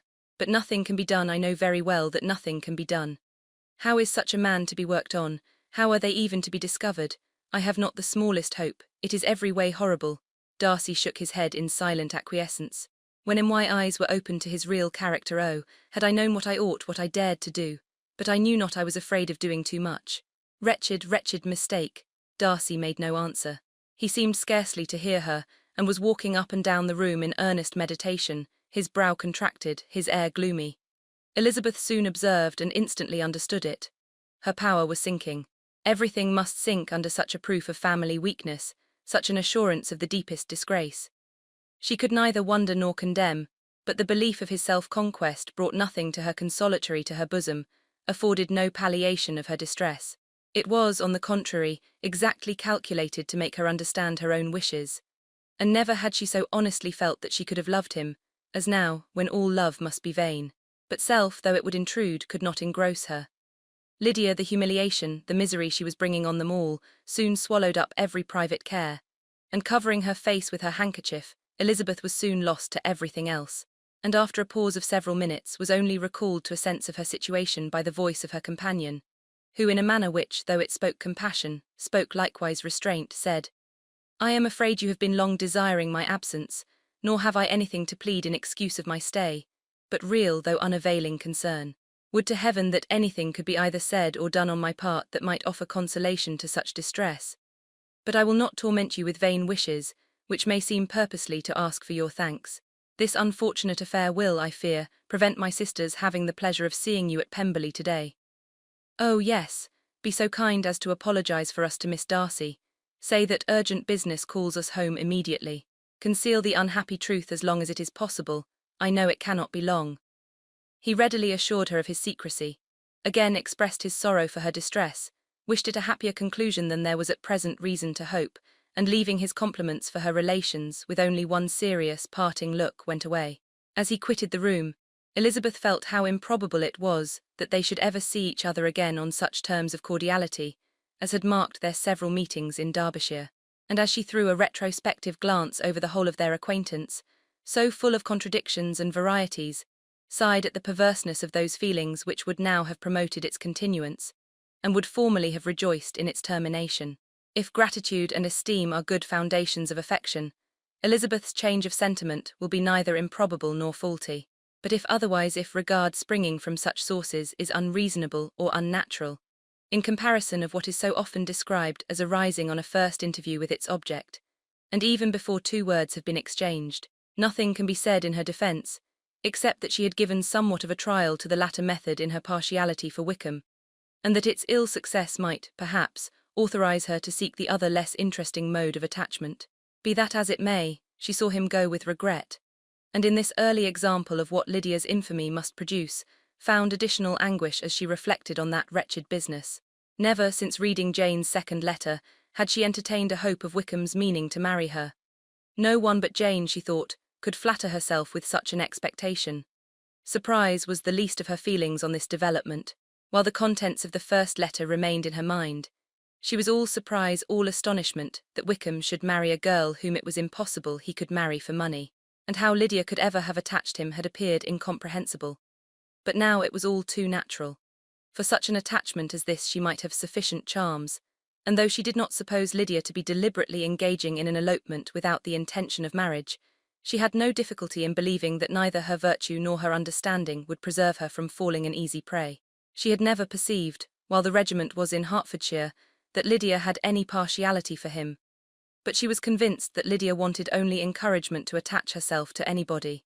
Sometimes one officer, sometimes another, had been her favourite, as their attentions raised them in her opinion. Her affections had continually been fluctuating, but never without an object. The mischief of neglect and mistaken indulgence towards such a girl, oh, how acutely did she now feel it! She was wild to be at home, to hear, to see, to be upon the spot, to share with Jane in the cares that must now fall wholly upon her, in a family so deranged, a father absent, a mother incapable of exertion, and requiring constant attendance. And though almost persuaded that nothing could be done for Lydia, her uncle's interference seemed of the utmost importance. Until he entered the room her impatience was severe. Mr. and Mrs. Gardiner had hurried back in alarm, supposing by the servant's account that their niece was taken suddenly ill. But satisfying them instantly on that head, she eagerly communicated the cause of their summons, reading the 2 letters aloud, and dwelling on the postscript of the last with trembling energy, though Lydia had never been a favourite with them. Mr. and Mrs. Gardiner could not but be deeply afflicted. Not Lydia only, but all were concerned in it, and after the first exclamations of surprise and horror, Mr. Gardiner promised every assistance in his power. Elizabeth, though expecting no less, thanked him with tears of gratitude, and all 3 being actuated by one spirit, everything relating to their journey was speedily settled. They were to be off as soon as possible. "But what is to be done about Pemberley?" cried Mrs. Gardiner. "John told us Mr. Darcy was here when you sent for us, was it so?" "Yes, and I told him we should not be able to keep our engagement. That is all settled." "What is all settled?" repeated the other as she ran into her room to prepare. "And are they upon such terms as for her to disclose the real truth?" "Oh, that I knew how it was." But wishes were vain, or at least could only serve to amuse her in the hurry and confusion of the following hour. Had Elizabeth been at leisure to be idle, she would have remained certain that all employment was impossible to one so wretched as herself. But she had her share of business as well as her aunt, and amongst the rest there were notes to be written to all their friends at Lambton, with false excuses for their sudden departure. An hour, however, saw the whole completed, and Mr. Gardiner meanwhile having settled his account at the inn, nothing remained to be done but to go.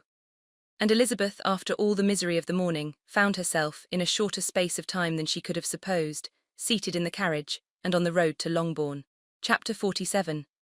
"I have been thinking it over again, Elizabeth," said her uncle as they drove from the town, "and really, upon serious consideration, I am much more inclined than I was to judge as your eldest sister does on the matter. It appears to me so very unlikely that any young man should form such a design against a girl, who is by no means unprotected or friendless, and who was actually staying in his colonel's family, that I am strongly inclined to hope the best. Could he expect that her friends would not step forward? Could he expect to be noticed again by the regiment after such an affront to Colonel Forster? His temptation is not adequate to the risk." "Do you really think so?" cried Elizabeth, brightening up for a moment. "Upon my word," said Mrs. Gardiner, "I begin to be of your uncle's opinion. It is really too great a violation of decency, honour and interest for him to be guilty of. I cannot think so very ill of Wickham. Can you yourself, Lizzie, so wholly give him up as to believe him capable of it? Not, perhaps, of neglecting his own interest, but of every other neglect I can believe him capable. If indeed it should be so. But I dare not hope it. Why should they not go on to Scotland if that had been the case? In the first place, replied Mr. Gardiner, there is no absolute proof that they are not gone to Scotland. Oh, but their removing from the chaise into a hackney coach is such a presumption, and besides, no traces of them were to be found on the Barnet road. Well, then, supposing them to be in London, they may be there, though for the purpose of concealment, for no more exceptional purpose. It is not likely that money should be very abundant on either side, and it might strike them that they could be more economically, though less expeditiously, married in London than in Scotland. But why all this secrecy? Why any fear of detection? Why must their marriage be private? Oh no, no, this is not likely. His most particular friend, you see by Jane's account, was persuaded of his never intending to marry her. Wickham will never marry a woman without some money. He cannot afford it. And what claims has Lydia, what attraction has she beyond youth, health and good humour that could make him, for her sake, forgo every chance of benefiting himself by marrying well? As to what restraint the apprehensions of disgrace in the corps might throw on a dishonourable elopement with her, I am not able to judge, for I know nothing of the effects that such a step might produce. But as to your other objection, I am afraid it will hardly hold good. Lydia has no brothers to step forward, and he might imagine, from my father's behaviour, from his indolence and the little attention he has ever seemed to give to what was going forward in his family, that he would do as little, and think as little about it, as any father could do, in such a matter. But can you think that Lydia is so lost to everything but love of him as to consent to live with him on any terms other than marriage? It does seem, and it is most shocking indeed, replied Elizabeth, with tears in her eyes, that a sister's sense of decency and virtue in such a point should admit of doubt. But really I know not what to say. Perhaps I am not doing her justice. But she is very young, she has never been taught to think on serious subjects, and for the last half-year, nay, for a 12-month, she has been given up to nothing but amusement and vanity. She has been allowed to dispose of her time in the most idle and frivolous manner, and to adopt any opinions that came in her way. Since the Shire were first quartered in Meryton, nothing but love, flirtation, and officers have been in her head.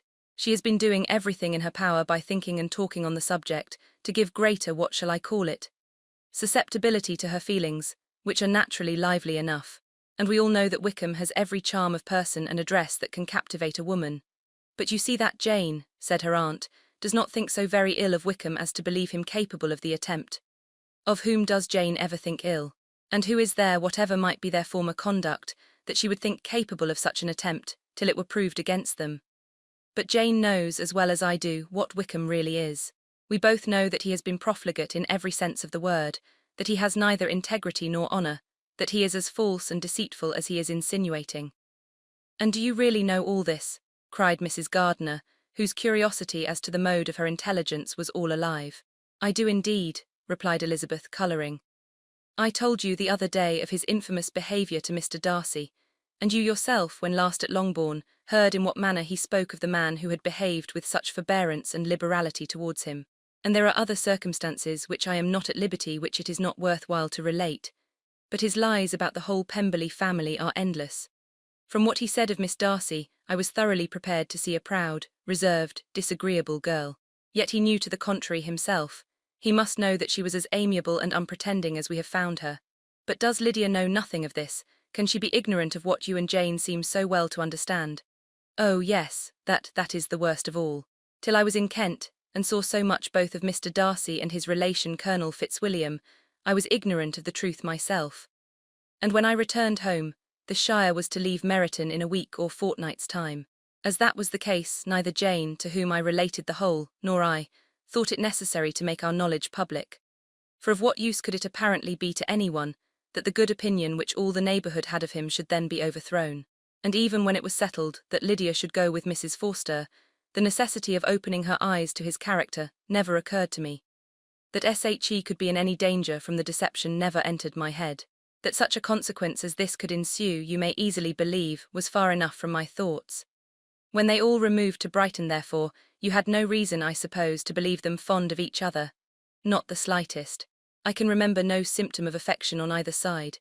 and had anything of the kind been perceptible, you must be aware that ours is not a family on which it could be thrown away. When first he entered the corps, she was ready enough to admire him, but so we all were.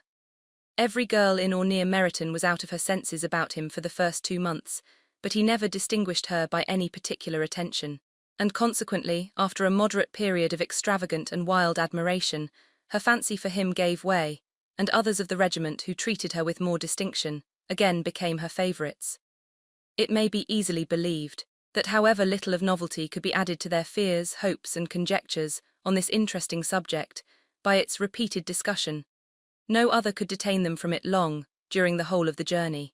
From Elizabeth's thoughts it was never absent. Fixed there by the keenest of all anguish, self-reproach, she could find no interval of ease or forgetfulness. They travelled as expeditiously as possible, and sleeping one night on the road, reached Longbourn by dinner-time the next day. It was a comfort to Elizabeth to consider that Jane could not have been wearied by long expectations.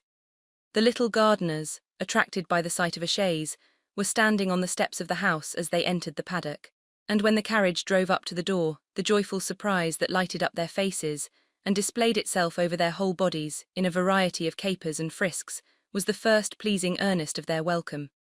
Elizabeth jumped out, and after giving each of them a hasty kiss, hurried into the vestibule, where Jane, who came running down from her mother's apartment, immediately met her. Elizabeth, as she affectionately embraced her, whilst tears filled the eyes of both, lost not a moment in asking whether anything had been heard of the fugitives. "Not yet," replied Jane, "but now that my dear uncle is come, I hope everything will be well. Is my father in town?" "Yes, he went on Tuesday, as I wrote you word." "And have you heard from him often?" "We have heard only twice. He wrote me a few lines on Wednesday to say that he had arrived in safety, and to give me his directions, which I particularly begged him to do. He merely added that he should not write again till he had something of importance to mention." "And my mother, how is she?" "How are you all? My mother is tolerably well, I trust, though her spirits are greatly shaken. She is upstairs and will have great satisfaction in seeing you all. She does not yet leave her dressing-room. Mary and Kitty are, thank heaven, are quite well. But you, how are you?" cried Elizabeth. "You look pale, how much you must have gone through." Her sister, however, assured her of her being perfectly well, and their conversation, which had been passing while Mr. and Mrs. Gardiner were engaged with their children, was now put an end to by the approach of the whole party. Jane ran to her uncle and aunt, and welcomed and thanked them both, with alternate smiles and tears. When they were all in the drawing-room, the questions which Elizabeth had already asked were of course repeated by the others, and they soon found that Jane had no intelligence to give. The sanguine hope of good, however, which the benevolence of her heart suggested, had not yet deserted her. She still expected that it would all end well, and that every morning would bring some letter, either from Lydia or her father, to explain their proceedings, and perhaps announce their marriage. Mrs. Bennet, to whose apartment they all repaired after a few minutes' conversation together, received them exactly as might be expected.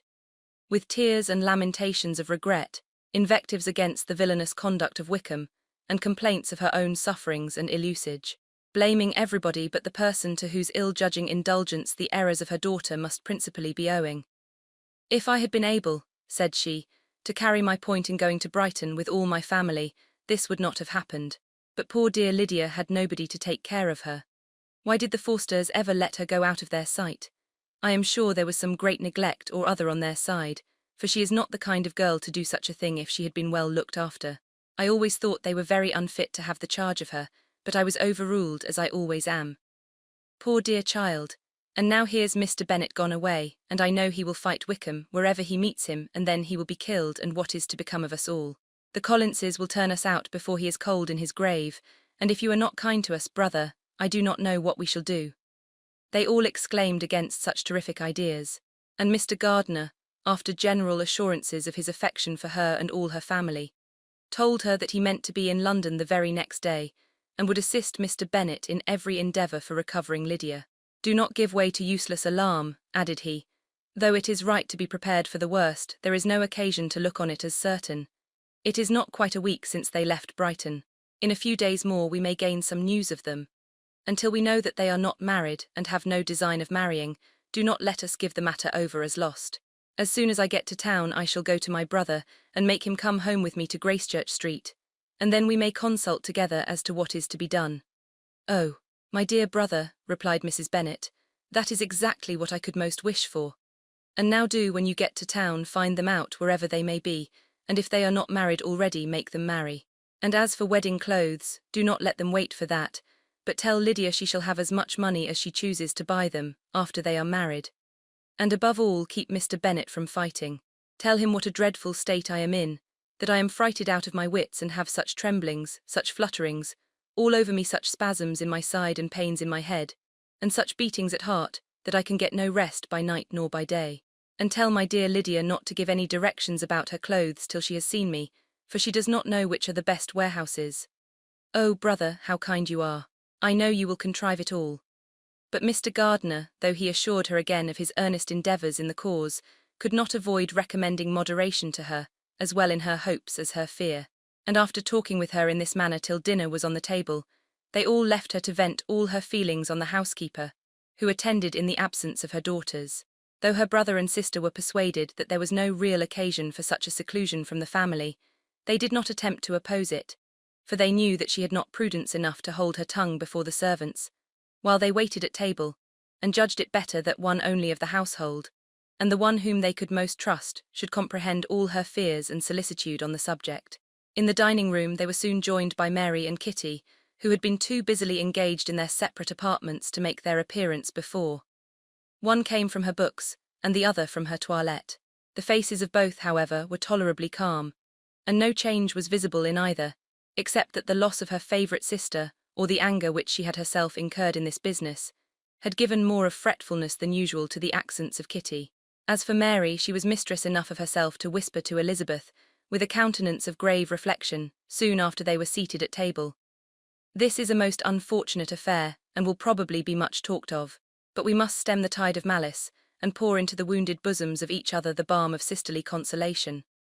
Then, perceiving in Elizabeth no inclination of replying, she added, "Unhappy as the event must be for Lydia, we may draw from it this useful lesson, that loss of virtue in a female is irretrievable, that one false step involves her in endless ruin, that her reputation is no less brittle than it is beautiful, and that she cannot be too much guarded in her behaviour towards the undeserving of the other sex."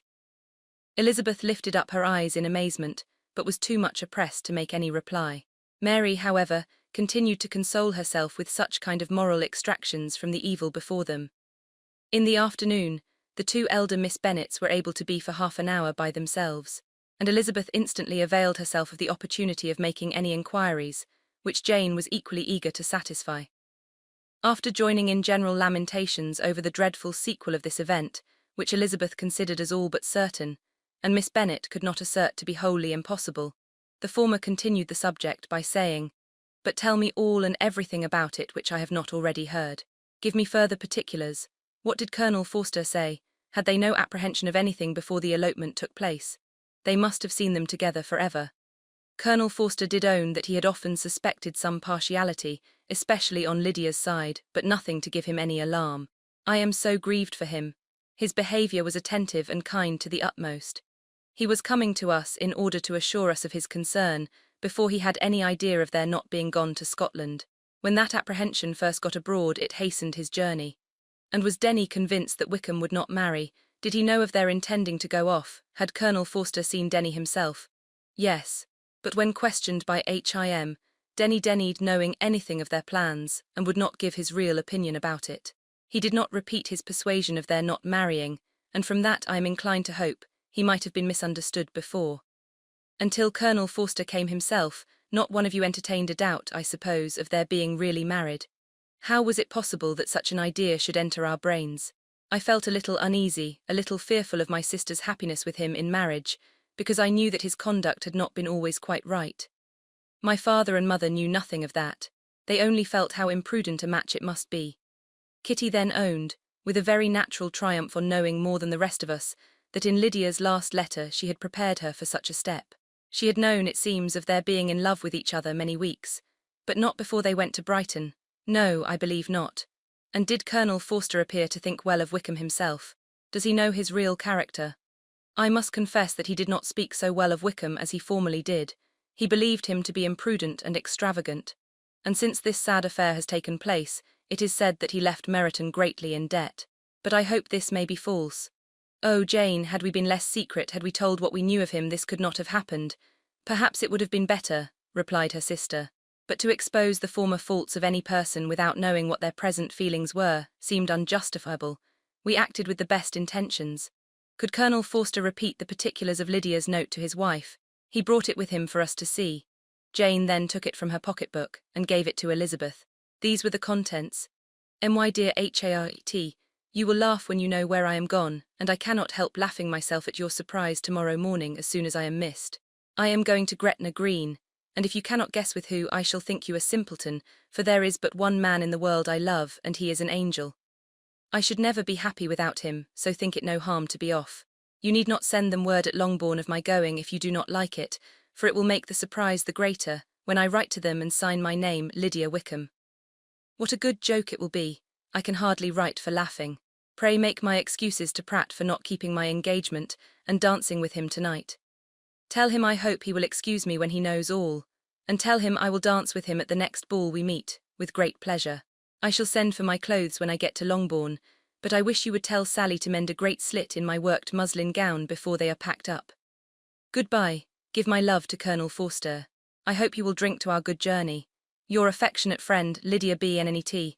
Oh, thoughtless Lydia, cried Elizabeth when she had finished it.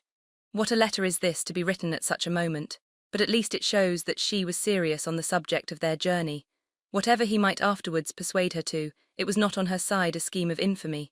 My poor father, how he must have felt it. I never saw anyone so shocked. He could not speak a word for full 10 minutes. My mother was taken ill immediately and the whole house in such confusion. Oh, Jane, cried Elizabeth, was there a servant belonging to it who did not know the whole story before the end of the day? I do not know. I hope there was, but to be guarded at such a time is very difficult. My mother was in hysterics, and though I endeavoured to give her every assistance in my power, I am afraid I did not do so much as I might have done. But the horror of what might possibly happen almost took from me my faculties. Your attendance upon her has been too much for you. You do not look well. Oh, that I had been with you. You have had every care and anxiety upon yourself alone. Mary and Kitty have been very kind, and would have shared in every fatigue, I am sure, but I did not think it right for either of them. Kitty is slight and delicate, and Mary studies so much that her hours of repose should not be broken in on. My Aunt Phillips came to Longbourn on Tuesday, after my father went away, and was so good as to stay till Thursday with me. She was of great use and comfort to us all. And Lady Lucas has been very kind. She walked here on Wednesday morning to condole with us and offered her services, or any of her daughters, if they should be of use to us. She had better have stayed at home, cried Elizabeth. Perhaps she meant well, but under such a misfortune as this one cannot see too little of one's neighbours. Assistance is impossible, condolence insufferable. Let them triumph over us at a distance and be satisfied. She then proceeded to inquire into the measures which her father had intended to pursue, while in town, for the recovery of his daughter.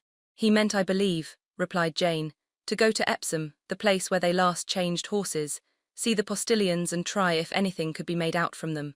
His principal object must be to discover the number of the hackney coach which took them from Clapham. It had come with a fare from London, and as he thought that the circumstance of a gentleman and ladies removing from one carriage into another might be remarked, he meant to make inquiries at Clapham. If he could anyhow discover at what house the coachman had before set down his fare, he determined to make inquiries there, and hoped it might not be impossible to find out the stand and number of the coach.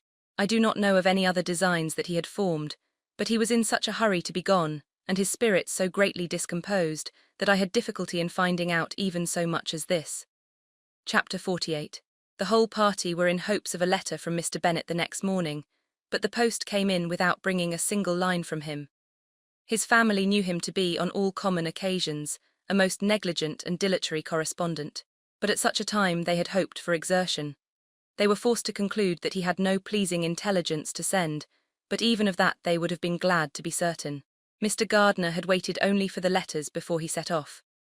When he was gone, they were certain at least of receiving constant information of what was going on, and their uncle promised at parting to prevail on Mr. Bennet to return to Longbourn, as soon as he could, to the great consolation of his sister, who considered it as the only security for her husband's not being killed in a duel.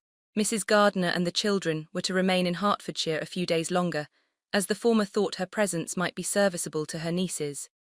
She shared in their attendance on Mrs. Bennet, and was a great comfort to them in their hours of freedom. Their other aunt also visited them frequently, and always, as she said, with the design of cheering and heartening them up though, as she never came without reporting some fresh instance of Wickham's extravagance or irregularity. She seldom went away without leaving them more dispirited than she found them. All Meryton seemed striving to blacken the man who, but 3 months before, had been almost an angel of light. He was declared to be in debt to every tradesman in the place, and his intrigues, all honoured with the title of seduction, had been extended into every tradesman's family. Everybody declared that he was the wickedest young man in the world, and everybody began to find out that they had always distrusted the appearance of his goodness. Elizabeth, though she did not credit above half of what was said, believed enough to make her former assurance of her sister's ruin more certain, and even Jane, who believed still less of it, became almost hopeless, more especially as the time was now come when, if they had gone to Scotland, which she had never before entirely despaired of, they must in all probability have gained some news of them. Mr. Gardiner left Longbourn on Sunday. On Tuesday his wife received a letter from him.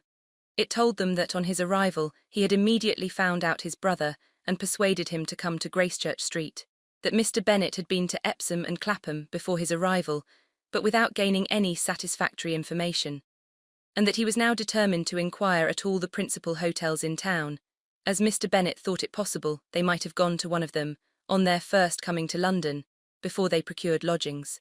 Mr. Gardiner himself did not expect any success from this measure, but as his brother was eager in it, he meant to assist him in pursuing it. He added that Mr. Bennet seemed wholly disinclined at present to leave London and promised to write again very soon. There was also a postscript to this effect. I have written to Colonel Forster to desire him to find out, if possible, from some of the young man's intimates in the regiment, whether Wickham has any relations or connections who would be likely to know in what part of town he has now concealed himself. If there were anyone that one could apply to with a probability of gaining such a clue as that, it might be of essential consequence. At present we have nothing to guide us. Colonel Forster will, I dare say, do everything in his power to satisfy us on this head. But on second thoughts, perhaps, Lizzie could tell us what relations he has now living, better than any other person. Elizabeth was at no loss to understand from whence this deference to her authority proceeded, but it was not in her power to give any information of so satisfactory a nature as the compliment deserved. She had never heard of his having had any relations, except a father and mother, both of whom had been dead many years. It was possible, however, that some of his companions in the shire might be able to give more information, and though she was not very sanguine in expecting it, the application was a something to look forward to. Every day at Longbourn was now a day of anxiety, but the most anxious part of each was when the post was expected. The arrival of letters was the grand object of every morning's impatience. Through letters, whatever of good or bad was to be told would be communicated, and every succeeding day was expected to bring some news of importance. But before they heard again from Mr. Gardiner, a letter arrived for their father, from a different quarter, from Mr. Collins, which, as Jane had received directions to open all that came for him in his absence, she accordingly read, and Elizabeth, who knew what curiosities his letters always were, looked over her and read it likewise. It was as follows. My dear Sir, I feel myself called upon, by our relationship and my situation in life, to condole with you on the grievous affliction you are now suffering under, of which we were yesterday informed by a letter from Hertfordshire. Be assured, my dear sir, that Mrs. Collins and myself sincerely sympathise with you and all your respectable family, in your present distress, which must be of the bitterest kind, because proceeding from a cause which no time can remove. No arguments shall be wanting on my part that can alleviate so severe a misfortune or that may comfort you, under a circumstance that must be of all others the most afflicting to a parent's mind. The death of your daughter would have been a blessing in comparison of this. And it is the more to be lamented, because there is reason to suppose, as my dear Charlotte informs me, that this licentiousness of behaviour in your daughter has proceeded from a faulty degree of indulgence, though at the same time, for the consolation of yourself and Mrs. Bennet, I am inclined to think that her own disposition must be naturally bad, or she could not be guilty of such an enormity at so early an age. Howsoever that may be, you are grievously to be pitied, in which opinion I am not only joined by Mrs. Collins, but likewise by Lady Catherine and her daughter, to whom I have related the affair. They agree with me in apprehending that this false step in one daughter will be injurious to the fortunes of all the others. For who, as Lady Catherine herself condescendingly says, will connect themselves with such a family? And this consideration leads me moreover to reflect, with augmented satisfaction, on a certain event of last November, For had it been otherwise, I must have been involved in all your sorrow and disgrace. Let me then advise you, dear sir, to console yourself as much as possible, to throw off your unworthy child from your affection forever, and leave her to reap the fruits of her own heinous offence. I am, dear sir, etc., etc. Mr. Gardiner did not write again till he had received an answer from Colonel Forster, and then he had nothing of a pleasant nature to send. It was not known that Wickham had a single relationship with whom he kept up any connection, and it was certain that he had no near one living.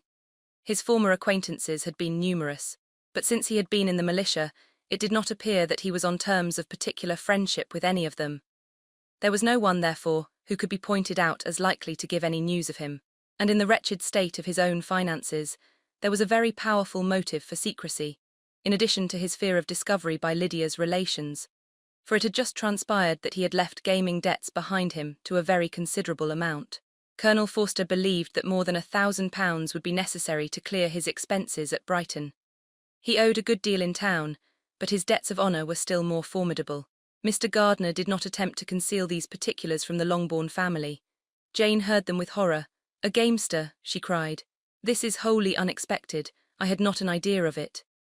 Mr. Gardiner added in his letter that they might expect to see their father at home on the following day, which was Saturday. Rendered spiritless by the ill success of all their endeavours, he had yielded to his brother-in-law's entreaty that he would return to his family, and leave it to him to do whatever occasion might suggest to be advisable for continuing their pursuit. When Mrs. Bennet was told of this, she did not express so much satisfaction as her children expected, considering what her anxiety for his life had been before. "What, is he coming home and without poor Lydia?" she cried. "Sure he will not leave London before he has found them. Who is to fight Wickham and make him marry her if he comes away?" As Mrs. Gardiner began to wish to be at home, it was settled that she and the children should go to London, at the same time that Mr. Bennet came from it. The coach, therefore, took them the first stage of their journey, and brought its master back to Longbourn. Mrs. Gardiner went away in all the perplexity about Elizabeth and her Derbyshire friend that had attended her from that part of the world. His name had never been voluntarily mentioned before them by her niece, and the kind of half-expectation which Mrs. Gardiner had formed of their being followed by a letter from him had ended in nothing. Elizabeth had received none since her return that could come from Pemberley. The present unhappy state of the family rendered any other excuse for the lowness of her spirits unnecessary. Nothing, therefore, could be fairly conjectured from that, though Elizabeth, who was by this time tolerably well acquainted with her own feelings, was perfectly aware that, had she known nothing of Darcy, she could have borne the dread of Lydia's infamy somewhat better. It would have spared her, she thought, one sleepless night out of two. When Mr. Bennet arrived, he had all the appearance of his usual philosophic composure. He said as little as he had ever been in the habit of saying, made no mention of the business that had taken him away, and it was some time before his daughters had courage to speak of it.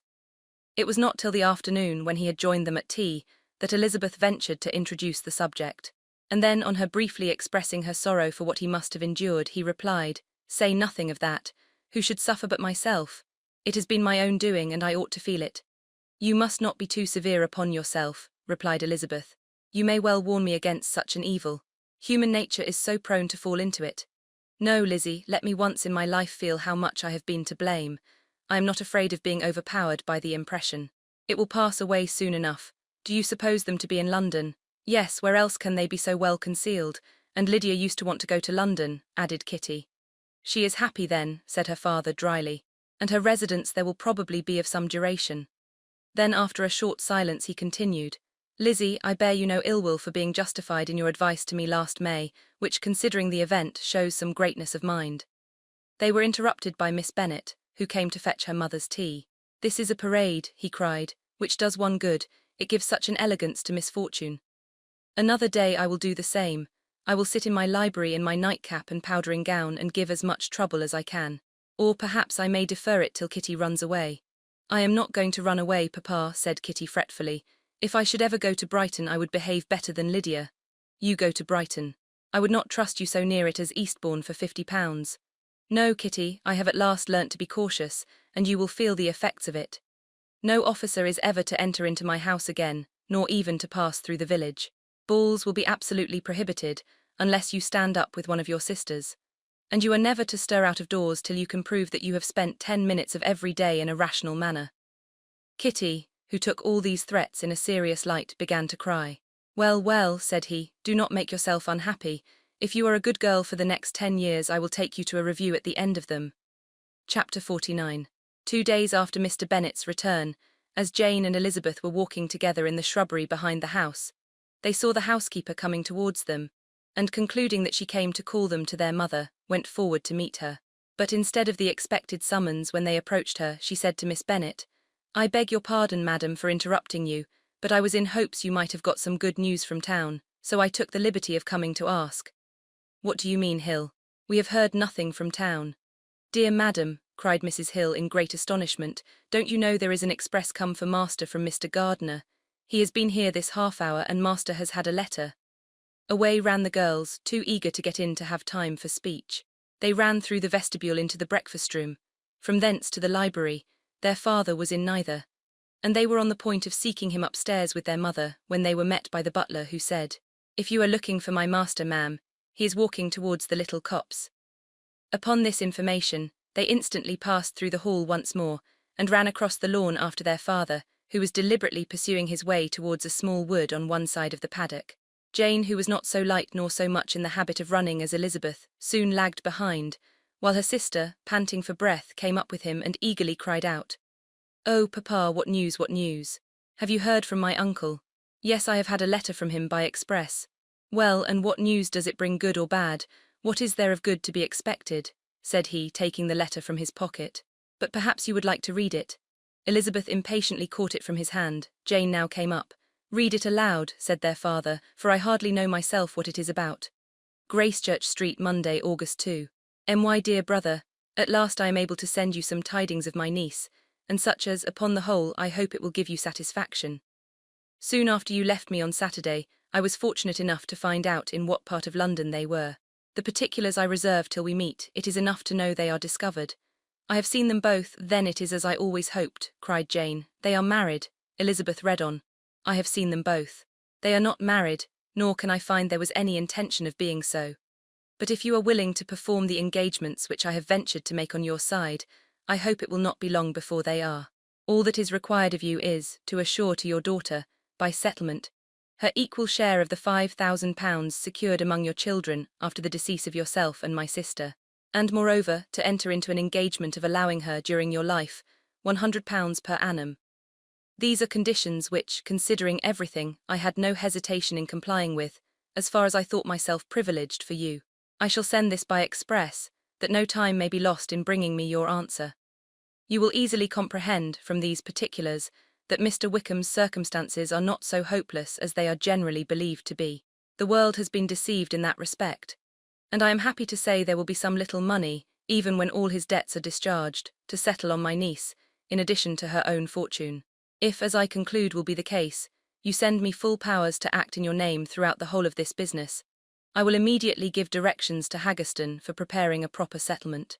There will not be the smallest occasion for your coming to town again, therefore stay quiet at Longbourn, and depend on my diligence and care. Send back your answer as fast as you can, and be careful to write explicitly.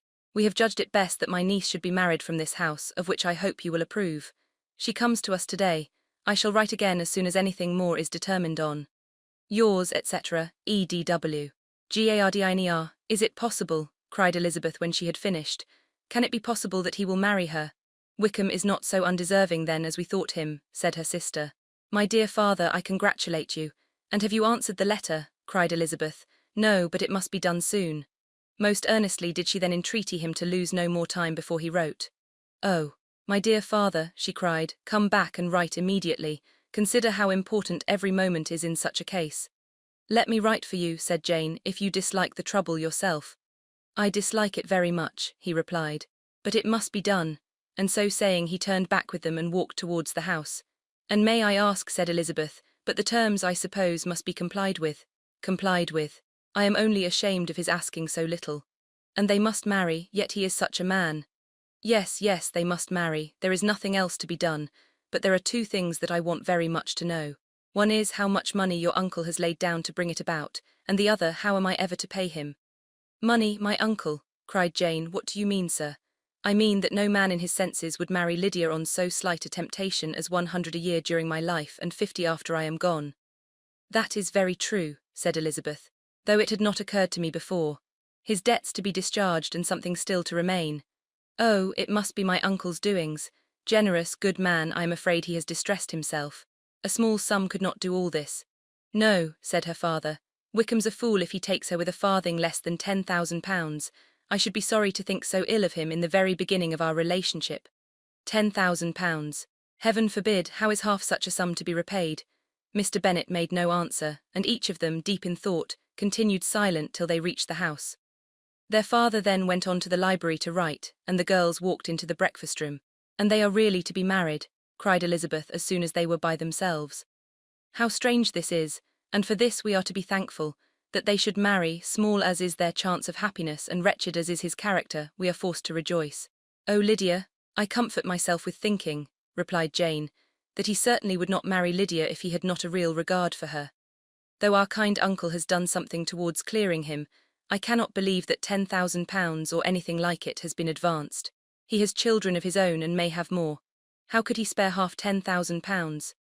"If he were ever able to learn what Wickham's debts have been," said Elizabeth, "and how much is settled on his side on our sister, we shall exactly know what Mr. Gardiner has done for them because Wickham has not sixpence of his own. The kindness of my uncle and aunt can never be requited. Their taking her home, and affording her their personal protection and countenance, is such a sacrifice to her advantage, as years of gratitude cannot enough acknowledge. By this time she is actually with them. If such goodness does not make her miserable now, she will never deserve to be happy. What a meeting for her when she first sees my aunt." "We must endeavour to forget all that has passed on either side," said Jane. "I hope and trust they will yet be happy. His consenting to marry her is a proof, I will believe, that he has come to a right way of thinking. Their mutual affection will steady them, and I flatter myself they will settle so quietly, and live in so rational a manner, as may in time make their past imprudence forgotten."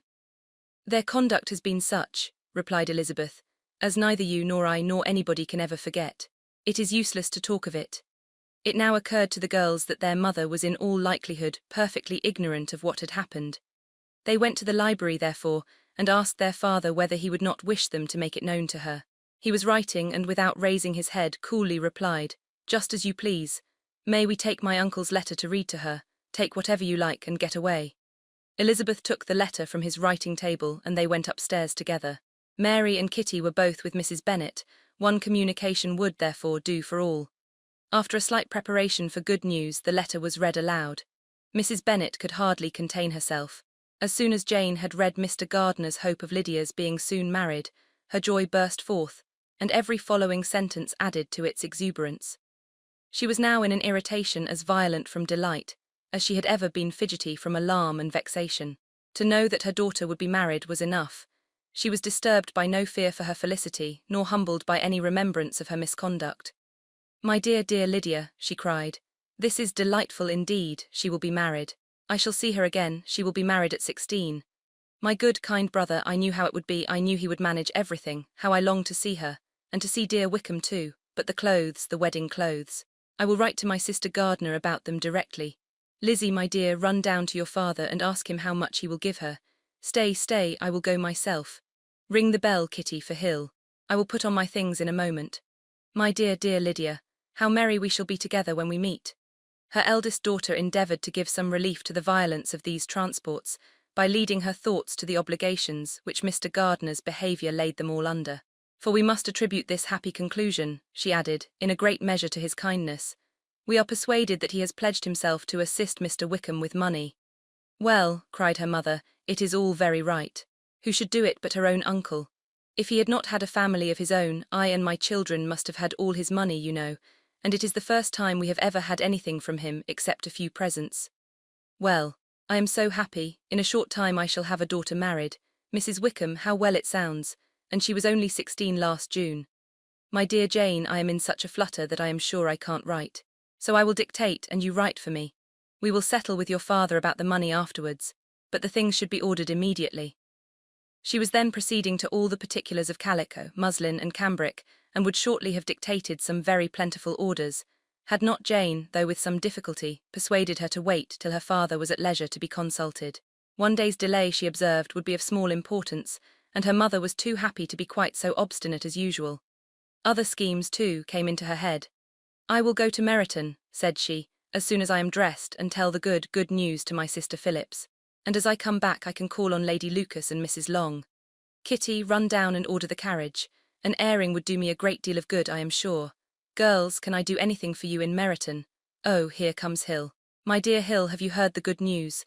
Miss Lydia is going to be married, and you shall all have a bowl of punch to make merry at her wedding." Mrs. Hill began instantly to express her joy.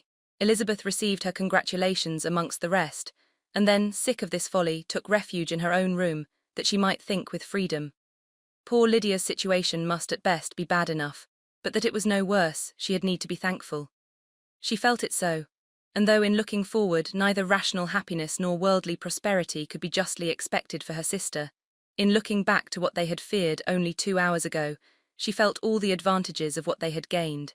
Chapter 50. Mr. Bennet had very often wished before this period of his life that, instead of spending his whole income, he had laid by an annual sum for the better provision of his children, and of his wife, if she survived him. He now wished it more than ever. Had he done his duty in that respect, Lydia need not have been indebted to her uncle for whatever of honour or credit could now be purchased for her.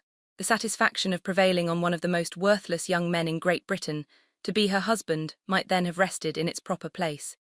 He was seriously concerned that a cause of so little advantage to anyone should be forwarded at the sole expense of his brother-in-law, and he was determined, if possible, to find out the extent of his assistance, and to discharge the obligation as soon as he could. When first Mr. Bennet had married, economy was held to be perfectly useless, for of course they were to have a son. The son was to join in cutting off the entail as soon as he should be of age, and the widow and younger children would by that means be provided for. 5 daughters successively entered the world, but yet the son was to come, and Mrs. Bennet for many years after Lydia's birth had been certain that he would. This event had at last been despaired of, but it was then too late to be saving. Mrs. Bennet had no turn for economy, and her husband's love of independence had alone prevented their exceeding their income. £5,000 was settled by marriage articles on Mrs. Bennet and the children, but in what proportions it should be divided amongst the latter depended on the will of the parents. This was one point, with regard to Lydia at least, which was now to be settled, and Mr. Bennet could have no hesitation in acceding to the proposal before him, in terms of grateful acknowledgment for the kindness of his brother, though expressed most concisely. He then delivered on paper his perfect approbation of all that was done, and his willingness to fulfil the engagements that had been made for him. He had never before supposed that, could Wickham be prevailed on to marry his daughter, it would be done with so little inconvenience to himself as by the present arrangement. He would scarcely be £10 a year the loser by the 100 that was to be paid them. For, what with her board and pocket allowance, and the continual presents in money which passed to her through her mother's hands, Lydia's expenses had been very little within that sum. That it would be done with such trifling exertion on his side, too, was another very welcome surprise. For his wish at present was to have as little trouble in the business as possible. When the first transports of rage which had produced his activity in seeking her were over, he naturally returned to all his former indolence. His letter was soon dispatched, for though dilatory in undertaking business, he was quick in its execution. He begged to know further particulars of what he was indebted to his brother, but was too angry with Lydia to send any message to her. The good news spread quickly through the house, and with proportionate speed through the neighbourhood. It was borne in the latter with decent philosophy. To be sure, it would have been more for the advantage of conversation had Miss Lydia Bennet come upon the town, or, as the happiest alternative, been secluded from the world, in some distant farmhouse.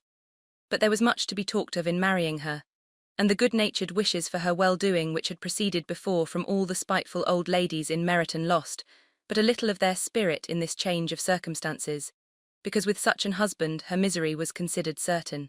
It was a fortnight since Mrs. Bennet had been downstairs, but on this happy day she again took her seat at the head of her table, and in spirits oppressively high. No sentiment of shame gave a damp to her triumph. The marriage of a daughter, which had been the first object of her wishes since Jane was 16, was now on the point of accomplishment, and her thoughts and her words ran wholly on those attendants of elegant nuptials, fine muslins, new carriages, and servants.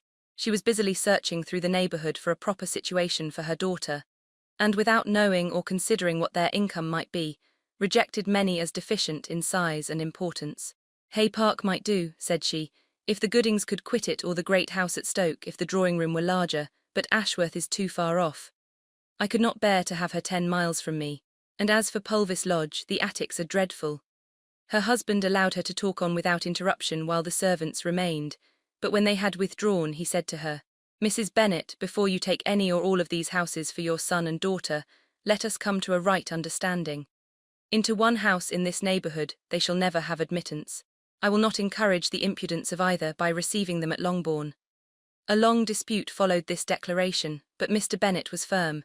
It soon led to another, and Mrs. Bennet found, with amazement and horror, that her husband would not advance a guinea to buy clothes for his daughter. He protested that she should receive from him no mark of affection, whatever on the occasion. Mrs. Bennet could hardly comprehend it. That his anger could be carried to such a point of inconceivable resentment as to refuse his daughter a privilege without which her marriage would scarcely seem valid, exceeded all she could believe possible. She was more alive to the disgrace which her want of new clothes must reflect on her daughter's nuptials, than to any sense of shame at her eloping and living with Wickham a fortnight before they took place. Elizabeth was now most heartily sorry that she had, from the distress of the moment, been led to make Mr. Darcy acquainted with their fears for her sister. For since her marriage would so shortly give the proper termination to the elopement, they might hope to conceal its unfavourable beginning from all those who were not immediately on the spot. She had no fear of its spreading farther through his means. There were few people on whose secrecy she would have more confidently depended. But at the same time, there was no one whose knowledge of a sister's frailty would have mortified her so much, not, however, from any fear of disadvantage from it individually to herself. For, at any rate, there seemed a gulf impassable between them. Had Lydia's marriage been concluded on the most honourable terms, it was not to be supposed that Mr. Darcy would connect himself with a family where, to every other objection, would now be added an alliance and relationship of the nearest kind, with a man whom he so justly scorned. From such a connection she could not wonder that he would shrink. The wish of procuring her regard, which she had assured herself of his feeling in Derbyshire, could not in rational expectation survive such a blow as this. She was humbled, she was grieved, she repented, though she hardly knew of what. She became jealous of his esteem when she could no longer hope to be benefited by it. She wanted to hear of him when there seemed the least chance of gaining intelligence. She was convinced that she could have been happy with him when it was no longer likely they should meet.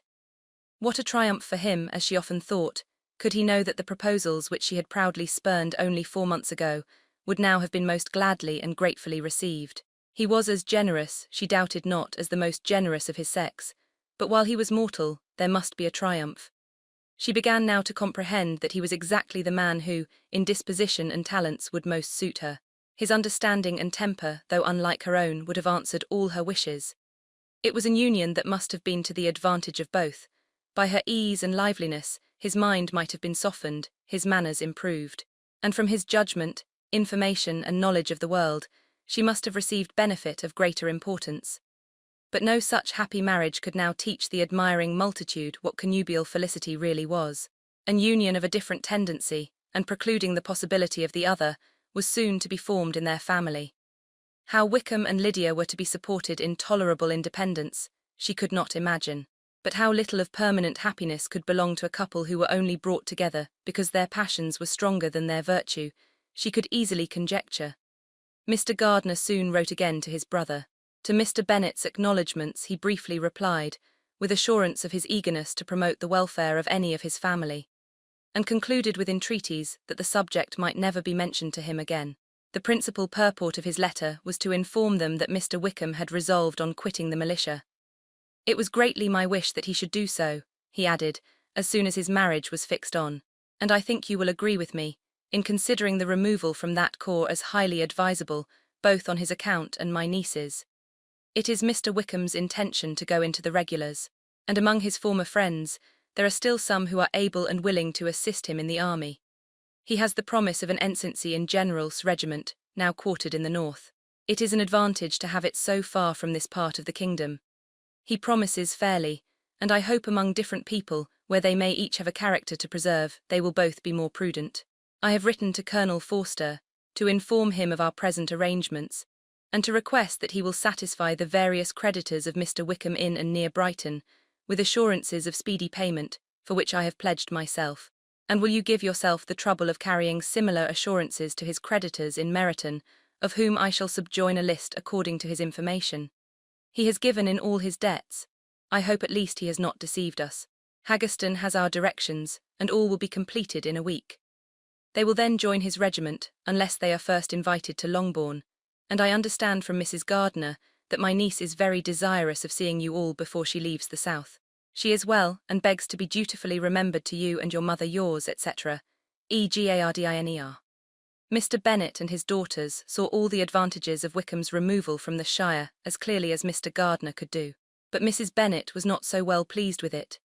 Lydia's being settled in the north, just when she had expected most pleasure and pride in her company, for she had by no means given up her plan of their residing in Hertfordshire, was a severe disappointment.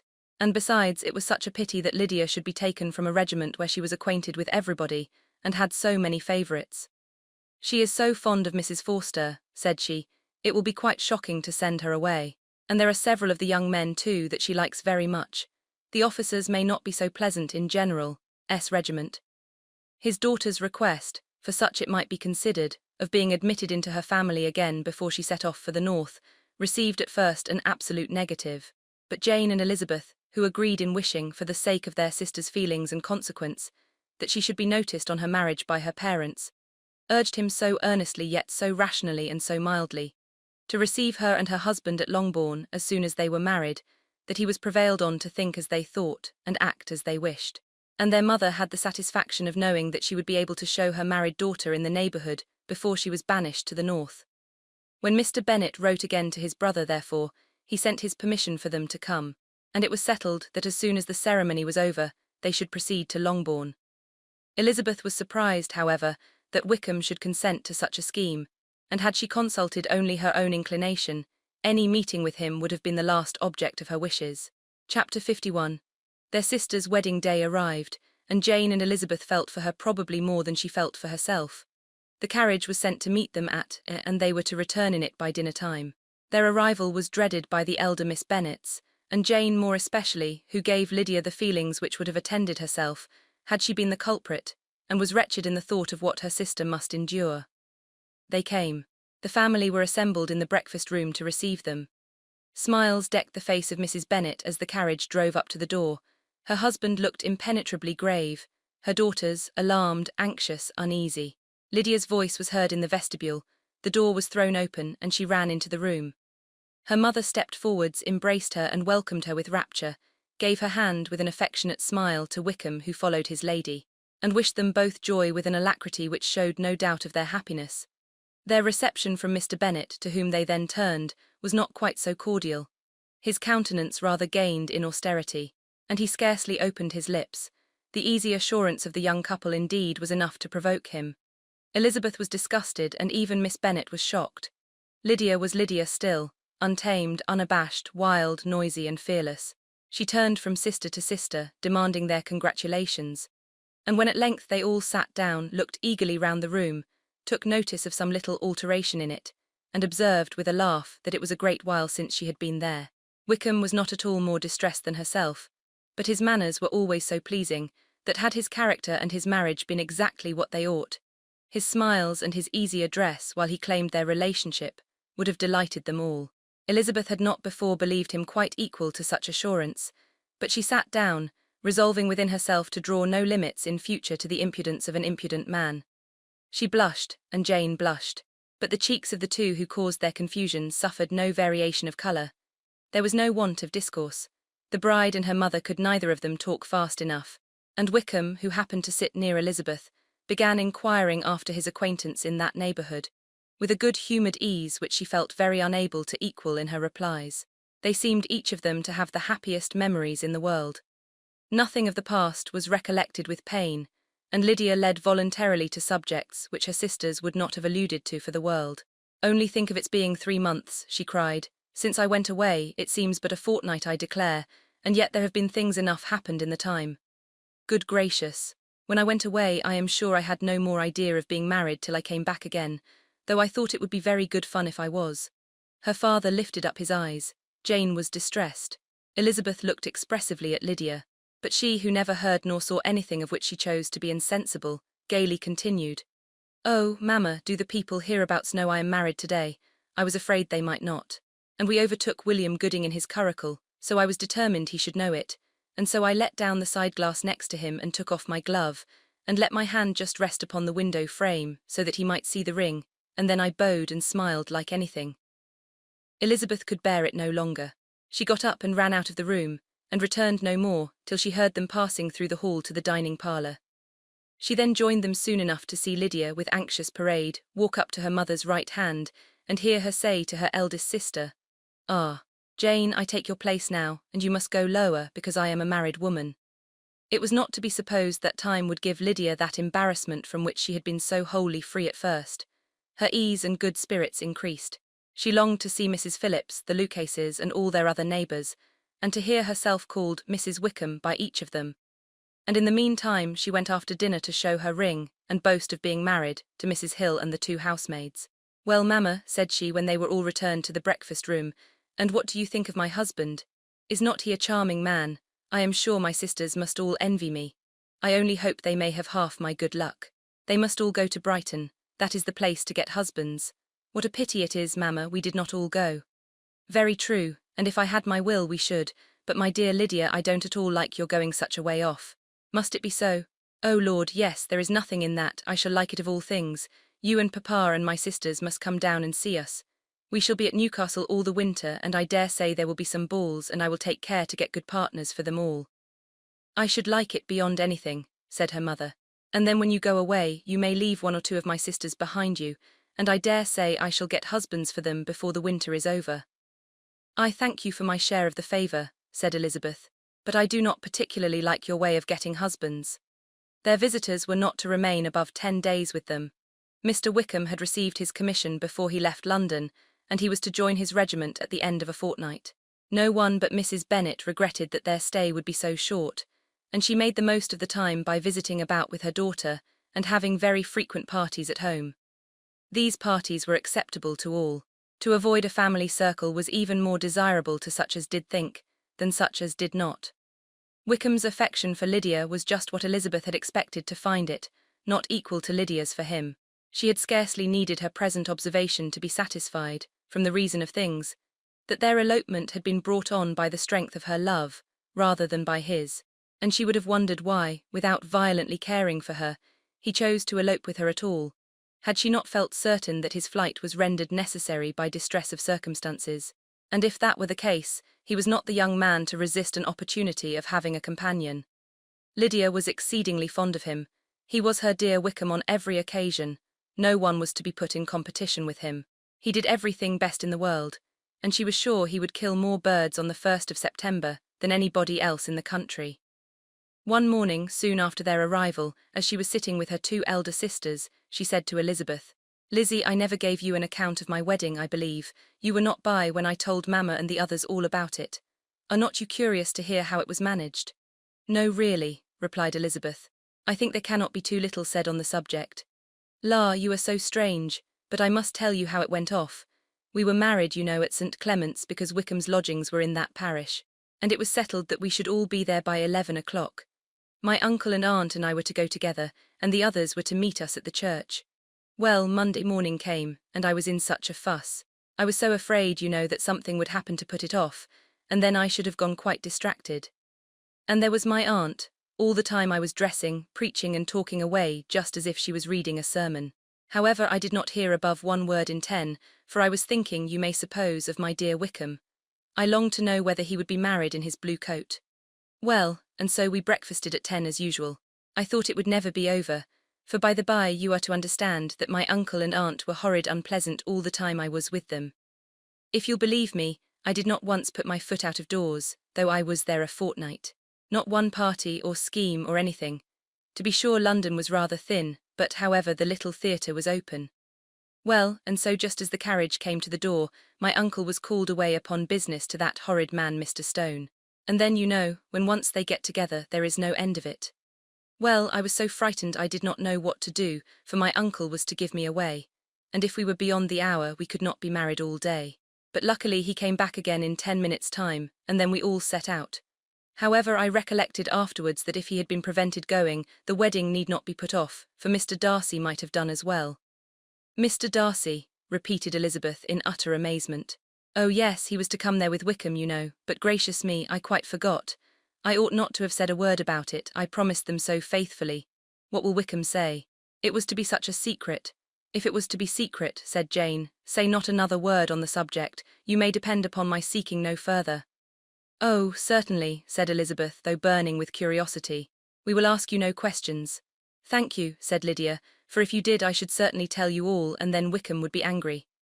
On such encouragement to ask, Elizabeth was forced to put it out of her power by running away. But to live in ignorance on such a point was impossible, or at least it was impossible not to try for information. Mr. Darcy had been at her sister's wedding. It was exactly a scene, and exactly among people, where he had apparently least to do, and least temptation to go. Conjectures as to the meaning of it, rapid and wild, hurried into her brain, but she was satisfied with none. Those that best pleased her, as placing his conduct in the noblest light, seemed most improbable. She could not bear such suspense, and hastily seizing a sheet of paper, wrote a short letter to her aunt, to request an explanation of what Lydia had dropped, if it were compatible with the secrecy which had been intended. You may readily comprehend, she added, what my curiosity must be to know how a person unconnected with any of us, and, comparatively speaking, a stranger to our family, should have been amongst you at such a time. Pray write instantly, and let me understand it unless it is, for very cogent reasons, to remain in the secrecy which Lydia seems to think necessary. And then I must endeavour to be satisfied with ignorance. Not that I shall, though, she added to herself, as she finished the letter. And my dear aunt, if you do not tell me in an honourable manner, I shall certainly be reduced to tricks and stratagems to find it out. Jane's delicate sense of honour would not allow her to speak to Elizabeth privately of what Lydia had let fall. Elizabeth was glad of it. Till it appeared whether her inquiries would receive any satisfaction, she had rather be without a confidant. Chapter 52. Elizabeth had the satisfaction of receiving an answer to her letter as soon as she possibly could. She was no sooner in possession of it than, hurrying into the little copse, where she was least likely to be interrupted, she sat down on one of the benches and prepared to be happy, for the length of the letter convinced her that it did not contain a denial. Gracechurch Street, Sept. 6. My dear niece, I have just received your letter, and shall devote this whole morning to answering it, as I foresee that a little writing will not comprise what I have to tell you. I must confess myself surprised by your application. I did not expect it from you. Don't think me angry, however, for I only mean to let you know that I had not imagined such inquiries to be necessary on your side. If you do not choose to understand me, forgive my impertinence. Your uncle is as much surprised as I am, and nothing but the belief of your being a party concerned would have allowed him to act as he has done. But if you are really innocent and ignorant, I must be more explicit. On the very day of my coming home from Longbourn, your uncle had a most unexpected visitor. Mr. Darcy called, and was shut up with him several hours. It was all over before I arrived, so my curiosity was not so dreadfully racked as yours seems to have been. He came to tell Mr. Gardiner that he had found out where your sister and Mr. Wickham were, and that he had seen and talked with them both. Wickham repeatedly, Lydia once. From what I can collect, he left Derbyshire only one day after ourselves, and came to town with the resolution of hunting for them. The motive professed was his conviction of its being owing to himself, that Wickham's worthlessness had not been so well known as to make it impossible for any young woman of character to love or confide in him. He generously imputed the whole to his mistaken pride, and confessed that he had before thought it beneath him to lay his private actions open to the world. His character was to speak for itself. He called it, therefore, his duty to step forward and endeavour to remedy an evil which had been brought on by himself. If he had another motive, I am sure it would never disgrace him. He had been some days in town before he was able to discover them, but he had something to direct his search, which was more than we had, and the consciousness of this was another reason for his resolving to follow us. There is a lady, it seems, a Mrs. Young, who was some time ago governess to Miss Darcy, and was dismissed from her charge on some cause of disapprobation, though he did not say what. She then took a large house in Edward Street, and has since maintained herself by letting lodgings. This Mrs. Young was, he knew, intimately acquainted with Wickham, and he went to her for intelligence of him as soon as he got to town, but it was 2 or 3 days before he could get from her what he wanted. She would not betray her trust, I suppose, without bribery and corruption, for she really did know where her friend was to be found. Wickham indeed had gone to her on their first arrival in London, and had she been able to receive them into her house, they would have taken up their abode with her. At length, however, our kind friend procured the wished-for direction. They were in street. He saw Wickham, and afterwards insisted on seeing Lydia. His first object with her, he acknowledged, had been to persuade her to quit her present disgraceful situation and return to her friends as soon as they could be prevailed on to receive her, offering his assistance as far as it would go. But he found Lydia absolutely resolved on remaining where she was. She cared for none of her friends, she wanted no help of his, she would not hear of leaving Wickham. She was sure they should be married some time or other, and it did not much signify when. Since such were her feelings, it only remained, he thought, to secure and expedite a marriage, which, in his very first conversation with Wickham, he easily learnt had never been his design. He confessed himself obliged to leave the regiment, on account of some debts of honour, which were very pressing, and scrupled not to lay all the ill consequences of Lydia's flight on her own folly alone. He meant to resign his commission immediately, and as to his future situation, he could conjecture very little about it. He must go somewhere, but he did not know where, and he knew he should have nothing to live on. Mr. Darcy asked him why he had not married your sister at once.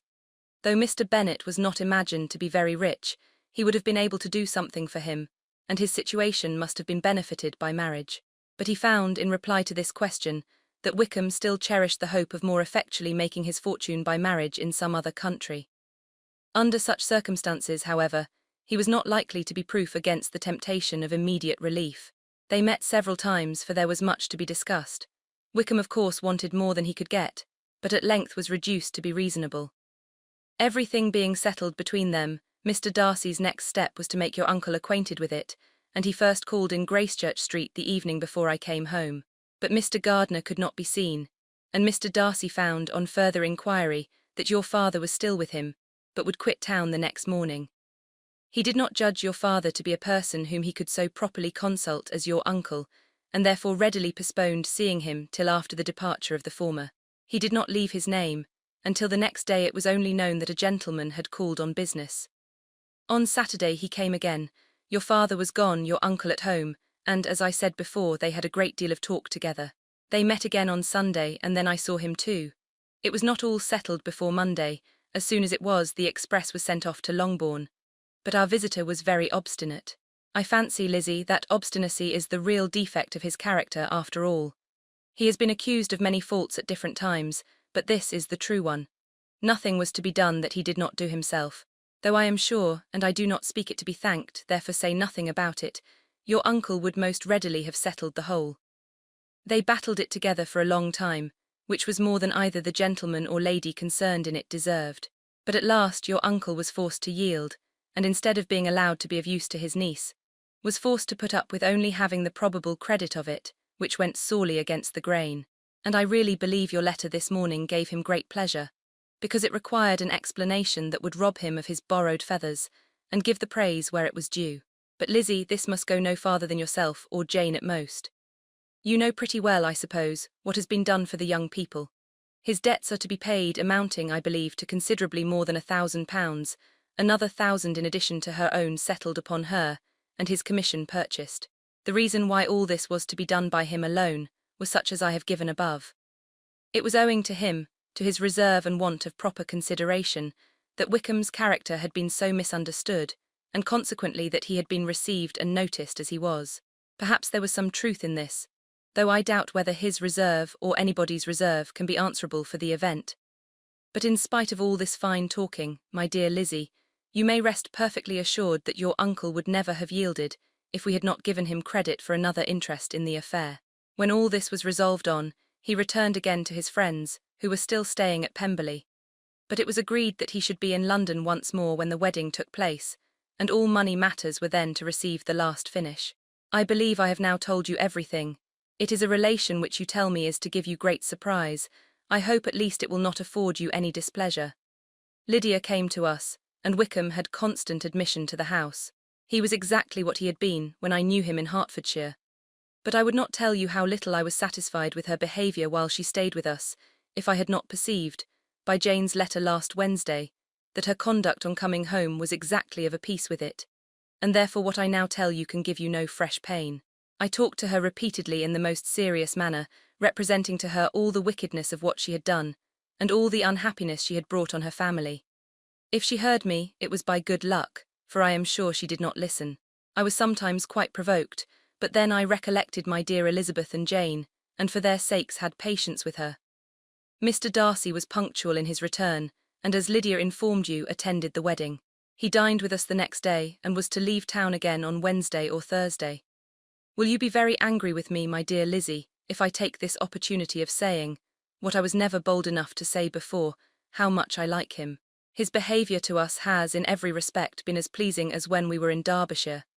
His understanding and opinions all please me. He wants nothing but a little more liveliness, and that, if he marry prudently, his wife may teach him.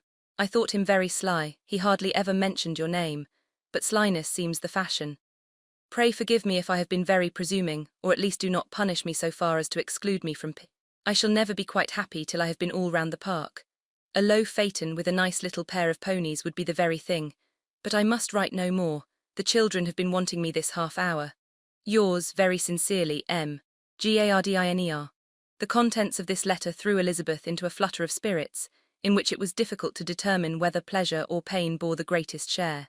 The vague and unsettled suspicions which uncertainty had produced of what Mr. Darcy might have been doing to forward her sister's match, which she had feared to encourage as an exertion of goodness too great to be probable, and at the same time dreaded to be just, from the pain of obligation, were proved beyond their greatest extent to be true. He had followed them purposely to town. He had taken on himself all the trouble and mortification attendant on such a research, in which supplication had been necessary to a woman whom he must abominate and despise, and where he was reduced to frequently meet, reason with, persuade, and finally bribe, the man whom he always most wished to avoid, and whose very name it was punishment to him to pronounce. He had done all this for a girl whom he could neither regard nor esteem. Her heart did whisper that he had done it for her, but it was a hope shortly checked by other considerations, and she soon felt that even her vanity was insufficient, when required to depend on his affection for her, for a woman who had already refused him, as able to overcome a sentiment so natural as abhorrence against relationship with Wickham.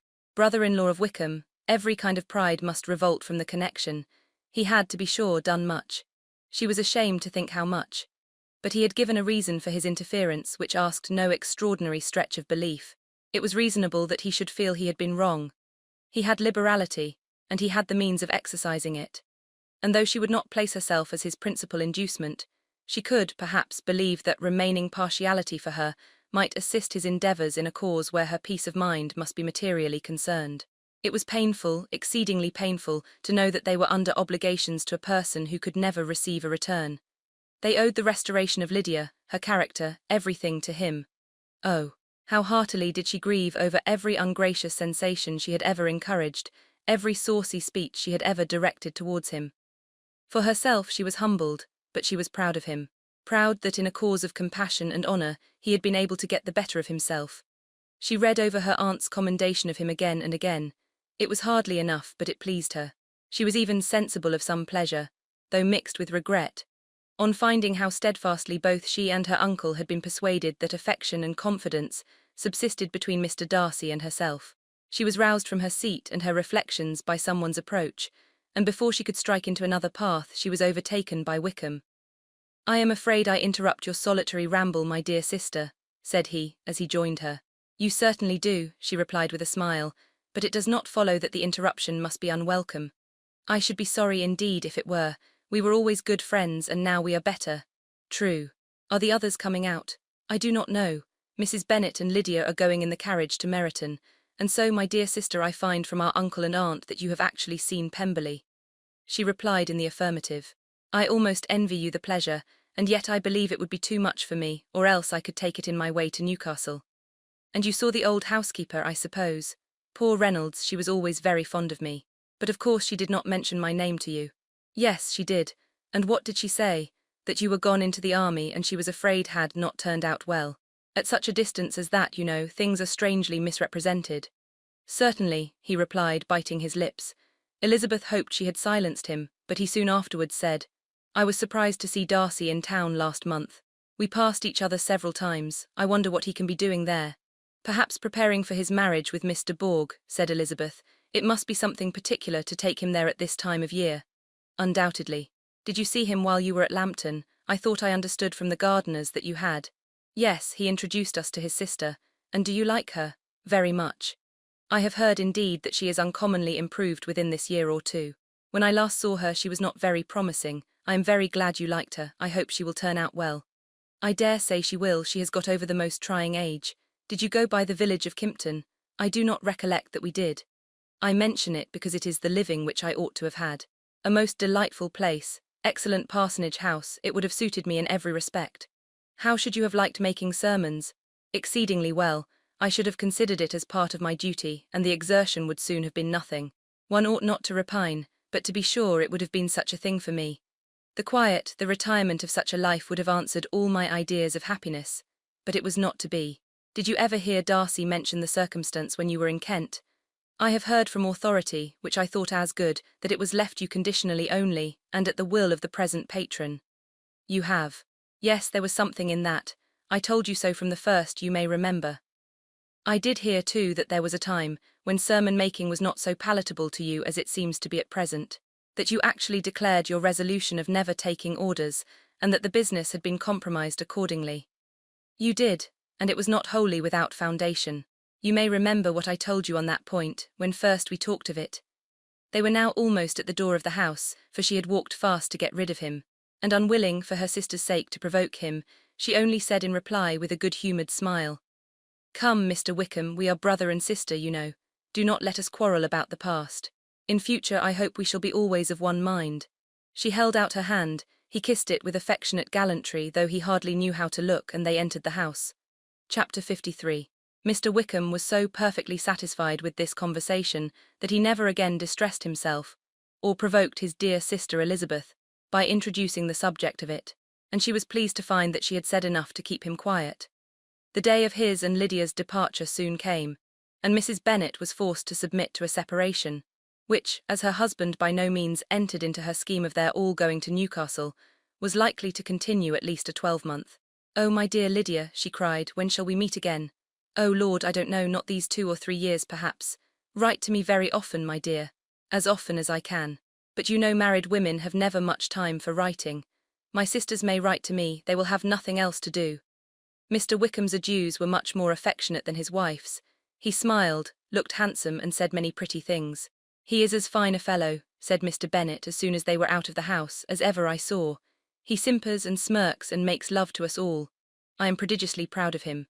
I defy even Sir William Lucas himself to produce a more valuable son-in-law." The loss of her daughter made Mrs. Bennet very dull for several days. "I often think," said she, "that there is nothing so bad as parting with one's friends. One seems so forlorn without them." "This is the consequence, you see, madam, of marrying a daughter," said Elizabeth. "It must make you better satisfied that your other 4 are single." "It is no such thing. Lydia does not leave me because she is married, but only because her husband's regiment happens to be so far off. If that had been nearer, she would not have gone so soon." But the spiritless condition which this event threw her into was shortly relieved, and her mind opened again to the agitation of hope, by an article of news which then began to be in circulation. The housekeeper at Netherfield had received orders to prepare for the arrival of her master, who was coming down in a day or 2 to shoot there for several weeks. Mrs. Bennet was quite in the fidgets. She looked at Jane and smiled and shook her head by turns. "Well, well, and so Mr. Bingley is coming down, sister," for Mrs. Phillips first brought her the news. "Well, so much the better, not that I care about it though. He is nothing to us, you know, and I am sure I never want to see him again. But however, he is very welcome to come to Netherfield if he likes it, and who knows what may happen, but that is nothing to us. You know, sister, we agreed long ago never to mention a word about it, and so is it quite certain he is coming?" "You may depend on it," replied the other, "for Mrs. Nishells was in Meryton last night. I saw her passing by, and went out myself on purpose to know the truth of it, and she told me that it was certain true. He comes down on Thursday at the latest, very likely on Wednesday. She was going to the butcher's, she told me, on purpose to order in some meat on Wednesday, and she has got 3 couple of ducks just fit to be killed." Miss Bennet had not been able to hear of his coming without changing colour. It was many months since she had mentioned his name to Elizabeth, but now, as soon as they were alone together, she said, "I saw you look at me today, Lizzie, when my aunt told us of the present report, and I know I appeared distressed. But don't imagine it was from any silly cause. I was only confused for the moment, because I felt that I should be looked at. I do assure you that the news does not affect me either with pleasure or pain. I am glad of one thing, that he comes alone, because we shall see the less of him. Not that I am afraid of myself, but I dread other people's remarks." Elizabeth did not know what to make of it. Had she not seen him in Derbyshire, she might have supposed him capable of coming there with no other view than what was acknowledged. But she still thought him partial to Jane, and she wavered as to the greater probability of his coming there with his friend's permission, or being bold enough to come without it. Yet it is hard, she sometimes thought, that this poor man cannot come to a house which he has legally hired without raising all this speculation. I will leave him to himself. In spite of what her sister declared, and really believed to be her feelings in the expectation of his arrival, Elizabeth could easily perceive that her spirits were affected by it. They were more disturbed, more unequal, than she had often seen them. The subject which had been so warmly canvassed between their parents about a 12-month ago was now brought forward again. "As soon as ever Mr. Bingley comes, my dear," said Mrs. Bennet, "you will wait on him, of course." "No, no. You forced me into visiting him last year and promised, if I went to see him, he should marry one of my daughters. But it ended in nothing, and I will not be sent on a fool's errand again." His wife represented to him how absolutely necessary such an attention would be from all the neighbouring gentlemen on his returning to Netherfield. "'Tis an etiquette I despise," said he. "If he wants our society, let him seek it. He knows where we live. I will not spend my hours in running after my neighbours every time they go away and come back again." "Well, all I know is that it will be abominably rude if you do not wait on him. But however, that shan't prevent my asking him to dine here, I am determined. We must have Mrs. Long and the Goodings soon. That will make 13 with ourselves, so there will be just room at table for him." Consoled by this resolution, she was the better able to bear her husband's incivility, though it was very mortifying to know that her neighbours might all see Mr. Bingley, in consequence of it, before they did, as the day of his arrival drew near. "I begin to be sorry that he comes at all," said Jane to her sister. "It would be nothing. I could see him with perfect indifference, but I can hardly bear to hear it thus perpetually talked of. My mother means well, but she does not know, no one can know how much I suffer from what she says. Happy shall I be when his stay at Netherfield is over." "I wish I could say anything to comfort you," replied Elizabeth, "but it is wholly out of my power. You must feel it. And the usual satisfaction of preaching patience to a sufferer is denied me, because you have always so much." Mr. Bingley arrived. Mrs. Bennet, through the assistance of servants, contrived to have the earliest tidings of it, that the period of anxiety and fretfulness on her side might be as long as it could. She counted the days that must intervene before their invitation could be sent, hopeless of seeing him before. But on the 3rd morning after his arrival in Hertfordshire, she saw him, from her dressing-room window, enter the paddock and ride towards the house. Her daughters were eagerly called to partake of her joy. Jane resolutely kept her place at the table, but Elizabeth, to satisfy her mother, went to the window. She saw Mr. Darcy with him, and sat down again by her sister. "There is a gentleman with him, mamma," said Kitty. "Who can it be? Some acquaintance or other, my dear, I suppose. I am sure I do not know." "La," replied Kitty, "it looks just like that man that used to be with him before. Mr. What's his name, that tall, proud man. Good gracious, Mr. Darcy, and so it does, I vow. Well, any friend of Mr. Bingley's will always be welcome here, to be sure. But else I must say that I hate the very sight of him." Jane looked at Elizabeth with surprise and concern. She knew but little of their meeting in Derbyshire, and therefore felt for the awkwardness which must attend her sister, in seeing him almost for the first time after receiving his explanatory letter. Both sisters were uncomfortable enough. Each felt for the other, and of course for themselves. And their mother talked on of her dislike of Mr. Darcy, and her resolution to be civil to him only as Mr. Bingley's friend, without being heard by either of them. But Elizabeth had sources of uneasiness which could not be suspected by Jane, to whom she had never yet had courage to show Mrs. Gardiner's letter, or to relate her own change of sentiment towards him. To Jane he could be only a man whose proposals she had refused, and whose merit she had undervalued. But to her own more extensive information, he was the person to whom the whole family were indebted for the first of benefits, and whom she regarded herself with an interest, if not quite so tender, at least as reasonable, and just as what Jane felt for Bingley. Her astonishment at his coming to Netherfield, to Longbourn, and voluntarily seeking her again, was almost equal to what she had known on first witnessing his altered behaviour in Derbyshire. The colour which had been driven from her face returned for half a minute with an additional glow, and a smile of delight added lustre to her eyes, as she thought for that space of time that his affection and wishes must still be unshaken. But she would not be secure. "Let me first see how he behaves," said she. "It will then be early enough for expectation." She sat intently at work, striving to be composed and without daring to lift up her eyes, till anxious curiosity carried them to the face of her sister, as the servant was approaching the door. Jane looked a little paler than usual, but more sedate than Elizabeth had expected. On the gentlemen's appearing, her colour increased, yet she received them with tolerable ease and with a propriety of behaviour equally free from any symptom of resentment or any unnecessary complacence. Elizabeth said as little to either as civility would allow, and sat down again to her work with an eagerness which it did not often command. She had ventured only one glance at Darcy. He looked serious as usual, and she thought, more as he had been used to look in Hertfordshire than as she had seen him at Pemberley. But perhaps he could not in her mother's presence be what he was before her uncle and aunt. It was a painful but not an improbable conjecture. Bingley she had likewise seen for an instant, and in that short period saw him looking both pleased and embarrassed. He was received by Mrs. Bennet with a degree of civility which made her two daughters ashamed, especially when contrasted with the cold and ceremonious politeness of her curtsy and address to his friend.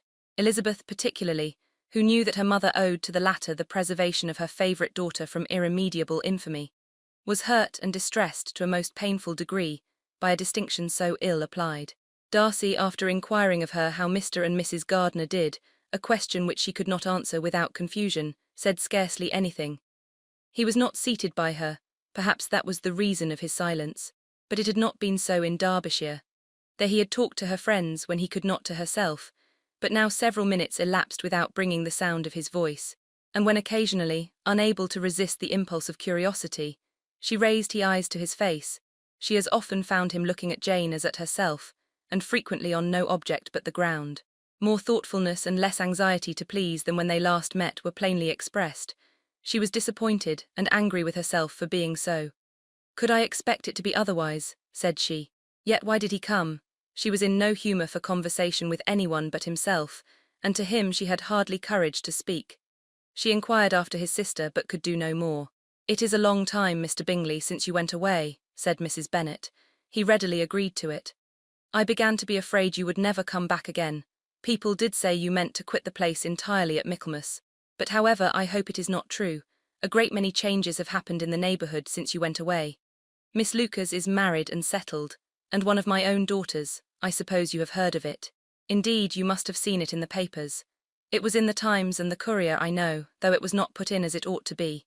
It was only said, lately, George Wickham-esque, to Miss Lydia Bennet, without there being a syllable said of her father, or the place where she lived, or anything.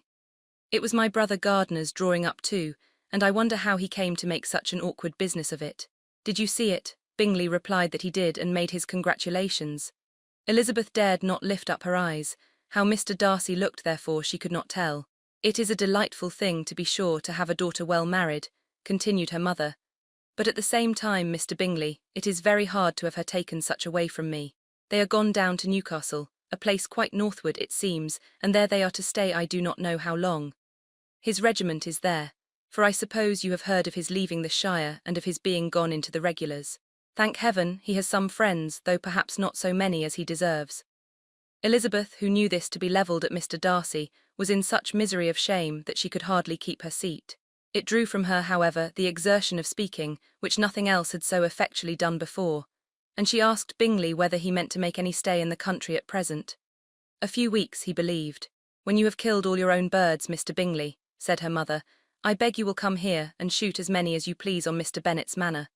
I am sure he will be vastly happy to oblige you, and will save all the best of the coveys for you." Elizabeth's misery increased at such unnecessary, such officious attention. Were the same fair prospect to arise at present as had flattered them a year ago, everything, she was persuaded, would be hastening to the same vexatious conclusion. At that instant, she felt that years of happiness could not make Jane or herself amends for moments of such painful confusion. "The first wish of my heart," said she to herself, "is never more to be in company with either of them. Their society can afford no pleasure that will atone for such wretchedness as this. Let me never see either one or the other again." Yet the misery, for which years of happiness were to offer no compensation, received soon afterwards material relief, from observing how much the beauty of her sister rekindled the admiration of her former lover. When first he came in, he had spoken to her but little, but every 5 minutes seemed to be giving her more of his attention. He found her as handsome as she had been last year, as good-natured and as unaffected, though not quite so chatty. Jane was anxious that no difference should be perceived in her at all, and was really persuaded that she talked as much as ever. but her mind was so busily engaged that she did not always know when she was silent. When the gentlemen rose to go away, Mrs. Bennet was mindful of her intended civility, and they were invited and engaged to dine at Longbourn in a few days' time. "You are quite a visit in my debt, Mr. Bingley," she added, "for when you went to town last winter you promised to take a family dinner with us as soon as you returned. I have not forgot, you see, and I assure you I was very much disappointed that you did not come back and keep your engagement." Bingley looked a little silly at this reflection, and said something of his concern at having been prevented by business. They then went away. Mrs. Bennet had been strongly inclined to ask them to stay and dine there that day. But, though she always kept a very good table, she did not think anything less than 2 courses could be good enough for a man on whom she had such anxious designs, or satisfy the appetite and pride of one who had 10,000 a year. Chapter 54. As soon as they were gone, Elizabeth walked out to recover her spirits, or in other words, to dwell without interruption on those subjects that must deaden them more. Mr. Darcy's behaviour astonished and vexed her. "Why, if he came only to be silent, grave, and indifferent," said she, "did he come at all? She could settle it in no way that gave her pleasure. He could be still amiable, still pleasing to my uncle and aunt when he was in town. And why not to me? If he fears me, why come hither? If he no longer cares for me, why silent? Teasing man, I will think no more about him." Her resolution was for a short time involuntarily kept by the approach of her sister, who joined her with a cheerful look, which showed her better satisfied with their visitors than Elizabeth. "Now," said she, "that this first meeting is over, I feel perfectly easy. I know my own strength, and I shall never be embarrassed again by his coming. I am glad he dines here on Tuesday. It will then be publicly seen that on both sides we meet only as common and indifferent acquaintance." "Yes, very indifferent indeed," said Elizabeth laughingly. "Oh, Jane, take care. My dear Lizzie, you cannot think me so weak as to be in danger now. I think you are in very great danger of making him as much in love with you as ever." They did not see the gentlemen again till Tuesday, and Mrs. Bennet in the meanwhile was giving way to all the happy schemes, which the good humour and common politeness of Bingley, in half an hour's visit, had revived. On Tuesday there was a large party assembled at Longbourn, and the 2 who were most anxiously expected, to the credit of their punctuality as sportsmen, were in very good time. When they repaired to the dining-room, Elizabeth eagerly watched to see whether Bingley would take the place, which in all their former parties had belonged to him by her sister. Her prudent mother, occupied by the same ideas, forbore to invite him to sit by herself. On entering the room he seemed to hesitate, but Jane happened to look round and happened to smile. It was decided. He placed himself by her. Elizabeth, with a triumphant sensation, looked towards his friend. He bore it with noble indifference, and she would have imagined that Bingley had received his sanction to be happy, had she not seen his eyes likewise turned towards Mr. Darcy, with an expression of half-laughing alarm. His behaviour to her sister was such, during dinner-time, as showed an admiration of her, which, though more guarded than formerly, persuaded Elizabeth that if left wholly to himself, Jane's happiness and his own would be speedily secured.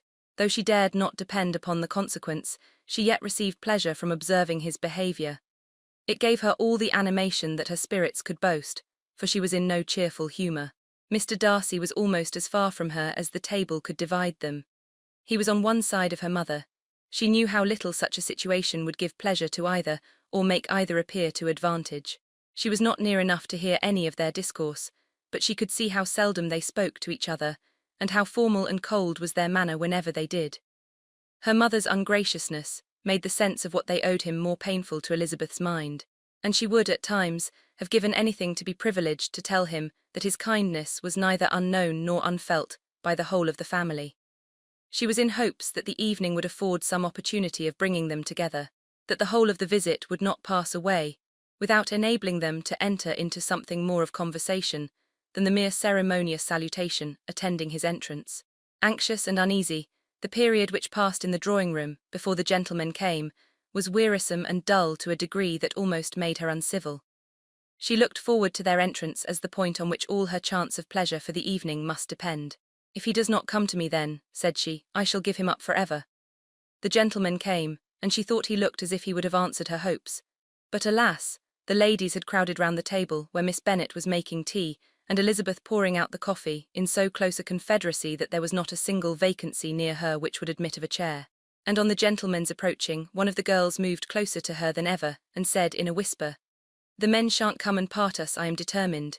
We want none of them, do we? Darcy had walked away to another part of the room. She followed him with her eyes, envied everyone to whom he spoke, had scarcely patience enough to help anybody to coffee, and then was enraged against herself for being so silly. A man who has once been refused. How could I ever be foolish enough to expect a renewal of his love? Is there one among the sex who would not protest against such a weakness as a second proposal to the same woman? There is no indignity so abhorrent to their feelings. She was a little revived, however, by his bringing back his coffee cup himself, and she seized the opportunity of saying, "Is your sister at Pemberley still?" "Yes, she will remain there till Christmas.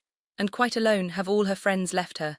Mrs. Annesley is with her, the others have been gone on to Scarborough these 3 weeks. She could think of nothing more to say, but if he wished to converse with her, he might have better success.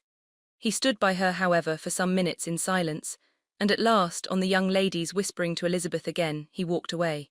When the tea things were removed, and the card tables placed, the ladies all rose, and Elizabeth was then hoping to be soon joined by him, when all her views were overthrown by seeing him fall a victim to her mother's rapacity for whist players, and in a few moments after seated with the rest of the party. She now lost every expectation of pleasure. They were confined for the evening at different tables, and she had nothing to hope, but that his eyes were so often turned towards her side of the room, as to make him play as unsuccessfully as herself. Mrs. Bennet had designed to keep the 2 Netherfield gentlemen to supper, but their carriage was unluckily ordered before any of the others, and she had no opportunity of detaining them. "Well, girls," said she as soon as they were left to themselves, "what say you to the day? I think everything has passed off uncommonly well, I assure you. The dinner was as well dressed as any I ever saw. The venison was roasted to a turn, and everybody said they never saw so fat a haunch. The soup was 50 times better than what we had at the Lucases last week, and even Mr. Darcy acknowledged that the partridges were remarkably well done. And I suppose he has 2 or 3 French cooks at least, and my dear Jane, I never saw you look in greater beauty. Mrs. Long said so too, for I asked her whether you did not. And what do you think she said besides? Ah, Mrs. Bennet, we shall have her at Netherfield at last." She did indeed. I do think Mrs. Long is as good a creature as ever lived, and her nieces are very pretty behaved girls and not at all handsome. I like them prodigiously. Mrs. Bennet, in short, was in very great spirits. She had seen enough of Bingley's behaviour to Jane to be convinced that she would get him at last, and her expectations of advantage to her family, when in a happy humour, were so far beyond reason, that she was quite disappointed at not seeing him there again the next day, to make his proposals. "It has been a very agreeable day," said Miss Bennet to Elizabeth. "The party seemed so well selected, so suitable one with the other. I hope we may often meet again." Elizabeth smiled. "Lizzie, you must not do so. You must not suspect me. It mortifies me. I assure you that I have now learnt to enjoy his conversation as an agreeable and sensible young man, without having a wish beyond it. I am perfectly satisfied, from what his manners now are, that he never had any design of engaging my affection. It is only that he is blessed with greater sweetness of address, and a stronger desire of generally pleasing than any other man." "You are very cruel," said her sister. "You will not let me smile, and are provoking me to it every moment. How hard it is in some cases to be believed, and how impossible in others, but why should you wish to persuade me that I feel more than I acknowledge? That is a question which I hardly know how to answer. We all love to instruct, though we can teach only what is not worth knowing.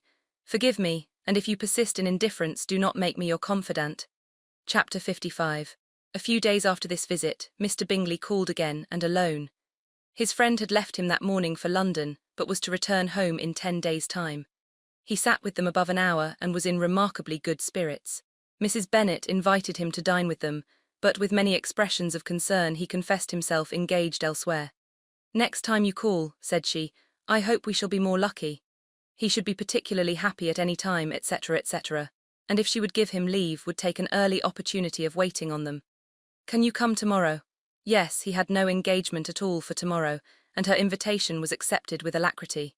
He came, and in such very good time that the ladies were none of them dressed. In ran Mrs. Bennet to her daughter's room in her dressing gown, and with her hair half finished, crying out, "My dear Jane, make haste and hurry down. He is come, Mr. Bingley is come. He is indeed, make haste, make haste.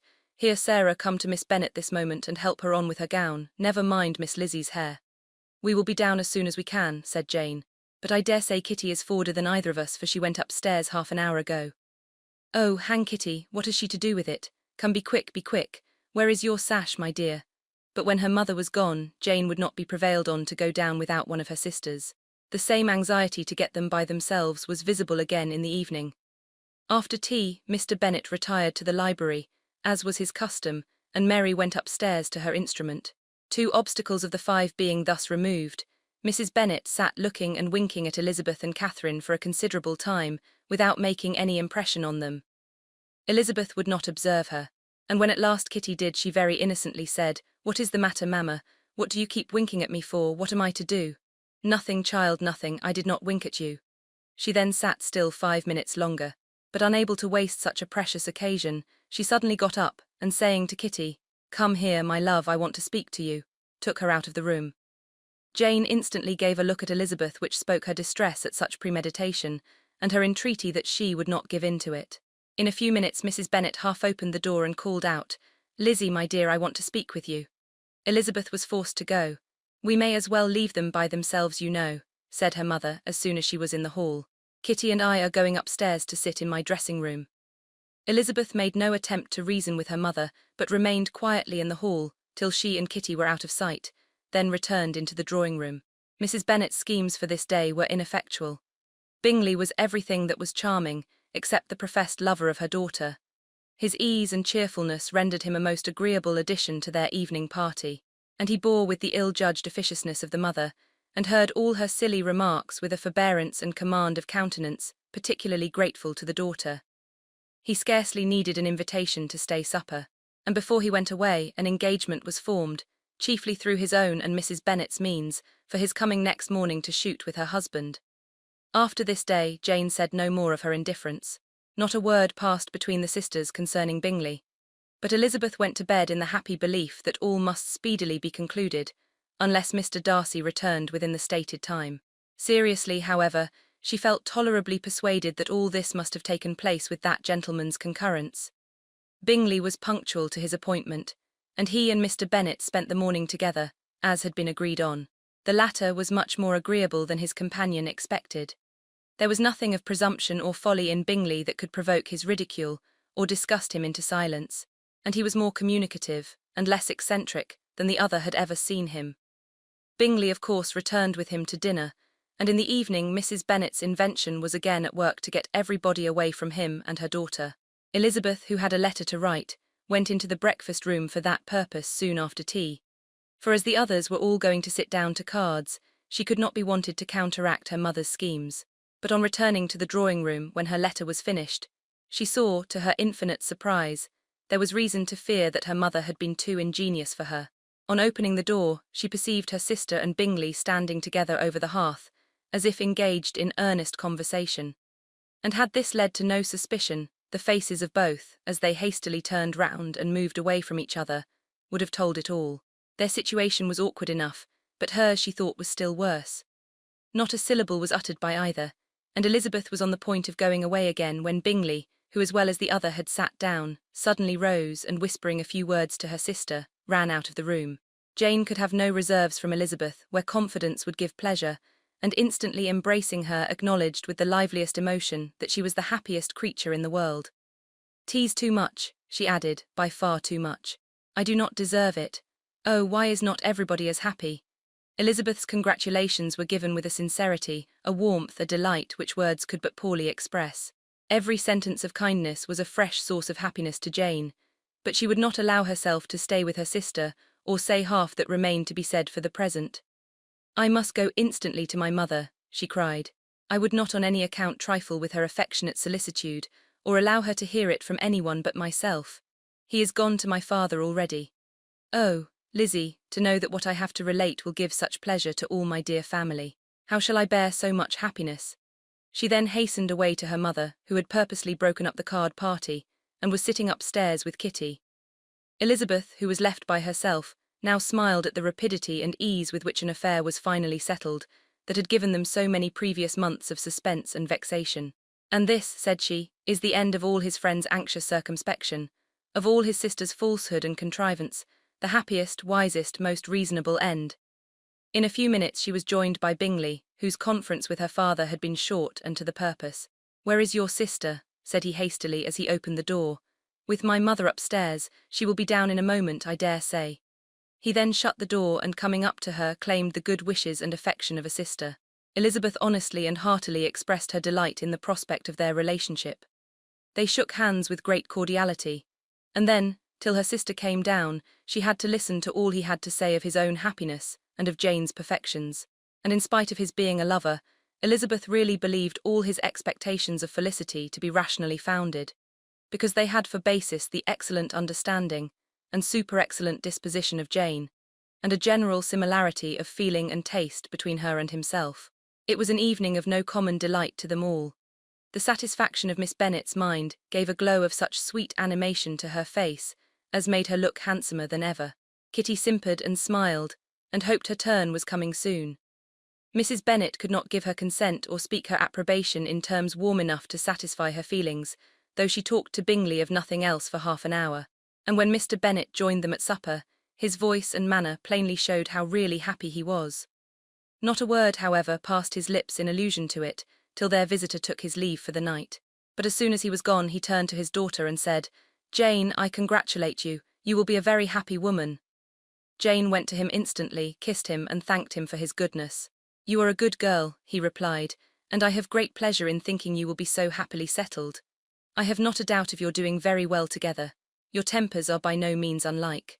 You are each of you so complying that nothing will ever be resolved on, so easy that every servant will cheat you, and so generous that you will always exceed your income." "I hope not so. Imprudence or thoughtlessness in money matters would be unpardonable in me." "Exceed their income, my dear Mr. Bennet," cried his wife. "What are you talking of? Why, he has 4,000 or 5,000 a year, and very likely more." Then, addressing her daughter, "Oh, my dear, dear Jane, I am so happy. I am sure I shan't get a wink of sleep all night. I knew how it would be. I always said it must be so at last. I was sure you could not be so beautiful for nothing. I remember, as soon as ever I saw him when he first came into Hertfordshire last year, I thought how likely it was that you should come together. Oh, he is the handsomest young man that ever was seen." Wickham, Lydia, were all forgotten. Jane was beyond competition her favourite child. At that moment, she cared for no other. Her younger sisters soon began to make interest with her for objects of happiness which she might in future be able to dispense.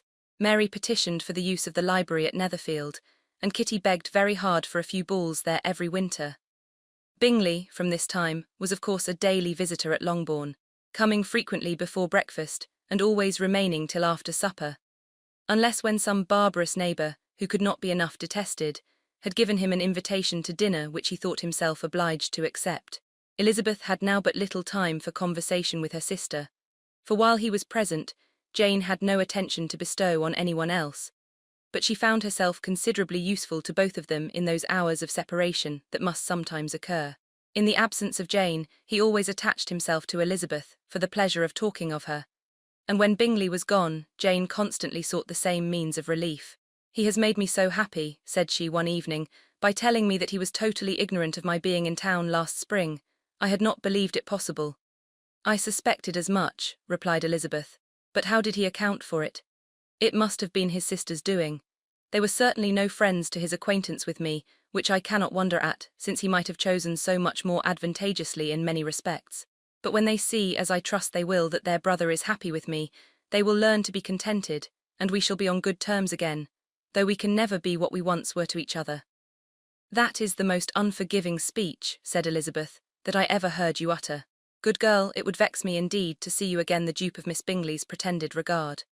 Would you believe it, Lizzie, that when he went to town last November, he really loved me, and nothing but a persuasion of my being indifferent would have prevented his coming down again. He made a little mistake, to be sure, but it is to the credit of his modesty." This naturally introduced a panegyric from Jane on his diffidence, and the little value he put on his own good qualities. Elizabeth was pleased to find that he had not betrayed the interference of his friend. For though Jane had the most generous and forgiving heart in the world, she knew it was a circumstance which must prejudice her against him. "I am certainly the most fortunate creature that ever existed," cried Jane.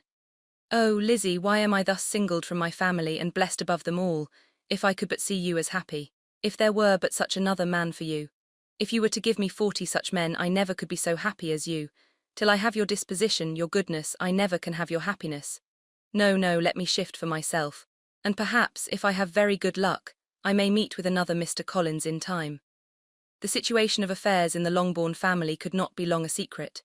Mrs. Bennet was privileged to whisper it to Mrs. Phillips, and she ventured, without any permission, to do the same by all her neighbours in Meryton. The Bennets were speedily pronounced to be the luckiest family in the world, though only a few weeks before, when Lydia had first run away, they had been generally proved to be marked out for misfortune. Chapter 56.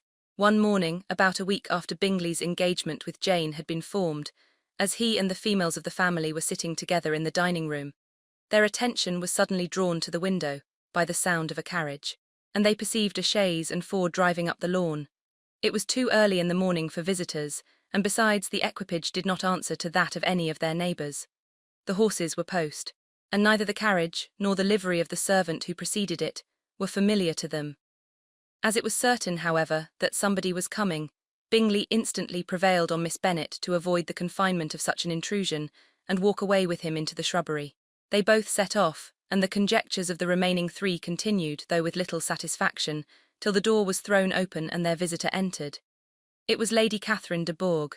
They were of course all intending to be surprised, but their astonishment was beyond their expectation, and on the part of Mrs. Bennet and Kitty, though she was perfectly unknown to them, even inferior to what Elizabeth felt, she entered the room with an air more than usually ungracious, made no other reply to Elizabeth's salutation than a slight inclination of the head, and sat down without saying a word. Elizabeth had mentioned her name to her mother on her ladyship's entrance, though no request of introduction had been made. Mrs. Bennet, all amazement, though flattered by having a guest of such high importance, received her with the utmost politeness. After sitting for a moment in silence, she said very stiffly to Elizabeth, "I hope you are well, Miss Bennet. That lady, I suppose, is your mother." Elizabeth replied very concisely that she was, "And that, I suppose, is one of your sisters." "Yes, madam," said Mrs. Bennet, delighted to speak to a Lady Catherine. "She is my youngest girl but one. My youngest of all is lately married, and my eldest is somewhere about the grounds, walking with a young man who, I believe, will soon become a part of the family." "You have a very small park here," returned Lady Catherine after a short silence. "It is nothing in comparison of Rosings, my lady, I dare say, but I assure you it is much larger than Sir William Lucas's. This must be a most inconvenient sitting-room for the evening in summer. The windows are full west." Mrs. Bennet assured her that they never sat there after dinner, and then added, "May I take the liberty of asking your ladyship whether you left Mr. and Mrs. Collins well?" "Yes, very well. I saw them the night before last." Elizabeth now expected that she would produce a letter for her from Charlotte, as it seemed the only probable motive for her calling. But no letter appeared, and she was completely puzzled. Mrs. Bennet, with great civility, begged her ladyship to take some refreshment, but Lady Catherine very resolutely, and not very politely, declined eating anything, and then, rising up, said to Elizabeth, "Miss Bennet, there seemed to be a prettyish kind of a little wilderness on one side of your lawn. I should be glad to take a turn in it if you will favour me with your company." "Go, my dear," cried her mother, "and show her ladyship about the different walks. I think she will be pleased with the hermitage." Elizabeth obeyed, and running into her own room for her parasol, attended her noble guest downstairs. As they passed through the hall, Lady Catherine opened the doors into the dining-parlour and drawing-room, and pronouncing them, after a short survey, to be decent-looking rooms, walked on. Her carriage remained at the door, and Elizabeth saw that her waiting-woman was in it. They proceeded in silence along the gravel walk that led to the copse. Elizabeth was determined to make no effort for conversation with a woman who was now more than usually insolent and disagreeable. "How could I ever think her like her nephew?" said she, as she looked in her face. As soon as they entered the copse, Lady Catherine began in the following manner: "You can be at no loss, Miss Bennet, to understand the reason of my journey hither. Your own heart, your own conscience must tell you why I come." Elizabeth looked with unaffected astonishment. "Indeed, you are mistaken, madam. I have not been at all able to account for the honour of seeing you here." "Miss Bennet," replied her ladyship in an angry tone, "you ought to know that I am not to be trifled with. But however insincere you may choose to be, you shall not find me so. My character has ever been celebrated for its sincerity and frankness, and in a cause of such moment as this, I shall certainly not depart from it. A report of a most alarming nature reached me 2 days ago. I was told that not only your sister was on the point of being most advantageously married, but that Miss Elizabeth Bennet, would in all likelihood be soon afterwards united to my nephew, my own nephew, Mr. Darcy. Though I know it must be a scandalous falsehood, though I would not injure him so much as to suppose the truth of it possible, I instantly resolved on setting off for this place, that I might make my sentiments known to you." If you believed it impossible to be true, said Elizabeth, colouring with astonishment and disdain, I wonder you took the trouble of coming so far. What could your ladyship propose by it? At once to insist upon having such a report universally contradicted. Your coming to Longbourn to see me and my family, said Elizabeth coolly, will be rather a confirmation of it. If indeed such a report is in existence. If, do you then pretend to be ignorant of it? Has it not been industriously circulated by yourselves? Do you not know that such a report is spread abroad? I never heard that it was. And can you likewise declare that there is no foundation for it? I do not pretend to possess equal frankness with your ladyship. You may ask questions which I shall not choose to answer. This is not to be borne, Miss Bennet. I insist on being satisfied. Has my nephew made you an offer of marriage? Your ladyship has declared it to be impossible. It ought to be so. It must be so, while he retains the use of his reason. But your arts and allurements may, in a moment of infatuation, have made him forget what he owes to himself and to all his family. You may have drawn him in. If I have, I shall be the last person to confess it. Miss Bennet, do you know who I am? I have not been accustomed to such language as this. I am almost the nearest relation he has in the world, and am entitled to know all his dearest concerns.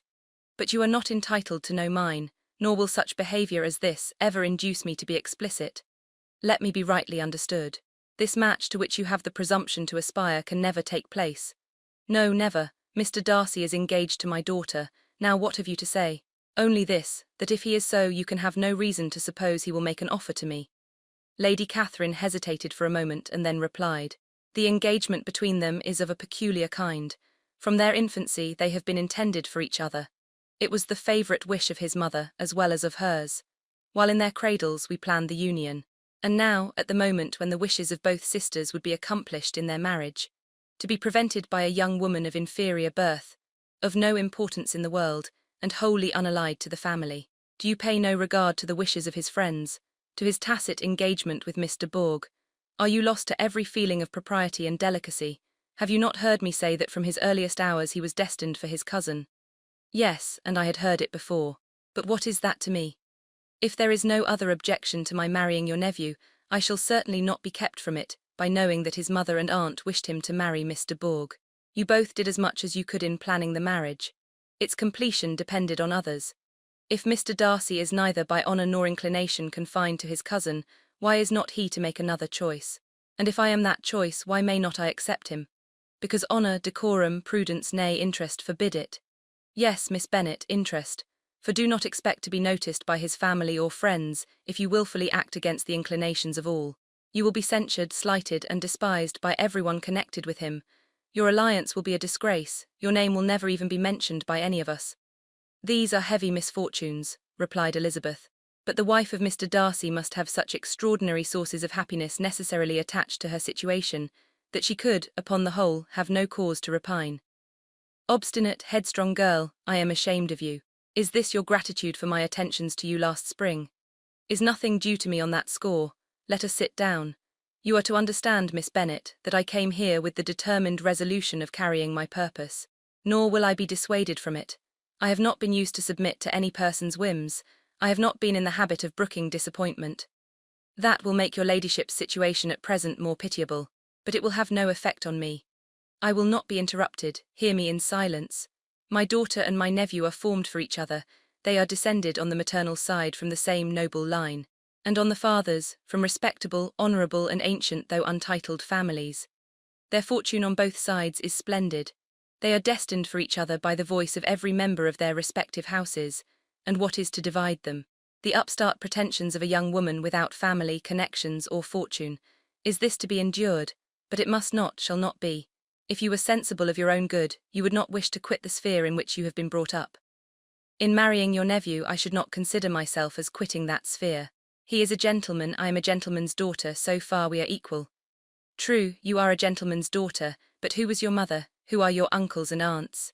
Do not imagine me ignorant of their condition. Whatever my connections may be, said Elizabeth, if your nephew does not object to them, they can be nothing to you. Tell me once for all, are you engaged to him? Though Elizabeth would not, for the mere purpose of obliging Lady Catherine, have answered this question, she could not but say, after a moment's deliberation, I am not. Lady Catherine seemed pleased. And will you promise me never to enter into such an engagement? I will make no promise of the kind. Miss Bennet, I am shocked and astonished. I expected to find a more reasonable young woman. But do not deceive yourself into a belief that I will ever recede. I shall not go away till you have given me the assurance I require, and I certainly never shall give it. I am not to be intimidated into anything so wholly unreasonable. Your ladyship wants Mr. Darcy to marry your daughter, but would my giving you the wished-for promise make their marriage at all more probable? Supposing him to be attached to me, would my refusing to accept his hand make him wish to bestow it on his cousin? Allow me to say, Lady Catherine, that the arguments with which you have supported this extraordinary application have been as frivolous as the application was ill-judged. You have widely mistaken my character, if you think I can be worked on by such persuasions as these. How far your nephew might approve of your interference in his affairs, I cannot tell, but you have certainly no right to concern yourself in mine. I must beg therefore to be importuned no farther on the subject. Not so hasty, if you please, I have by no means done. To all the objections I have already urged, I have still another to add. I am no stranger to the particulars of your youngest sister's infamous elopement. I know it all, that the young man's marrying her was a patched-up business at the expense of your father and uncles. And is such a girl to be my nephew's sister? Is her husband the son of his late father's steward to be his brother? Heaven and earth, of what are you thinking? Are the shades of Pemberley to be thus polluted? You can now have nothing further to say, she resentfully answered. You have insulted me in every possible method. I must beg to return to the house. And she rose as she spoke. Lady Catherine rose also, and they turned back. Her ladyship was highly incensed. You have no regard, then, for the honour and credit of my nephew. Unfeeling, selfish girl. Do you not consider that a connection with you must disgrace him in the eyes of everybody? Lady Catherine, I have nothing further to say. You know my sentiments. You are then resolved to have him. I have said no such thing. I am only resolved to act in that manner which will, in my own opinion, constitute my happiness without reference to you or to any person so wholly unconnected with me. It is well. You refuse, then, to oblige me.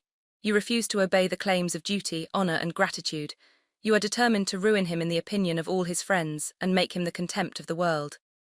Neither duty, nor honour, nor gratitude, replied Elizabeth, have any possible claim on me in the present instance.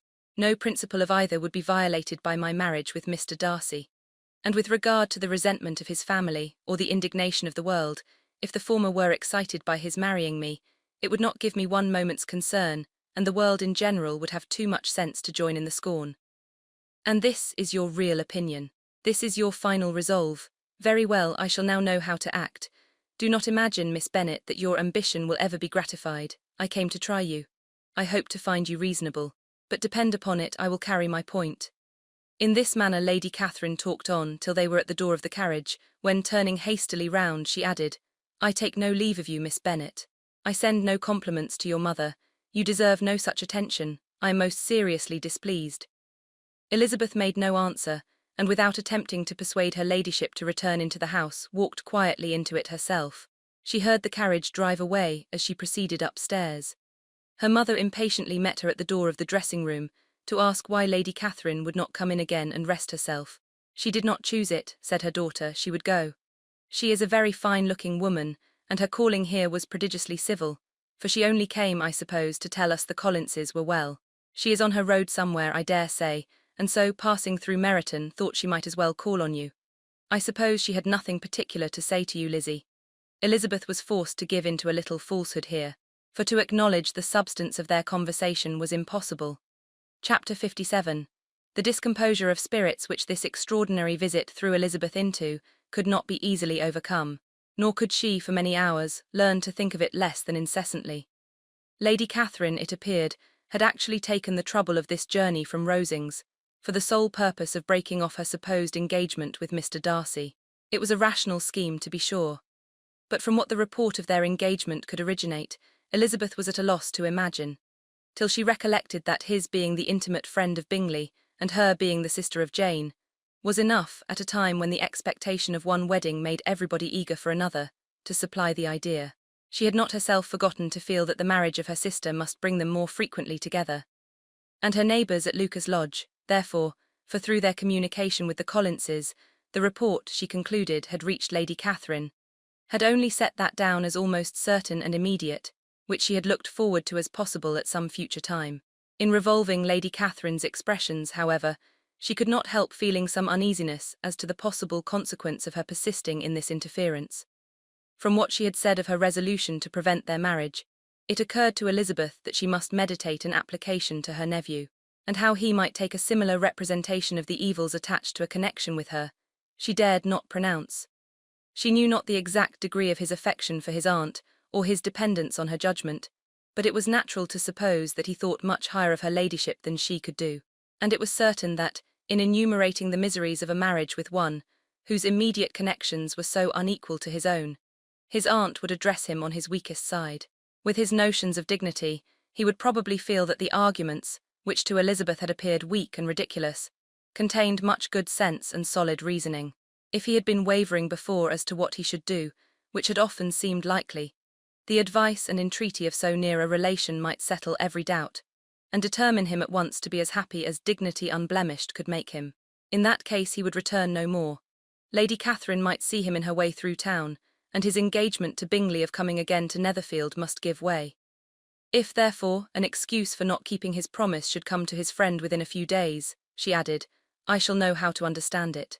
I shall then give over every expectation, every wish of his constancy. If he is satisfied with only regretting me when he might have obtained my affections and hand, I shall soon cease to regret him at all. The surprise of the rest of the family, on hearing who their visitor had been, was very great, but they obligingly satisfied it, with the same kind of supposition which had appeased Mrs. Bennet's curiosity, and Elizabeth was spared from much teasing on the subject. The next morning, as she was going downstairs, she was met by her father, who came out of his library with a letter in his hand. Lizzie, said he, I was going to look for you, come into my room. She followed him thither, and her curiosity to know what he had to tell her was heightened by the supposition of its being in some manner connected with the letter he held. It suddenly struck her that it might be from Lady Catherine, and she anticipated with dismay all the consequent explanations. She followed her father to the fireplace, and they both sat down. He then said, I have received a letter this morning that has astonished me exceedingly. As it principally concerns yourself, you ought to know its contents. I did not know before that I had 2 daughters on the brink of matrimony. Let me congratulate you on a very important conquest. The colour now rushed into Elizabeth's cheeks in the instantaneous conviction of its being a letter from the nephew, instead of the aunt, and she was undetermined whether most to be pleased that he explained himself at all, or offended that his letter was not rather addressed to herself, when her father continued, You look conscious. Young ladies have great penetration in such matters as these, but I think I may defy even your sagacity to discover the name of your admirer. This letter is from Mr. Collins. From Mr. Collins. And what can he have to say? Something very much to the purpose, of course. He begins with congratulations on the approaching nuptials of my eldest daughter, of which, it seems, he has been told by some of the good-natured, gossiping Lucases. I shall not sport with your impatience by reading what he says on that point. What relates to yourself is as follows. Having thus offered you the sincere congratulations of Mrs. Collins and myself on this happy event, let me now add a short hint on the subject of another, of which we have been advertised by the same authority. Your daughter Elizabeth, it is presumed, will not long bear the name of Bennet, after her elder sister has resigned it, and the chosen partner of her fate may be reasonably looked up to as one of the most illustrious personages in this land. Can you possibly guess, Lizzie, who is meant by this? This young gentleman is blessed, in a peculiar way, with everything the heart of mortal can most desire, splendid property, noble kindred, and extensive patronage. Yet in spite of all these temptations, let me warn my cousin Elizabeth, and yourself, of what evils you may incur by a precipitate closure with this gentleman's proposals, which, of course, you will be inclined to take immediate advantage of. Have you any idea, Lizzie, who this gentleman is? But now it comes out. My motive for cautioning you is as follows. We have reason to imagine that his aunt, Lady Catherine de Bourgh, does not look on the match with a friendly eye. Mr. Darcy, you see, is the man. Now, Lizzie, I think I have surprised you. Could he, or the Lucases, have pitched on any man within the circle of our acquaintance, whose name would have given the lie more effectually to what they related? Mr. Darcy, who never looks at any woman but to see a blemish, and who probably never looked at you in his life. It is admirable. Elizabeth tried to join in her father's pleasantry, but could only force one most reluctant smile. Never had his wit been directed in a manner so little agreeable to her. Are you not diverted? Oh, yes, pray read on. After mentioning the likelihood of this marriage to her ladyship last night, she immediately, with her usual condescension, expressed what she felt on the occasion. When it became apparent that on the score of some family objections on the part of my cousin, she would never give her consent to what she termed so disgraceful a match, I thought it my duty to give the speediest intelligence of this to my cousin, that she and her noble admirer may be aware of what they are about, and not run hastily into a marriage which has not been properly sanctioned. Mr. Collins moreover adds, I am truly rejoiced that my cousin Lydia's sad business has been so well hushed up, and am only concerned that their living together before the marriage took place should be so generally known. I must not, however, neglect the duties of my station, or refrain from declaring my amazement at hearing that you received the young couple into your house as soon as they were married. It was an encouragement of vice, and had I been the rector of Longbourn, I should very strenuously have opposed it. You ought certainly to forgive them as a Christian, but never to admit them in your sight, or allow their names to be mentioned in your hearing. That is his notion of Christian forgiveness. The rest of his letter is only about his dear Charlotte's situation, and his expectation of a young olive branch. But Lizzie, you look as if you did not enjoy it. You are not going to be missish, I hope, and pretend to be affronted at an idle report. For what do we live but to make sport for our neighbours and laugh at them in our turn? Oh, cried Elizabeth, I am excessively diverted, but it is so strange. Yes, that is what makes it amusing. Had they fixed on any other man it would have been nothing. But his perfect indifference and your pointed dislike make it so delightfully absurd. Much as I abominate writing, I would not give up Mr. Collins's correspondence for any consideration. Nay, when I read a letter of his, I cannot help giving him the preference even over Wickham, much as I value the impudence and hypocrisy of my son-in-law. And pray, Lizzie, what said Lady Catherine about this report? Did she call to refuse her consent? To this question his daughter replied only with a laugh, and as it had been asked without the least suspicion, she was not distressed by his repeating it. Elizabeth had never been more at a loss to make her feelings appear what they were not. It was necessary to laugh when she would rather have cried. Her father had most cruelly mortified her by what he said of Mr. Darcy's indifference, and she could do nothing but wonder at such a want of penetration, or fear that perhaps instead of his seeing too little, she might have fancied too much. Chapter 58. Instead of receiving any such letter of excuse from his friend, as Elizabeth half expected Mr. Bingley to do, he was able to bring Darcy with him to Longbourn before many days had passed after Lady Catherine's visit. The gentlemen arrived early, and before Mrs. Bennet had time to tell him of their having seen his aunt, of which her daughter sat in momentary dread, Bingley, who wanted to be alone with Jane, proposed their all walking out. It was agreed to. Mrs. Bennet was not in the habit of walking, Mary could never spare time, but the remaining 5 set off together. Bingley and Jane, however, soon allowed the others to outstrip them. They lagged behind, while Elizabeth, Kitty and Darcy were to entertain each other. Very little was said by either. Kitty was too much afraid of him to talk. Elizabeth was secretly forming a desperate resolution, and perhaps he might be doing the same. They walked towards the Lucases because Kitty wished to call upon Maria, and as Elizabeth saw no occasion for making it a general concern, when Kitty left them, she went boldly on with him alone. Now was the moment for her resolution to be executed, and while her courage was high, she immediately said, Mr. Darcy, I am a very selfish creature, and for the sake of giving relief to my own feelings, care not how much I may be wounding yours. I can no longer help thanking you for your unexampled kindness to my poor sister. Ever since I have known it, I have been most anxious to acknowledge to you how gratefully I feel it. Were it known to the rest of my family, I should not have merely my own gratitude to express. I am sorry, exceedingly sorry, replied Darcy, in a tone of surprise and emotion, that you have ever been informed of what may, in a mistaken light, have given you uneasiness. I did not think Mrs. Gardiner was so little to be trusted. You must not blame my aunt. Lydia's thoughtlessness first betrayed to me that you had been concerned in the matter, and of course I could not rest till I knew the particulars. Let me thank you again and again in the name of all my family, for that generous compassion which induced you to take so much trouble, and bear so many mortifications for the sake of discovering them. If you will thank me, he replied, let it be for yourself alone. That the wish of giving happiness to you might add force to the other inducements which led me on, I shall not attempt to deny. But your family owe me nothing. Much as I respect them, I believe I thought only of you. Elizabeth was too much embarrassed to say a word. After a short pause, her companion added, You are too generous to trifle with me. If your feelings are still what they were last April, tell me so at once. My affections and wishes are unchanged, but one word from you will silence me on this subject forever. Elizabeth, feeling all the more than common awkwardness and anxiety of his situation, now forced herself to speak. and immediately, though not very fluently, gave him to understand that her sentiments had undergone so material a change, since the period to which he alluded, as to make her receive with gratitude and pleasure his present assurances. The happiness which this reply produced was such as he had probably never felt before, and he expressed himself on the occasion as sensibly and as warmly as a man violently in love can be supposed to do. Had Elizabeth been able to encounter his eye, she might have seen how well the expression of heartfelt delight, diffused over his face, became him. But though she could not look, she could listen, and he told her of feelings, which, in proving of what importance she was to him, made his affection every moment more valuable. They walked on without knowing in what direction. There was too much to be thought, and felt, and said, for attention to any other objects.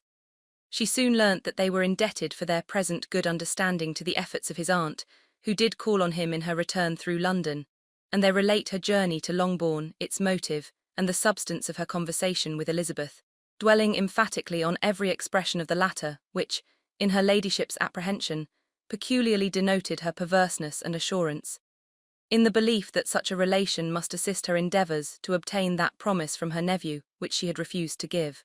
But unluckily for her ladyship, its effect had been exactly contrariwise. "It taught me to hope," said he, "as I had scarcely ever allowed myself to hope before. I knew enough of your disposition to be certain that, had you been absolutely, irrevocably decided against me, you would have acknowledged it to Lady Catherine, frankly and openly." Elizabeth coloured and laughed as she replied, "Yes, you know enough of my frankness to believe me capable of that. After abusing you so abominably to your face, I could have no scruple in abusing you to all your relations. What did you say of me that I did not deserve? For though your accusations were ill-founded, formed on mistaken premises, my behaviour to you at the time had merited the severest reproof. It was unpardonable, I cannot think of it without abhorrence. We will not quarrel for the greater share of blame annexed to that evening," said Elizabeth.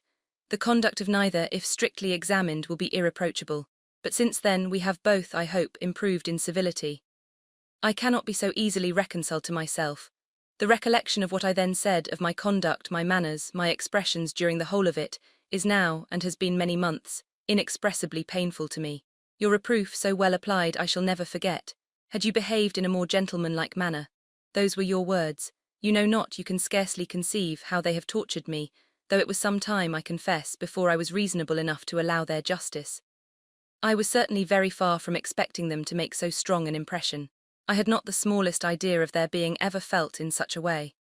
I can easily believe it. You thought me then devoid of every proper feeling, I am sure you did. The turn of your countenance I shall never forget, as you said that I could not have addressed you in any possible way that would induce you to accept me. Oh, do not repeat what I then said. These recollections will not do at all.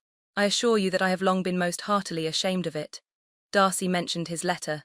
Did it, said he, did it soon make you think better of me? Did you, on reading it, give any credit to its contents? She explained what its effect on her had been, and how gradually all her former prejudices had been removed. I knew, said he, that what I wrote must give you pain, but it was necessary. I hope you have destroyed the letter. There was one part especially, the opening of it, which I should dread your having the power of reading again. I can remember some expressions which might justly make you hate me. The letter shall certainly be burnt, if you believe it essential to the preservation of my regard. But though we have both reason to think my opinions not entirely unalterable, they are not, I hope, quite so easily changed as that implies. When I wrote that letter, replied Darcy, I believed myself perfectly calm and cool, but I am since convinced that it was written in a dreadful bitterness of spirit. The letter perhaps began in bitterness, but it did not end so. The adieu is charity itself. But think no more of the letter. The feelings of the person who wrote and the person who received it are now so widely different from what they were then, that every unpleasant circumstance attending it ought to be forgotten. You must learn some of my philosophy. Think only of the past as its remembrance gives you pleasure. I cannot give you credit for any philosophy of the kind. Your retrospections must be so totally void of reproach, that the contentment arising from them is not of philosophy, but, what is much better, of innocence. But with me it is not so. Painful recollections will intrude which cannot, which ought not to be repelled. I have been a selfish being all my life, in practice though not in principle. As a child I was taught what was right, but I was not taught to correct my temper. I was given good principles, but left to follow them in pride and conceit. Unfortunately an only son, for many years an only child, I was spoilt by my parents, who, though good themselves, my father particularly, all that was benevolent and amiable, allowed, encouraged, almost taught me to be selfish and overbearing, to care for none beyond my own family circle, to think meanly of all the rest of the world, to wish at least to think meanly of their sense and worth compared with my own.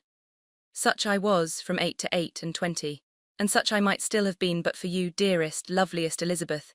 What do I not owe you? You taught me a lesson, hard indeed at first, but most advantageous. By you I was properly humbled. I came to you without a doubt of my reception. You showed me how insufficient were all my pretensions to please a woman worthy of being pleased. Had you then persuaded yourself that I should? Indeed I had. What will you think of my vanity? I believed you to be wishing, expecting my addresses. My manners must have been in fault, but not intentionally, I assure you. I never meant to deceive you, but my spirits might often lead me wrong. How you must have hated me after that evening. Hate you? I was angry perhaps at first, but my anger soon began to take a proper direction. I am almost afraid of asking what you thought of me when we met at Pemberley. You blamed me for coming. No, indeed, I felt nothing but surprise.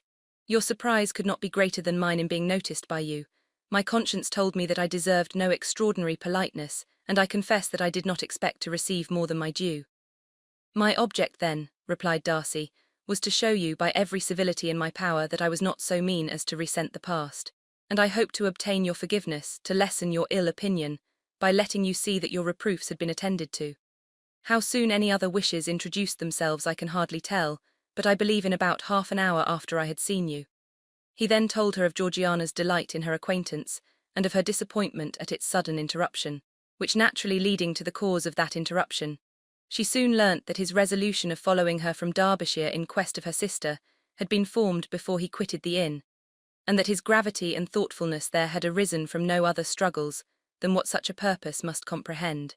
She expressed her gratitude again, but it was too painful a subject to each to be dwelt on farther. After walking several miles in a leisurely manner, and too busy to know anything about it, they found at last, on examining their watches, that it was time to be at home. What could become of Mr. Bingley and Jane was a wonder which introduced the discussion of their affairs.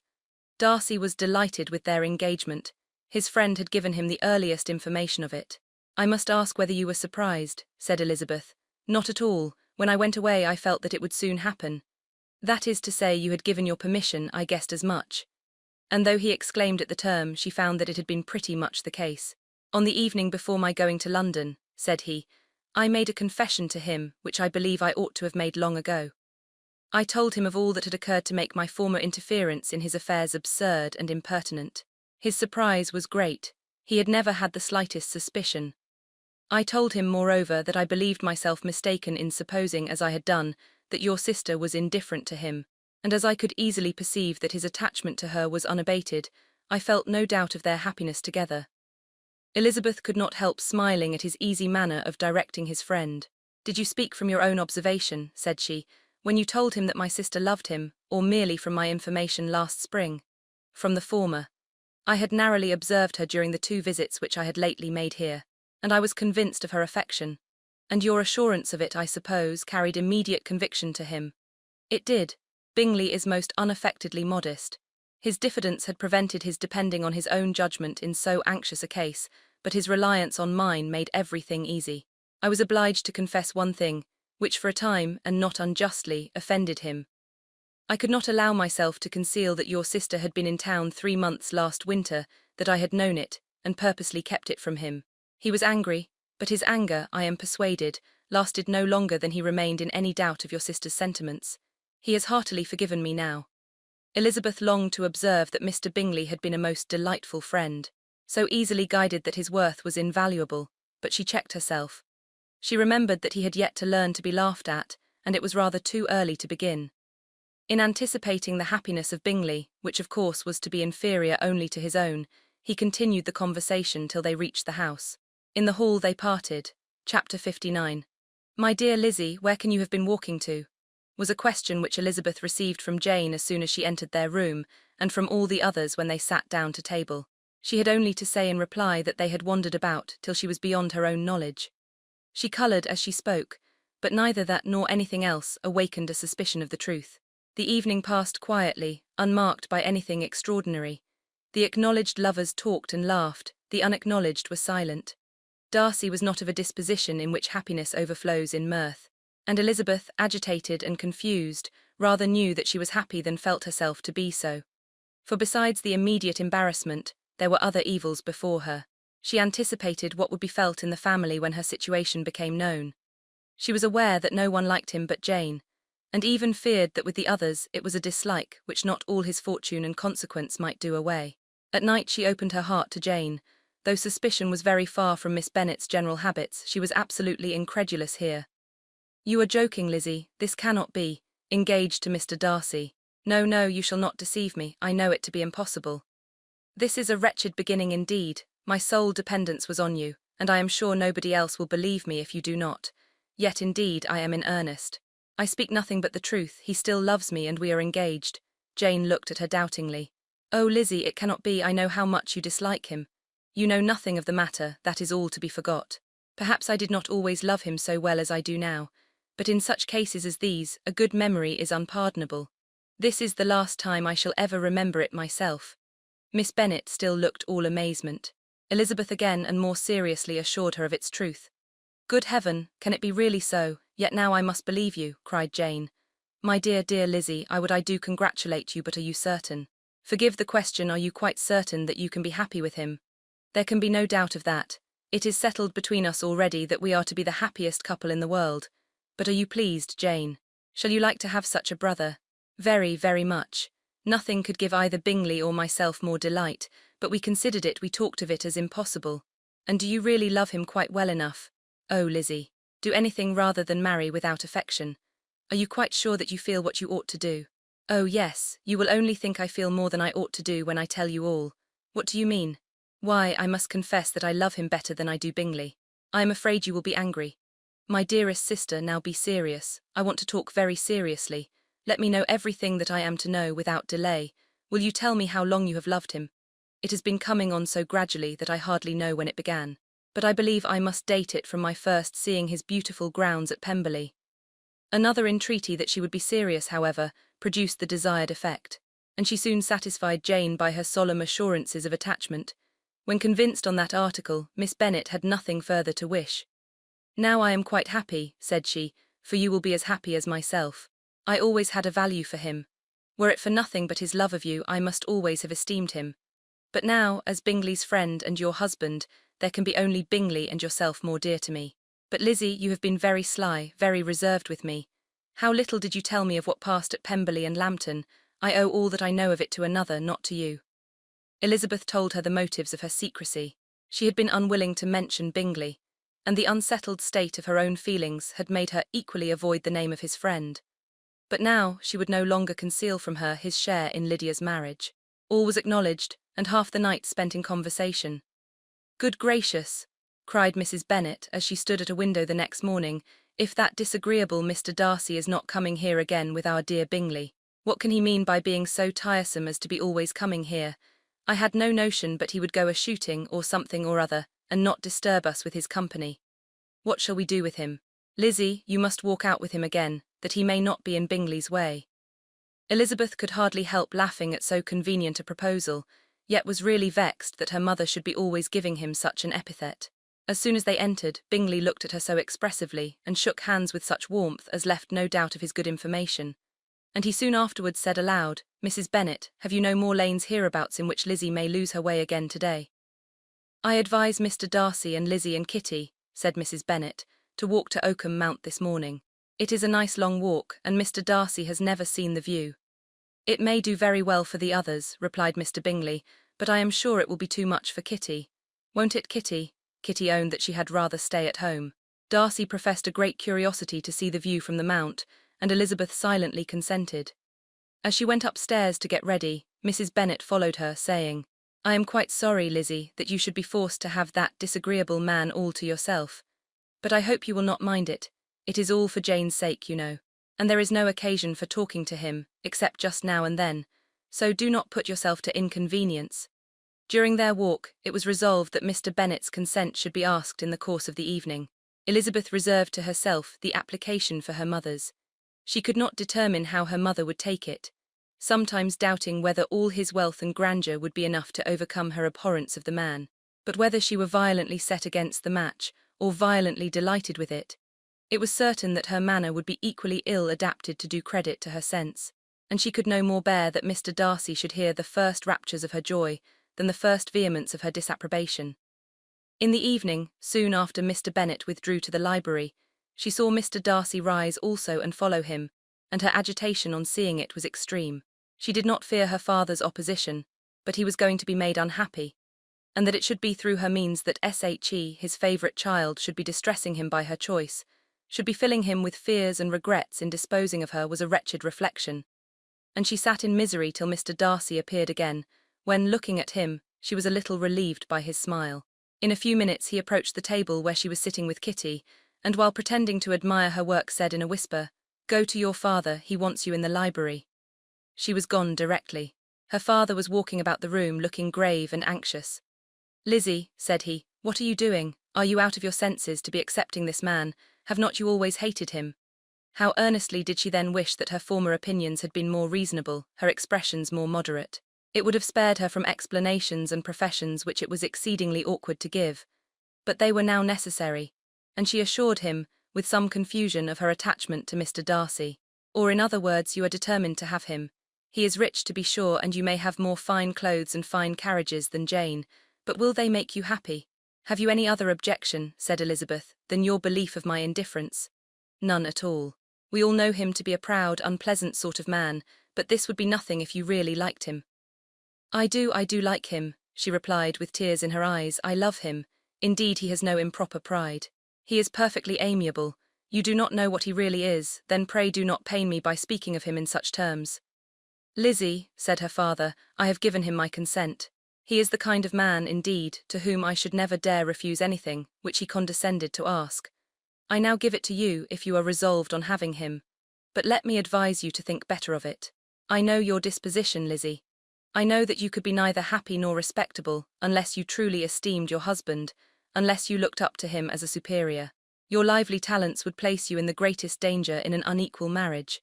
You could scarcely escape discredit and misery. My child, let me not have the grief of seeing you unable to respect your partner in life. You know not what you are about."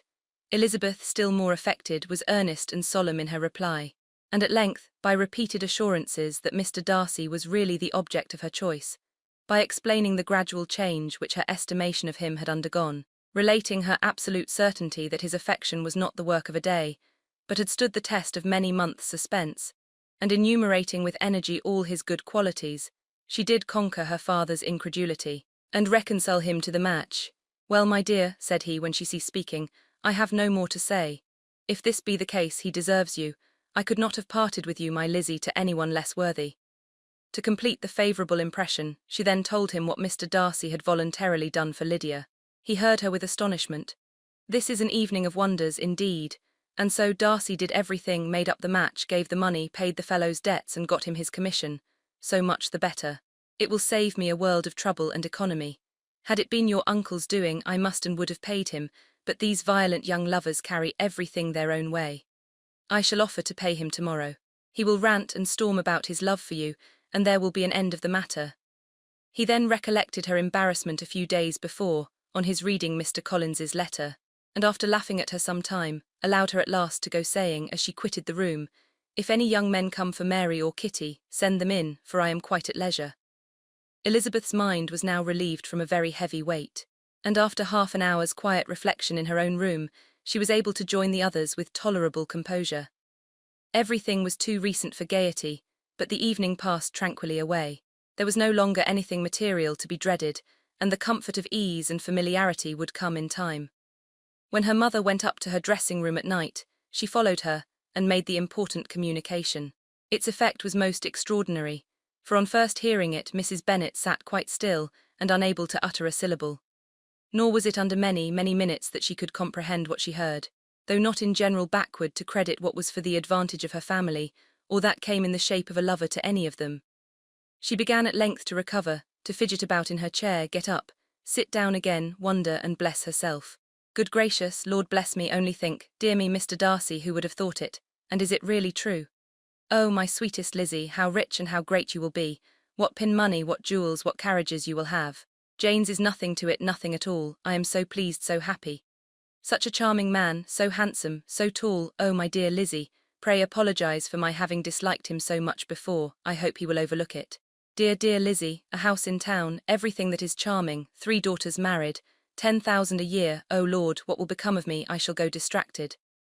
This was enough to prove that her approbation need not be doubted, and Elizabeth, rejoicing that such an effusion was heard only by herself, soon went away. But before she had been 3 minutes in her own room, her mother followed her. My dearest child, she cried, I can think of nothing else. 10,000 a year and very likely more. Tea's as good as a lord, and a special license. You must and shall be married by a special license. But my dearest love, tell me what dish Mr. Darcy is particularly fond of, that I may have it tomorrow. This was a sad omen of what her mother's behaviour to the gentleman himself might be, and Elizabeth found that, though in the certain possession of his warmest affection and secure of her relations' consent, there was still something to be wished for. But the morrow passed off much better than she expected, for Mrs. Bennet luckily stood in such awe of her intended son-in-law that she ventured not to speak to him, unless it was in her power to offer him any attention, or mark her deference for his opinion. Elizabeth had the satisfaction of seeing her father taking pains to get acquainted with him, and Mr. Bennet soon assured her that he was rising every hour in his esteem. I admire all my 3 sons-in-law highly, said he. Wickham, perhaps, is my favourite, but I think I shall like your husband quite as well as Jane's. Chapter 60. Elizabeth's spirits soon rising to playfulness again, she wanted Mr. Darcy to account for his having ever fallen in love with her. How could you begin? Said she. I can comprehend your going on charmingly when you had once made a beginning, but what could set you off in the first place? I cannot fix on the hour or the spot or the look or the words which laid the foundation. It is too long ago. I was in the middle before I knew that I had begun. My beauty you had early withstood, and as for my manners, my behaviour to you was at least always bordering on the uncivil, and I never spoke to you without rather wishing to give you pain than not. Now be sincere, did you admire me for my impertinence? For the liveliness of your mind, I did. You may as well call it impertinence at once, it was very little less. The fact is that you were sick of civility, of deference, of officious attention. You were disgusted with the women who were always speaking, and looking, and thinking for your approbation alone. I roused and interested you because I was so unlike them. Had you not been really amiable, you would have hated me for it, but in spite of the pains you took to disguise yourself, your feelings were always noble and just, and in your heart you thoroughly despised the persons who so assiduously courted you. There I have saved you the trouble of accounting for it, and really, all things considered, I begin to think it perfectly reasonable. To be sure, you knew no actual good of me, but nobody thinks of that when they fall in love. Was there no good in your affectionate behaviour to Jane while she was ill at Netherfield? Dearest Jane, who could have done less for her? But make a virtue of it by all means. My good qualities are under your protection, and you are to exaggerate them as much as possible. And in return, it belongs to me to find occasions for teasing and quarrelling with you as often as may be. And I shall begin directly by asking you what made you so unwilling to come to the point at last. What made you so shy of me when you first called, and afterwards dined here? Why, especially when you called, did you look as if you did not care about me, because you were grave and silent and gave me no encouragement? But I was embarrassed, and so was I. You might have talked to me more when you came to dinner. A man who had felt less might. How unlucky that you should have a reasonable answer to give, and that I should be so reasonable as to admit it. But I wonder how long you would have gone on, if you had been left to yourself. I wonder when you would have spoken, if I had not asked you. My resolution of thanking you for your kindness to Lydia had certainly great effect. Too much, I am afraid, for what becomes of the moral if our comfort springs from a breach of promise? For I ought not to have mentioned the subject. This will never do. You need not distress yourself, the moral will be perfectly fair. Lady Catherine's unjustifiable endeavours to separate us were the means of removing all my doubts. I am not indebted for my present happiness to your eager desire of expressing your gratitude. I was not in a humour to wait for any opening of yours. My aunt's intelligence had given me hope, and I was determined at once to know everything. Lady Catherine has been of infinite use, which ought to make her happy, for she loves to be of use. But tell me, what did you come down to Netherfield for? Was it merely to ride to Longbourn and be embarrassed, or had you intended any more serious consequence? My real purpose was to see you, and to judge, if I could, whether I might ever hope to make you love me. My avowed one, or what I avowed to myself, was to see whether your sister were still partial to Bingley, and if she were, to make the confession to him which I have since made. Shall you ever have courage to announce to Lady Catherine what is to befall her? I am more likely to want more time than courage, Elizabeth, but it ought to done, and if you will give me a sheet of paper, it shall be done directly. And if I had not a letter to write myself, I might sit by you and admire the evenness of your writing, as another young lady once did. But I have an aunt, too, who must not be longer neglected. From an unwillingness to confess how much her intimacy with Mr. Darcy had been overrated, Elizabeth had never yet answered Mrs. Gardiner's long letter, but now, having that to communicate which she knew would be most welcome, she was almost ashamed to find that her uncle and aunt had already lost 3 days of happiness, and immediately wrote as follows. I would have thanked you before, my dear aunt, as I ought to have done, for your long, kind, satisfactory detail of particulars, but to say the truth, I was too cross to write. You supposed more than really existed, but now suppose as much as you choose. Give a loose rein to your fancy, indulge your imagination in every possible flight which the subject will afford, and unless you believe me actually married, you cannot greatly err. You must write again very soon and praise him a great deal more than you did in your last. I thank you again and again for not going to the lakes. How could I be so silly as to wish it? Your idea of the ponies is delightful. We will go round the park every day. I am the happiest creature in the world. Perhaps other people have said so before, but not one with such justice. I am happier even than Jane, she only smiles, I laugh. Mr. Darcy sends you all the love in the world that he can spare from me. You are all to come to Pemberley at Christmas. Yours, etc. Mr. Darcy's letter to Lady Catherine was in a different style, and still different from either was what Mr. Bennet sent to Mr. Collins in reply to his last. Dear Sir, I must trouble you once more for congratulations. Elizabeth will soon be the wife of Mr. Darcy. Console Lady Catherine as well as you can. But if I were you, I would stand by the nephew. He has more to give. Yours sincerely, etc. Miss Bingley's congratulations to her brother on his approaching marriage were all that was affectionate and insincere. She wrote even to Jane on the occasion, to express her delight, and repeat all her former professions of regard. Jane was not deceived, but she was affected, and though feeling no reliance on her, could not help writing her a much kinder answer than she knew was deserved. The joy which Miss Darcy expressed on receiving similar information was as sincere as her brother's in sending it. 4 sides of paper were insufficient to contain all her delight, and all her earnest desire of being loved by her sister. Before any answer could arrive from Mr. Collins, or any congratulations to Elizabeth from his wife, the Longbourn family heard that the Collinses were come themselves to Lucas Lodge. The reason of this sudden removal was soon evident.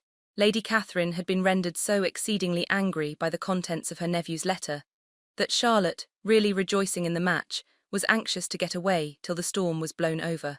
At such a moment, the arrival of her friend was a sincere pleasure to Elizabeth, though in the course of their meetings she must sometimes think the pleasure dearly bought, when she saw Mr. Darcy exposed to all the parading and obsequious civility of her husband. He bore it, however, with admirable calmness.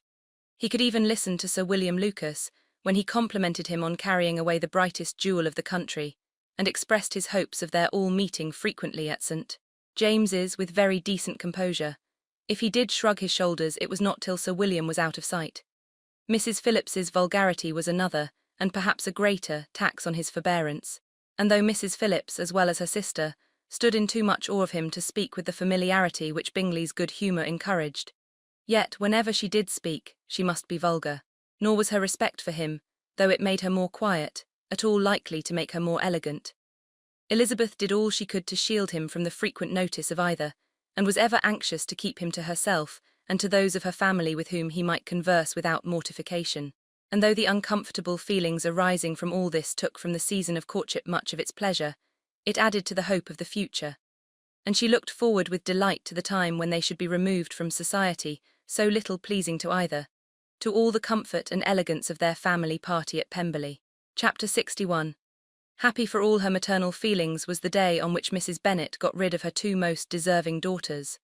With what delighted pride she afterwards visited Mrs. Bingley, and talked of Mrs. Darcy may be guessed. I wish I could say, for the sake of her family, that the accomplishment of her earnest desire in the establishment of so many of her children produced so happy an effect as to make her a sensible, amiable, well-informed woman for the rest of her life, though perhaps it was lucky for her husband, who might not have relished domestic felicity in so unusual a form, that she still was occasionally nervous and invariably silly. Mr. Bennet missed his second daughter exceedingly. His affection for her drew him oftener from home than anything else could do. He delighted in going to Pemberley, especially when he was least expected. Mr. Bingley and Jane remained at Netherfield only a 12-month. So near a vicinity to her mother and Meryton relations was not desirable even to his easy temper or her affectionate heart. The darling wish of his sisters was then gratified. He bought an estate in a neighbouring county to Derbyshire, and Jane and Elizabeth, in addition to every other source of happiness, were within 30 miles of each other. Kitty, to her very material advantage, spent the chief of her time with her 2 elder sisters. In society so superior to what she had generally known, her improvement was great. She was not of so ungovernable a temper as Lydia, and removed from the influence of Lydia's example, she became, by proper attention and management, less irritable, less ignorant and less insipid. From the further disadvantage of Lydia's society, she was of course carefully kept, and though Mrs. Wickham frequently invited her to come and stay with her, with the promise of balls and young men, her father would never consent to her going. Mary was the only daughter who remained at home, and she was necessarily drawn from the pursuit of accomplishments by Mrs. Bennet's being quite unable to sit alone. Mary was obliged to mix more with the world, but she could still moralize over every morning visit, and as she was no longer mortified by comparisons between her sister's beauty and her own, it was suspected by her father that she submitted to the change without much reluctance. As for Wickham and Lydia, their characters suffered no revolution from the marriage of her sisters. He bore with philosophy the conviction that Elizabeth must now become acquainted with whatever of his ingratitude and falsehood had before been unknown to her, and in spite of everything, was not wholly without hope that Darcy might yet be prevailed on to make his fortune. The congratulatory letter which Elizabeth received from Lydia on her marriage explained to her that, by his wife at least, if not by himself, such a hope was cherished. The letter was to this effect: "My dear Lizzy, I wish you joy. If you love Mr. Darcy half as well as I do my dear Wickham, you must be very happy. It is a great comfort to have you so rich, and when you have nothing else to do, I hope you will think of us. I am sure Wickham would like a place at court very much, and I do not think we shall have quite money enough to live upon without some help. Any place would do, of about 300 or 400 a year, but however, do not speak to Mr. Darcy about it if you had rather not. Yours, etc." As it happened that Elizabeth had much rather not, she endeavoured in her answer to put an end to every entreaty and expectation of the kind. Such relief, however, as it was in her power to afford, by the practice of what might be called economy in her own private expenses, she frequently sent them. It had always been evident to her that such an income as theirs, under the direction of 2 persons so extravagant in their wants, and heedless of the future, must be very insufficient to their support, and whenever they changed their quarters, either Jane or herself were sure of being applied to for some little assistance towards discharging their bills. Their manner of living, even when the restoration of peace dismissed them to a home, was unsettled in the extreme. They were always moving from place to place in quest of a cheap situation, and always spending more than they ought. His affection for her soon sunk into indifference. Hers lasted a little longer, and in spite of her youth and her manners, she retained all the claims to reputation which her marriage had given her. Though Darcy could never receive him at Pemberley, yet, for Elizabeth's sake, he assisted him further in his profession. Lydia was occasionally a visitor there, when her husband was gone to enjoy himself in London or Bath. And with the Bingleys, they both of them frequently stayed so long that even Bingley's good humour was overcome, and he proceeded so far as to talk of giving them a hint to be gone. Miss Bingley was very deeply mortified by Darcy's marriage, but as she thought it advisable to retain the right of visiting at Pemberley, she dropped all her resentment, was fonder than ever of Georgiana, almost as attentive to Darcy as heretofore, and paid off every arrear of civility to Elizabeth. Pemberley was now Georgiana's home, and the attachment of the sisters was exactly what Darcy had hoped to see. They were able to love each other even as well as they intended. Georgiana had the highest opinion in the world of Elizabeth, though at first she often listened with an astonishment bordering on alarm at her lively, sportive manner of talking to her brother. He, who had always inspired in herself a respect which almost overcame her affection, she now saw the object of open pleasantry. Her mind received knowledge which had never before fallen in her way. By Elizabeth's instructions, she began to comprehend that a woman may take liberties with her husband, which a brother will not always allow in a sister, more than 10 years younger than himself. Lady Catherine was extremely indignant on the marriage of her nephew, and as she gave way to all the genuine frankness of her character in her reply to the letter which announced its arrangement, She sent him language so very abusive, especially of Elizabeth, that for some time all intercourse was at an end. But at length, by Elizabeth's persuasion, he was prevailed on to overlook the offence and seek a reconciliation. And after a little further resistance on the part of his aunt, her resentment gave way either to her affection for him or her curiosity to see how his wife conducted herself, and she condescended to wait on them at Pemberley, in spite of that pollution which its woods had received, not merely from the presence of such a mistress, but the visits of her uncle and aunt from the city. With the gardeners, they were always on the most intimate terms.